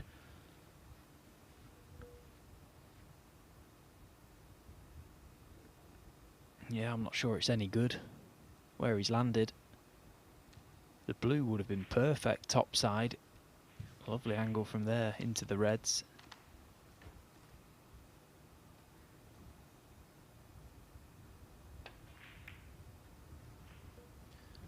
So sacrifices an almost certain 5 points in favour of a telling safety, although it could have been more telling than that. Also, he wanted to put the blue safe because he's 23 in front. Yeah, it was good thinking from Liam to chip the blue safe. There was absolutely no value in taking the points. And in a way, it was quite clever to leave Jack sight at the reds, just force him to play safe off them, potentially get it wrong, but he's got it right. And it might have just forced Liam into taking this red on.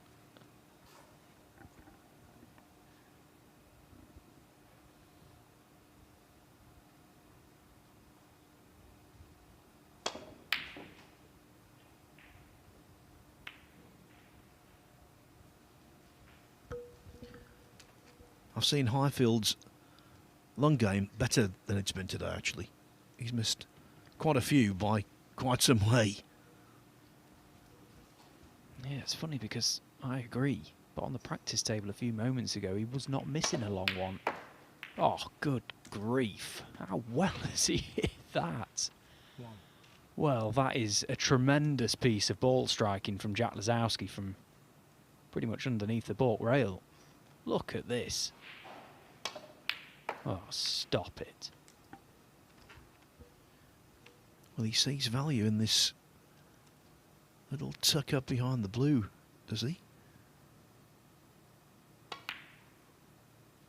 Well, the tuck up behind the brown? Because by doing that, he gets the blue in open play and he's the one who's chasing.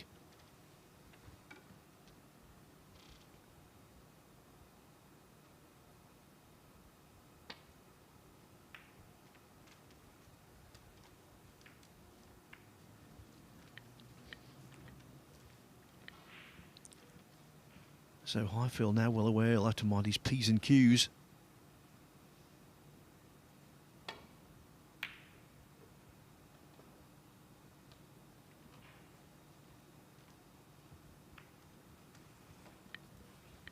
The table a lot more agreeable for Lazowski than it was a few moments ago.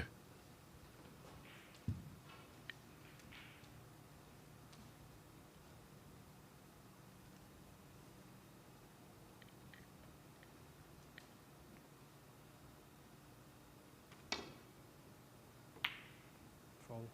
Yes. Czeklisowski foul.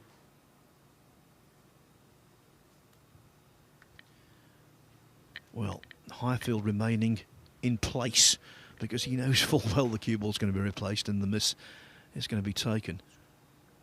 The brown wasn't there. The brown was in the open, wasn't it? Yeah, it has to have been because the cue balls, it was well more off the cushion than that. He's caught the back side of the brown, the back right of the brown, and that's why the cue ball has gone across the table. Yeah, Liam's bang on the money here. He's hit it from behind. It has to have been off the cushion. Yeah, I think it was about that. I don't think it was that tight. It wasn't any tighter than that, was it? Okay. Yeah, there was no other. The brown was on the ball cushion because we were saying that Lazowski, if he gets in, has the chance to clear. And if the brown had been on the ball cushion, clearly that would have been a real detriment to his chances of doing so.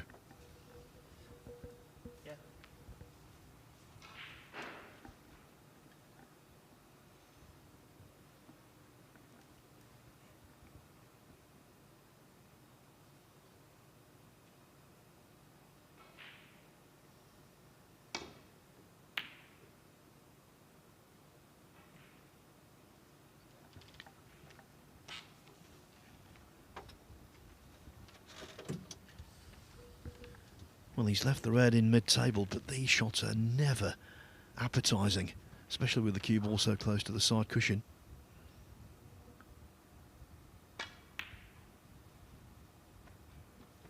Yeah, I'm not surprised he missed that.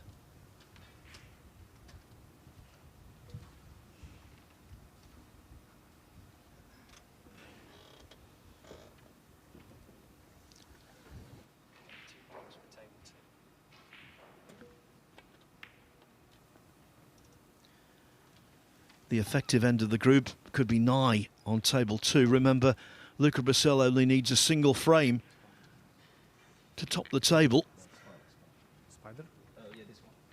Aaron Hill scored 69 points in this frame, but it's not going to be enough, it seems. Brown, blue, pink and black, all in conventional spots.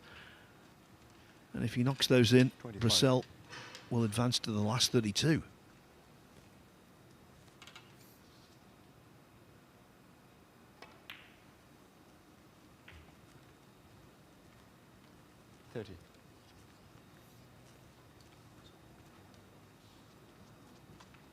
Well, he didn't play brown to blue very well, and subsequently didn't play blue to pink very well.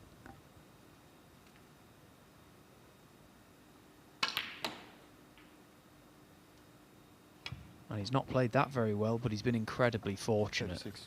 What a flick. That's a $4 grand flick, Phil.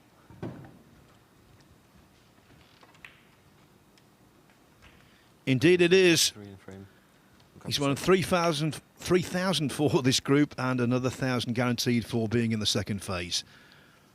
Luca Brecel not had the best of starts to the season, but things are looking up. Aaron Hill, I'm afraid, knocked out of contention for the group.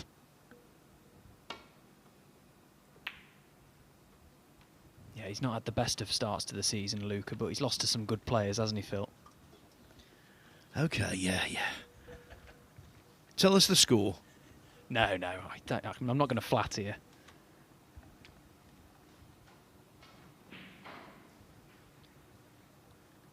What I can tell you is that the Group 31 winner, Luca Brecel, goes into Group B in the next phase to take on Ian Burns, Pang Junzhu and Hossein Vafai.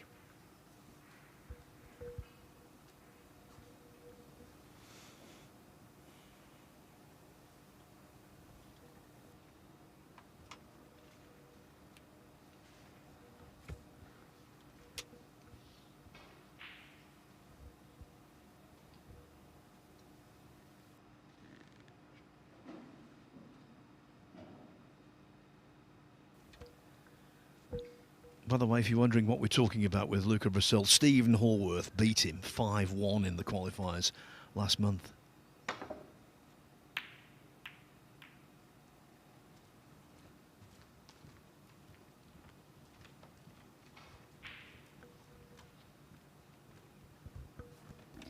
I've watched that much snooker, Phil, sat alongside you guys in the commentary box, that I've finally figured out how to play the game. Well, in all seriousness, is it a help? Massively. It's helped me no end, you know, over the last couple of seasons. I think more so the year I was off the tour, because I was competing on the Q Tour, and it's very, very easy to get wrapped up in that, I hate to say it, amateur mindset. But the commentating allowed me to keep in touch with the top of the game and consistently watch the top players and see how they operate, and it definitely helped me get back on the tour. And you know, it means I'm watching more snooker than ever, which is a good thing for me. I'm not one of these people that would practice all day down the club and go home and put the snooker on telly. You know, I've got a life, I've got a family, a house, and you know, a lot of other interests. So yeah, it keeps me in touch with the game. I think one thing it makes you realise is that you don't have to play perfect. It's very true. Very, very true. You know, you look at the top players and you just think they're there because they never miss. But they do miss, they do make mistakes, and if you put them under pressure, everyone is susceptible. Whereas before, the top players almost had this bubble of invincibility around them as far as I was concerned, whereas now I'm not really too scared by them. Of course, they're still tough to beat. You still got to play well. Yeah, other lessons learned from commentary, Stephen. Don't be too defensive, don't be too slow.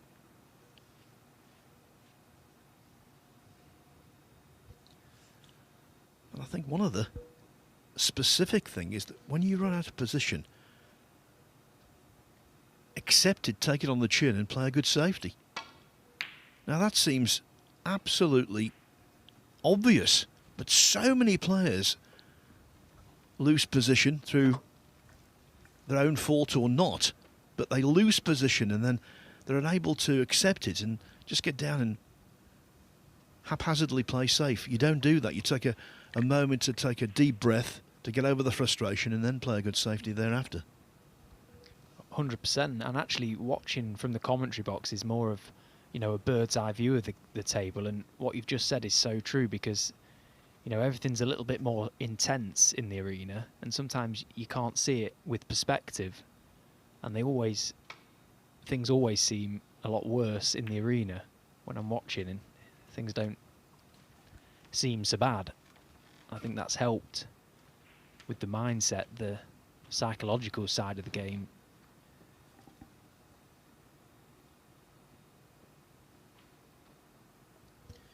Never thought we'd have time to have profound discussions in a match between these two, but this first frame has developed into quite a defensive model. Yeah, and actually they're both playing some pretty good safety, aren't they?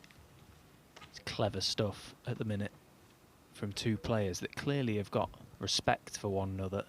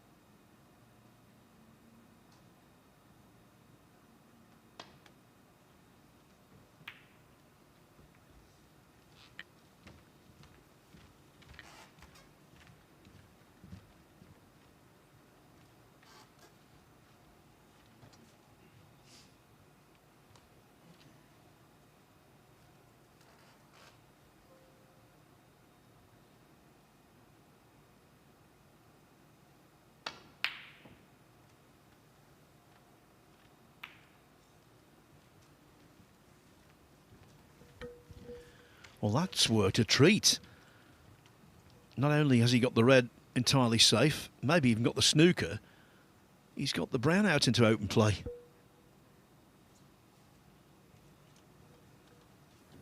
Yeah, and he's going to have to go very close to this green, I feel, if he's going to hit this red off the baulk cushion. Very slippy, these cushions. Foul and a miss. Jack Lisowski 4. So many reasons to have the balls put back here, not least because he wants the brown in the open. No, that's miles away. That is miles away. It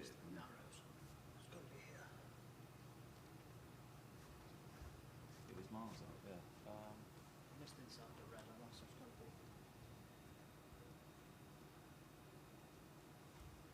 be. Yeah, okay.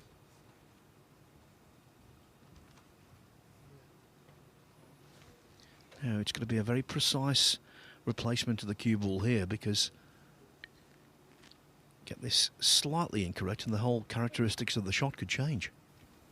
Yeah, and I think even if he does make a slight adjustment, it might not be enough. He could catch the edge of this red and push it over the yellow pocket. Because of the slide. Well, he's caught enough of it, but he's going to stick it up. Just didn't seem like he could get past the green enough to get right in behind that red and send it back down the table.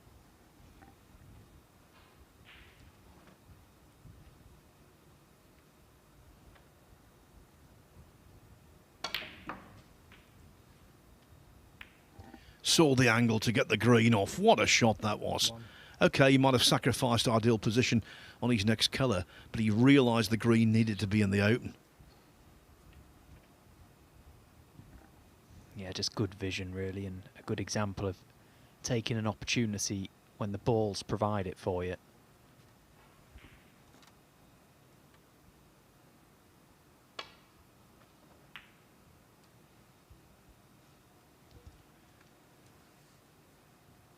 Never fully at home playing safe, Jack Lisowski, but I think his approach to this frame has been A1.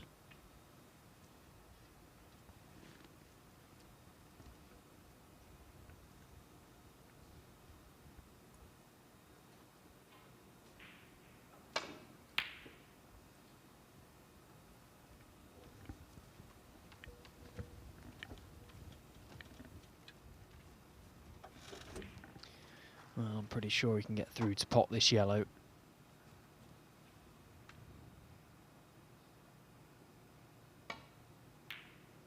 And again, Jack Lisowski playing the percentage game. What are we seeing? Something I like. Me too, a lot.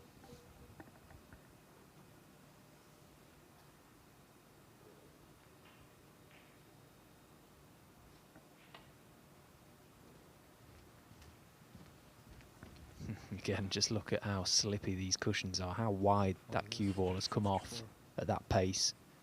Back again. Easier job for our referee this time. Just the cue ball to be put back. This is what a lot of, normal average club players don't really know or appreciate. If this cloth was well worn, he could hit the same spot on the cushion that way and maybe even hit the brown on its own spot. That's how the angle can change as the cloth wears, and that's all part of the job of a professional snooker player, to make those adjustments. And this cloth has only been on for 3 days. They were reclothed on Sunday, the day of rest.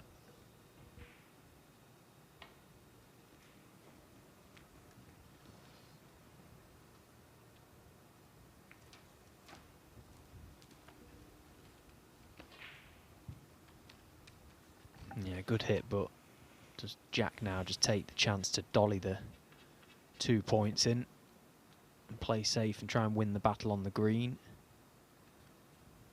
Or is he going to try and get back out for the green with plenty of deep? Oh, hello. Hello.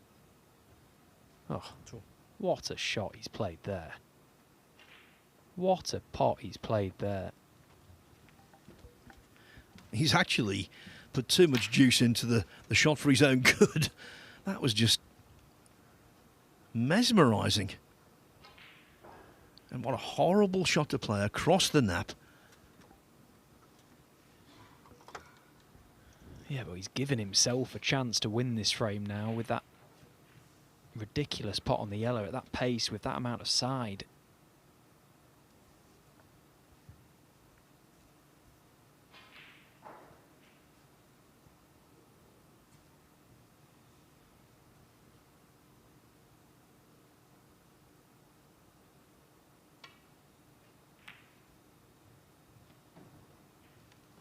He didn't like it. He did not like it. Part of me thinks he wanted to play safe there. He was up and down. I don't think he could quite decide what to do. Always do what you want to do, not what others want you to do, or what you perceive others want you to do. So, Liam Highfield, 7 in front. Green, brown and blue needed.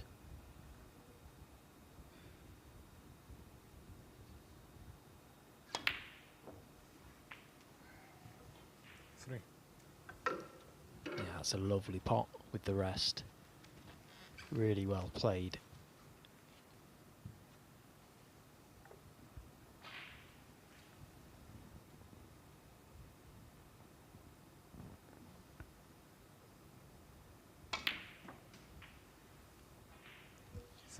And so the world number 68 looks like bridging a gap of 51 places in the world rankings in this first frame.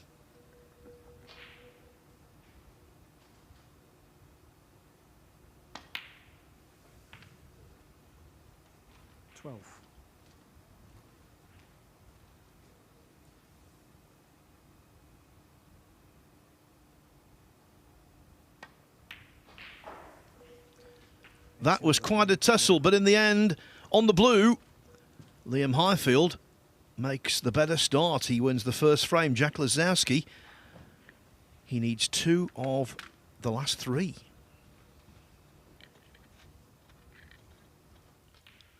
So over on table 2, Aaron Hill is going to equalise against Luca Brissell, but Brissell's job is done in terms of winning the group. Obviously, he would like to win it with a maximum of 9 points. 84. But his place as the group winner is unassailable.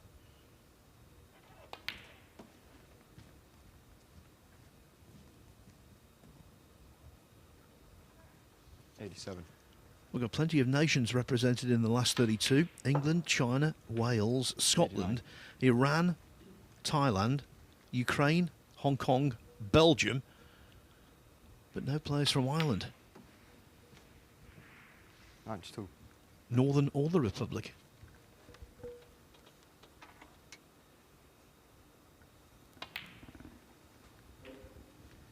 Yeah, actually we're slowly running out of players on the World Snooker Tour from Ireland, aren't we? Just Aaron Hill and Leon Crowley remain. Yeah, that's with the retirement of our pal Ken Doherty.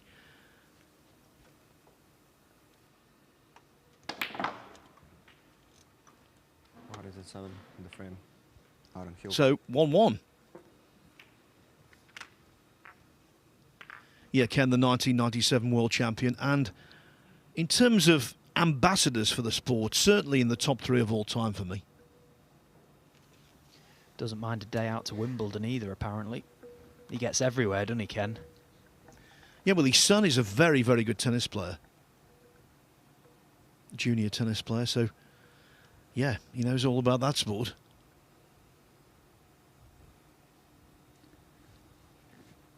Doherty, though, he's got that ability to make a connection with everyone he meets. He's got a great sense of humour. But when he was playing, wow. He was the epitome of serious. And he was seriously a great fighter, as he showed when he won the World Championship. Yeah, I was a little too young to really appreciate Ken in his prime, unfortunately, but obviously I've watched lots of clips and videos of him over the years, and yeah, what a player. Great career, and I'm sure he'll continue to have a great career involved in the game, because as you say, he's good value, isn't he? And what I love is the dynamic between Stephen Hendry and Ken, because, of course, it was Hendry who Doherty beat in the final, and he never lets him forget it. Nor should he. One of the quirks about that match, it was 18-12 to Doherty, and yet Hendry scored more points.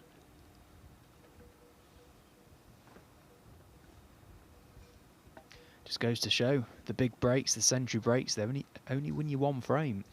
Well, they met in a UK Championship final many moons ago, and although Hendry prevailed and he made 7 centuries in the match, at one point he'd made 6 centuries and he was 6-5 up.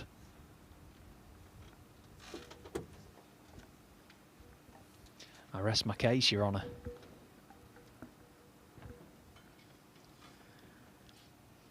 So for Lazowski, it's not a case of having to win the last 3 frames. Just to reiterate, because of his superior frames difference over the course of the day, for him a draw will do.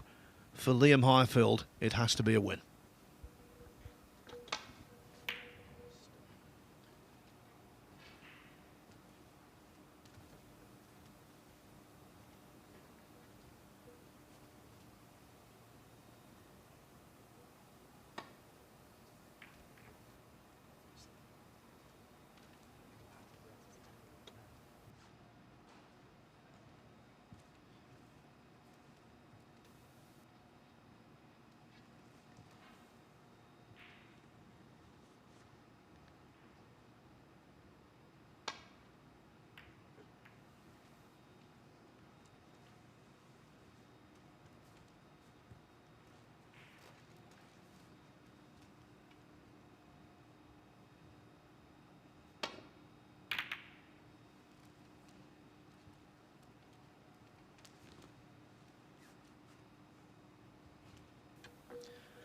By the way, must apologise to Aaron Hill because we joined that break late. I didn't really realise just how big a break it was.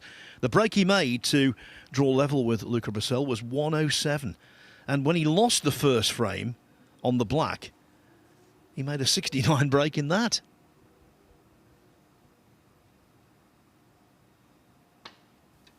Yeah, he was nicely in actually on that 69. He just broke down. Needed one more red. And they were there. They'll be devastated, won't he? Because he had to win that game 3-0, and it's been a very bright start. Looks at the score sheet. Looks impressive, but Luca managed to pinch the first one.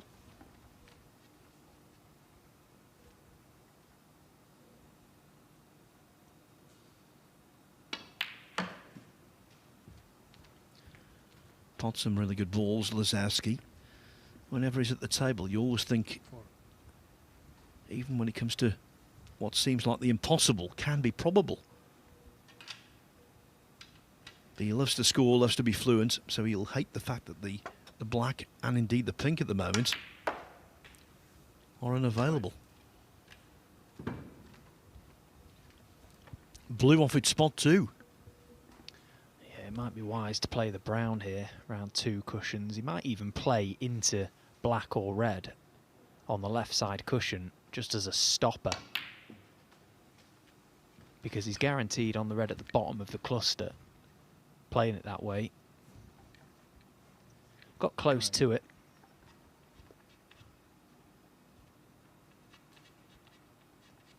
But again, he made the brown look like it was over the pocket. Tough shot, that. Pace and side. Oh, look at this for an effort. 10.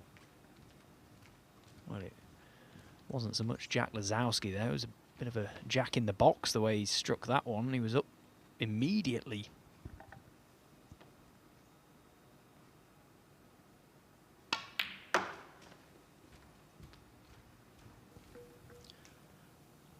Terrific cue power. 12.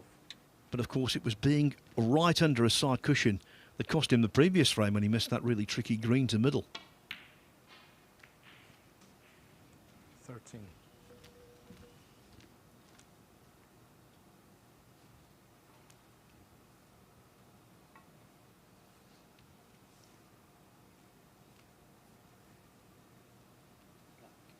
Black ball.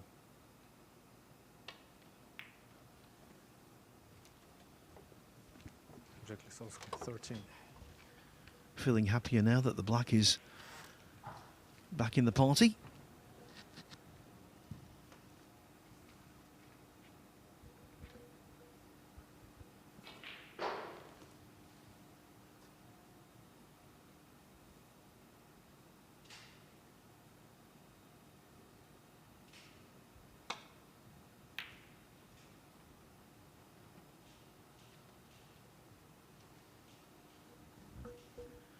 The match, as yet, not going the way I thought it would.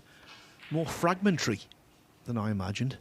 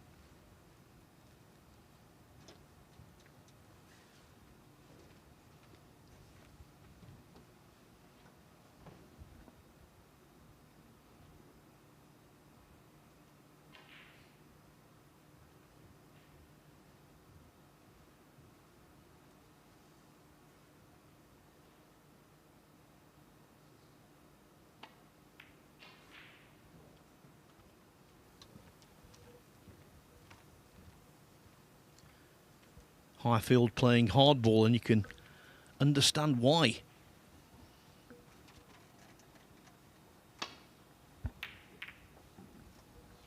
If you weren't with us earlier and you didn't hear this story, well, it's worth repeating. In the China Open qualifiers last month, he won his first two matches brilliantly, making a boatload of breaks. And then he was 5-0 up against Tom Ford in his third qualifying match, 5-0 up, and lost 6-5 on the black.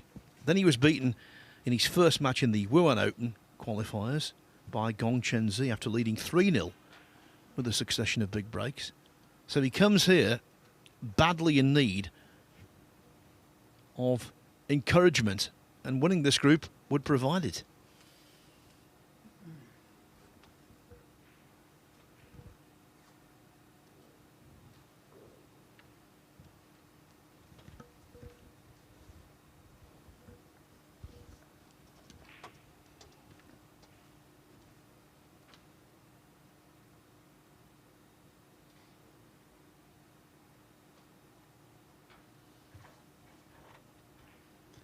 Well, it's a bit of a head scratcher this for Liam.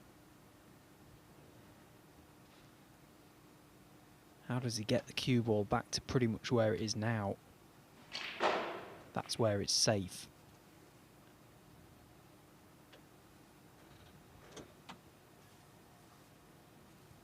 Not sure he can, you know. He might have to try and crunch his way out of trouble.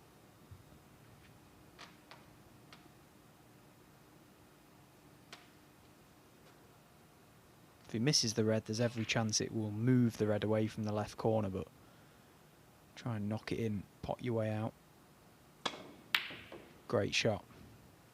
Great shot. 1. Just when you said his long game was gone, it finds its way back. Yeah, just what I was thinking. And of course he was helped by the fact he could take the cue ball into bulk, as you would with a shot to nothing, and perhaps drop on the blue. Now, yeah, the blue is an easy pot, but the way he's hesitating here suggests the angle just isn't right. I think he's got to play the blue. He's got to get that back on its spot, because if he doesn't, the frame's going to take some winning still. The red over the left corner is fine to get to. More angle than I thought. Yeah, and me. 6. Surprised he actually hesitated so much on that shot, because now with hindsight it was blindingly obvious.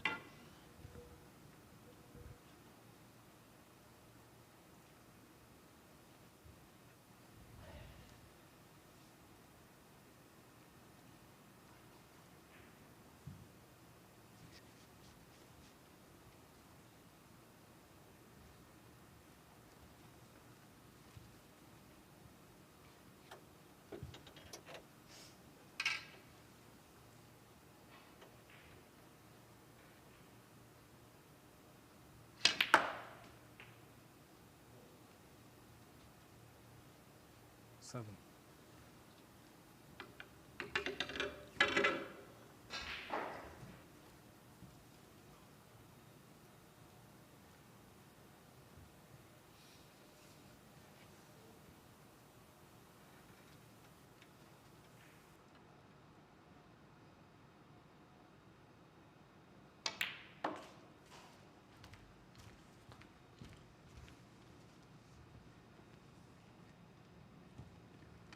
Twelve.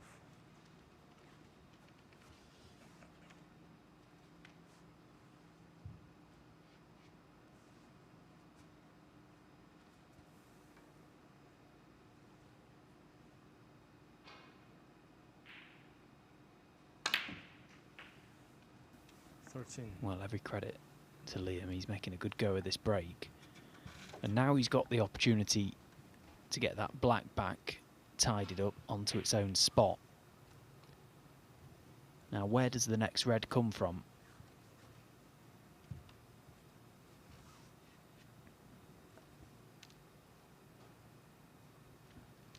Has he an angle to disturb them? Or does the red pop to right corner? And he went at him with pace, and a great shot he's played again. Really well played, that. Well, number 68, he's striving to get into the top 64 by season's end.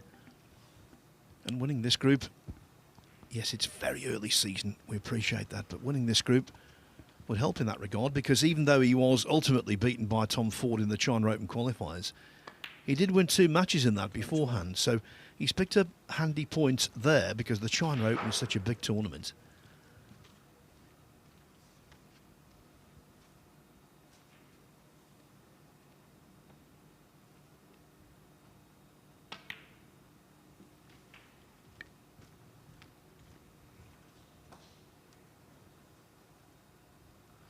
Eight.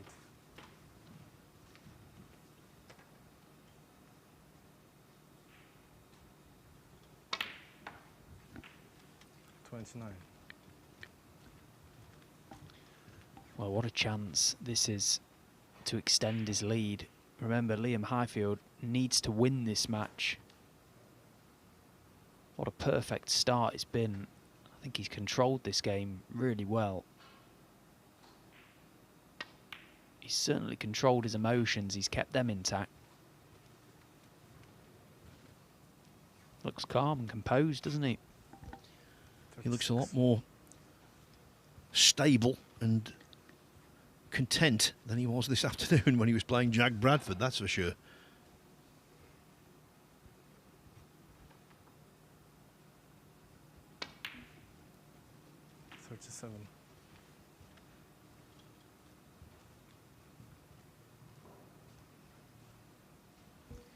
One of those low-ranked players who all of the top guys treat with the utmost respect, because they know that he knows how to play. Yeah, I was a little surprised, actually, 43. when I was going over a few notes last evening. Liam Highfield, he's 44. pretty much been on the tour unbroken, hasn't he? Since 2010, he dropped off, but then got through the Q Tour playoffs before last season. Same way I did. His highest ranking is 39th. But he's a lot better player than he's shown, I think. Undoubtedly. I said this right at the start today. I always say it when I commentate on him. He's been in a couple of ranking event quarterfinals in all those years.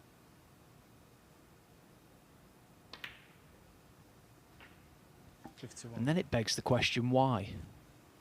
Why has he not been able to unlock his full potential, perhaps? Because, as you so rightly say, Phil, all the players recognise Liam Highfield as, you know, a top player and a very dangerous player on his day.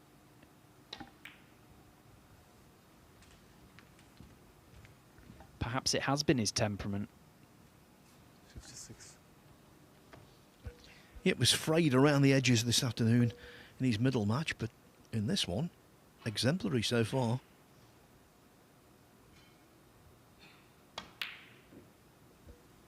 Now though, now's the tester. Liam Highfield 56. Because that was frame ball. Yeah, it was an anxious glance around to the scoreboard and that realisation of, oh no, what have I just done? But he's got to salvage a bit of hope in the fact that yellow's been pushed a little safer. 1.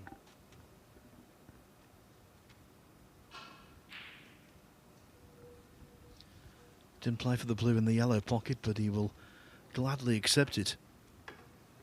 And Lazowski is one of those inspirational players who can pull off the most sparkling of clearances.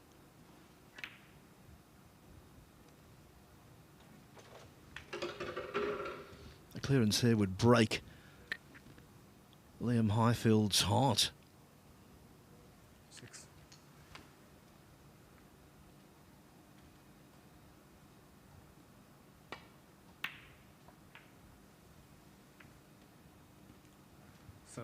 Well, he's kissed the black. Yes, the pink is still available, but positionally, how did he get on that last red? Well,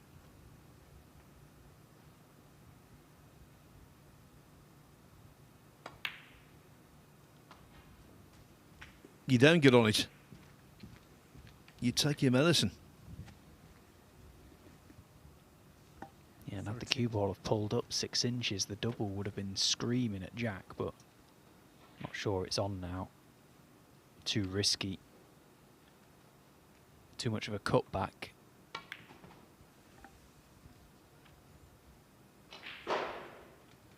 Jack Lisowski 13.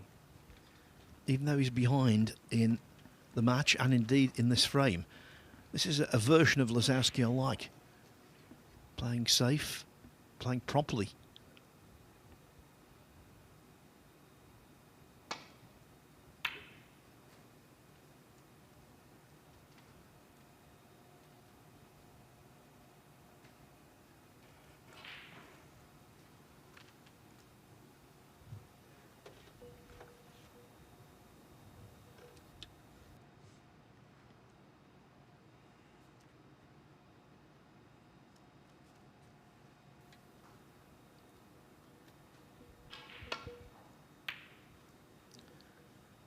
It's 2-1 now to Luca Brissell over on table 2. So the Belgian will top that table undefeated.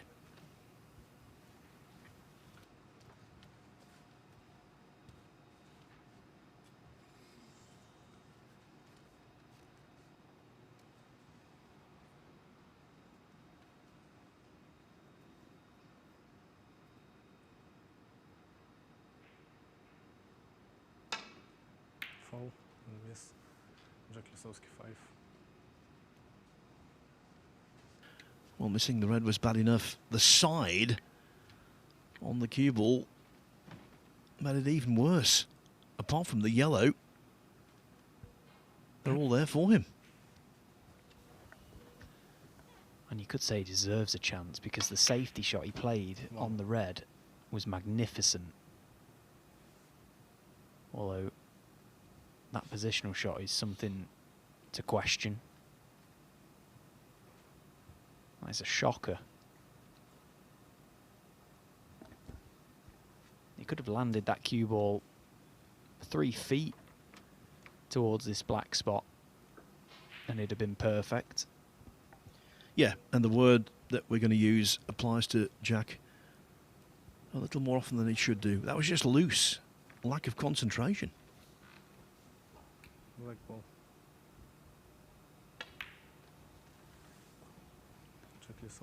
That was more like it, though. He's taken away the obvious cushions for Highfield to hit to escape.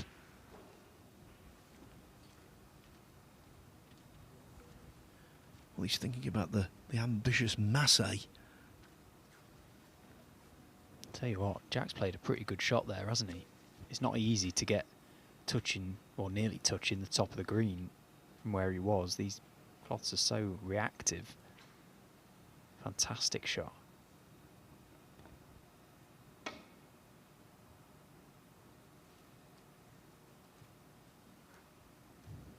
Oh, and that's a brilliant effort from Liam. Now then, Jack, are you going to get a better chance to pot this yellow? Probably not. So it's time to attack. Good shot. Needs the lot. Everything's there.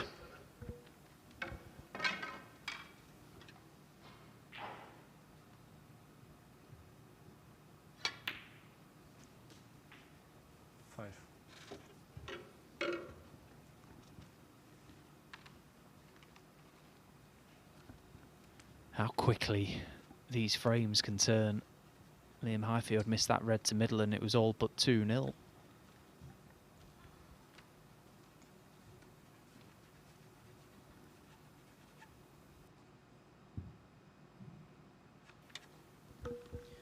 Yeah, and losing this frame could crush him because of that.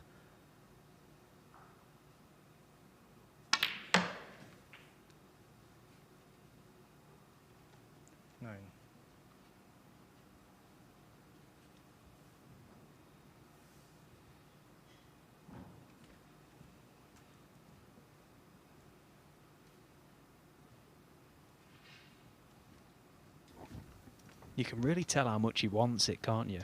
The way he's conducted himself this game, the way he's playing, making absolutely certain, look, he's not just got down and potted this blue and thought, I'm going to be on the pink. He's given it every bit of thought. 14. Okay, he hasn't played it that well, but at least he gave it that thought. Wrong side of this pink. Now, do you run the risk of overhitting and missing the pink in trying to screw on and off this top cushion for the black? What a shot. It's Jack Lazowski.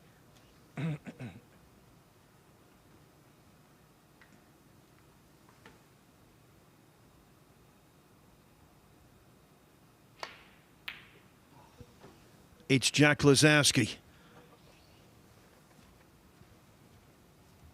Lisowski 20.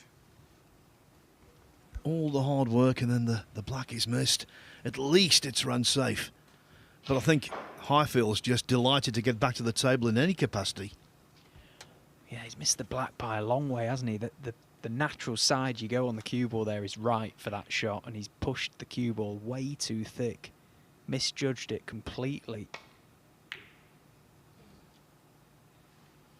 Oh, but Liam, what have you done? What have you done? You have to get that black ball safe.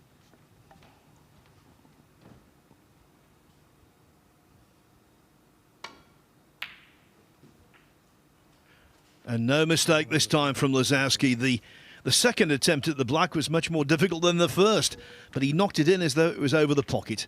And so it is 1-1, and that means 2 frames left guaranteed, but Lazowski needs only one of them to top the table. Massive frame we've just seen. So the dying embers of the group on table 2. It's an academic frame. 18. Luca Brissell is going to top the table. No ifs, buts or maybes. will he do so with a maximum 9 points? Well, it's looking that way, Stephen. 19. Yeah, I've kept an eye on this match actually, and Aaron Hill, after that first frame, having lost it in the manner in which he did, he's just looking like he wants to get out of here, to be honest, and you can't blame him.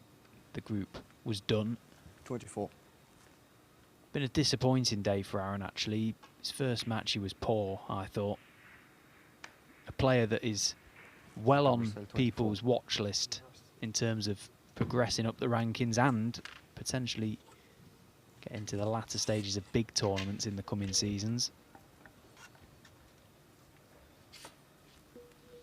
Yeah, definitely. Very early in his professional career, had a wonderful win over Ronnie O'Sullivan.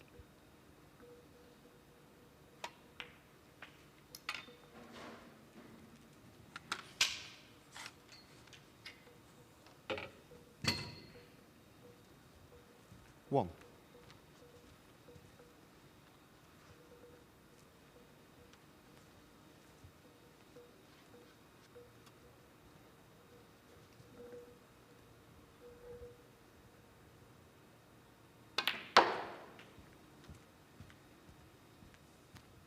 Yeah, if you pardon the pun, it was always going to be a mountain to climb for Hill 6. to beat Brissell 3-0 the way the Brissells played today.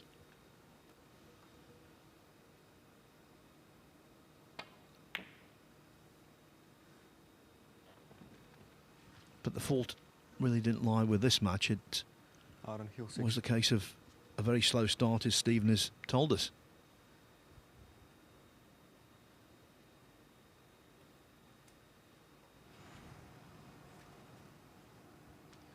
Jack Lazowski, no doubt, feeling very good after that black ball win in the second frame. What a dramatic frame it was. Now can Liam Highfield forget that 13th red he missed to the middle pocket? He should have potted it all day. And that was frame ball. Should have been 2-0. In effect, it's 1-1, and now he's got to start all over again. But he can't afford to lose any more frames.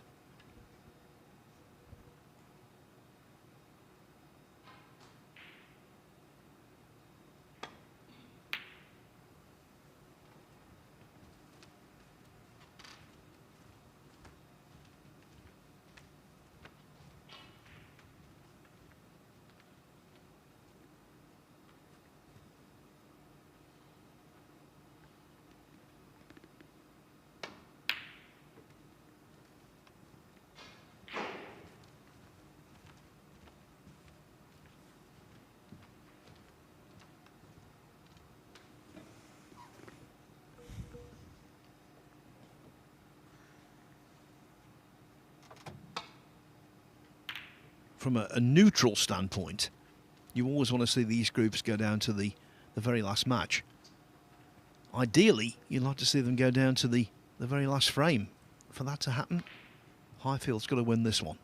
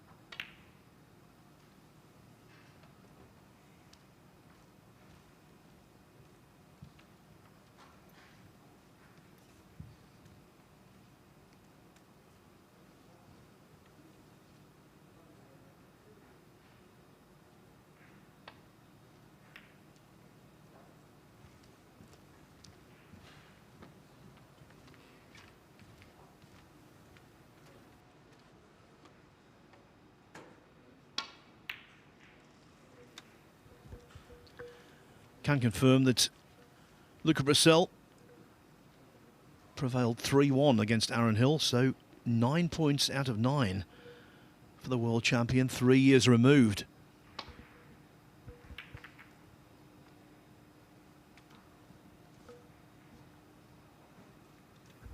Oh, not for the first time in this match that black has very early on in the frame found itself out of play.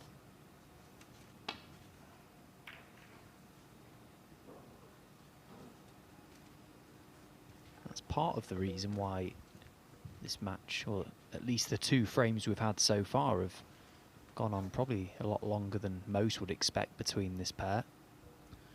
Absolutely. I'm astonished, actually, by the length of the 2 frames. I can tell you this, if Lazowski wins this frame, the last frame won't be slow. Because the second place will be wrapped up by Highfield. First place will be wrapped up by Lazowski, so it would be purely academic.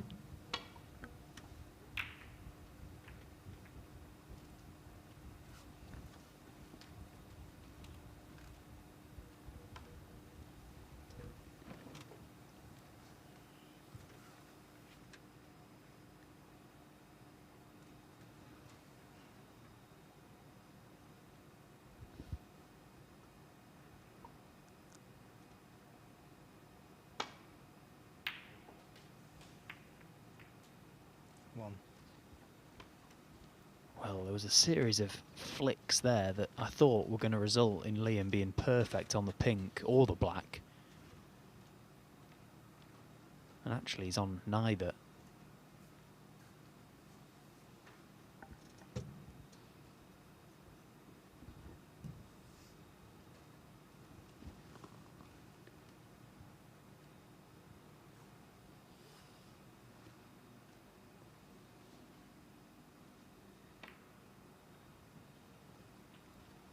Liam Highfield won.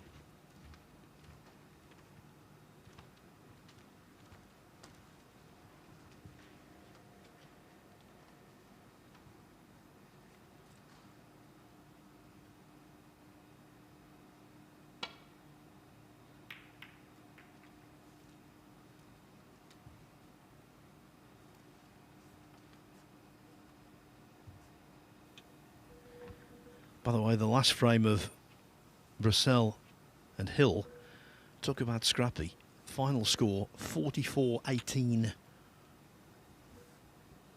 Sometimes you don't need to see a frame to know how scrappy it's been when you see a scoreline like that.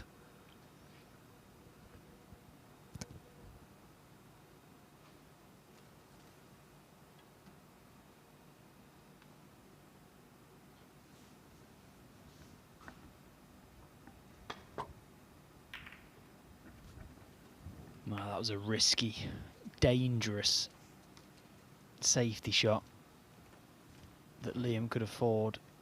Very little error. Had to be just right. If you're going to get that one wrong, it's usually catching the red too thick. And you head back to your seat wishing you'd have erred on the side of absolute caution. Arguably made a case for missing the red completely the first time.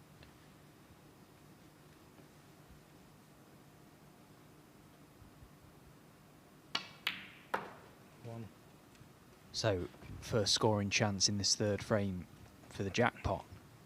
What can he do with it?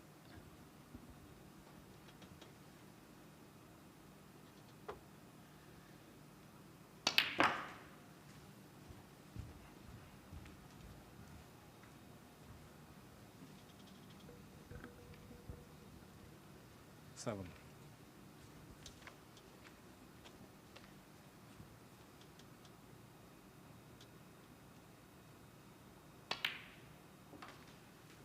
Eight.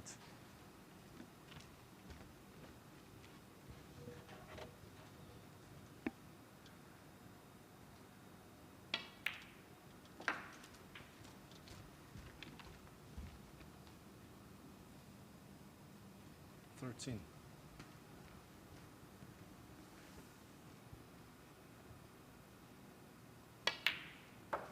14. There's something about BetVictor sponsored tournaments he likes.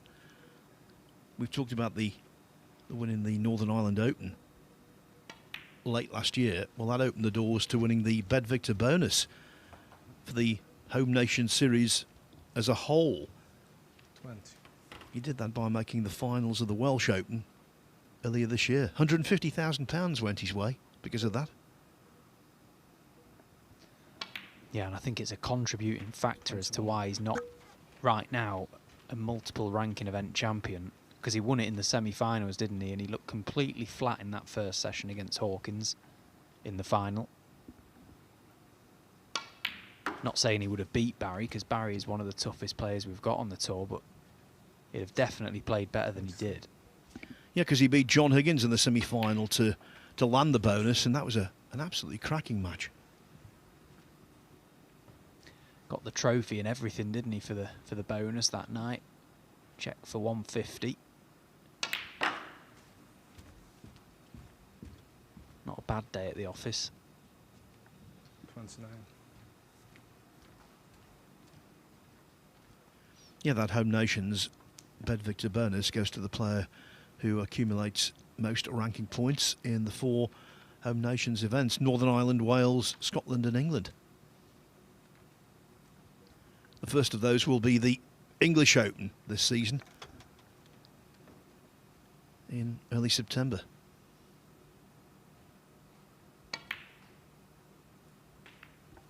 Yeah, good shot. Initially, he didn't want to play that red. He wanted to play the easier one of the two, but playing the more difficult pot offered nicer positional aspect. Perfectly controlled. And here he needs to be perfectly controlled himself. Don't go too quick. Again, got the chance to just play a little brush cannon to the red left of the black, just like that. 38. Nudge that away. Perfectly played. This has been a lovely break so far.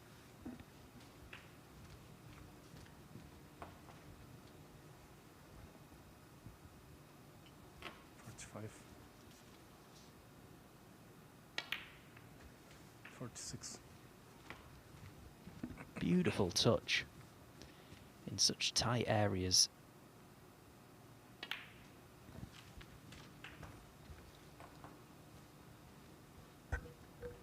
$53. Well, what could have been for Liam Highfield. Penny for his thoughts 54. on that missed red in the previous frame to middle pocket. Frame ball red.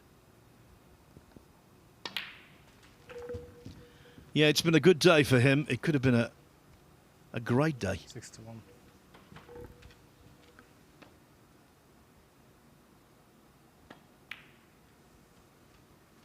But a very classy way to wrap things up, this.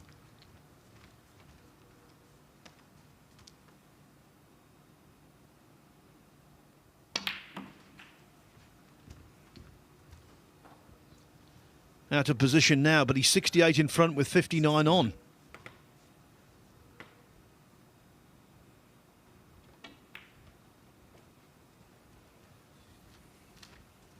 Jack Lisowski, 69. Liam Highfield feels obligated to continue, but he's kicking against the wind.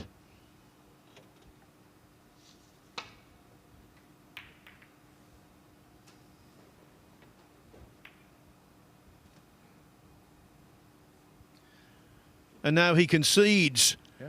And so Jack Lisowski takes a 2-1 lead, and that is enough for him to win the group, regardless of what happens in the last frame of the contest.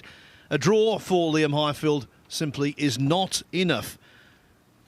And to get over the line, Stephen, that was a really well-compiled break. It really was.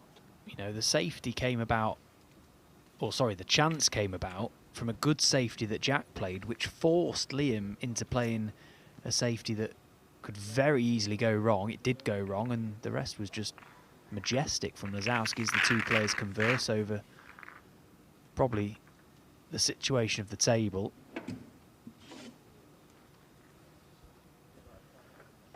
Well, when Ali Carter was in this kind of position on Saturday, he said, do we need to play the last frame? And the referee said, yes, you do. Of course, he played it in a very exhibition kind of style, and I think we might see a repeat of that here.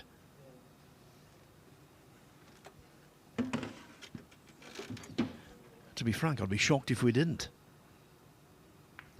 Although, in this BetVictor Championship League, we've seen a lot of frames that have been academic. Dead frames, if you like, in which both players have taken them very seriously indeed. Yeah, I just get the impression from the body language from Liam that that's not how this frame's going to be played. Hold on to your hats.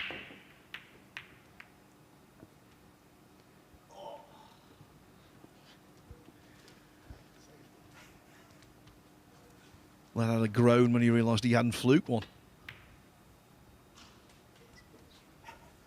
Take the weight off, Liam. Jack's going to play at about 5 seconds a shot here. Our referee needs to be hot on his heels. On your toes, son. Good practice this for getting a slot on big break.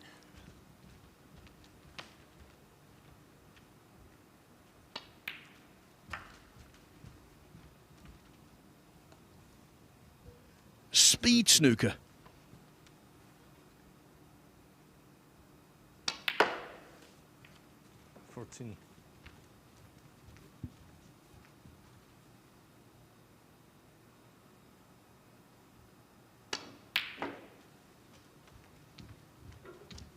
Things you love to see, eh, Phil? 16.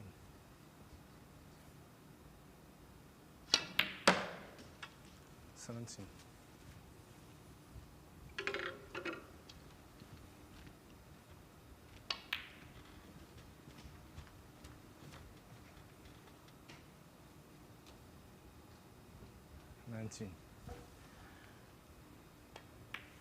I think no matter how fast he plays, it won't be the fastest ever frame. 3 minutes it was. Tony Drago against Danny Fowler. Fowler broke off, Drago made 70 odd. 27. Those sort of stats, they sound impossible when you say them now, don't they? And even the 5 minute maximum from Ronnie, that cannot be beaten. It's impossible, and I think part of the reason for that now is the referees don't move quick enough. O'Sullivan's 147 will remain in the record books 36. Forevermore, as Lisowski's really annoyed by not getting on the black. No matter.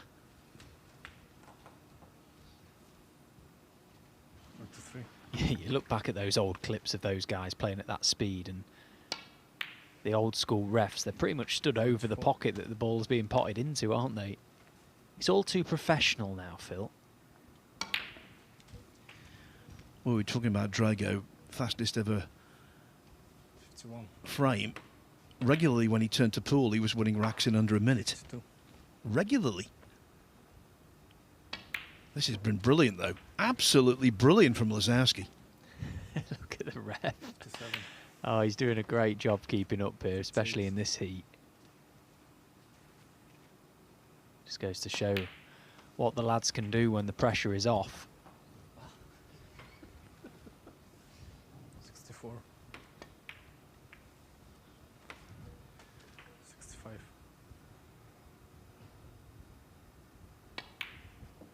Come on, make a century. This would be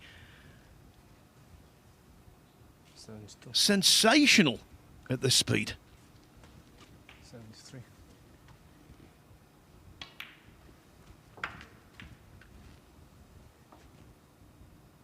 79. If it's only it was this quick all day.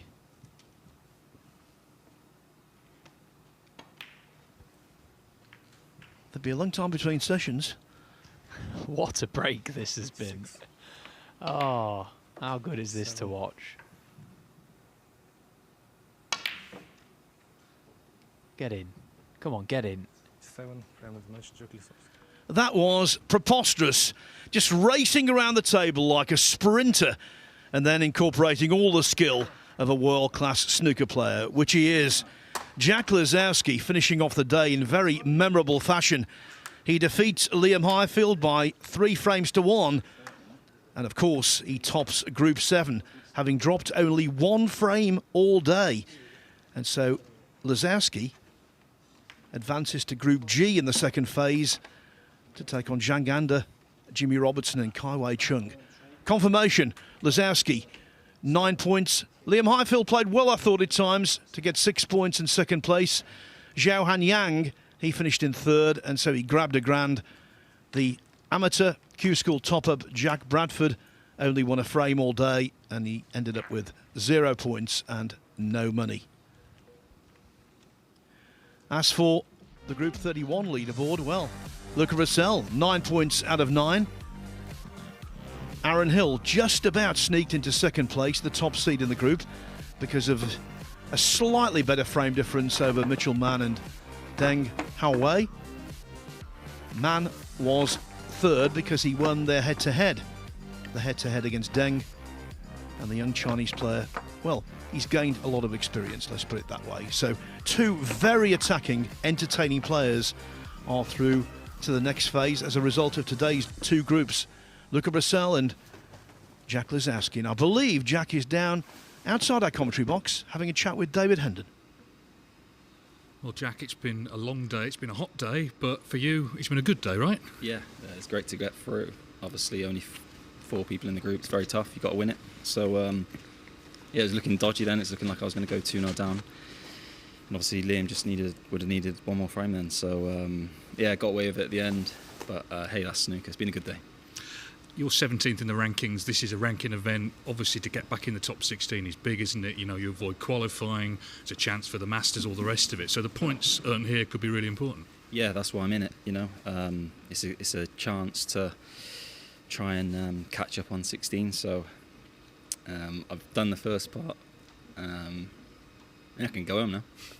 And finally, we were also delighted for you last year when you won in Belfast. Do you feel different now as a player after that? Yeah, for sure. I feel more relaxed, and you know, that weight on my shoulders has definitely come off, and I didn't realise what a burden it was, I guess. So, but it's not like I've completed snooker. You know, I've got so much more to try and achieve personally. But yeah, I wake up and it's really, really nice not to have it there in the back of my mind. But yeah, got to try and get more now. Can't stop at 1. But yeah, hey, at least the monkey's off the back. Brilliant. Well, we'll see you back here next week, Jack. See you, Dave. Well Cheers, done. guys. Thank you. Cheers. A smiling Jack Lisowski, and with every justification. So just one more day to go in the first phase of the BetVictor Championship League, and these are the players involved. In Group 32 over on Table 2, Zach Surety, Matt Selt, Andrew Higginson and Gong Chen Zi.